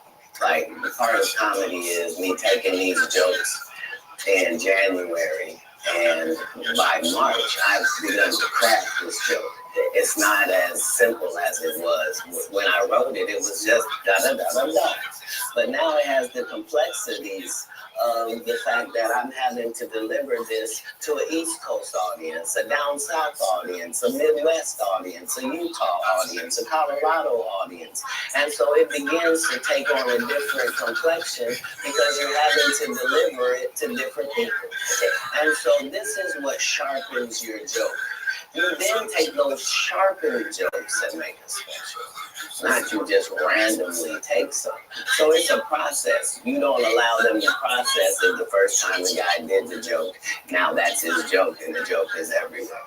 That just sets it up for people to steal. So how many times must you tell a joke before you master it? How many times have you had to sleep with a woman before you done with her? That's not fair. If it's great, never. If it ceases to have usefulness, so it has been spoken. Right. I read that you was raised in Florida. You had some help, some ladies of the night. No.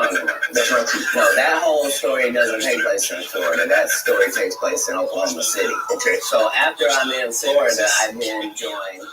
I tried to join the Marine Corps, and it won't accept me because I'm too young, and I lied and told them I'm 16, and my family's moving down. I don't have my ID, but it's coming. And so they let me go to the boot camp. That's not going to work now. Okay, so I've learned that lesson. So then I get this job selling stuff door to door across the country. And so I've been to all 50 states. Again, I'm 14 years old. So I did that. While I'm doing that, one of the places I'm in Oklahoma, and I've decided I'm going to stay here because of meeting these ladies that you're talking about and that situation. I don't know at the time why that's important in my life or why it's something I should be doing or any of that. But now later on, it certainly helps me in formulating Money Mike for Friday After Next. Right.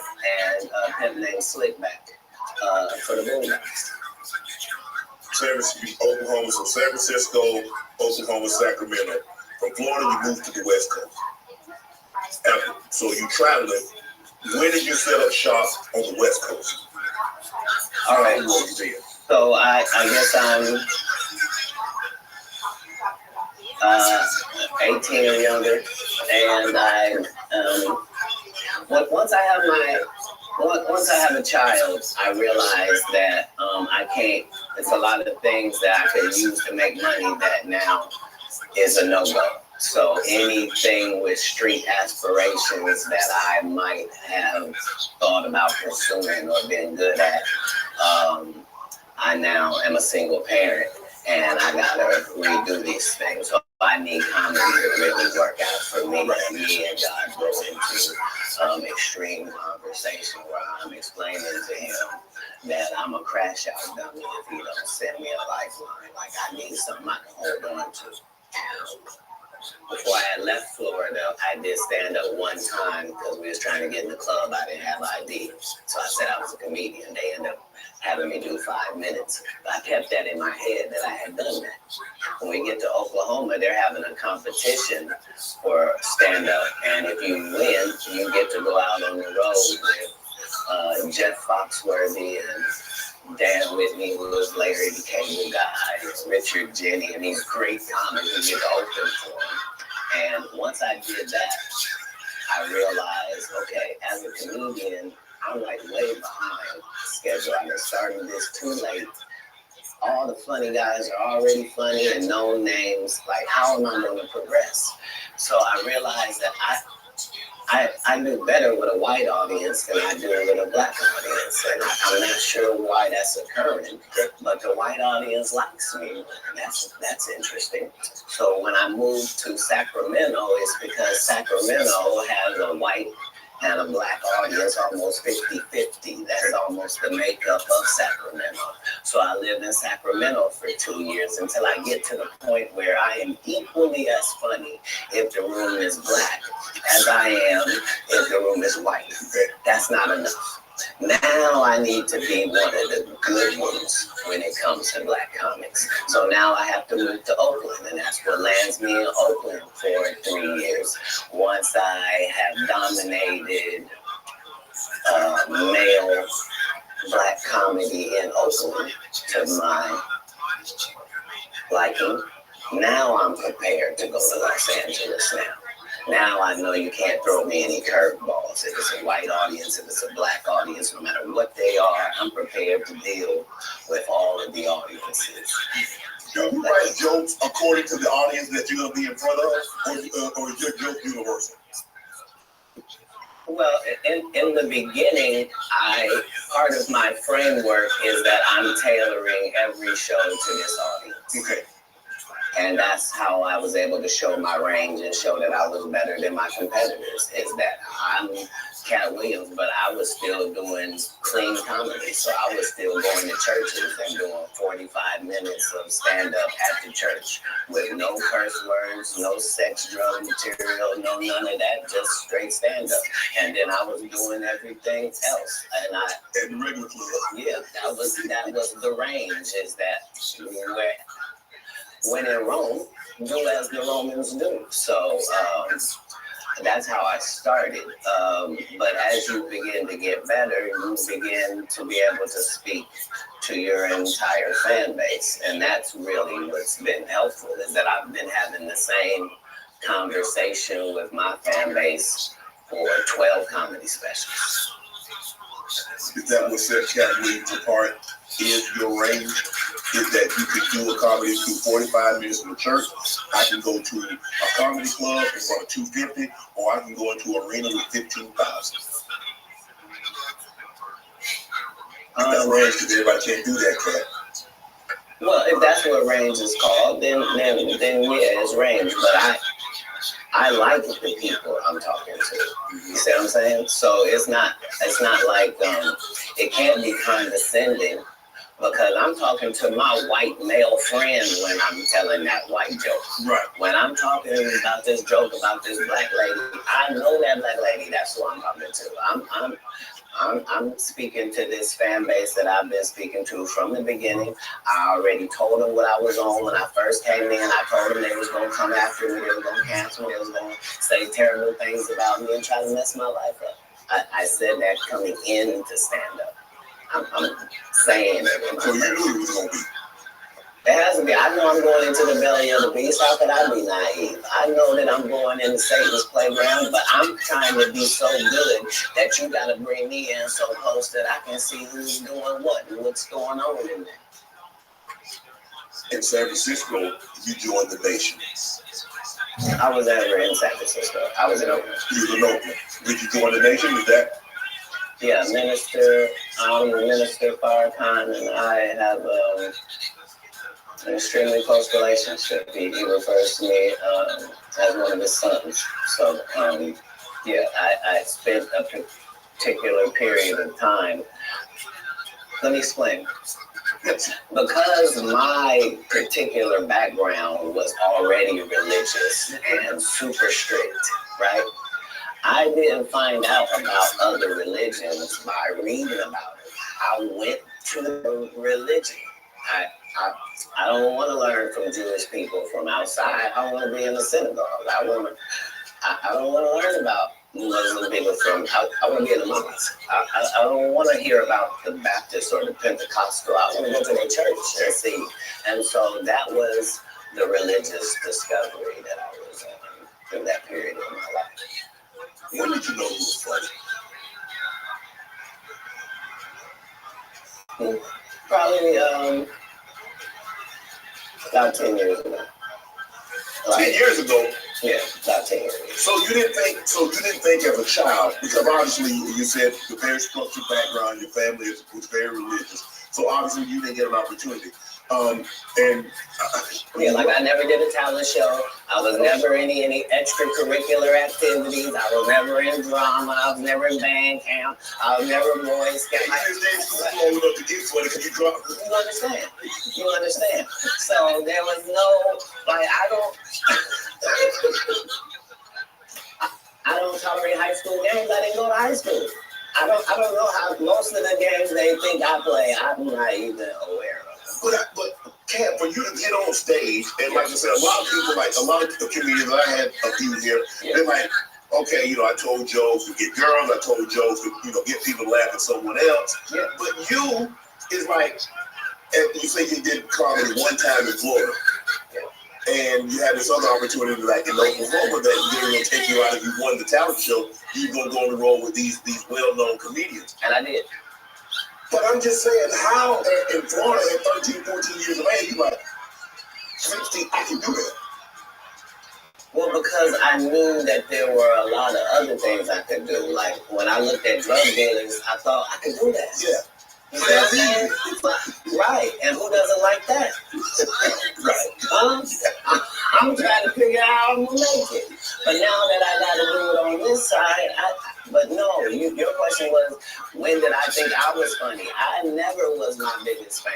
To this day, I'm not the biggest fan. I'm a fan of comedy. I like great comedians. Like, I like Chappelle. I like Patrice O'Neal. Like, I like the greats of comedy because I do. Like, I like Ron White. I like Bill Engvall. Like, I know comics. Like, people that did the craft, they raised me. I was playing with Steve Marmel and Richard Jenny and Real Journeyman. So my comedy upbringing was standard. I thought you had to work all night, every night, all around the country, and you had to write jokes, and that you were trying to write jokes that other people weren't writing, and that your job was to be funnier. Like, people that know me will tell you I've been on this. Like, I had a list of all the black comedians that were more famous than me. There was 300 of them on the list, and I had to be able to cross them all out before I could make it to the next level, before I felt like I was funny enough to do that. And so I appreciate what competition does for sports and for my particular sport. And comedy is a sport. What gave you the confidence that you could get on stage? You remember I was 5 years old on stage. But I was reiterating God's word at that point. And now I just have to make sure that the content is good. If the content is good, what part can I not do? I'm a vessel. He's given me these gifts to be able to do certain things. So I just want to utilize them in my craft. That's all. Do you remember your first set? Mm-hmm. How about 5-10 minutes? No, I think 3 minutes. 3 minutes. Yeah. Standing ovation, boo, some applause, some cheers. No, none of that. They applauded like I was a professional at it. But now looking back, I understand, because you gotta understand they were all thinking, he don't even look old enough to be in here. And we don't have any black guys that live in this town. Right. Where did he come from? And then he gets up there, and for 3 minutes he talks about the fact that he is the entire black community.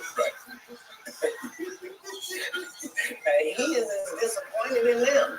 It looked like they looking for where the rest of them is. And so is he. And that was his set. But I understood from that point that the truth is really the commodity.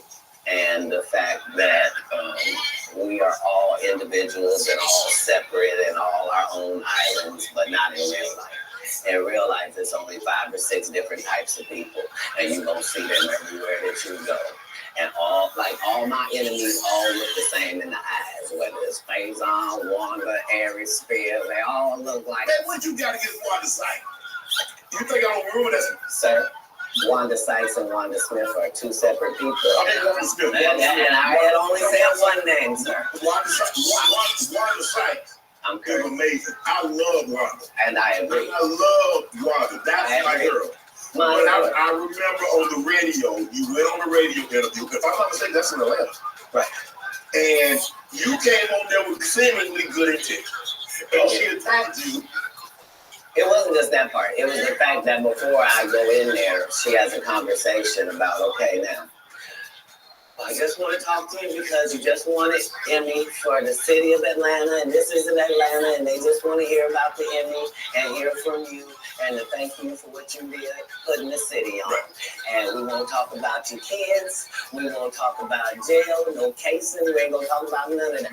And immediately gets in there and goes the opposite way. You can't flip up on me because you're an inferior comedian. I'm going to destroy you, and I'm never going to call you out of your name. I'm never going to say anything disrespectful to people that look like you. It's a very thin line. I got a call, but this lady is trying to embarrass me in front of a largely homosexual fan base. That's why she got canceled. Gay people don't take it kindly that you, as a derogatory, call me gay. Gay people don't feel like it's derogatory. So why are you trying to shame me with something in a community I don't even belong in? There's no gay people saying I belong over there. I've been over there. But I have no hatred of over there, and how dare you? You did a number on it. Hey. You did a number on it. That's legendary. No, you either believe in karma or you don't. Because I didn't even know any of the stuff that she had done to my fellow comedians until afterwards. I just know that it was a setup. Right. And remember, they tried to kill me this same weekend, not in jokes, with a real gun in my real face on a real camera. Understand, I'm losing my life for participating in something that goes along with my job. Like, it's 2 comedians. What do you think? And the world was okay with it because it was me. Had that happened to anyone else, the world went crazy when Will smacked Chris. This is a person pulling a whole gun on a comedian in the confines of their job. It's really a weird situation when they hate you that bad. Yeah. Yes. You felt she hated you at that moment because you mentioned that she said it was going to be very professional. Oh, you want to end it? Congratulations. You put the city on. You own for the city. Yada, yada, yada. And now, did she mention anything about the Emmy on camera? I believe you saw the video and you know that none of that took place. See, the issue is that all the comedians have to come do these radio stations because you have to sell your tickets. And so that means you have to go to the radio station. Yes. I don't go to the radio station. And I don't make posts to sell tickets. I just don't. So you've not seen me. I'm not here in some subservient position where somebody sent me over. You here out of the kindness of your heart. You are. No, I'm saying in the interview yes. situation. Yes. Yeah, right. For sure. Yeah, and this person knew I wasn't there for that. Or yeah, it's. But how hard? Because you have to understand, she is a female, and so you have to be careful. You have to handle her with kid gloves. Sir. You want to go ahead and take that out? You don't want to be against equality, do you? No. What you just said was very unequal, sir. But you think maybe you've had enough of this? Because I think I just heard you say that women are not equal and should be treated unequally. They want to be treated. You mean as a comedian? No. They want. Listen, you understand and I understand. Yeah. In certain situations, they want to be treated equally. Not all situations. And what part of what you saw her get? What part would have been different if she was a man? It would have just been more vicious. Yeah, that's my point. I took all the vicious and venom away because I didn't have any. Plus, I understood. I'm not trying to offend black women with short hair. I'm not trying to offend heavyset women. I'm not trying to upset fellow comedians. I'm not trying to do any of that, and I am qualified to be able to do none of that and still eviscerate you because I'm smart enough to know that I need to say that you have gnarled fingers because I know your limited education means you don't know what the word means. So you can't possibly respond to it. You're not sure of the meaning. And I'm going to continue hitting you because this is what comedians do. Right. You've been masquerading that you're a comedian too. And that's the fallacy. So nobody boxing fights out of their weight class. If you're a 130 pounder, you don't just show up with the 160 pounders. You stay in your weight class. Is that what you wanted to do? No. That she was out of her league when it came to... Because I didn't want to do any of it. I know you didn't want to, but once she took it there, did you feel that you had to go there? Oh, you go where? You could have said, Wanda, I didn't come here for that. I just want to do the interview. I just want to talk about what happened. Oh, you misunderstand my job. My job is to be funny. My job is to be funny first. My first job is to be funny. My second job is to be respectful. My third job is to be immaculate and Gaza strip it. Huh? That's non-political. I'm saying, if you do it, you let a terrorist accidentally touch your head, and I won't stop burning you down until there ain't nothing left. It'll literally be rubble on top of rubble, and I'll still be bombing. Why? Because that's why you should mind your business. This is what F around and find out is about. Right. Have you ever been booed, Cat?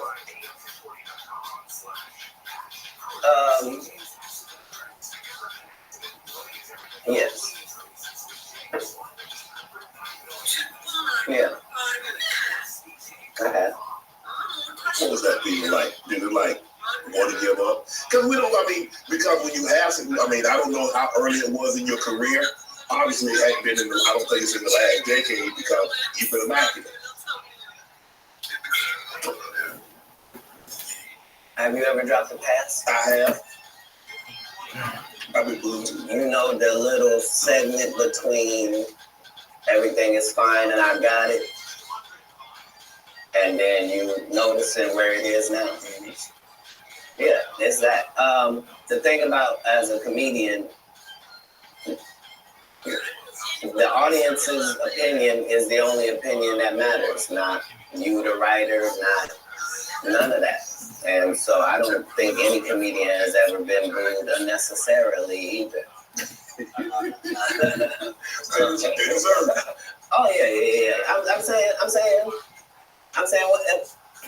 what do they say when a guy shoots the air ball in the NBA? They say air ball to make sure everybody knows. But again, he still got to get back on D. Right. Like the game didn't end, he don't get to throw his hands up and sulk. Right. That's supposed to be used as a learning experience. Most comedians don't get booed enough.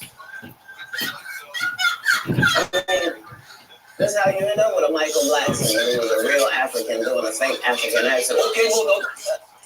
This guy is mad at me. All I did was give him the best advice of his life. Remember, he was wearing dirty dashikis, and I told him he needed to dress to be in the position that he's trying to say that he's in. And if you're the African king of comedy, sir, there's actually comedians in Africa doing comedy. If you're going to say that, you got to go to Africa and get a school, dude. Everybody, you got to put in some work. And these guys, they take my advice, they change their whole persona, and then they hate me for it. And generally, I'm just too big to comment or make a statement about it or do a live or any of that. But when it gets to be a whole grouping of these guys, I got to come and talk to Shannon. I got to lay it down at the altar. You know every comedian. This is the other side of Kurt Franklin. This is the reckoning. 2024. Reckoning. You know every comedian that's been on my show. You watch every episode. That's not what you said. You said I know every comedian. You know every comedian. You're limiting me. Oh, you watch every episode because you know things. You know things. That's always where I'm trying to come from, whether it's comedic or otherwise. That's why even if you see me get arrested 10 times in a row on TV, as a fan of mine, you can be like, he's gonna be right now. Yeah, but they just said he didn't do it. He couldn't have. It's stupid. Why would he do something stupid knowing he got to come back and talk to us? Nah, they respect that every time it happens, I'm going to be free as a bird sitting out here talking to you about it. That it really was what I said it was. That's all. You end up, you come down, you're in LA. Yeah. Now, I'm reading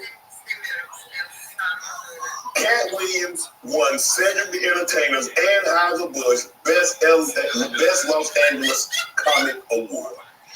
Did you win that award, one Cat Williams? It's a simple yes or no. It's not a rhetorical question.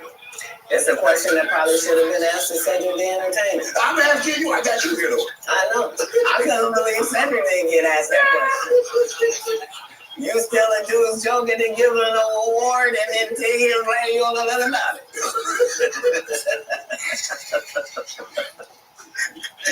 Hey, but I promise you this. If he sees me again before he sees you, he'll be talking different when you see it. That's for certain. That's the difference. That's what these comics understand, is that I'm not doing nothing for clout. I don't even recognize clout. But eventually the Lord is going to let me and you be in one hallway.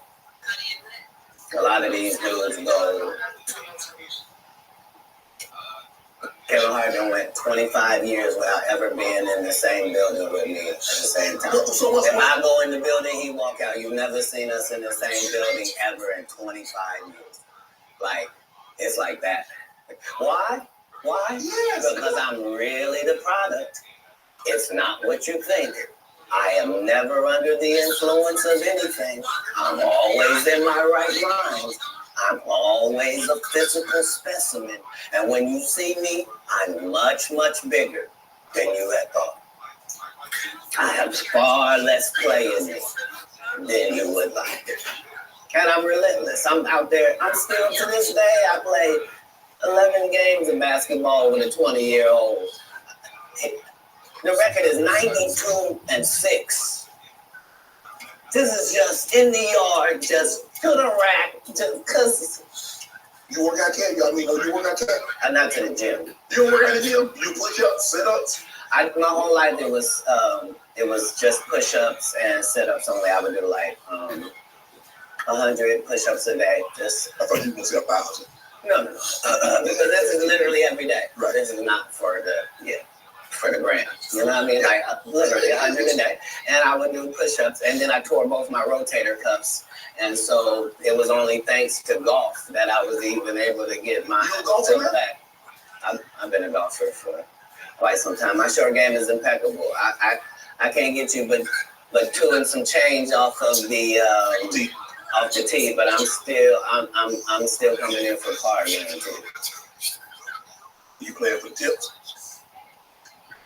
No, I've found that you don't get anything for that.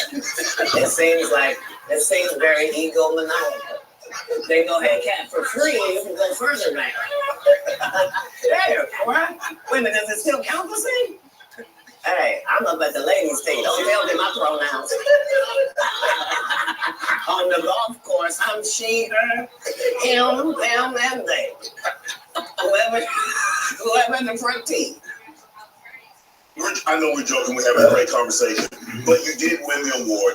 How did the award help your career? It had to help some, Cat. Nope. God, come on, Cat. I didn't remember it happened until you just said it.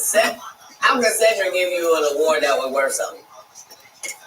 Everything Cedric and Ricky Smiley ever been in got canceled for not being funny. Ricky sat here and told you that they cut him out of every movie he did. They always had a reason. Right?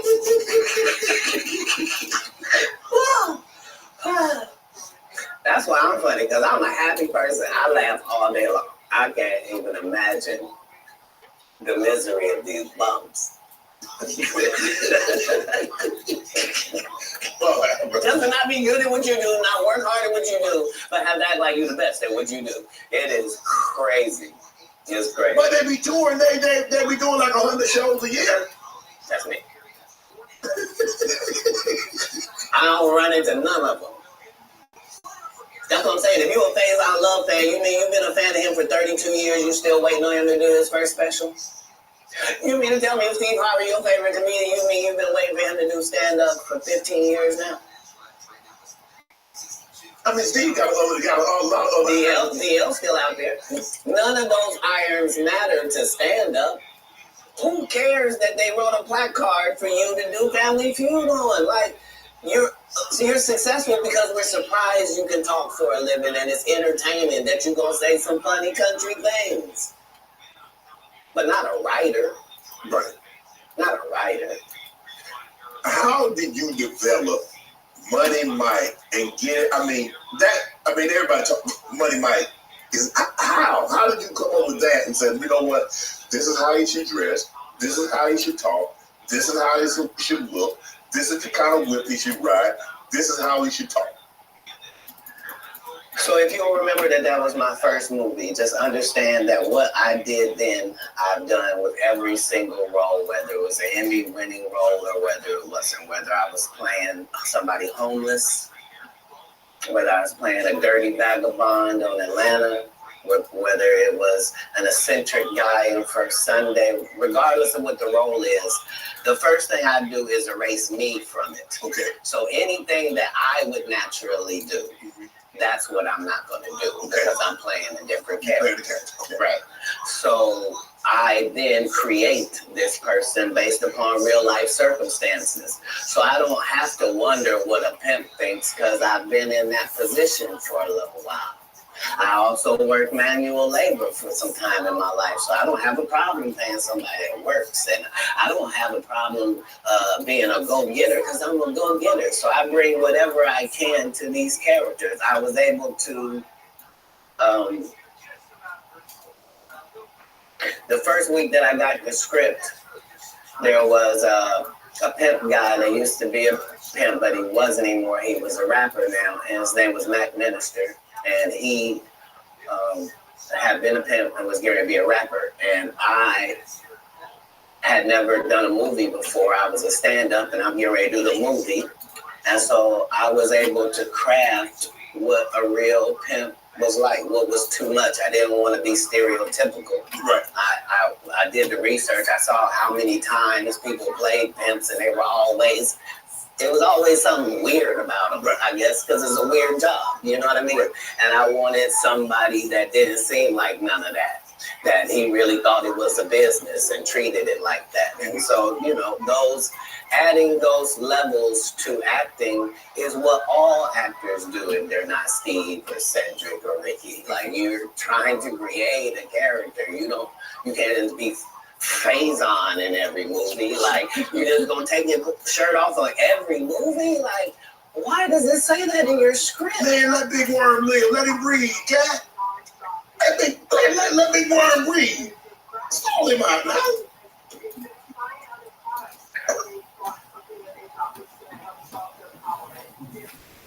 You having an unnatural allegiance to losers does not like you.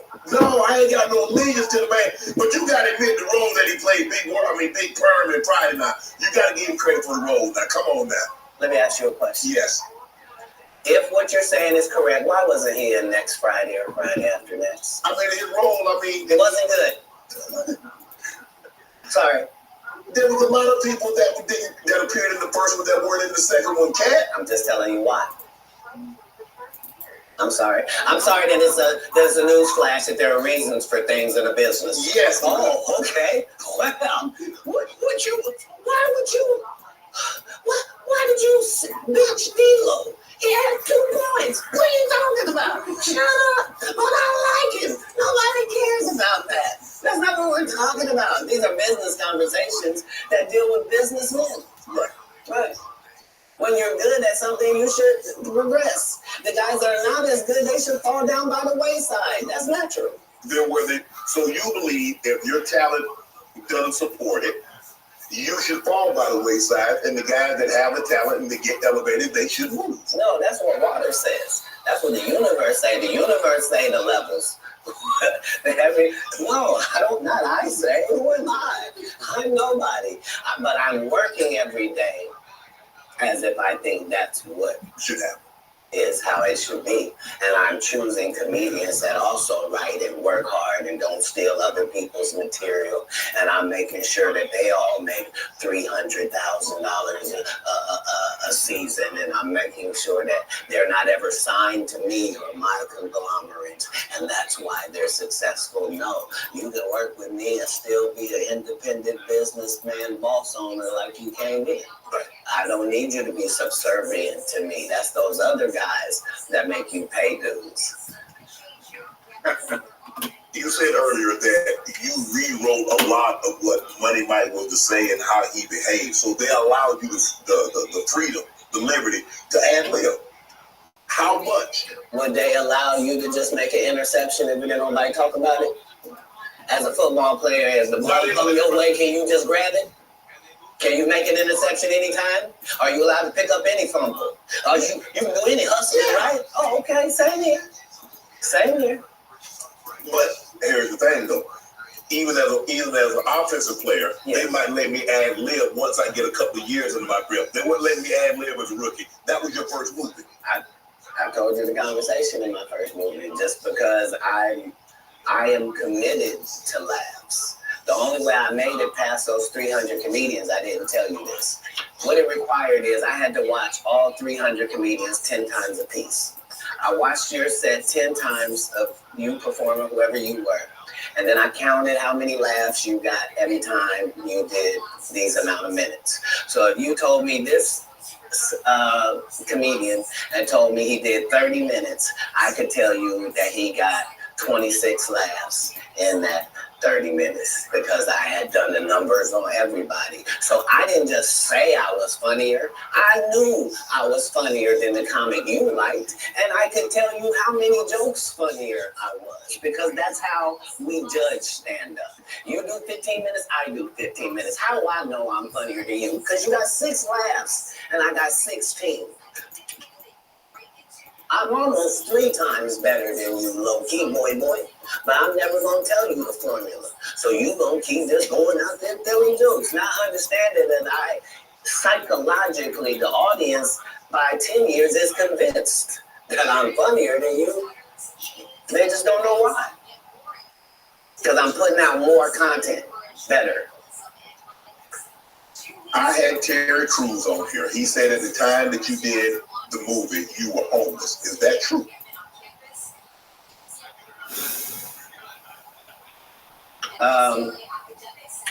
This was my situation. About 5 months prior to me getting this first audition for Friday After Next, I got this baby son. I'm holding him up above me. He grabs my little chain. He's playing with it, and he accidentally drops it.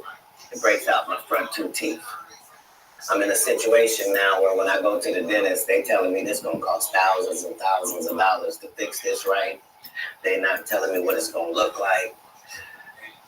I go get an estimate with no money involved, find out what I need to do. They find out you got a tumor in your upper jaw, so we're gonna have to do a whole surgery for you. It's gonna be 100 bands.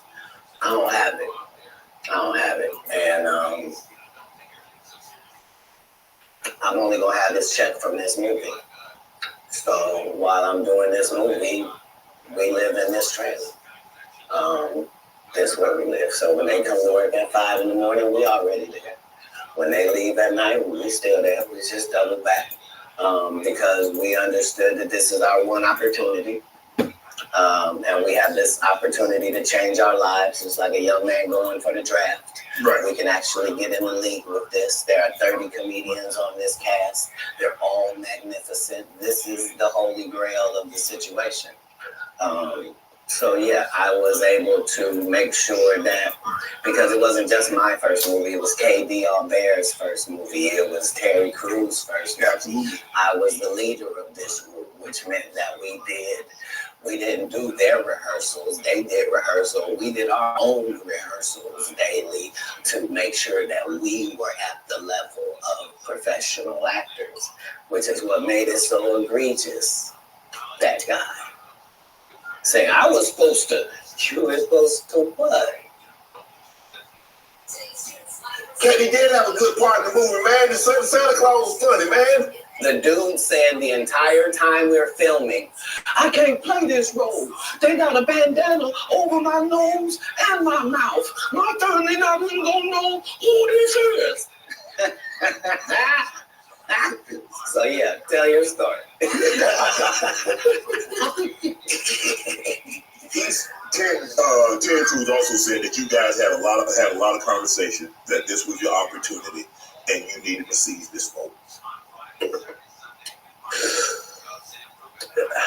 Terry had the benefit of having been in some very high-profile situations already and took L's. Like, he had been in the league, you know what I mean? He had done pro wrestling. He had done a lot of things. He had been televised and some things that hadn't worked. Right. And this was just fortuitous for him.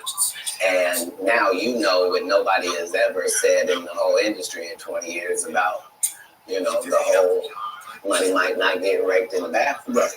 So I understood going in that there's no reason. I lost for a 5-year period, every single movie that Kevin Hart did was a movie that had been on my desk. That all I had said was, just, can we take some of this step and fetch and shit out? And then I can do it. Like, it don't need to be overtly homosexual, because I'm not homosexual, right? It doesn't need that to be funny, right? And me saying that and them going, oh yeah, no problem. And then going to give it to this other guy and having him do it just like it was. And acting like I'm a bad person because I keep standing on my standards. But yeah, it's interesting, but I wouldn't change it for the world. Like, again, I'm on the way decisions. You know, look, I've had Q, I've talked to Q. A lot of people say Q doesn't pay. What's your relationship with Q, and what did that opportunity mean for you? Well, the ungrateful bastards that would say anything about Q's payment, you shouldn't even talk to them anymore. Like, you don't go to Goodwill, you don't go to a Goodwill thrift store and go, look at all this cheap ass shit. Why don't you shut up? You could have went to Hermes. Why you didn't go to Balenciaga? Why you didn't get on the ball man? You want to have that conversation. What you mean, the independent black dude who's filming it partly out of his fucking pocket? What do you mean he didn't pay you enough? They weirdos. That felt like they earned the opportunity because they were big. No, Yeah. I understood. That ain't no $200 million movie, Robbie. How much did you expect you was gonna make? Well, I made enough to get them teeth fixed just like you did. Yeah. So there was no harm, no foul. I knew that I was gonna go from there, and there was no. You was running back for Cat Williams. Well, here's the thing. I wrote it. What I'm saying if I did it and I did a good job at it, you can thank me. I was involved. Right. I'm not gonna come later on and tell you I never even read the whole script. So how you know what role is what? You never read it. like these guys' whole job is to present something, unfortunately. And I'm just not a presenter. If you ask me a question, I'm just gonna tell you the truth of how it works. Would you be willing to do another Friday? You've already asked me to write it. I was supposed to have been writing it. This is what these guys are mad about. Like, we lost some great people before this movie could come out regardless. And so, yes, there desperately needs to be one. But we miss John Witherspoon in a way that can't really be quantified, if I'm being honest with you. And the Chris Tucker that we got now is Epstein Island Chris Tucker, not Smokey. If I didn't know no better, I'd tell you he's the greatest. I don't care what you say. To be confident and not delusional is a real skill. Most of these confident people we see is really delusional. Well, you don't think they asked Chris Tucker to come back in the second Friday?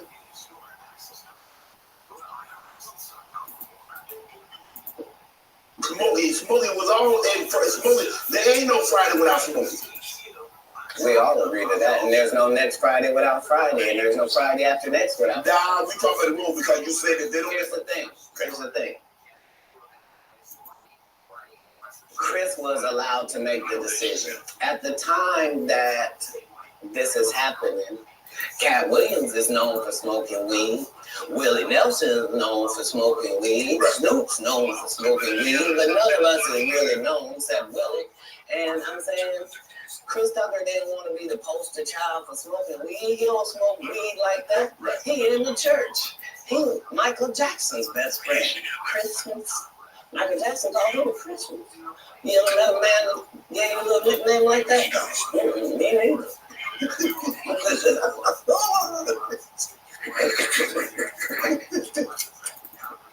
Must be great. Man, I ain't gonna be able to get nobody back. I ain't gonna be able to get no more comedians. They all coming. No, they ain't. Are you kidding? Nah. Hey, I promise you. I got all the rest of them. I done got the ones. I promise you, everybody trying to double back. You're gonna be having to beat them off with a stick. You won't let him come in them. Much as you're on Def Comedy Jam, Comic View. What were those experiences like? What do you remember most about Def Comedy Jam and Comic View? Comic View was everything. Comic View was really the break, and not Friday After Next, just because Comic View was just 3,000 of your stand-up peers, and we just throw sets of all of them up there, and we see who the audience likes. Who do they like?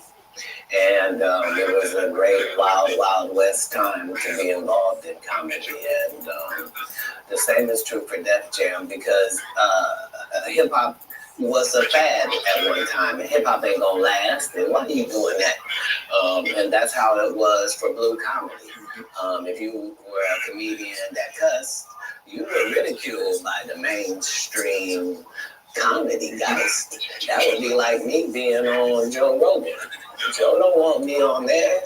I need to be on Shannon. Joe got 6 comedians that never been funny. He want to push out. But that's really how it is. I'm so sorry. You're an athlete, right? Yeah, I can tell you. You understand. Will there ever be another Comedy View, Def Comedy Jam? Could that in today, 24, 25, 26? Could we see that again?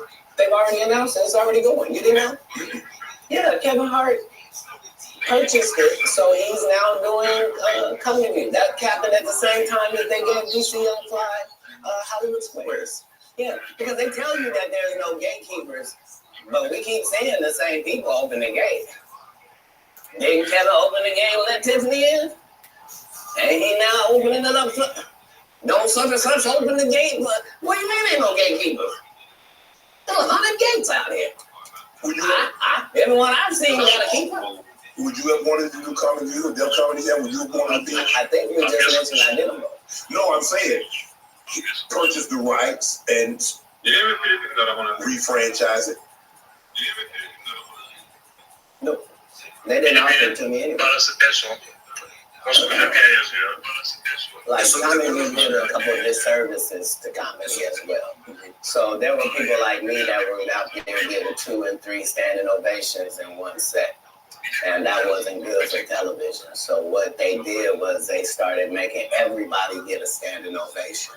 So they would tell the audience, when they get off stage, everybody get up and cheer. And so now, the fact that I'm the only one out there going to get standing ovations is now making people think everybody get a standing ovation. And that's not how comedy is. So I understood why that couldn't go anymore. Because you remember Ricky Smiley sat right here and told you a story about how he performed with Mike Epps and Cat Williams. When he did Comedy View, and to let him tell it, he was funnier than both. My man lived there. Talking about the special needs. That's a different time. Level mature. That was a different time, Cat. No, it wasn't. It was the time I was there. But I'm saying that time, this time, same times. No, but I'm saying just like people that tell you the Egyptians, they're not black. Egypt is in Africa, folks. As long as Egypt is in Africa, then Egyptians are African. Do you believe you could tell the same jokes today as when you started out? I mean, Eddie Murphy not telling those jokes. Richard Pryor not being able to tell those jokes in 2024 that they told in the 70s and the 80s. So they wouldn't have told me. But that's my point. They're not inferior people. No. If they were in this time, they would be going according to our time. Just like then, we were going according to that. Like, that's how it is in the world. There are words that we can use for a while. And we use them for a while until somebody says that ain't a good word. We should stop saying that. That don't make people feel good. And we stop saying the word. And we move on to another word. You can't say the R word. You can certainly say special needs. Yeah. You can certainly say spectrum. There are things that you can say to get your point that don't have to hurt people. Right. But you would know that if what you did was construct the English language for a living, then you would understand that. You financed your first stand-up. You had 20. It cost you 22,000. You had 25 to your name. Yeah. Why did you decide to do that? You believe that much in Cat? I believe that much in business. In business, the goal is for you to become independent and be the boss, take the responsibility, and also get the profit. Okay. That's all. How can I be looking for you to put me on if I wouldn't? And if I can't show you what you missed out on, why would you believe me? Now, the fact that I was able to do it 12 times, that's the real thing. The part that I'm able to do it all across the country. The fact that every time I do a tour or a special, you think, well, that's sponsored by somebody. Somebody did a good job. No, just the guy they're kicking around. Just the one that might mentally not be all there. He's the one picking the outfits, writing this guy's material, booking the show, making sure he gets there. He's the one hiring the other comedians. But hey, I knew that that's the end goal. So if that's the end goal and I'm there when I start, why would I deviate from that? Right. Remember, my goal was to get this far in Hollywood and still have a virgin asshole and never have sucked a penis. That was my only goal. I didn't want to get with a white woman because I was scared she might have me running down the street like Jonathan Majors. Not because I didn't like white women. I think white women are as great as any other women. But I'm not going to act like I'm not scared of them. I have a reason to be scared. You could be Kang the Conqueror, and they could take your rabbit ass down in 2 weekends. And that's the truth of the matter. So I stayed away from that. And remember, I told you the drug story from when I'm in the park. Yeah. So these are just the things. I had all of those when I came in. I already was ready for that. That's what they don't like. I did not know. You're telling me and showing me a side of the business that I didn't know. That you got the competition, the competitiveness. That's all business. I don't care if they're selling Coke. You wouldn't believe the things that Coca-Cola says about Pepsi. You wouldn't believe the water conversations between Dasani and Liquid Death. Like in all business, in all sport, competition is a driving force. I don't require anybody to be better. Who am I? I just require if you're a loser and you've taken shortcuts at every chance, and you've made sure that you didn't put anybody on that really had a work ethic and was a God-fearing person, and you helped it. If that was never you, then don't act like that's you. Don't get out here now that you don't do stand-up and start acting like, oh, you're not sure why you don't do stand-up no more. I heard you got to run off. You better be careful. The nigga that run you off gonna show up and he gonna tell everybody. And what you gonna be able to say? Nothing. Why do you think I speak with such clarity? I'm actually involved in each one of these stories I told you about. Right. Right. The one comedian that we've been sitting here doing this interview that you hold in very high regard is Dave Chappelle. Dave Chappelle walked away from 50 million. You said it was more. Tell the story. That's right. I want you to tell it. No, I want you to tell it. You really are the best. You're proving it here today. As much as I'm proving it, you proved it. You proved it. Yeah, that wasn't the thing. It wasn't. People say that he lost $50 million. No, that's not even close to what happened to this dude. And until you understand what happened to the dude, you don't understand what happened. Like, no, not they offered him $50 million and he turned it down. Who's gonna turn down $50 million? Now I've had to turn down $50 million 4 times. 4 times, just to protect my integrity and that virgin hole I was telling you about. Right, because P. Diddy be wanting to party. And you gotta tell him no. You got to tell him no. I did. See, I got the receipt for everything I'm telling you. That's why I can say I'm so free. Can I you here? Get to it. Thank you, sir. Thank you. Because early on you was accusing me of being It's crazy. I mean, but you know, some of these people. Martin tried to put me in my first dress. When he had to go on his hiatus, he tell me, Cat, when I come back, I need you. You my young partner. You my brother in comedy. When I come back, just promise me that my next movie, it'll be me and you. We gonna do it together. We're gonna do some buddy cop shit. I said, Martin, you got my motherfucking word. My nigga, go do what you gotta do. When you come back, I'm in your movie. Don't trip. I don't need to see the script or nothing. You know, we get in that office and this fool pull out Big Mama's House too. I almost died. And I gotta read this script from all these good white people. Where this nigga want me to get in a dress with him. And I'm literally saying to everybody, why is he in a dress again? You already played the old lady as an FBI agent. We can play anything now. We can be playing the dog catcher this time. Why do we need to be in a dress? And I get so mad, I say, you don't want me. You want Brandon T. Jackson. And that's who they went and got. Twice I said it, they went and got him. Just like I'm telling you, I had the other dudes work. I had all of it. All I did was say, I want to punch it up so it's not offensive to real niggas. And that's how I got in this position. I sure hope I have Club Shay Shay after this year. It's gonna be in a dimension it's never been. Yeah, it's gonna be. The greatest thing floating in 2024. Mark the words. No way.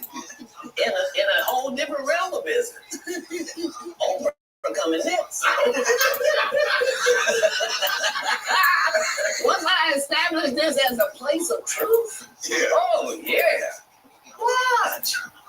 Watch. God's people ain't that few. Prince. You met Prince. Prince is a friend of mine. He's a friend of mine. What was those conversations? Because look, I mean, sometimes we don't really understand or appreciate someone until they're gone. I did. I was a big Prince fan. All of this stuff because he could play all the instruments. He could sing. He was an entertainer. Yeah, they said. And what he wrote. I mean, who thinks of Cherry Moons? Who thinks it snows in April? Who a raspberry beret or pink cashmere? The things, the purple rain, the things that he wrote about. Like, bro, whose mind goes there? Yeah, he was like unlike anybody in the world.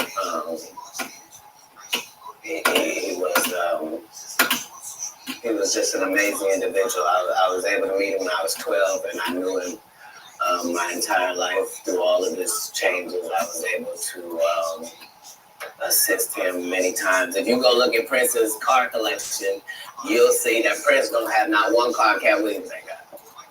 He got the Prowler from Friday After Next in there. He got the same Bentley as me, like, because we share certain things. Our connection was lyrics, musical lyrics, women, and cars.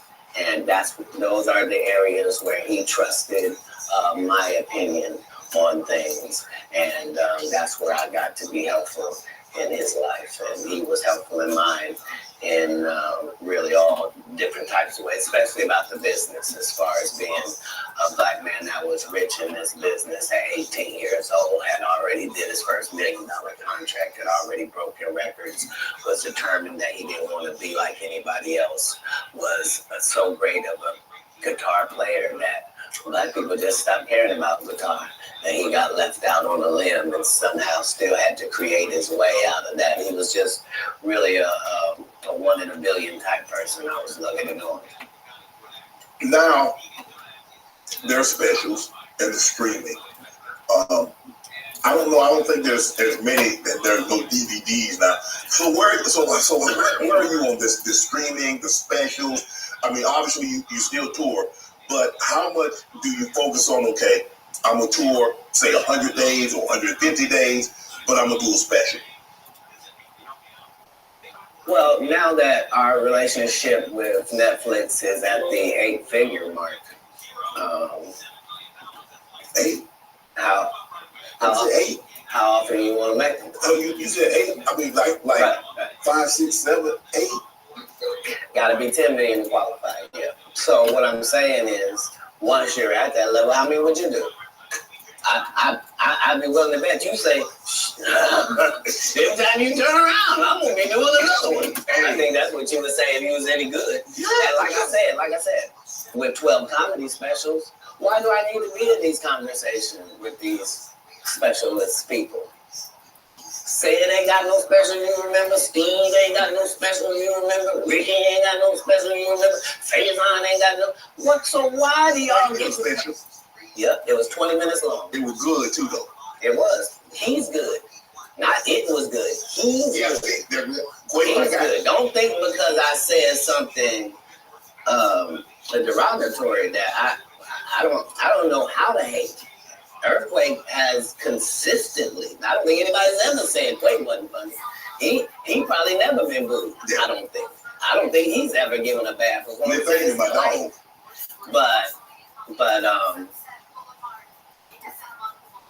But his just due was overdue. He was in a whole different situation. Yeah.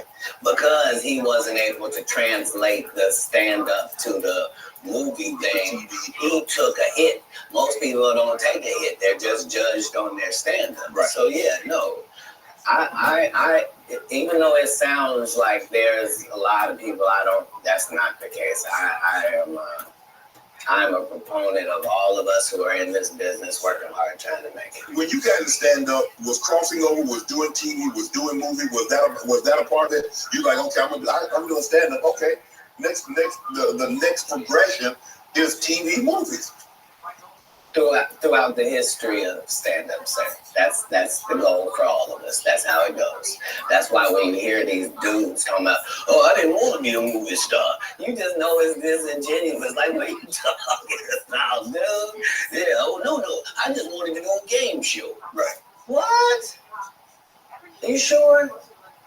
Because I thought you did Mark Curry's show over after he had just done hanging with Mr. Cooper.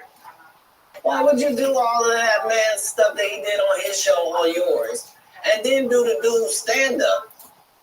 You go on the road, and then you never put Mark Curry on your show or nothing. Like, if you don't say anything, these dudes will run over you. I don't know if you know how bullies operate, but if you don't stand up for yourself, there really is nothing they're going to do. Right.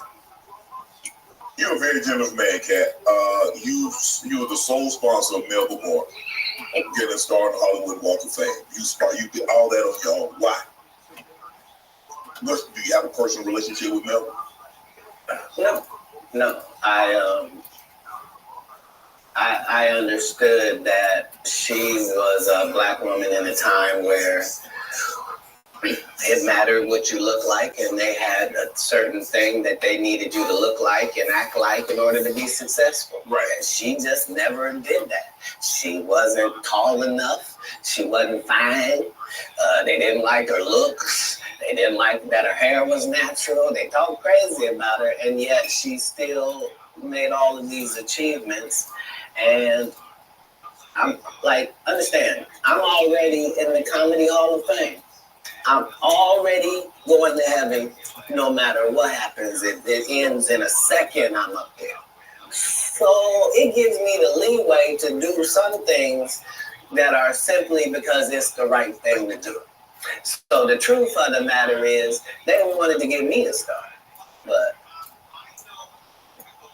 please don't consider me and this person been sitting on this list this whole time.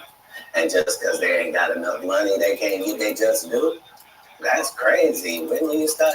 That's hurtful. What if somebody can't afford their flowers? You mean they don't get them? No, God don't operate like that. He was sending a dummy like me to come and take care of that. Just so that the right thing happens. That's how the universe works. But because remember, what am I spending my money on? I'm not spending my money on strippers. I ain't spending them on drugs. Like, what? Because if I go in a strip club, I'm only trying to get her out of there. Yeah. I have no intention of her or any other people being in this position. If I see a girl I like at the strip club, I'm telling her, you know, you don't have to strip no more after this. This could be your last day. How about that? What would it be like just to leave it all? Yeah, that'd be a whole nother. I only want you to go get your purse. Just leave it. We get new ID. We get new ID and credit card and social security card. We don't need none of that. None of that. You good? This life don't look good on you. Yeah, shit. You don't even look like a girl. I got it. Got me thinking. Got me thinking, Cat. Right. You hear these athletes talking about, yeah, we was out there tricking. What? Why? You're part of the problem. You're part of the problem. Stop paying people that you don't have no respect for. It sets it up bad for us. We got women out here can't find a man because they acting like it. You are alpha. Now the alphas all want these subservient husbands. You can't have one. That ain't gonna happen. It ain't gonna happen. Sorry about that. Okay, go ahead. Boy, you done got me canceled. How many times in this program? Where's the camera? I didn't write nothing. I said tonight. It's all been on these cue cards. We'll keep reading them. Ask your next question. The Migos. Do you have to get out of financial situation?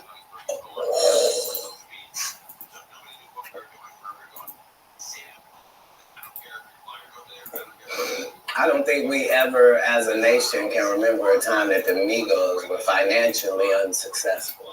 So for the record, I would assume that they've never needed Cat Williams' financial assistance for anything. I'm sure that between QC, the label, and other things, they were taken care of.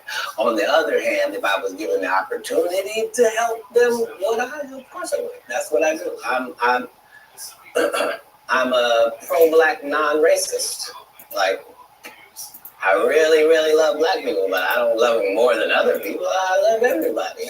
I'm a black guy, and I try to stick with that. But yeah, I'm not one of those pillow talkers either. Like, when I do something good, I'm really not doing it for the gram. It's not for Not for any of that. I'm just doing it because it's good to do. I appreciate that. I don't know if this is true, but I did read that comedians on your show say that women sometimes will bring them money and not say where it came from. Say that again? Comedians will say women will bring them money and not say where it came from.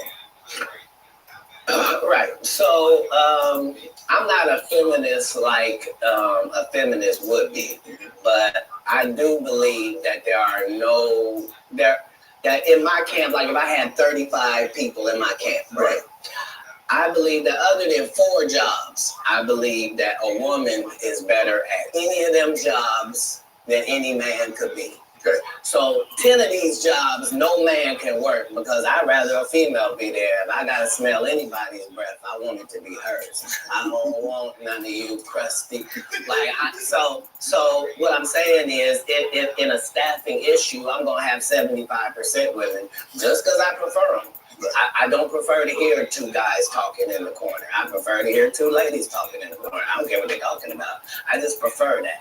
So a lot of times I will utilize ladies to convey a message. If a comedian is doing a great job somewhere in the country, he just did a masterful set and nobody's gonna pay him.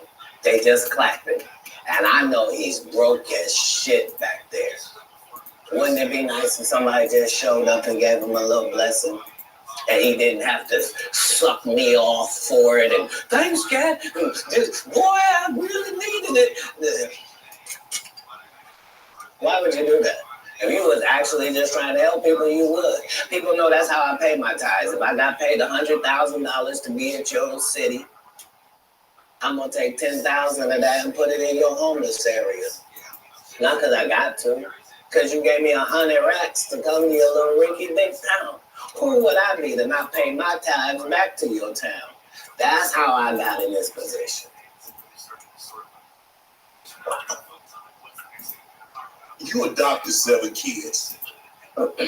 Why?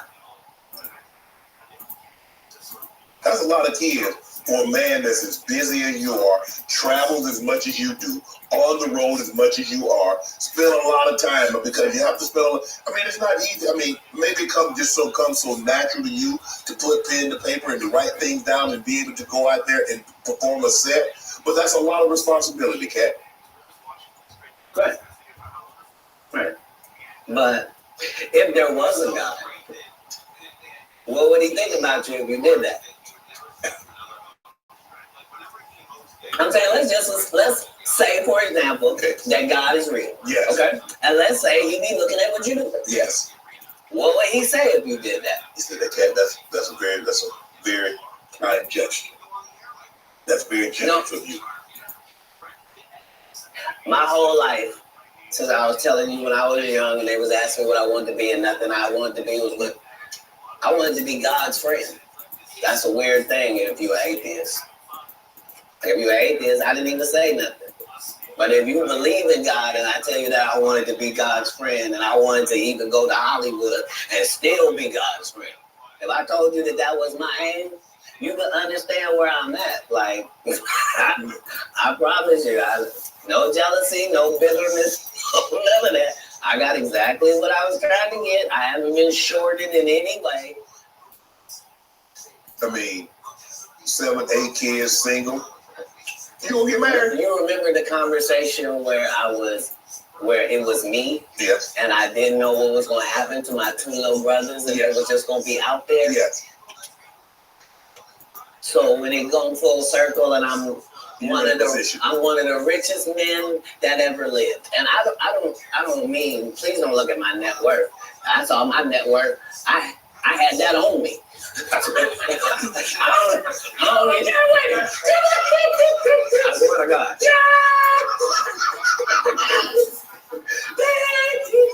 What I'm saying is, I'm saying my net worth is less than my last Netflix deal. You understand what I'm telling you? It makes sense. But I'm fine. Jesus was poor. Jesus ain't had nothing. So why don't we mad? You say I don't have nothing. They ain't had the amenities they had back then, okay? Say it We again. got different amenities now. Not more than gold. Gold was the amenity of that time. We still got gold. Gold still running. They have no Rolls Royce. They got you can buy an ass. That's what they call it. You can buy a biblical time. They were cheap.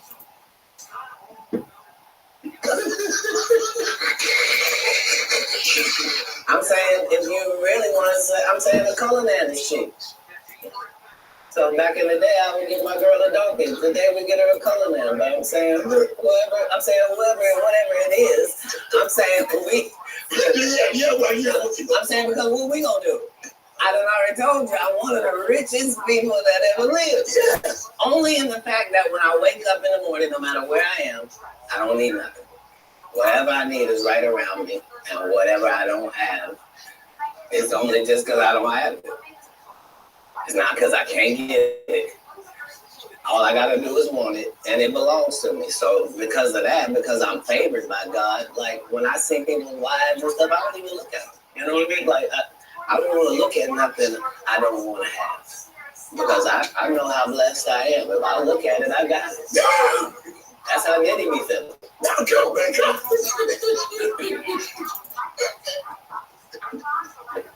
So you're not supposed to look at anything that you don't want.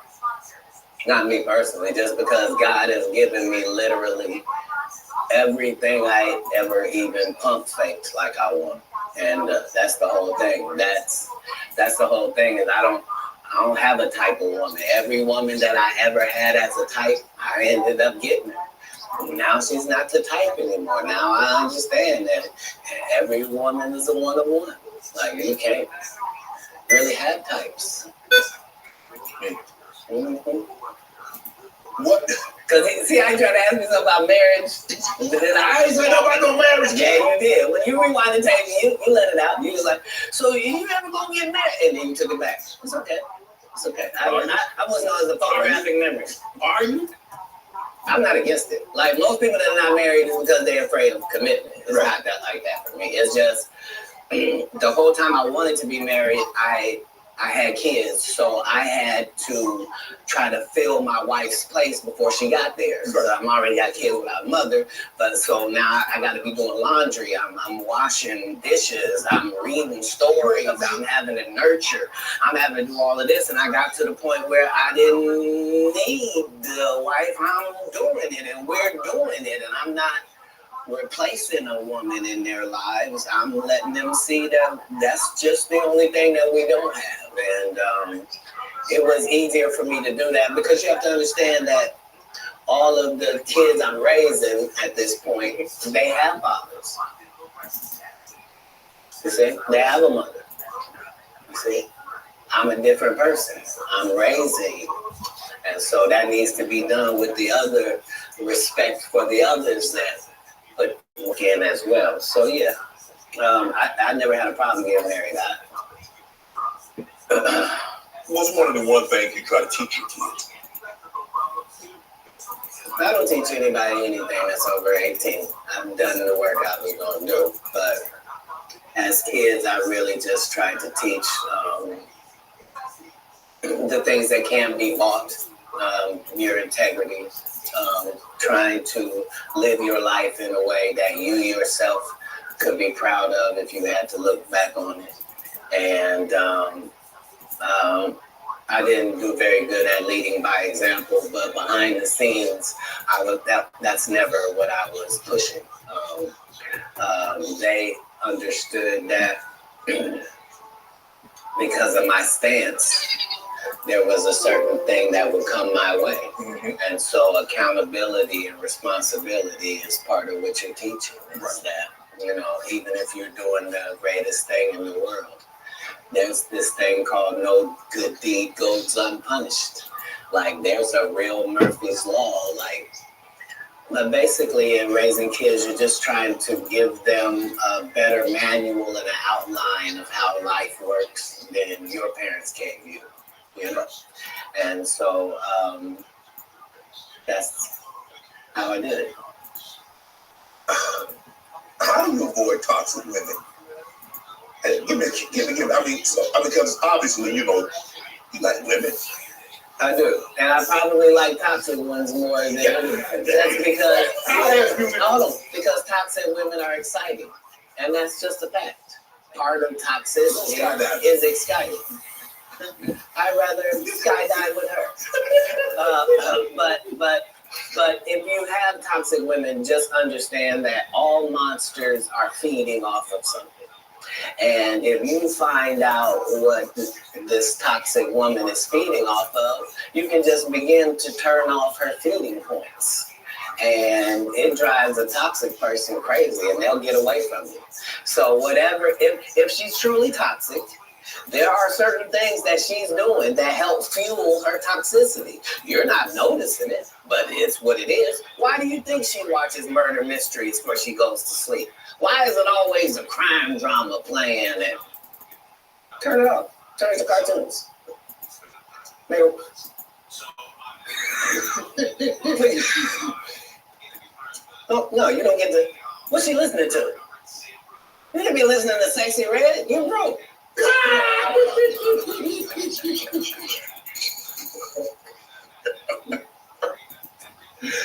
Toxic people are trying to get things. They're not being toxic for no reason. They're gaining something out of how they operate. That's why they operate like that, because they get something. As soon as you find that out, you'll be able to cut off what they get, and they will leave. Yeah. You were married once. Never. You were married. Never in life. So would you have a cohabitation agreement? Never. How can I be a single parent and be married? You know, there are people that like were married and then they get divorced and then they become single parents. That's how that works. Yeah, but a person who's never been married means he's never been married. Okay, I'm gonna take your word for it. Why would you need to take my word for it? Hold on. If I had been married, wouldn't somebody have said who she was? No. It might have been a long time ago. No. I've never not been famous, sir. I just worked the story out to you. I don't have no hidden mysteries in my life. That was Jesus. I don't have no periods in my life where it's unaccounted for. No. That person that said that was a liar. I got a case right now in LA. This lady said she was my assistant for 14 years, and I heard her or something like that. Never worked for me not a day in my life. Liars lie because they want to. But people always say, why would they lie? No, there are several women have said they was married to me. It's just when they went to court, they had to say, I was married to him spiritually. You shut up. How you gonna be married to me? My kids don't know you.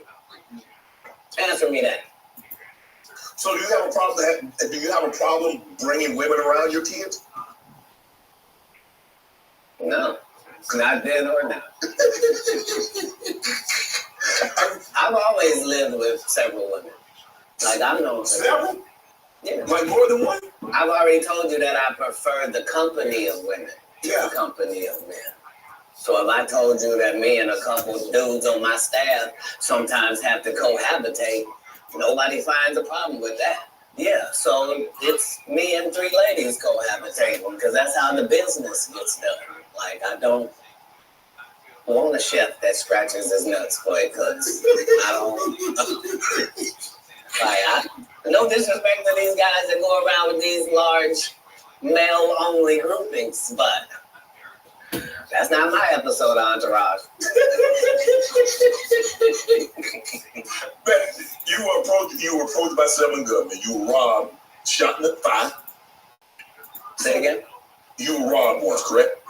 No, I never. You didn't get robbed. You didn't get approached by gunmen trying to get robbed. They didn't take anything. I wasn't even the target. I wasn't even who they were talking to, and not because I say that. Because if you look at what time period it is, I'm not even making $5,000 a year. So robbing me wouldn't answer. This is before Oklahoma. You talking about a terrible condition. They'd have been disappointed thinking they'd get something off Elon.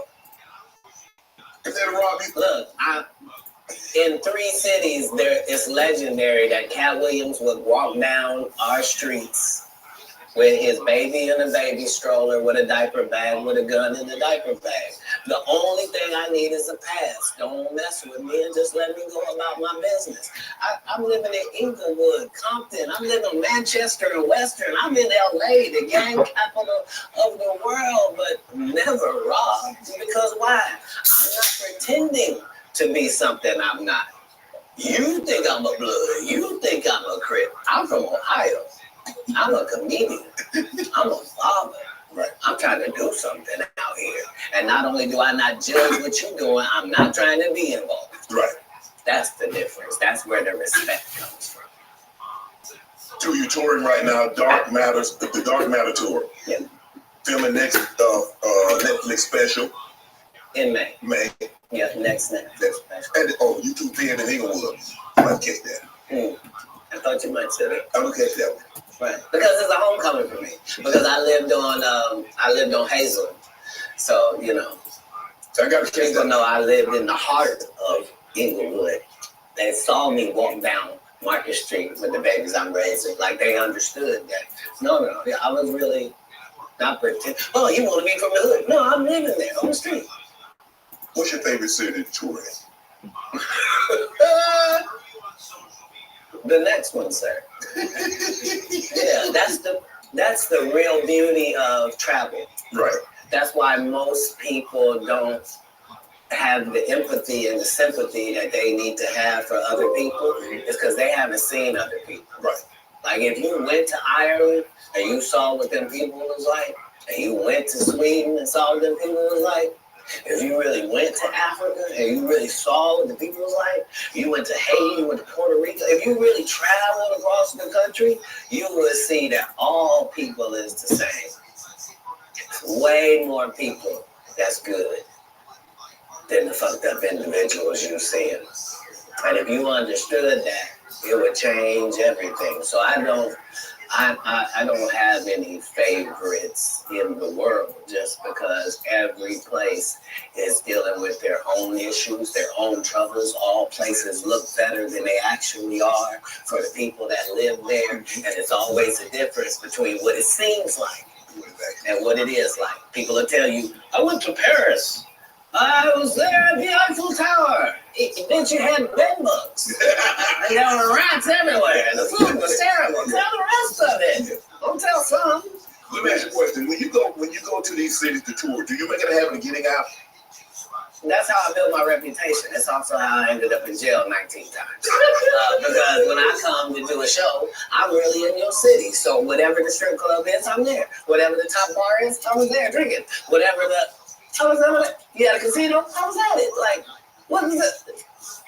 Because I'm in your city. This is how I'm learning your city so that when I do my show, I can be talking about what I know, not what I think, right?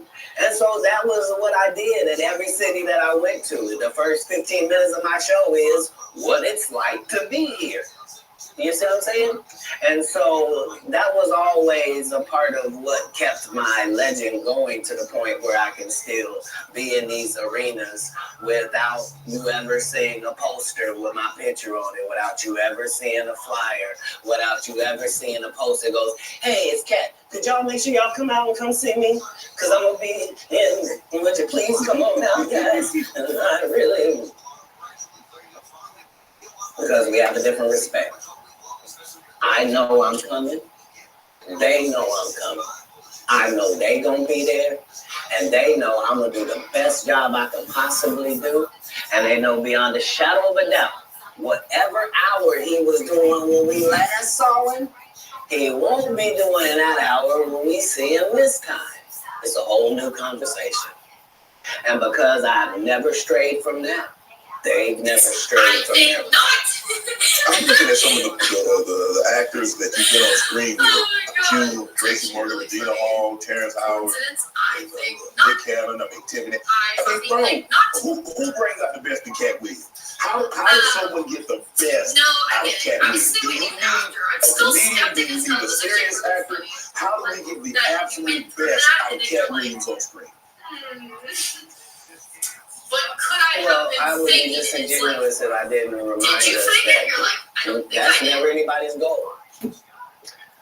It's never anybody's goal to create a great situation for me to do a good job. Why? In a script. The way it works is the script is already there. This is a character in the script. If they give me the job, I make it my job that this character here has to be as big as this whole project.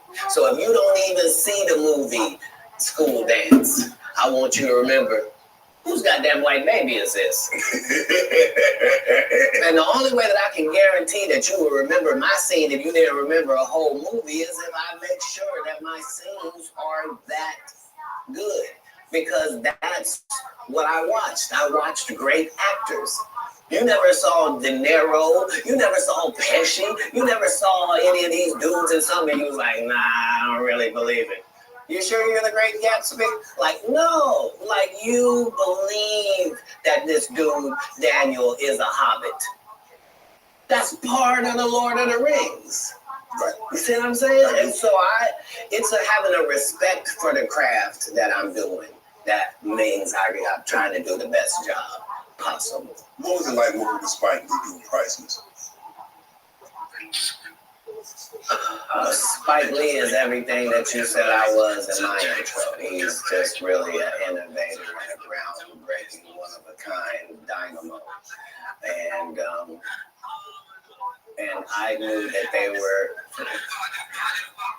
like, they tried to sabotage me even then. Like, as soon as I said I wanted to get Spike Lee to direct it, because that was the biggest thing I could do, they immediately gave Spike to Gerard Carmichael and had him do a special too at the Comedy Store, just to undermine, like, but it's something like a balloon. if there's one thing you can take away from me as a person, whether you like it or you don't, if you take this from me, you will be a better person. If you decide today that you're going to live every day like it's your last for real, which means have a conversation with yourself as a guy. Okay, that was it. May not be no more after that. And really count yourself every day like this could have been it. All right, before I go to bed, this could be it. All right, how's that looking? If you can do that, it'll change your life. You will really start making decisions and living your life like this is all you got. Just one day. But you could be a winner. You could be a winner on this. It's just work ethic. And not the work ethic they talk about. They tell you work ethic where they do all these movies. I'm the hardest working man. No, everybody goes to work every day. Right. Yeah. You say, I go to work all the time. Everybody who works goes to work every day. Shut up. Shut up. You get... What? You think I respect you more than my gardener? I don't. He work every day.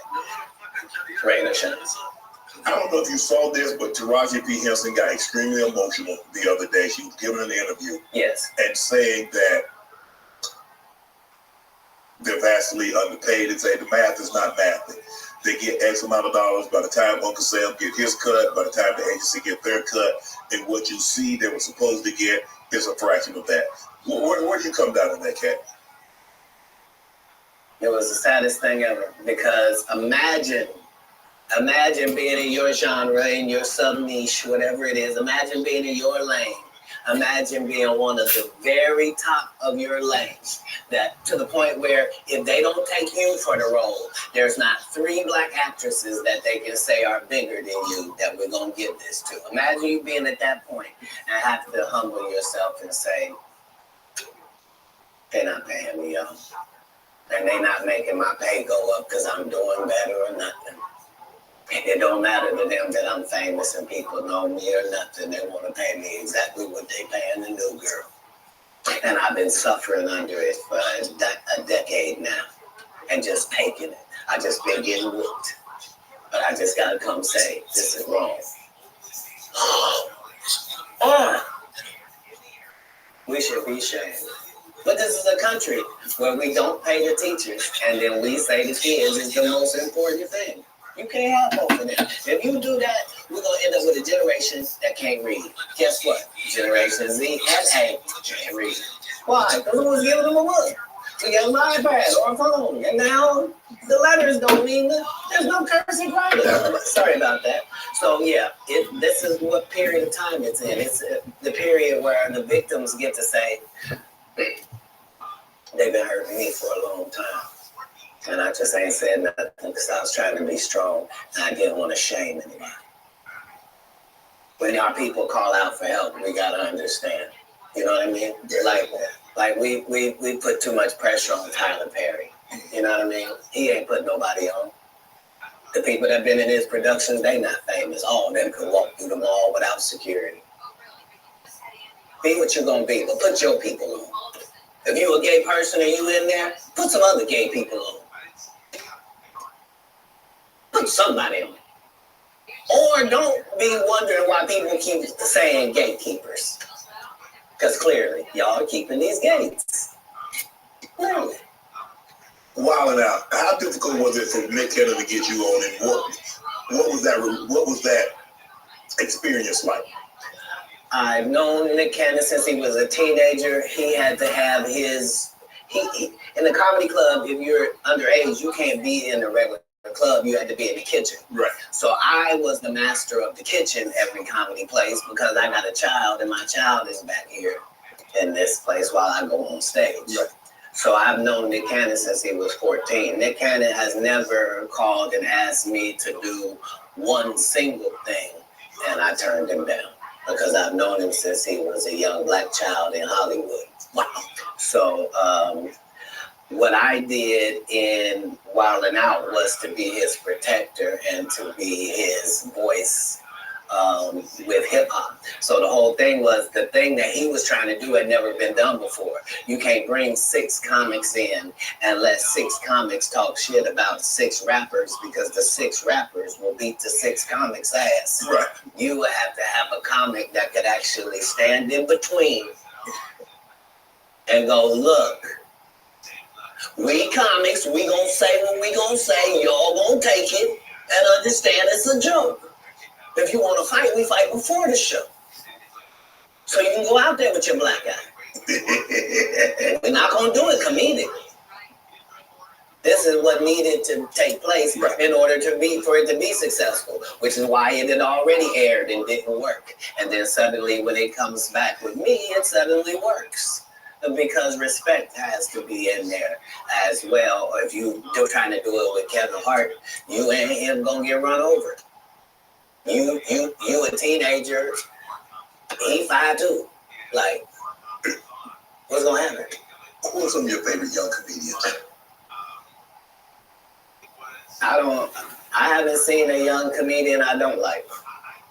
If you name any of the young comedians, I'm aware of all of them, and they're all doing a great job. It doesn't matter if it's Country Wayne or Desi Banks, it doesn't matter if it's Carlos or Chico, it doesn't matter if it's DC or Just Hilarious. It really doesn't matter once we go to the young part. The young comedians are dealing with things that we never dealt with. And so that gives them more benefits, but it also gives them more chances of failure. So it's not easier for them. So yeah, I'm a big supporter of young comics. We have Miss Pretty Ricky and Takara Williams. I've taken 25 black women on the road in these tours. It's important to me that the young comic gets the benefits and the advantages of the big comics platform. Matt Rife, Wildin' Out, recently got canceled. You see Jonathan Major, what he went through. Marvel dropped him as soon as the conviction came out. And you were telling me. Hey, you saw that black woman come get his charge cut in half? Thank you, Megan Good. God bless you, coming to save that slave. If he'd had to be there by himself, he was getting awful. Guilty. She came in there, was just so beautiful. They had to knock half of it off. Bless his heart. So Matt Wright, you know him from Wildin' Out. He gets canceled for a time. Trying to tell it. I never knew him from Wildin' Out, to be honest. I came across him as a new comic. Okay. And yeah, I'm really just trying to see the comics, judge where they are, see it. Yeah, Right. go ahead. So the canceling, what do you think about this cancel culture? You see the situation with Jonathan Majors. I mean, for all intents and purposes, I don't know. Maybe he can bounce back in a couple of years. But man, he was hot. He was hot. He was cooking. I mean, you see him in Creed, he's in the Marvel movies, and then just like that. Maybe I'm a conspiracy theory, but I thought Cat Williams said any that time they make you into that position, part of that contract is you do understand whenever we want to take you down, we can, right?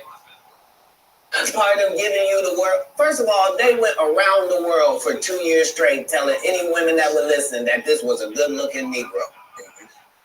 Since when? When did y'all start liking a big nose? And when did y'all like a little head and a big jaw? When? Since when? That look like my daddy. When you start liking my daddy? You like black people's features like that? If this ugly nigga is good looking, then all niggas is good looking. Anytime you see them telling you something you can't believe, just understand it's a play. And it don't matter. You're going to know it's a play as soon as they get in that position and think they going to tell somebody something. No, you're not. No, you're not. Marvel will cancel you so you won't be allowed to read a comic book. What is you talking about? Ah, get out of here. Get out of here, ugly boy. Yeah, they love fooling the people. What's your relationship like with Suge Knight? You still close to Suge? Have you spoken to him? Have you talked to him recently? Yeah, it's doing good. Yeah, he's Man, when you a friend for life with Cat Williams. Yeah, because the people that come to me are trying to better their life. They're not trying to continue doing what they have been doing. Okay. So when somebody comes to me, male or female, it is in the auspices that this is what I did, this is what I used to do, this ain't what I want to do no more, and I want to do something else, and I'd like it to go a different way. Okay. That's what I offer. Yeah. So if you come to me under those auspices, then my loyalty is lifelong. And I would remember. Tory Lanez, man. What would you take on that? Because I know you got to take on everything. It's a difficult position because somebody's not going to tell the truth. And the truth has got to be told. In all circumstances, the truth has got to be told. So if you don't want to say she shot her, then you shot her. And that's the end of that.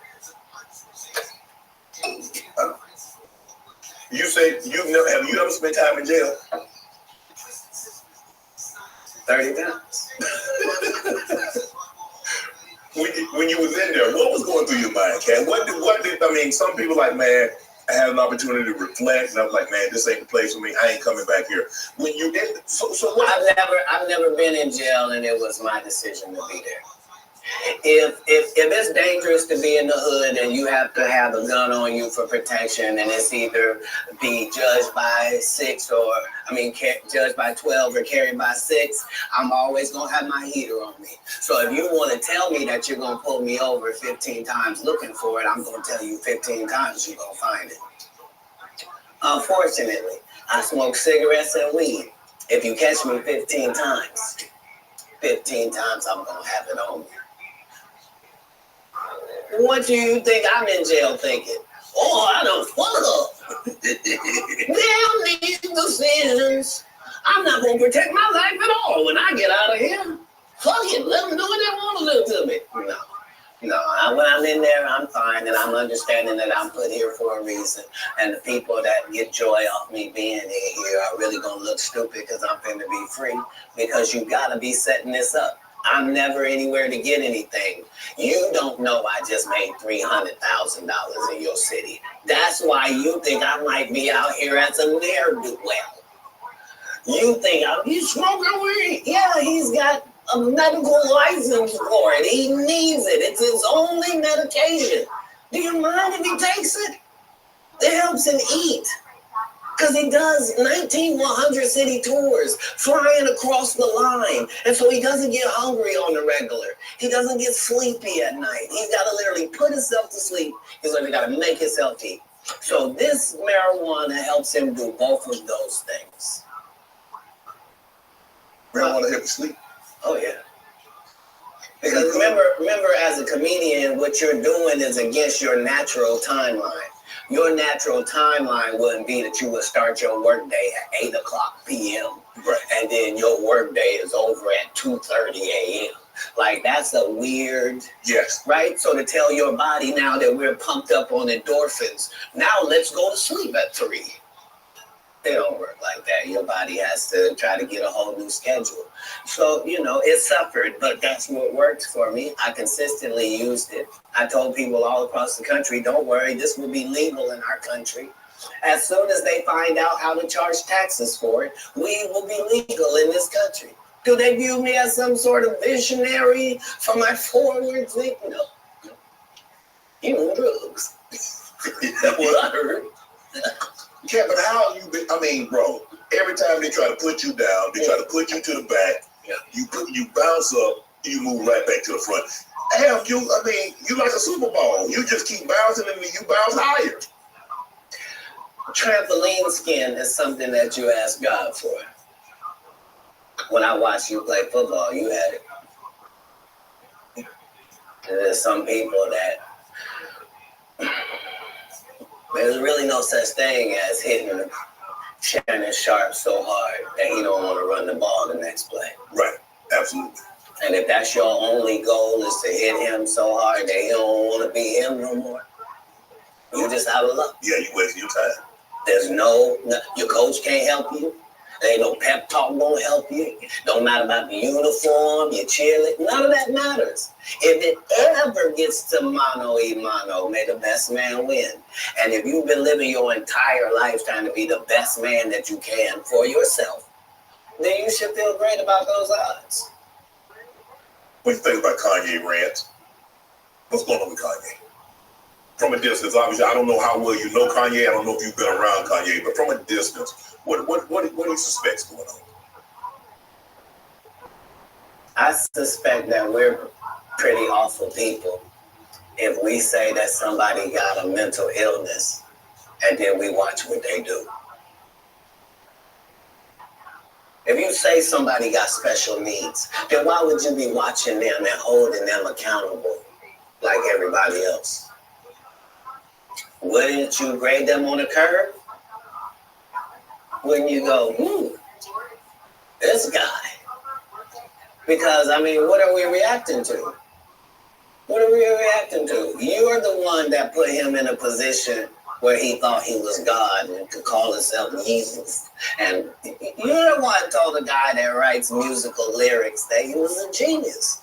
You're the one that's like, so what do you expect? The guy married a whore. Like, what? Like, I didn't mean it like that. Married her because she was one. Not he didn't know. He understood that he wanted that. He courted that. That's what he wanted to base his family on. Good heart, though. I know what you're going to say. Don't you say it, Cat. Don't you say it. I'm going to move the conversation. If what I'm saying is not correct, then how does she end up with Pete Davidson? It happens all the time. And what if you weren't even good enough for Pete and he leaves you? What do that mean the product was? No, I don't support or villainize Kanye because I don't understand what it is we want from him. I don't know why we look at a basketball player and say, he didn't score no hockey goals this whole season. He don't play hockey. Kanye don't say nothing I can agree with. Okay.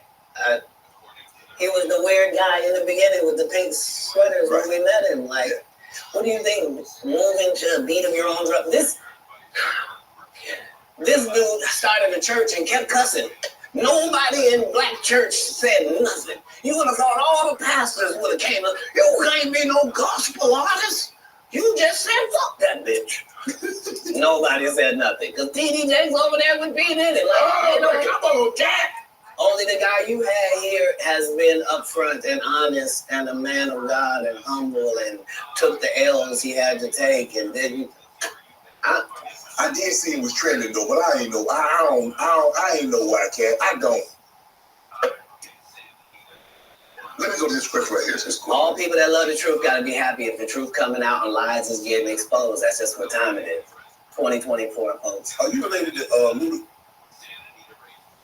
No, so there was a crossroads where we were both invited to an Illuminati thing, and it had to be one or the other of us, and decisions had to be made. So it was both of us, we were equal. One of us had to cut off all their hair and couldn't do the sideburn thing no more with the points. And the next person they said was going to get $200 million because they were going to pay him $10 million a movie to do 20 movies. And that's how the conversation happened. One of those persons turned out to be Ludacris, and the other person turned out to be Cat Williams. Now, one person ended up with a light-skinned, ugly-faced wife that's never done it. Remember I told you that if I say that, it applied to 7 years? It's part of what they give you. Okay? I didn't get it. I'm not mad about it. How much money they give? 200, sir. Fast and Furious is on what number right now? 200 million. I might need to get me one of the more women look the same. That's what they all end up saying at the end of the day. Kevin told you he wasn't going to wear no dress until they offered him the dress, and then he put it on. And what did he say after he wore it? I made my own decision. Duh. But you didn't make it before they brought it up, did you? It's okay. All right. You have a lot of politics. Never talk about it. I'm not that controversial. Where are we going? Where are we headed, Cat? This is sad. We've never been here before. We've never been at the point where neither option is good for us in real life. No. This is a different conversation. This is, would you rather go back with your ex, or would you rather go back with the person before them? Both bad options. Both bad options. Like, one guy can barely put his sentences together, and the other guy will put sentences together from whatever he's read or whoever told him. Like, but how do we get here? How do we get here? All division divides. There's no way around that. All division divides. Politics, even in the beginning when our Constitution was drawn up, the two parties was not what they had in mind. No. They always thought that it would be two main and another independent party. They always assumed the independent party would be just as strong as the others. A lot of that just didn't happen. And that's what I've learned more from comedy, is that Republicans laugh at the exact same thing that Democrats laugh at. As long as I'm talking to Democrats, I can make them laugh for 1 hour straight about what Republicans do.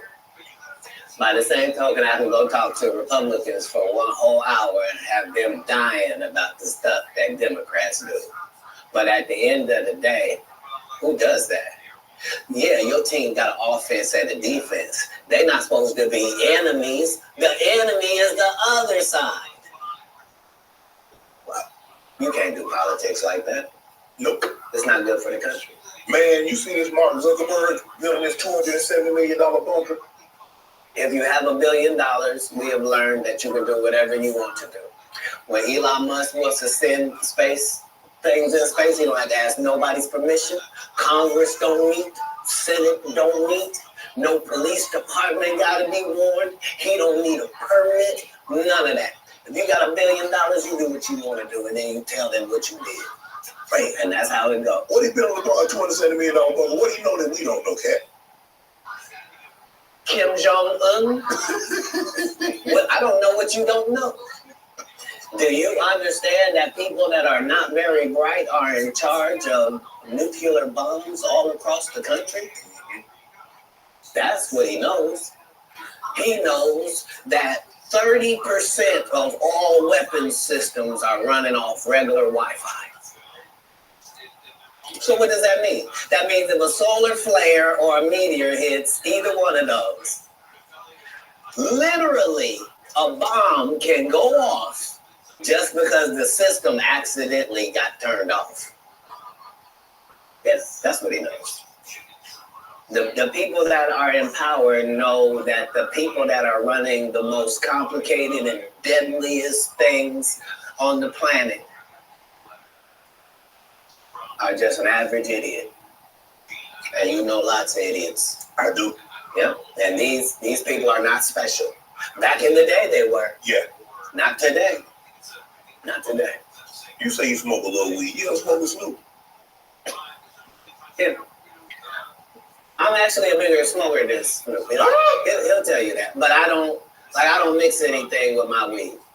I just do weed, right? So nobody has nobody does 20 blunts a day like me for 30 years.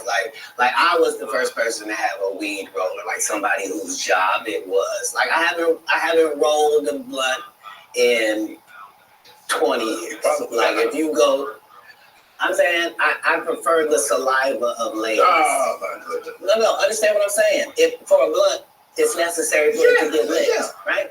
And so if you had spent 20 years smoking with dudes, that's a lot of male saliva that you would have just accidentally ingested. I can't be this specimen on that. It takes the saliva of nice ladies on that. But yeah, that's all I do. That's just do you consider yourself a king of comedy? No, they consider that. Like when after Bernie left, them same three guys I'm telling you about, the kings, right? Because DL is the greatest. No DL slander gets tolerated. But they came to me. I was supposed to be the fourth king. I got the offer, and I turned it down. Why? Because you shit on Bernie, and I know the truth. You think I'm gonna let you shit on Bernie and then come get me? I'm the next king? Fuck you. Why? Because the whole time Bernie was here, you was acting like you was funnier than him. The reason you was supposed to go last was because it was your tour. Tell the truth. It was Steve's tour. Not it was going to be called the King's Comedy. It was Steve's tour. These are the guys opening for him. Of course, you got to close if it's your tour. That's why it was such a big deal. But you couldn't do it because you can't beat the best. And until you humble yourself, you will forever be king by the king. And because you finally did it, because you had no other choice, and now that he gone, you going like, he wanted to be a movie star. You stop it. You stop it. That man was funnier than all of y'all, and y'all thought y'all had one over on him. You thought he was black and ugly, and you were good looking, and he couldn't make it because you did. And that ain't the way comedy works. The king is the funniest. Period. Every time. And that's why no audience member was ever swayed. It didn't matter where Bernie went. You think if Bernie went first, he wasn't the king? Get out of here. Get out of here. Get your ego out of this. You let the best be the best. Right? Can't wait, ladies and gentlemen. Thanks for coming on, bro. I really appreciate that. Thanks for sharing Thank you. the stories, setting the record straight. Now you know they're going to double back. Impossible. Impossible. Only because if once you play this back, you'll realize I didn't say anything that made me look in a good light. I wasn't tearing down others to boost myself up. But I do have to acknowledge things that did not take place. Like, we're very ingenuous if we say this is not a game and we don't play it and people ain't in positions and people don't have their favorites and they group and they click. And, well, that happens in all businesses. No. Say what side you on. Say why you don't like the other side. And then get to the game. But in the game, I'm wiping the field with them to the point where they don't even compete anymore. So how you gonna let a dude that been on the bench for 15 years, I would have beat Jordan's ass. Shut up, Jordan is still alive. We'll call Jordan right now. You can't beat him now. Not then, you can't beat him now. Right. Cat Williams. Shannon Sharp. Appreciate you, bro. Appreciate you. All my life, been grinding all my life. Sacrifice, hustle, pay the price. One slice, not to roll the dice, that's why. All my life, I've been grinding all my life. All my life. Hustle pay the price, wanna slice. I can roll the dice, that's why all my life I've been grinding all my life. To help businesses affected by the collapse. So far, we've been able to help 306 businesses through $22 million in support. Barely other West forces are on track to fully reopen the full 50-foot channel tonight. He says they're already getting large ships in and out. Republicans in the House are poised to pass a bill that affirms U.S. support for Israel. ABC's report says it comes after Republicans blasted the Biden administration for its decision. Laws and trends are heavy bombs to Israel last week. Revive Real Estate just released a new tool that lets you see where your home on for local houses. We will condemn that decision and threat and article ensure prompt delivery of all the items Israel expects this fiscal year and next. He says even if the bill passes the House, it's unlikely to make it through the Senate in Washington. And Melinda French Gates says she's resigning as co-chair of the Bill and Melinda Gates Foundation, effective next month. Posting on X, French Gates says it comes after critical thought and reflection, and that it's time to move on to our next chapter. Department agreement she'll get $12.5 billion to commit to work for women and girls. Alex Jones says 3 years ago she and Bill Gates announced their divorce. A separate statement, Gates says he's sorry to see French Gates leave the foundation. We'll take a look at the freeways next. I am blown away on this Manhattan Beach recently getting $470,000 in income profit on the sale of their home using our friends at Revive Real Estate. Revive Real Estate is on a mission to help homeowners like the South maximize the value of their home. Because in today's market, many homeowners are going to feel like 15 to 20% of their home's value simply because it's not in tip-top shape. Revive Real Estate. They don't have to be renovated from the new. They oversee the entire renovation process. They work extremely fast. And most renovations take a few weeks. So believe it or not, Revive Real Estate fronts the renovation cost. That's right. Revive Real Estate fronts the money for the renovation. So if you think about selling, don't settle. Go Revive Real Estate. See where your home would really be worth. Find out if your home qualifies by going to the website kfirevive.com, kfirevive.com, or dial pound 250 on your cell phone and say Revive. Pound 250 and say Revive. Don't just sell your home. Maximize its value. kfirevive.com. Southland weather from KFI Farms for fog tonight from 9:50, lows about 50 degrees. Some gradual clearing tomorrow, and you can feel that today. Highs above 60 at the beaches, above 70 Metro LA, Orange County. Still pretty hot out there at the end of the Nine Valleys. Further out, mid-90s. The 80s in the high desert will be consistent like that. For the week, into the weekend, they're now looking beach 60, Orange 69, West Covina 70, Downtown 68 degrees. The KFI Financial Report sponsored by Rabbi Real Estate. Now is down today, 81. NASDAQ was up 47. S&P was down 1. Revive Real Estate just released a new tool that lets you see what your home would be worth after renovations. It's free to use. Just go to kfirevive.com. That's kfirevive.com. Let's find out where it starts in the freeway. Yeah, we're going to start off in Santa Monica. This is on the eastbound side of the 10. With delays that are loading up at Sentinella, taking you across Mid-City all the way to the Pine and Boyle Heights. Now we've got Michael Ryan, KFI in the sky. It's looking at the northbound side of 15 up into the whole pass. Pretty tough right now. Take the rush hour there. At 15 northbound, Chief does from the 215 broke up into 4. Of course, Savannah to the 138. Southbound didn't look too bad out of the pass. Up ahead, I think this was sort of here in Corona. 15 southbound, it's the load up just a little past the 91. South Magnolia, there beyond off the racehouse. Now, Poco, Michael Ryan, KFI in the sky. Yeah, looking at the 14 into Santa Clarita, northbound delays not too shabby. You're on the race away from the fog, looking a lot better. By the time we roll past New Home Avenue, the Southern California Pacific Airport traffic reports. I'm Angel Martinez. 16th Minute of Fame is a weekly podcast hosted by me, Dave Roberts. Every week, we take a closer look at an internet character of the day. Beat that, the dress, 30 to 50 Carol Cons. If you knew what any of those were, you spent too much time on them. And I do too. Who are they? What made them notorious? Why did the internet choose them? What does a person do when they get more attention than human psyche? Listen to 16th Minute of Fame on America's #1 podcast network, iHeart. It is a free iHeart app and search 16th Minute of Fame.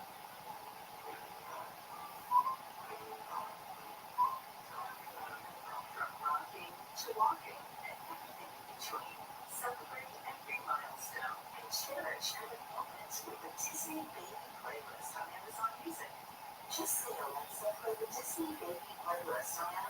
music. That's something for the Disney Baby playlist on Amazon Music. How powerful is Cox Internet? Powerful enough to let your band members in Vegas, Phoenix, and Rhode Island jailbreak all in the same garage. Get hit speeds powered by fiber. From Cox, it's internet built for tomorrow, today. Cox, always built for better. Download speeds at 1 gigabit per second. Cox Internet connected devices like flexible connection speeds vary and copyright Cox terms and restrictions may apply. Listen on the free iHeartRadio app for all your music, sports, talk, and podcasts. Free, never stop and so good. KFI AM 640.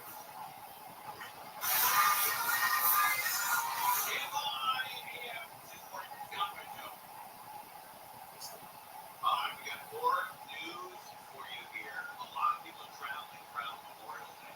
This is going to be the heaviest travel Memorial Day since last Memorial Day.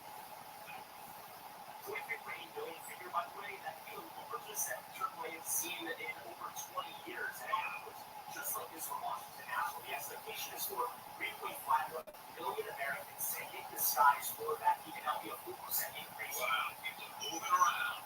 They're getting out. Work open. Again, last year, but no work open restrictions. Get on the plane. So, nearly 5% increase from last year. And it's popular destinations like Orlando, Florida, Seattle, as well as New York. Now, what's interesting is that despite some of the comebacks being available boosts due in parts of those production-related issues, over at Boeing, we haven't seen prices for tickets go up that much, only about 1 to 2%, which should be welcome news for all those trying to plan a getaway for the unofficial start of summer. Yeah, so it's, we've covered the flying there for those who might be driving, folks hitting the road. What can they expect, Ryan? I see a lot of scenery. I don't know. What can you expect when you hit the road? I don't know. Somebody has to go to the bathroom. You got to pull over. Somebody falls asleep in the car. There's an argument over what stations to listen to. Your kids are on their iPads. I don't know.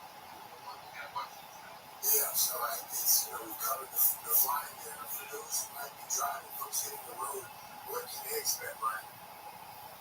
That the report of Vinny's constitution is gone. What? What kind of question is that? Oh, I'll be the report. All right, here we go. We'll go back to the end, and then I'll be the report. Yeah, so it's, we've covered the flying there for those who might be driving, folks hitting the road. Okay. What can they expect, Ryan? Geez. I don't know. It would an open-ended question. I don't know. Just like every other car trip, I think. I'm thinking, I don't know. But let's see how this guy goes. What can they expect, Ryan? Yeah, well, a lot of people expect to hit the roads 34.8 if we expect to hit the roads. That would be a 4% increase from last year. And what's really interesting about all of that is that obviously as people try to hit the roads, gas prices are about the same as they were last year, about $3.61.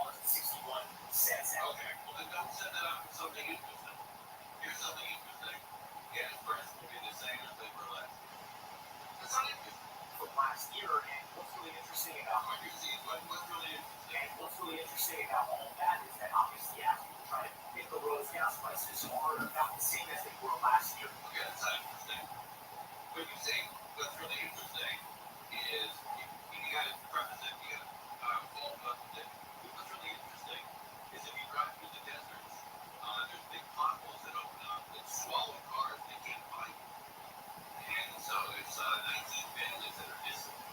And they've gone down so far, they think they burned in the middle of the earth in that whole clump. We can't find them back. $3.61 per gallon as of right now. Also worth noting though is that if you are trying to drive, don't get stuck in traffic. The guidance from AAA is that if you're trying to leave before 11 a.m. on Thursday or Friday, and you want to come back and not get traffic on the way back home, try to get on the roads. I think this is for women.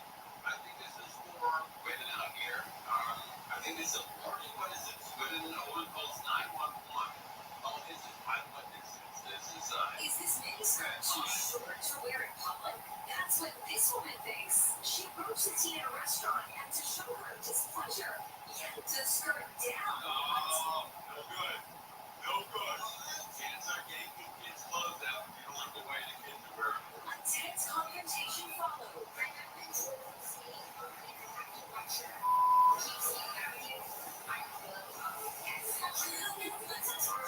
After the video went viral, 48-year-old Ida and Lorenzo called Utah police. Oh, pull his shirt down. Yeah. Well, I sort of did.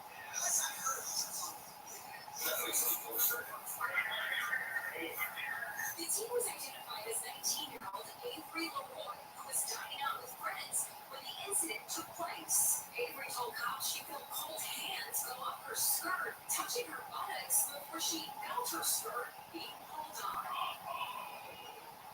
There's an aggressive Karen out there that doesn't like the way you're wearing that skirt. She says the encounter startled her and she felt violated. So, how short was Avery's skirt? She posted this video. Tight shorts under this. Tight shorts under this. Tight shorts. Tight shorts under this. Tight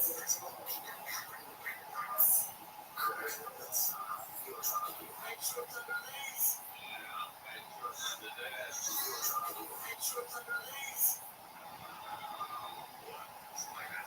Tight shorts under this. So crazy. Did you hear that Roger Foreman died? Oh, yes. Oh, that's unbelievable. Roger Foreman, the king of, I guess, beat movies. Camping called Classic Orca Satellites is just one of the hundreds of films that made Roger Foreman king of movies. The role filmmaker with his not-so-special effects and dubious dialogue turned out his independent movies at warp speed, often in under 10 days. Born in 1926, the Detroit native earned an engineering degree from Stanford. That sounds like Elliot who God said, hey, you want to go to mail? The role filmmaker Billy, you get a movie star. Man. God. Hey, sweetie, how about weekend in man? The role filmmaker with his not-so-special effects. You're already going to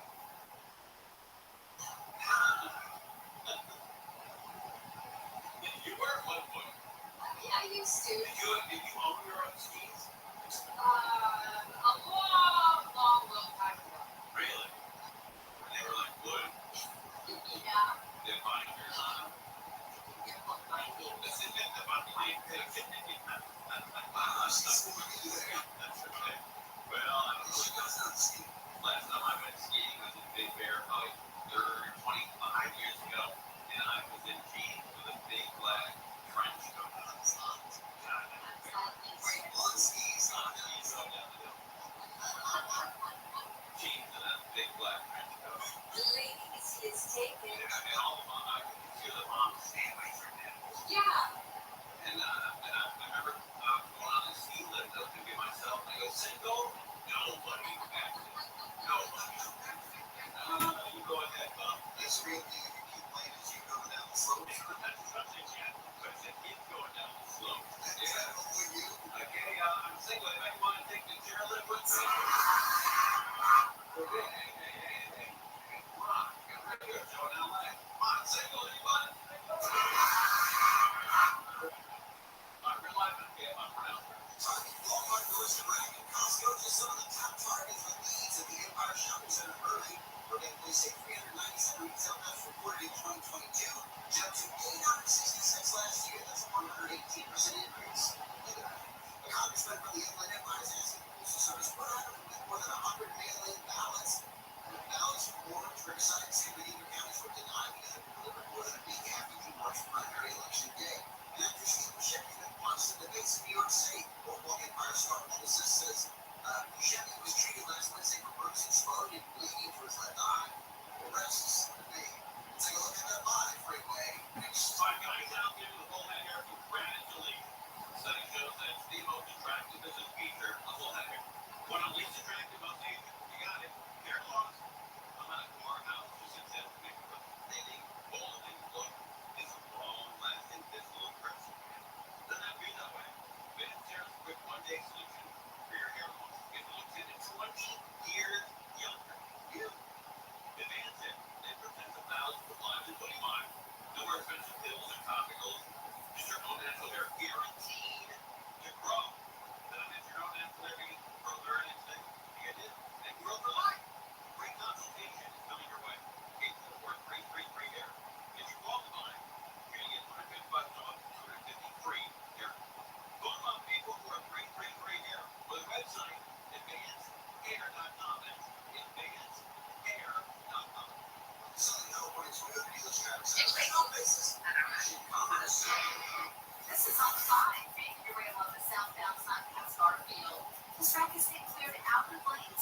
right shoulder, the traffic is still a huge mess overall plays. Getting away from the 60, slammed on 605. And the drive out of West LA, that's still loading up on the 405 southbound. From downtown Pico, on the brakes ahead towards the 90. Some more slowing in stretches on the 105 as you travel ahead towards Lakewood Boulevard. Anaheim 91 eastbound, loading up the 55 freeway. A crash just before the 241 is being cleared out of lanes, but beyond that, the drive opens up, looks pretty decent heading into Corona. West Southern California is on the airport traffic reports. I'm Angel Martinez. 16th Minute of Fame is the weekly podcast hosted by me, David Rothschild. And every week, we take a closer look at a literary character of the day. Paint Down, The Dress, 30 to 50 Feral Cons. You knew what any of those were, you spent too much time on work. And I did too. Who are they? What made them notorious? Why did the internet choose them? What does a person do when they get more attention than their sleep cycles can handle? Listen to 16th Minute of Fame on America's #1 podcast network, Spotify. Or with your free iHeart app, search 16th Minute of Fame. Is your AC ready to stand up to the summer heat? Don't take any chances. Call SD Services to schedule an AC check today. A little maintenance now can save you a lot of discomfort later. SD Services always gets the job done right the first time. From regular AC checkups to emergency repair and air conditioner replacements. When you're the best, you're in demand. So don't wait. Schedule your service today at sdesair.com. sdesair.com. Need inspiration? Shop Kroger for over 30,000 compelling product choices. With savings beyond low prices on digital coupons for over $600 each week. Get up to $1 off per gallon at the pump. More savings and more inspiring flavors make Kroger worth it every time. Kroger, fresh for everyone. Full decisions fine. Save big on your favorites with the Buy 5 or More Save $1 each sip. Simply buy 5 or more participating items and save $1 each with your card. Kroger, fresh for everyone. Grab a nice coconut Celsius kiwi guava and experience the delicious taste of Essential Energy. Celsius powers active lives every day with refreshing fruit-forward flavors and fruit ingredients. Find Celsius Essential Energy drinks at a retailer near you or visit Celsius.com to learn more. This gorgeous summer heat's going to be here before we know it, so don't forget what Cool Rate can do for your home's air conditioning. Hey, it's Christy Davis. With rebates up to $2,500, Cool Rate is stocked and ready to brand new superior home comfort systems. And they come with Cool Rate's lifetime parts and labor warranty. And because you're just one storm away from losing power or possibly more, it's worth having Bright Box out for surge protection and a whole home generator. Rain or shine, Cool Rate and Bright Box are here. Schedule your visit now at CoolRate.com. Cool Rate Interior, they're the experts. Audible is your prime suspect for thrilling and mysterious Audiobooks podcast. Get your time with the shocker in Spanish that they just had. Like Big Brother with a full cast of old in on Orwell's and Key for one from a funny mission.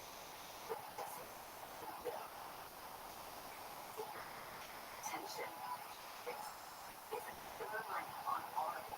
Go to audible.com/killer to listen now. For most of the people that walk in our store, it's been an ongoing, non-stop issue. They're searching, they're grasping at straws because they've been trying other products and they've bought something that they thought was going to help solve their problem and it didn't. A client came into my store last year that has had plantar fasciitis for 30 years. Literally walked in with a handful of products. I said, this is what I've been wearing. I looked at him, I said, I've been here for 14. Where have you been? For over 20 years. You've been helping people live the life they love. Without letting nothing get in the way. I'm just sad that we spent so many years with so much discomfort. I helped relieve a problem that's plagued him for 30 years. I mean, how do you not know when to talk about that? So what we can do for you with a free personalized absolute fitting. The Good Feet Store.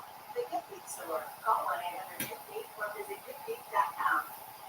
Every other president, you have to show up. You have to show you care. You have to. Even when it's just dumb platitudes like this. The First Amendment is protected. Lawlessness is not protected. They'll handle that. That's sort of a given. 5, 6 to 9 a.m. on KFI and on demand anytime on the iHeartRadio app.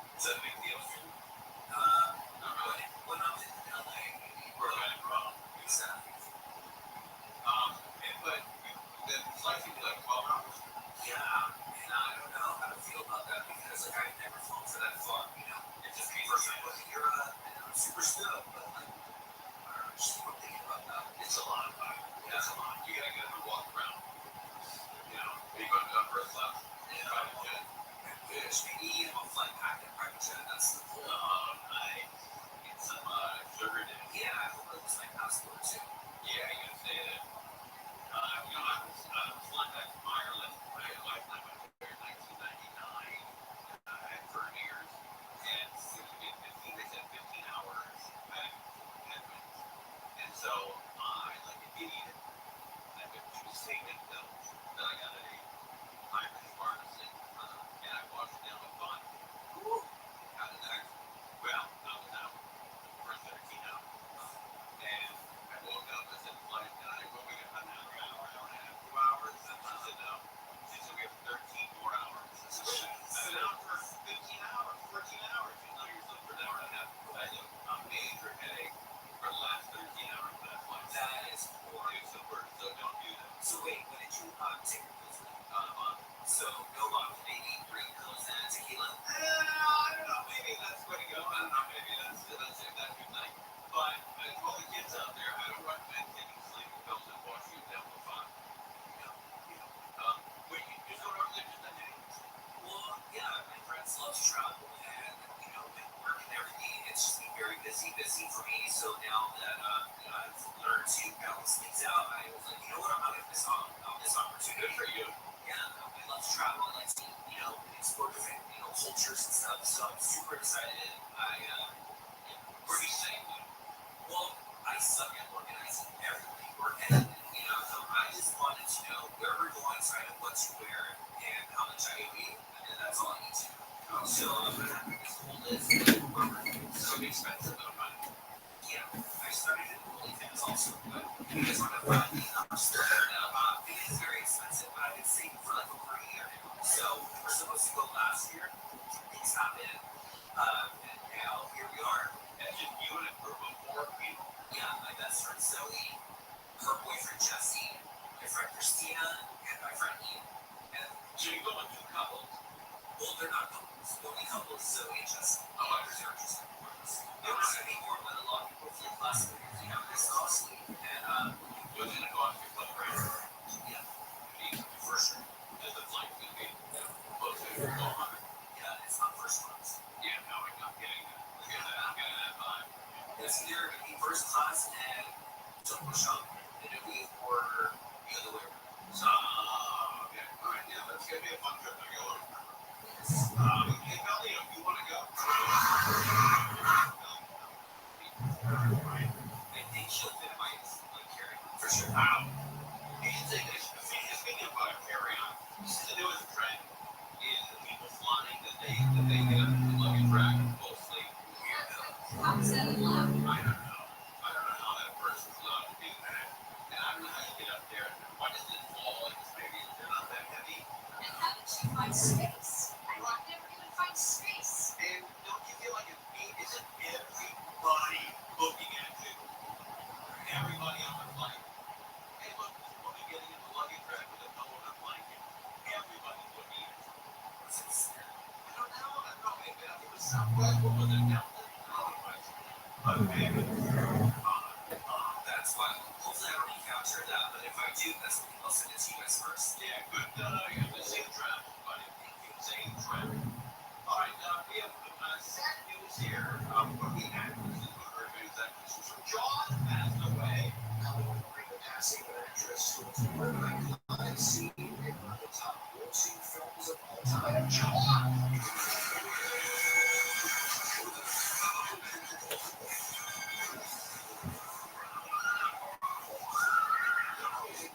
Susan Greenwood, who played the first Fix in 1975 classic Jaws. Oh, she's one went out there skating. This is the poster chick. Yeah. And Shark beat her up. The website The Daily Journal is reporting she passed away this weekend at her home in Ventura. Ackley was a stunt person. Actor sought out by director Steve Spielberg for the recent opening scene. He said he needed someone who was great in the water and could withstand a whole lot of shaking to set up material that was to come. Susan Greenwood was 77 years old. Wow, she's like 7. He said he needed someone who was great in the water. So he's great in the water. He said he needed someone who was great in the water. Yeah, not me. All right, my two favorite we're doing the Roll Jake guys together for a TV show, Carousel, and COVID.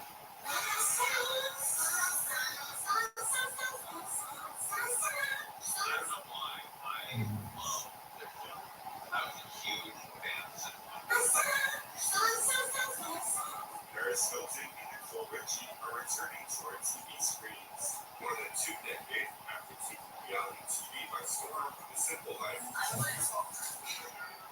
It's like they saw wall stuff. So Greg, that was a great show. What is Walmart? That's awesome. It's like they saw wall stuff. Our favorite BFFs are back for the new Peacock reality series. Woo! You can enjoy Instagram posts from Peacock on May 13th. Paris Wright's New Era, City Besties, coming soon to Peacock. The Simple Life can be heard singing the infamously catchy song they created during the filming of the original show, showing Chris Skype to the screen in the video.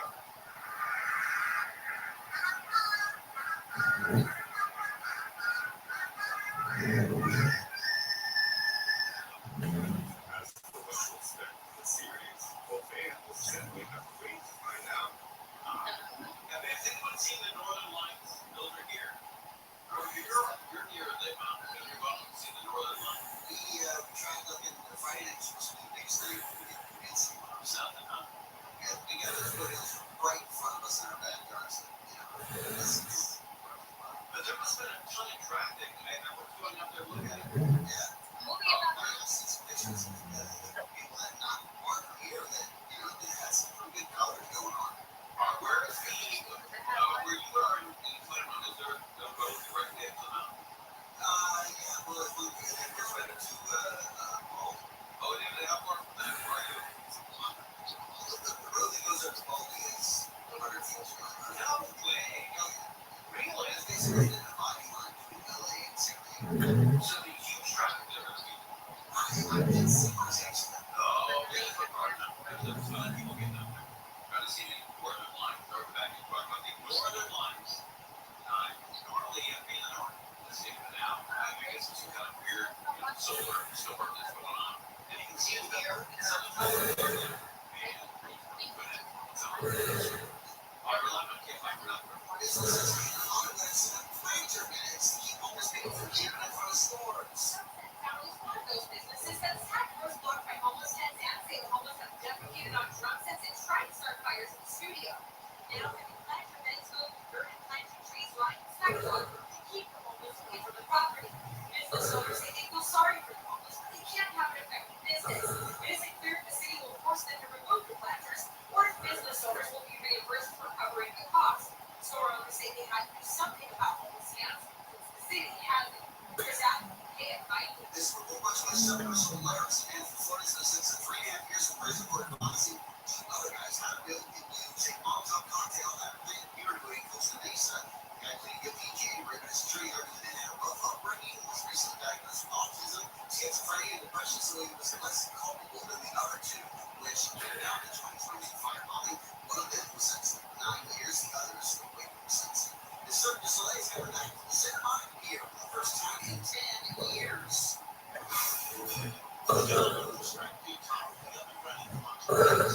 December 1st, it was the first birthday in 2007. We're very, very close to showing number 5,000. That's heading just around the corner. Taylor is the artistic director of Kusa. The show Candy Says pays tribute to the traditional circus with Edward Adams and slapstick comedy. And Santa Monica here has a special place in the heart of Cirque du Soleil. The real world show of Cirque du Soleil was reinstated in 1987. So this is a very strong through line for the company. Candy Says there are more than 150 performers from 54 different countries. One of them is Mitch Winter, who plays the trickster who has his cousin's son's house. He rules the world of himself. And it's really neat because he starts off as a man, he becomes scary today. Character up front, show it's lovely. When he goes things at the Santa Monica Pier, Kusa will be stopped in Orange County from June 8th to July 21st. It's a beautiful small. Scene correct, KFI News. Raising the 5405 freeway. Next. Time to cut off Morocco in honor of Armed Forces Day. Morocco would like to express its profound gratitude to all service members and their family. Morocco is proud to introduce the Hero Card.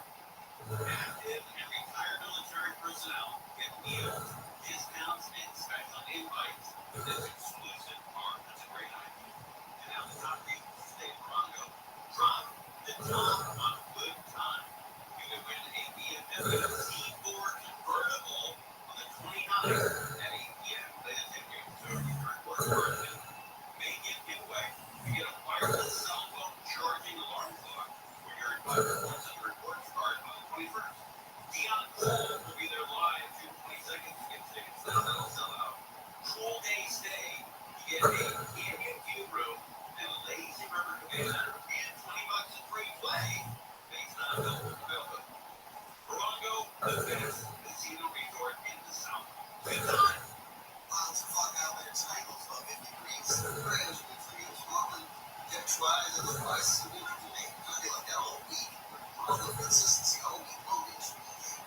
This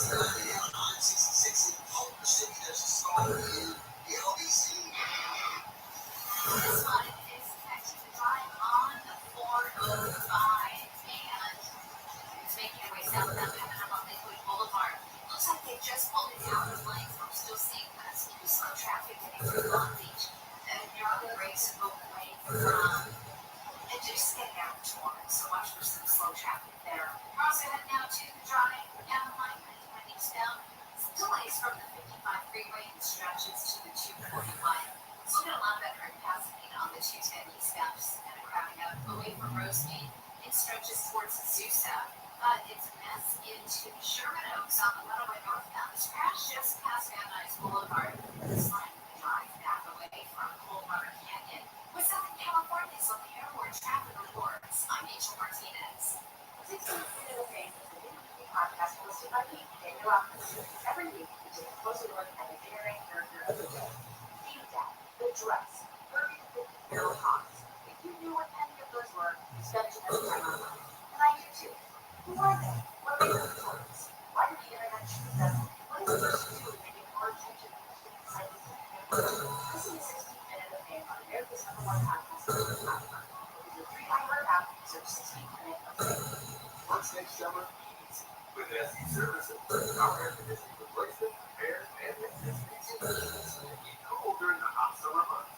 Not many system upgrades and installations make backyards the easiest to be for summer fun. And our plumbing services, well, it's easy. You get the good times, well, enjoy the best. We're in demand, so don't let the summer heat catch you by surprise. Call or visit our website for further today. It's that easy. It's SE. Have a nice smoking and Celsius TV guava and experience the delicious taste of Central Energy. Celsius powers active lives every day with refreshing fruit-forward flavors and fruit ingredients. Find Celsius Essential Energy drinks at a retailer near you or visit Celsius.com to learn more. I like daffodils, tulips, dinner plate dahlias. I love being in a garden, but I was really young because I couldn't not only be honest, but I couldn't really stand up without being. It was excruciating, and so my husband said, let's go to the picnic. For over 20 years, The nice young man said, I think I can help you without getting arch supports. And I was kidding. And I kept walking back and forth across the store. And I looked at my husband in tears because it was the first time in a year that I have not had any pain. I've had no pain since the day I bought it. There's a place on my property outside. It's 365 days a year. I still can't believe my name is here.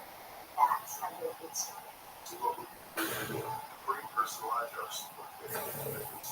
The picnic store, call 1-800-8 or visit picnic.com. Tornadoes touched down in Georgia last month. That's scary stuff. Hey there, it's Chrissy Gates. Think about it like this. You're just a storm away from losing power or possibly more. So don't wait for the next storm to strike. Prepare for it now with my friends at Brightbox. Brightbox Electrical is a trusted member of the Ray family, and they are your go-to for storm response services. They keep you safe with roll and AC surge protection, and Brightbox is also easy to call for a whole home generator. This month you can save up to $3,000. So find out more and schedule your visit at coolray.com. Need inspiration? Shop Kroger for over 50,000 in water choices. With savings on low prices. Digital coupons for over $600 each week. And up to $1 off per gallon at pump. More savings and more inspiring flavors. Make Kroger worth it every time. Kroger, fresh for everyone. More citrus life. Save big on your favorites. Divine Fiber More Save Dollar Each Sale. Simplify Fiber More. Participate items and save the dollar each with the car. Kroger, fresh for everyone. Stimulating.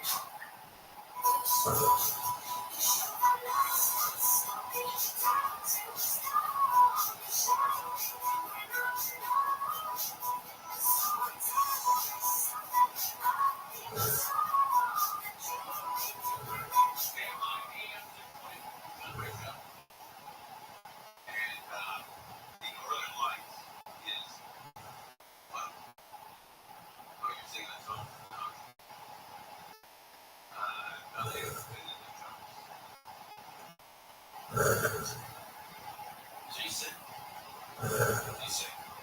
I still can't get over this. Look, I'm not that, this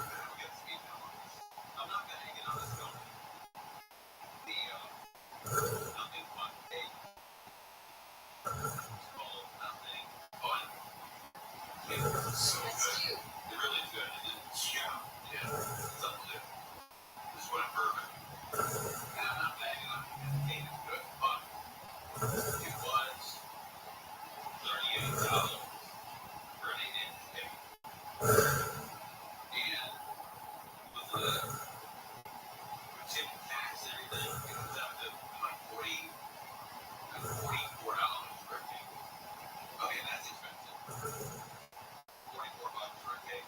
Then they gave me their frequent flyer card, frequent cake card, and it says I have to buy 12 cakes to get one free.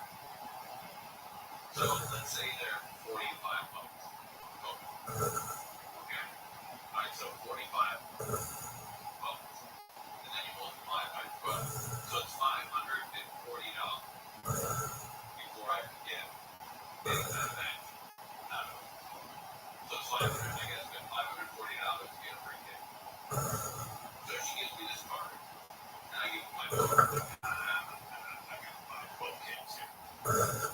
But listen to the, and then there's a disclaimer on the discount. It says limit 1 to 1 per customer.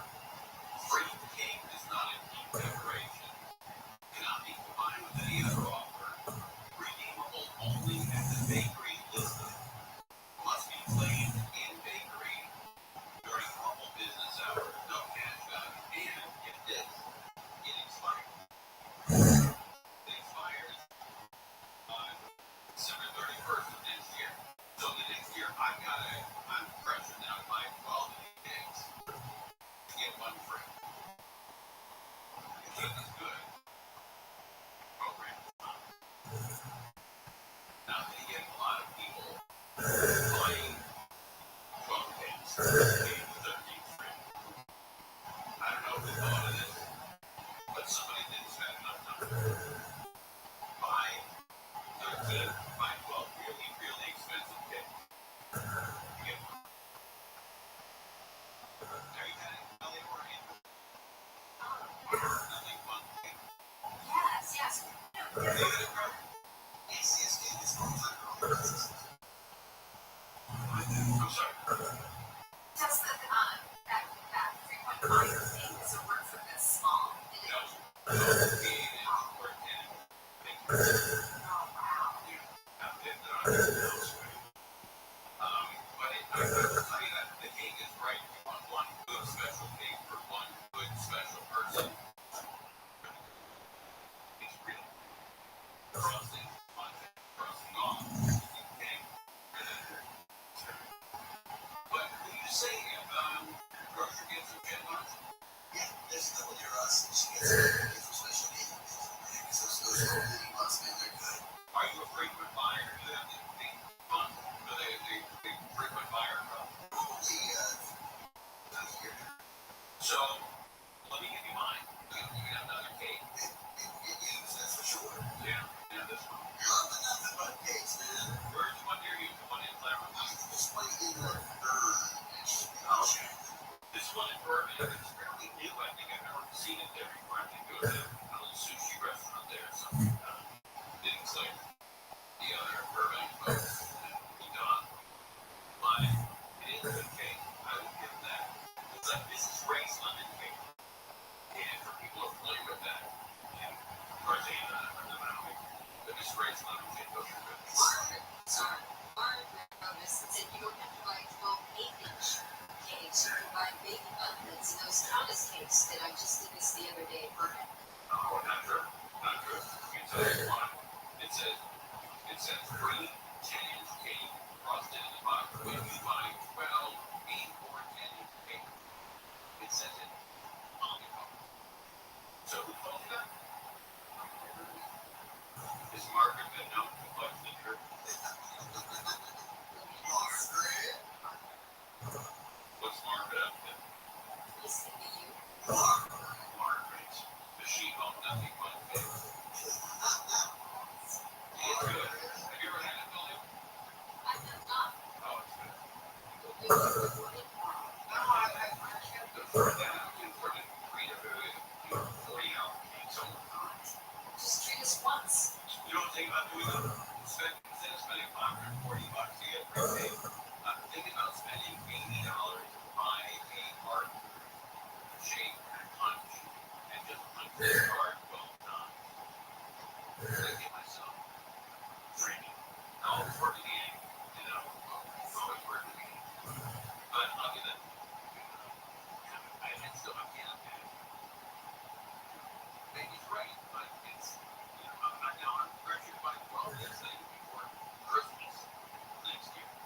lot of pressure.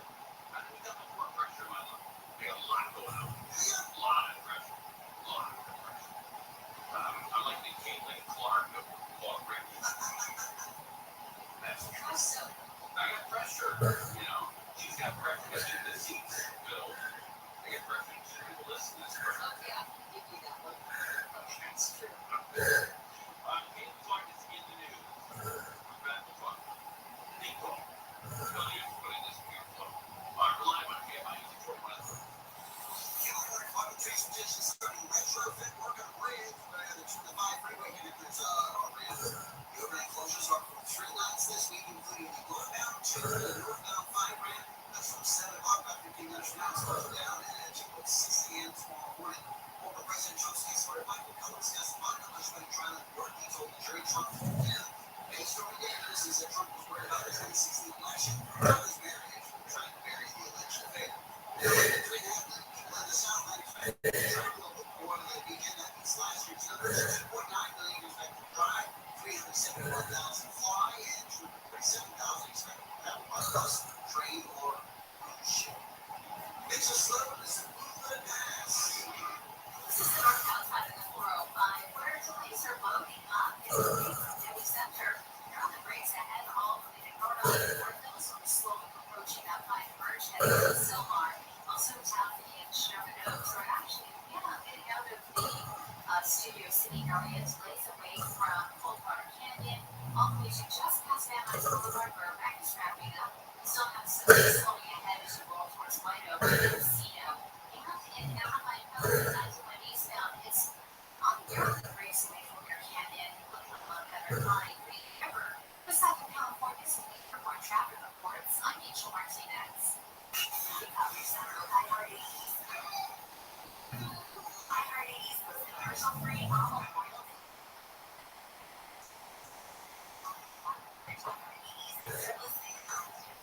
Free, never started.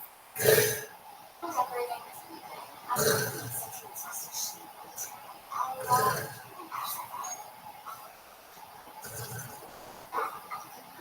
Free wedding delivery at home decor and millions of other items. Whatever you're into, it's over. Celebrate friendship and beyond at Pixar Fest at the Disneyland Resort. It's a party you won't want to miss with familiar Pixar friends and new ways to celebrate with them. Pixar Fest, starting April 26th. Slots, tickets, park reservations, and parking tickets for details.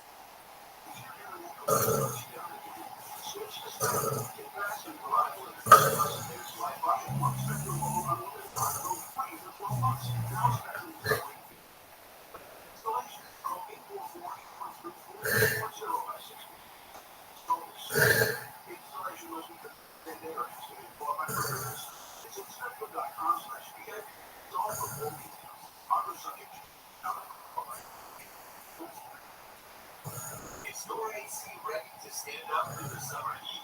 Don't take any chances. Call SD Services to schedule an AC check today. A little maintenance now can save you a lot of discomfort later. SD Services always gets the job done right the first time. From regular AC checkups to emergency repair and air conditioner replacements. When you're fast, you're in demand. So don't wait to schedule your service today at SDAir.com. SDAir.com.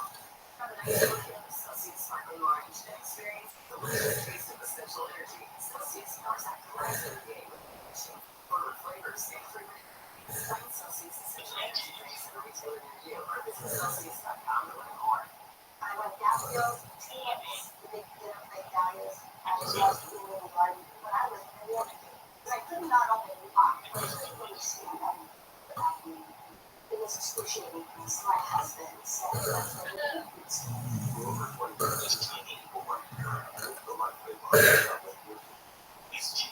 My Chinaman said, I think I can help you if you got the parts support. And I was committed. And I kept walking back and forth across the store. And I looked at my husband and burst into tears because it was the first time in a year that I had not had anything in my life. I had no place to get it out of. I hated it out of my life.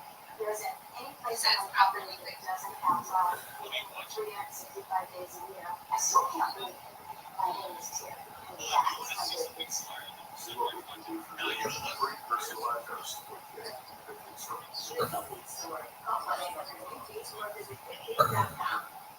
Tornadoes touched down in Georgia last month. That's scary stuff. Hey there, it's Chrissy Gates. Think about it like this. You're just a storm away from losing power or possibly more. So don't believe the next storm is coming. Prepare for it now with my friends at Brightbox. Brightbox Electrical is a trusted member of the Gray family, and they are your go-to for storm response services. You can save with home, AC surge protection, and Brightbox is also your call for a home generator. This month you can save up to $2,000. So find out more and schedule your visit at GoogleRay.com. Need inspiration? Shop Kroger for over 30,000 water choices. Savings are low prices. Digital coupons worth over $600 each week. Get up to $1 off per gallon at the pump. More savings and more inspiring flavors. Make Kroger worth it every time. Kroger, fresh for everyone. We've locked in low prices to help you save big store one. Look for the locked in low prices tags and enjoy extra savings throughout the store. Kroger, fresh for everyone. Audible is your prime suspect for brilliant and serious audiobooks, podcasts, and originals. Get your adrenaline pumping with the latest shocker of James Patterson, The Justice, a Big Brother with a full cast bold take on Orwell's 1984, celebrating the champagne and share. It's a killer lineup on Audible. Go to audible.com/killer to listen now.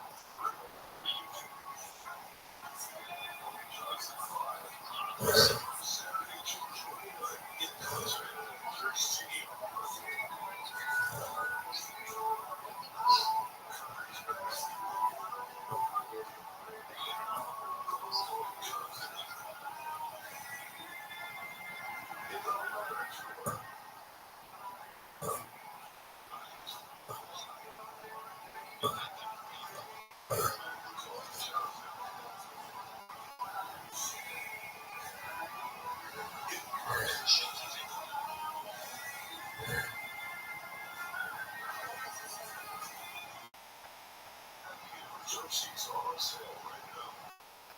Thanks, Jenny. On the cash, she got Cody Johnson, Saturday, June 29th at their stadium. Seems like a band air quotes in America. It's really not a band. This is just for from actually downloading the app anywhere. Okay, there's no such thing on TikTok. Live 7 to 10 on KFI and on demand anytime on the Android report.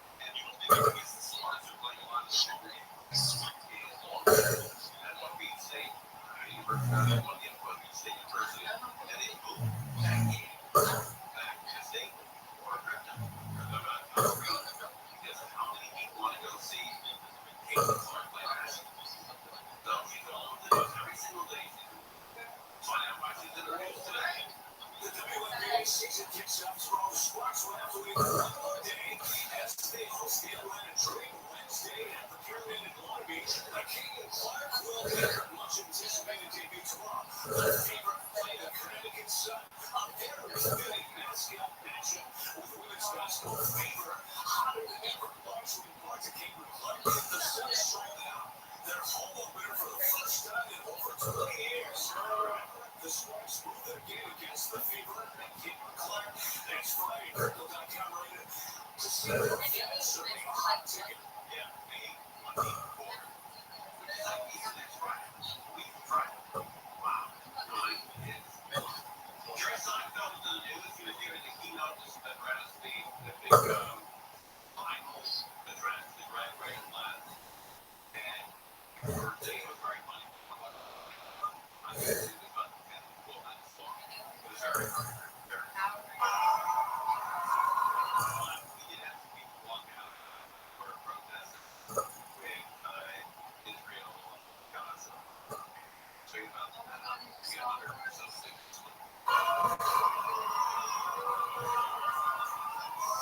Going there and see some students who walked out, dozens of students walked out, while others shouted "Free Palestine" to protest the introduction of the Guinness speaker Jerry Seinfeld, who supported Israel throughout the war in Gaza.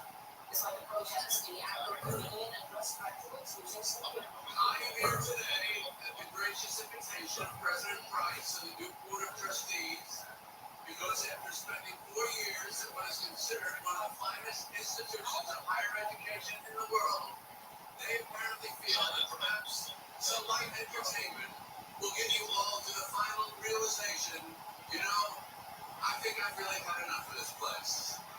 Seinfeld also received an honorary degree from Duke. His daughter is a graduate of the university, and his son is currently a student there. I think Dawson does it. Here's something that rarely happens. You don't worry about it happening to you, but it happened to this one. We all do.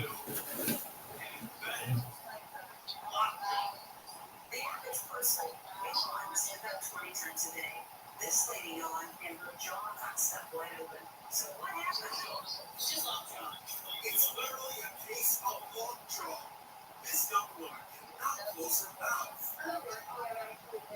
It's difficult to understand what she's saying. This young woman cannot close her mouth. It's difficult to understand what she's saying. Genesis Milton shares her exciting life on social media, but in this video clip, she's heading to ER. How did it happen? Jenna said she yawned and she suddenly found herself with her jaw locked in place. What's the solution or ramification or cure for it? It's somebody has to take a camera. So literally it felt like it just could not close. Yeah, it just would not shut. Like I tried going this way, I tried going that way, I massaging it, and it worked. She was driven to a local emergency room in Anaheim, New Jersey. So like you're doing muscle relaxers, and it helps, I guess, like relax the jaw, and then four of them shut the nose together. You heard me. It's full of medical personnel to put her jaw back in place. I guess that's what you do. Just take it, jam it shut. And then they wrapped your head up so that it stayed shut. Yes. Dr. Nancy Rosen, New York City dentist, has seen cases like lockjaw happen before. What happens is your muscles will go into spasm, and your lower jaw can slide out of place, and that can cause lockjaw. She says if your jaw locks up, there are things you can do. We're going to massage the muscles here through the jaw. The massaging will relax the muscles. One of the important things is this happens to you. Do not get scared because the fear and anxiety can actually make it worse. Jenna Sinatra says going forward, they said the very cautious. Are you scared to yawn now? Yes. She's not trying to teach me to All right, Mo Kelly is now next, right here on the Day My Hands. More stimulating. KUST HD2. Los Angeles, County. Live and everywhere. Just explain first. I work a lot of lives who can't find any proper use. Sentencing could be delayed or longer for Grossman. Our foundation right now, Rebecca Grossman killed 2 kids in a crosswalk at Westlake Village. LA County DA has refused the prosecution not Grossman convicted to an assisting role for sentencing December next month. The family's it's taking years to get justice since Grossman murdered the kids in 2020. She was convicted in February. A court motion Grossman's lawyer has a conflict by working on a motion to try to get Grossman in the trial while representing the prosecutor for unrelated charges, but also supervise the Grossman trial. The LA County DA claims reassigning Grossman's prosecutors removes the perceived conflict with Grossman's new lawyer. In LA, Corbin Carson, KFI News. People in LA may see they counter their sanitation bills. The department is proposing a 20% increase by this fall and a 100% increase in 4 years. LA Sanitation Department General Manager Barbara Romero says that the burden on customers is the only option left. We always look for opportunities to achieve efficiencies. We look to restructure down when we can and optimize our capital projects. But at some point, we just need the adjustments. The proposal is the first rate hike in 4 years. They're required by the LA City Council. The typical monthly bill for a single family Prices over setting more than $92 in October, increased to more than $155 in July of 2028. Charges have been filed against a woman who fought a teenager on social media after trapping 100 people. Prosecutor Doug Howard says that's all he made money to smash and grab drug violence. What we really have here is such dysfunction with the criminal justice system that we really see not a lot of safeguards in place to protect virgins and private vendors. This is what the way to charge parents that they show up on social media events like one shut down by governments in March. When we started the fight, facing several misdemeanors in court on Thursday. A Tesla was crashed into a building in Pasadena, killing 3 people and hurting 3 others. Car was always going more than 100 miles per hour when a red light that urban went airborne in their building. There was evidence that alcohol was in the car. However, we were able to determine this time if the driver was impaired or under the influence. Not determined through the medical examiner's records and toxicologist community. Afternoon police lieutenant Anthony Russo says that 3 people who survived the crash Saturday are respected. However, 2 of those survivors have been identified as they are not the high students. In Pasadena, Woodrow Bay News. Former President Trump said Sarah Michael Cohen testified in New York in Trump's hush money trial. He told the jury Trump was intimately involved in all aspects of the scheme and Mary's stories about sex affairs and other activity that threatened to ruin his 26 years campaign. Cohen also claimed Trump promised to reimburse him for the money he squandered, most of which he says came from his home equity line of credit, so his wife would find out.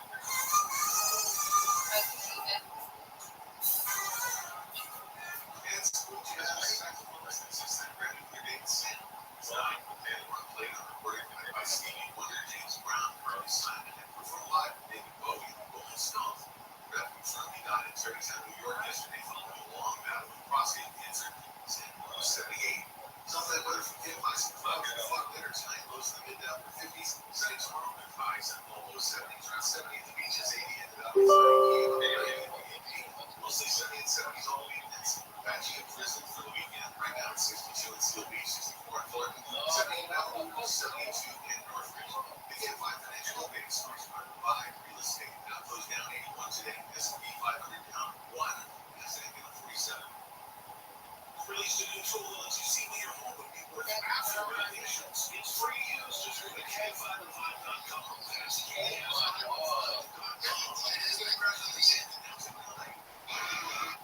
Saturday, West Island will host a park and take away the 2 left lanes, so your guys will be very busy kind of away from City Terrace Drive. New City on the 10 and West Island just after Multi Avenue, there's a crash there that has the right lane off limits. You're seeing some brake lights as you approach Vermont Avenue. The 405 southbound Irvine right after Jeffrey Road crash there. 4 cars involved right in the block. You can see some brake lights just after Cobra Drive. The Southern California's only airborne traffic reports on Pedro Marino.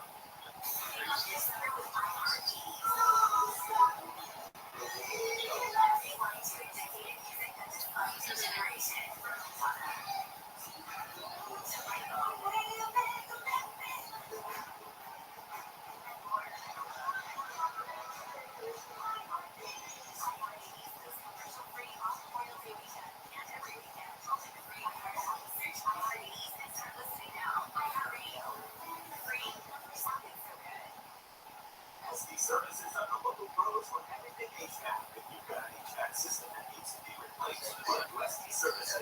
If you need your system repaired, SD Services can do that too. Maintenance, SD is the company you can trust, and it's not just that. SD Services can take care of your plumbing and electrical problems too. Here's the reason why people have been counting on us for maintenance for more than 75 years. Go to SDSair.com today. SDSair.com. It's that easy. It's SD. Celsius Modern Line and experience the delicious taste of essential energy. Celsius powers active lives every day. Refreshing fruit-flavored flavors and fruity ingredients. Find Celsius essential energy drinks at a retailer near you or visit Celsius.com.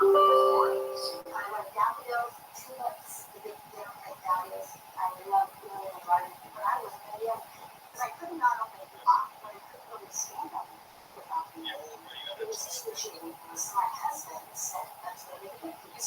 For over 20 years, people like Mary live the life they love without letting anything get to them.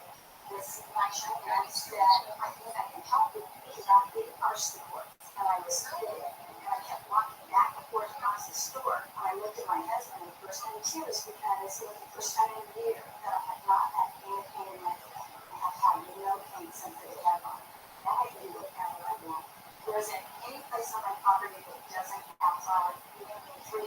5 days a year. I still can't believe my days here. That's how good this is. The Good Feet Store. Call 1-800-384 visit goodfeet.com. Listen up the free iHeartRadio app for all your music, sports, talk, and podcasts. Free and it's open. You can't find it else store.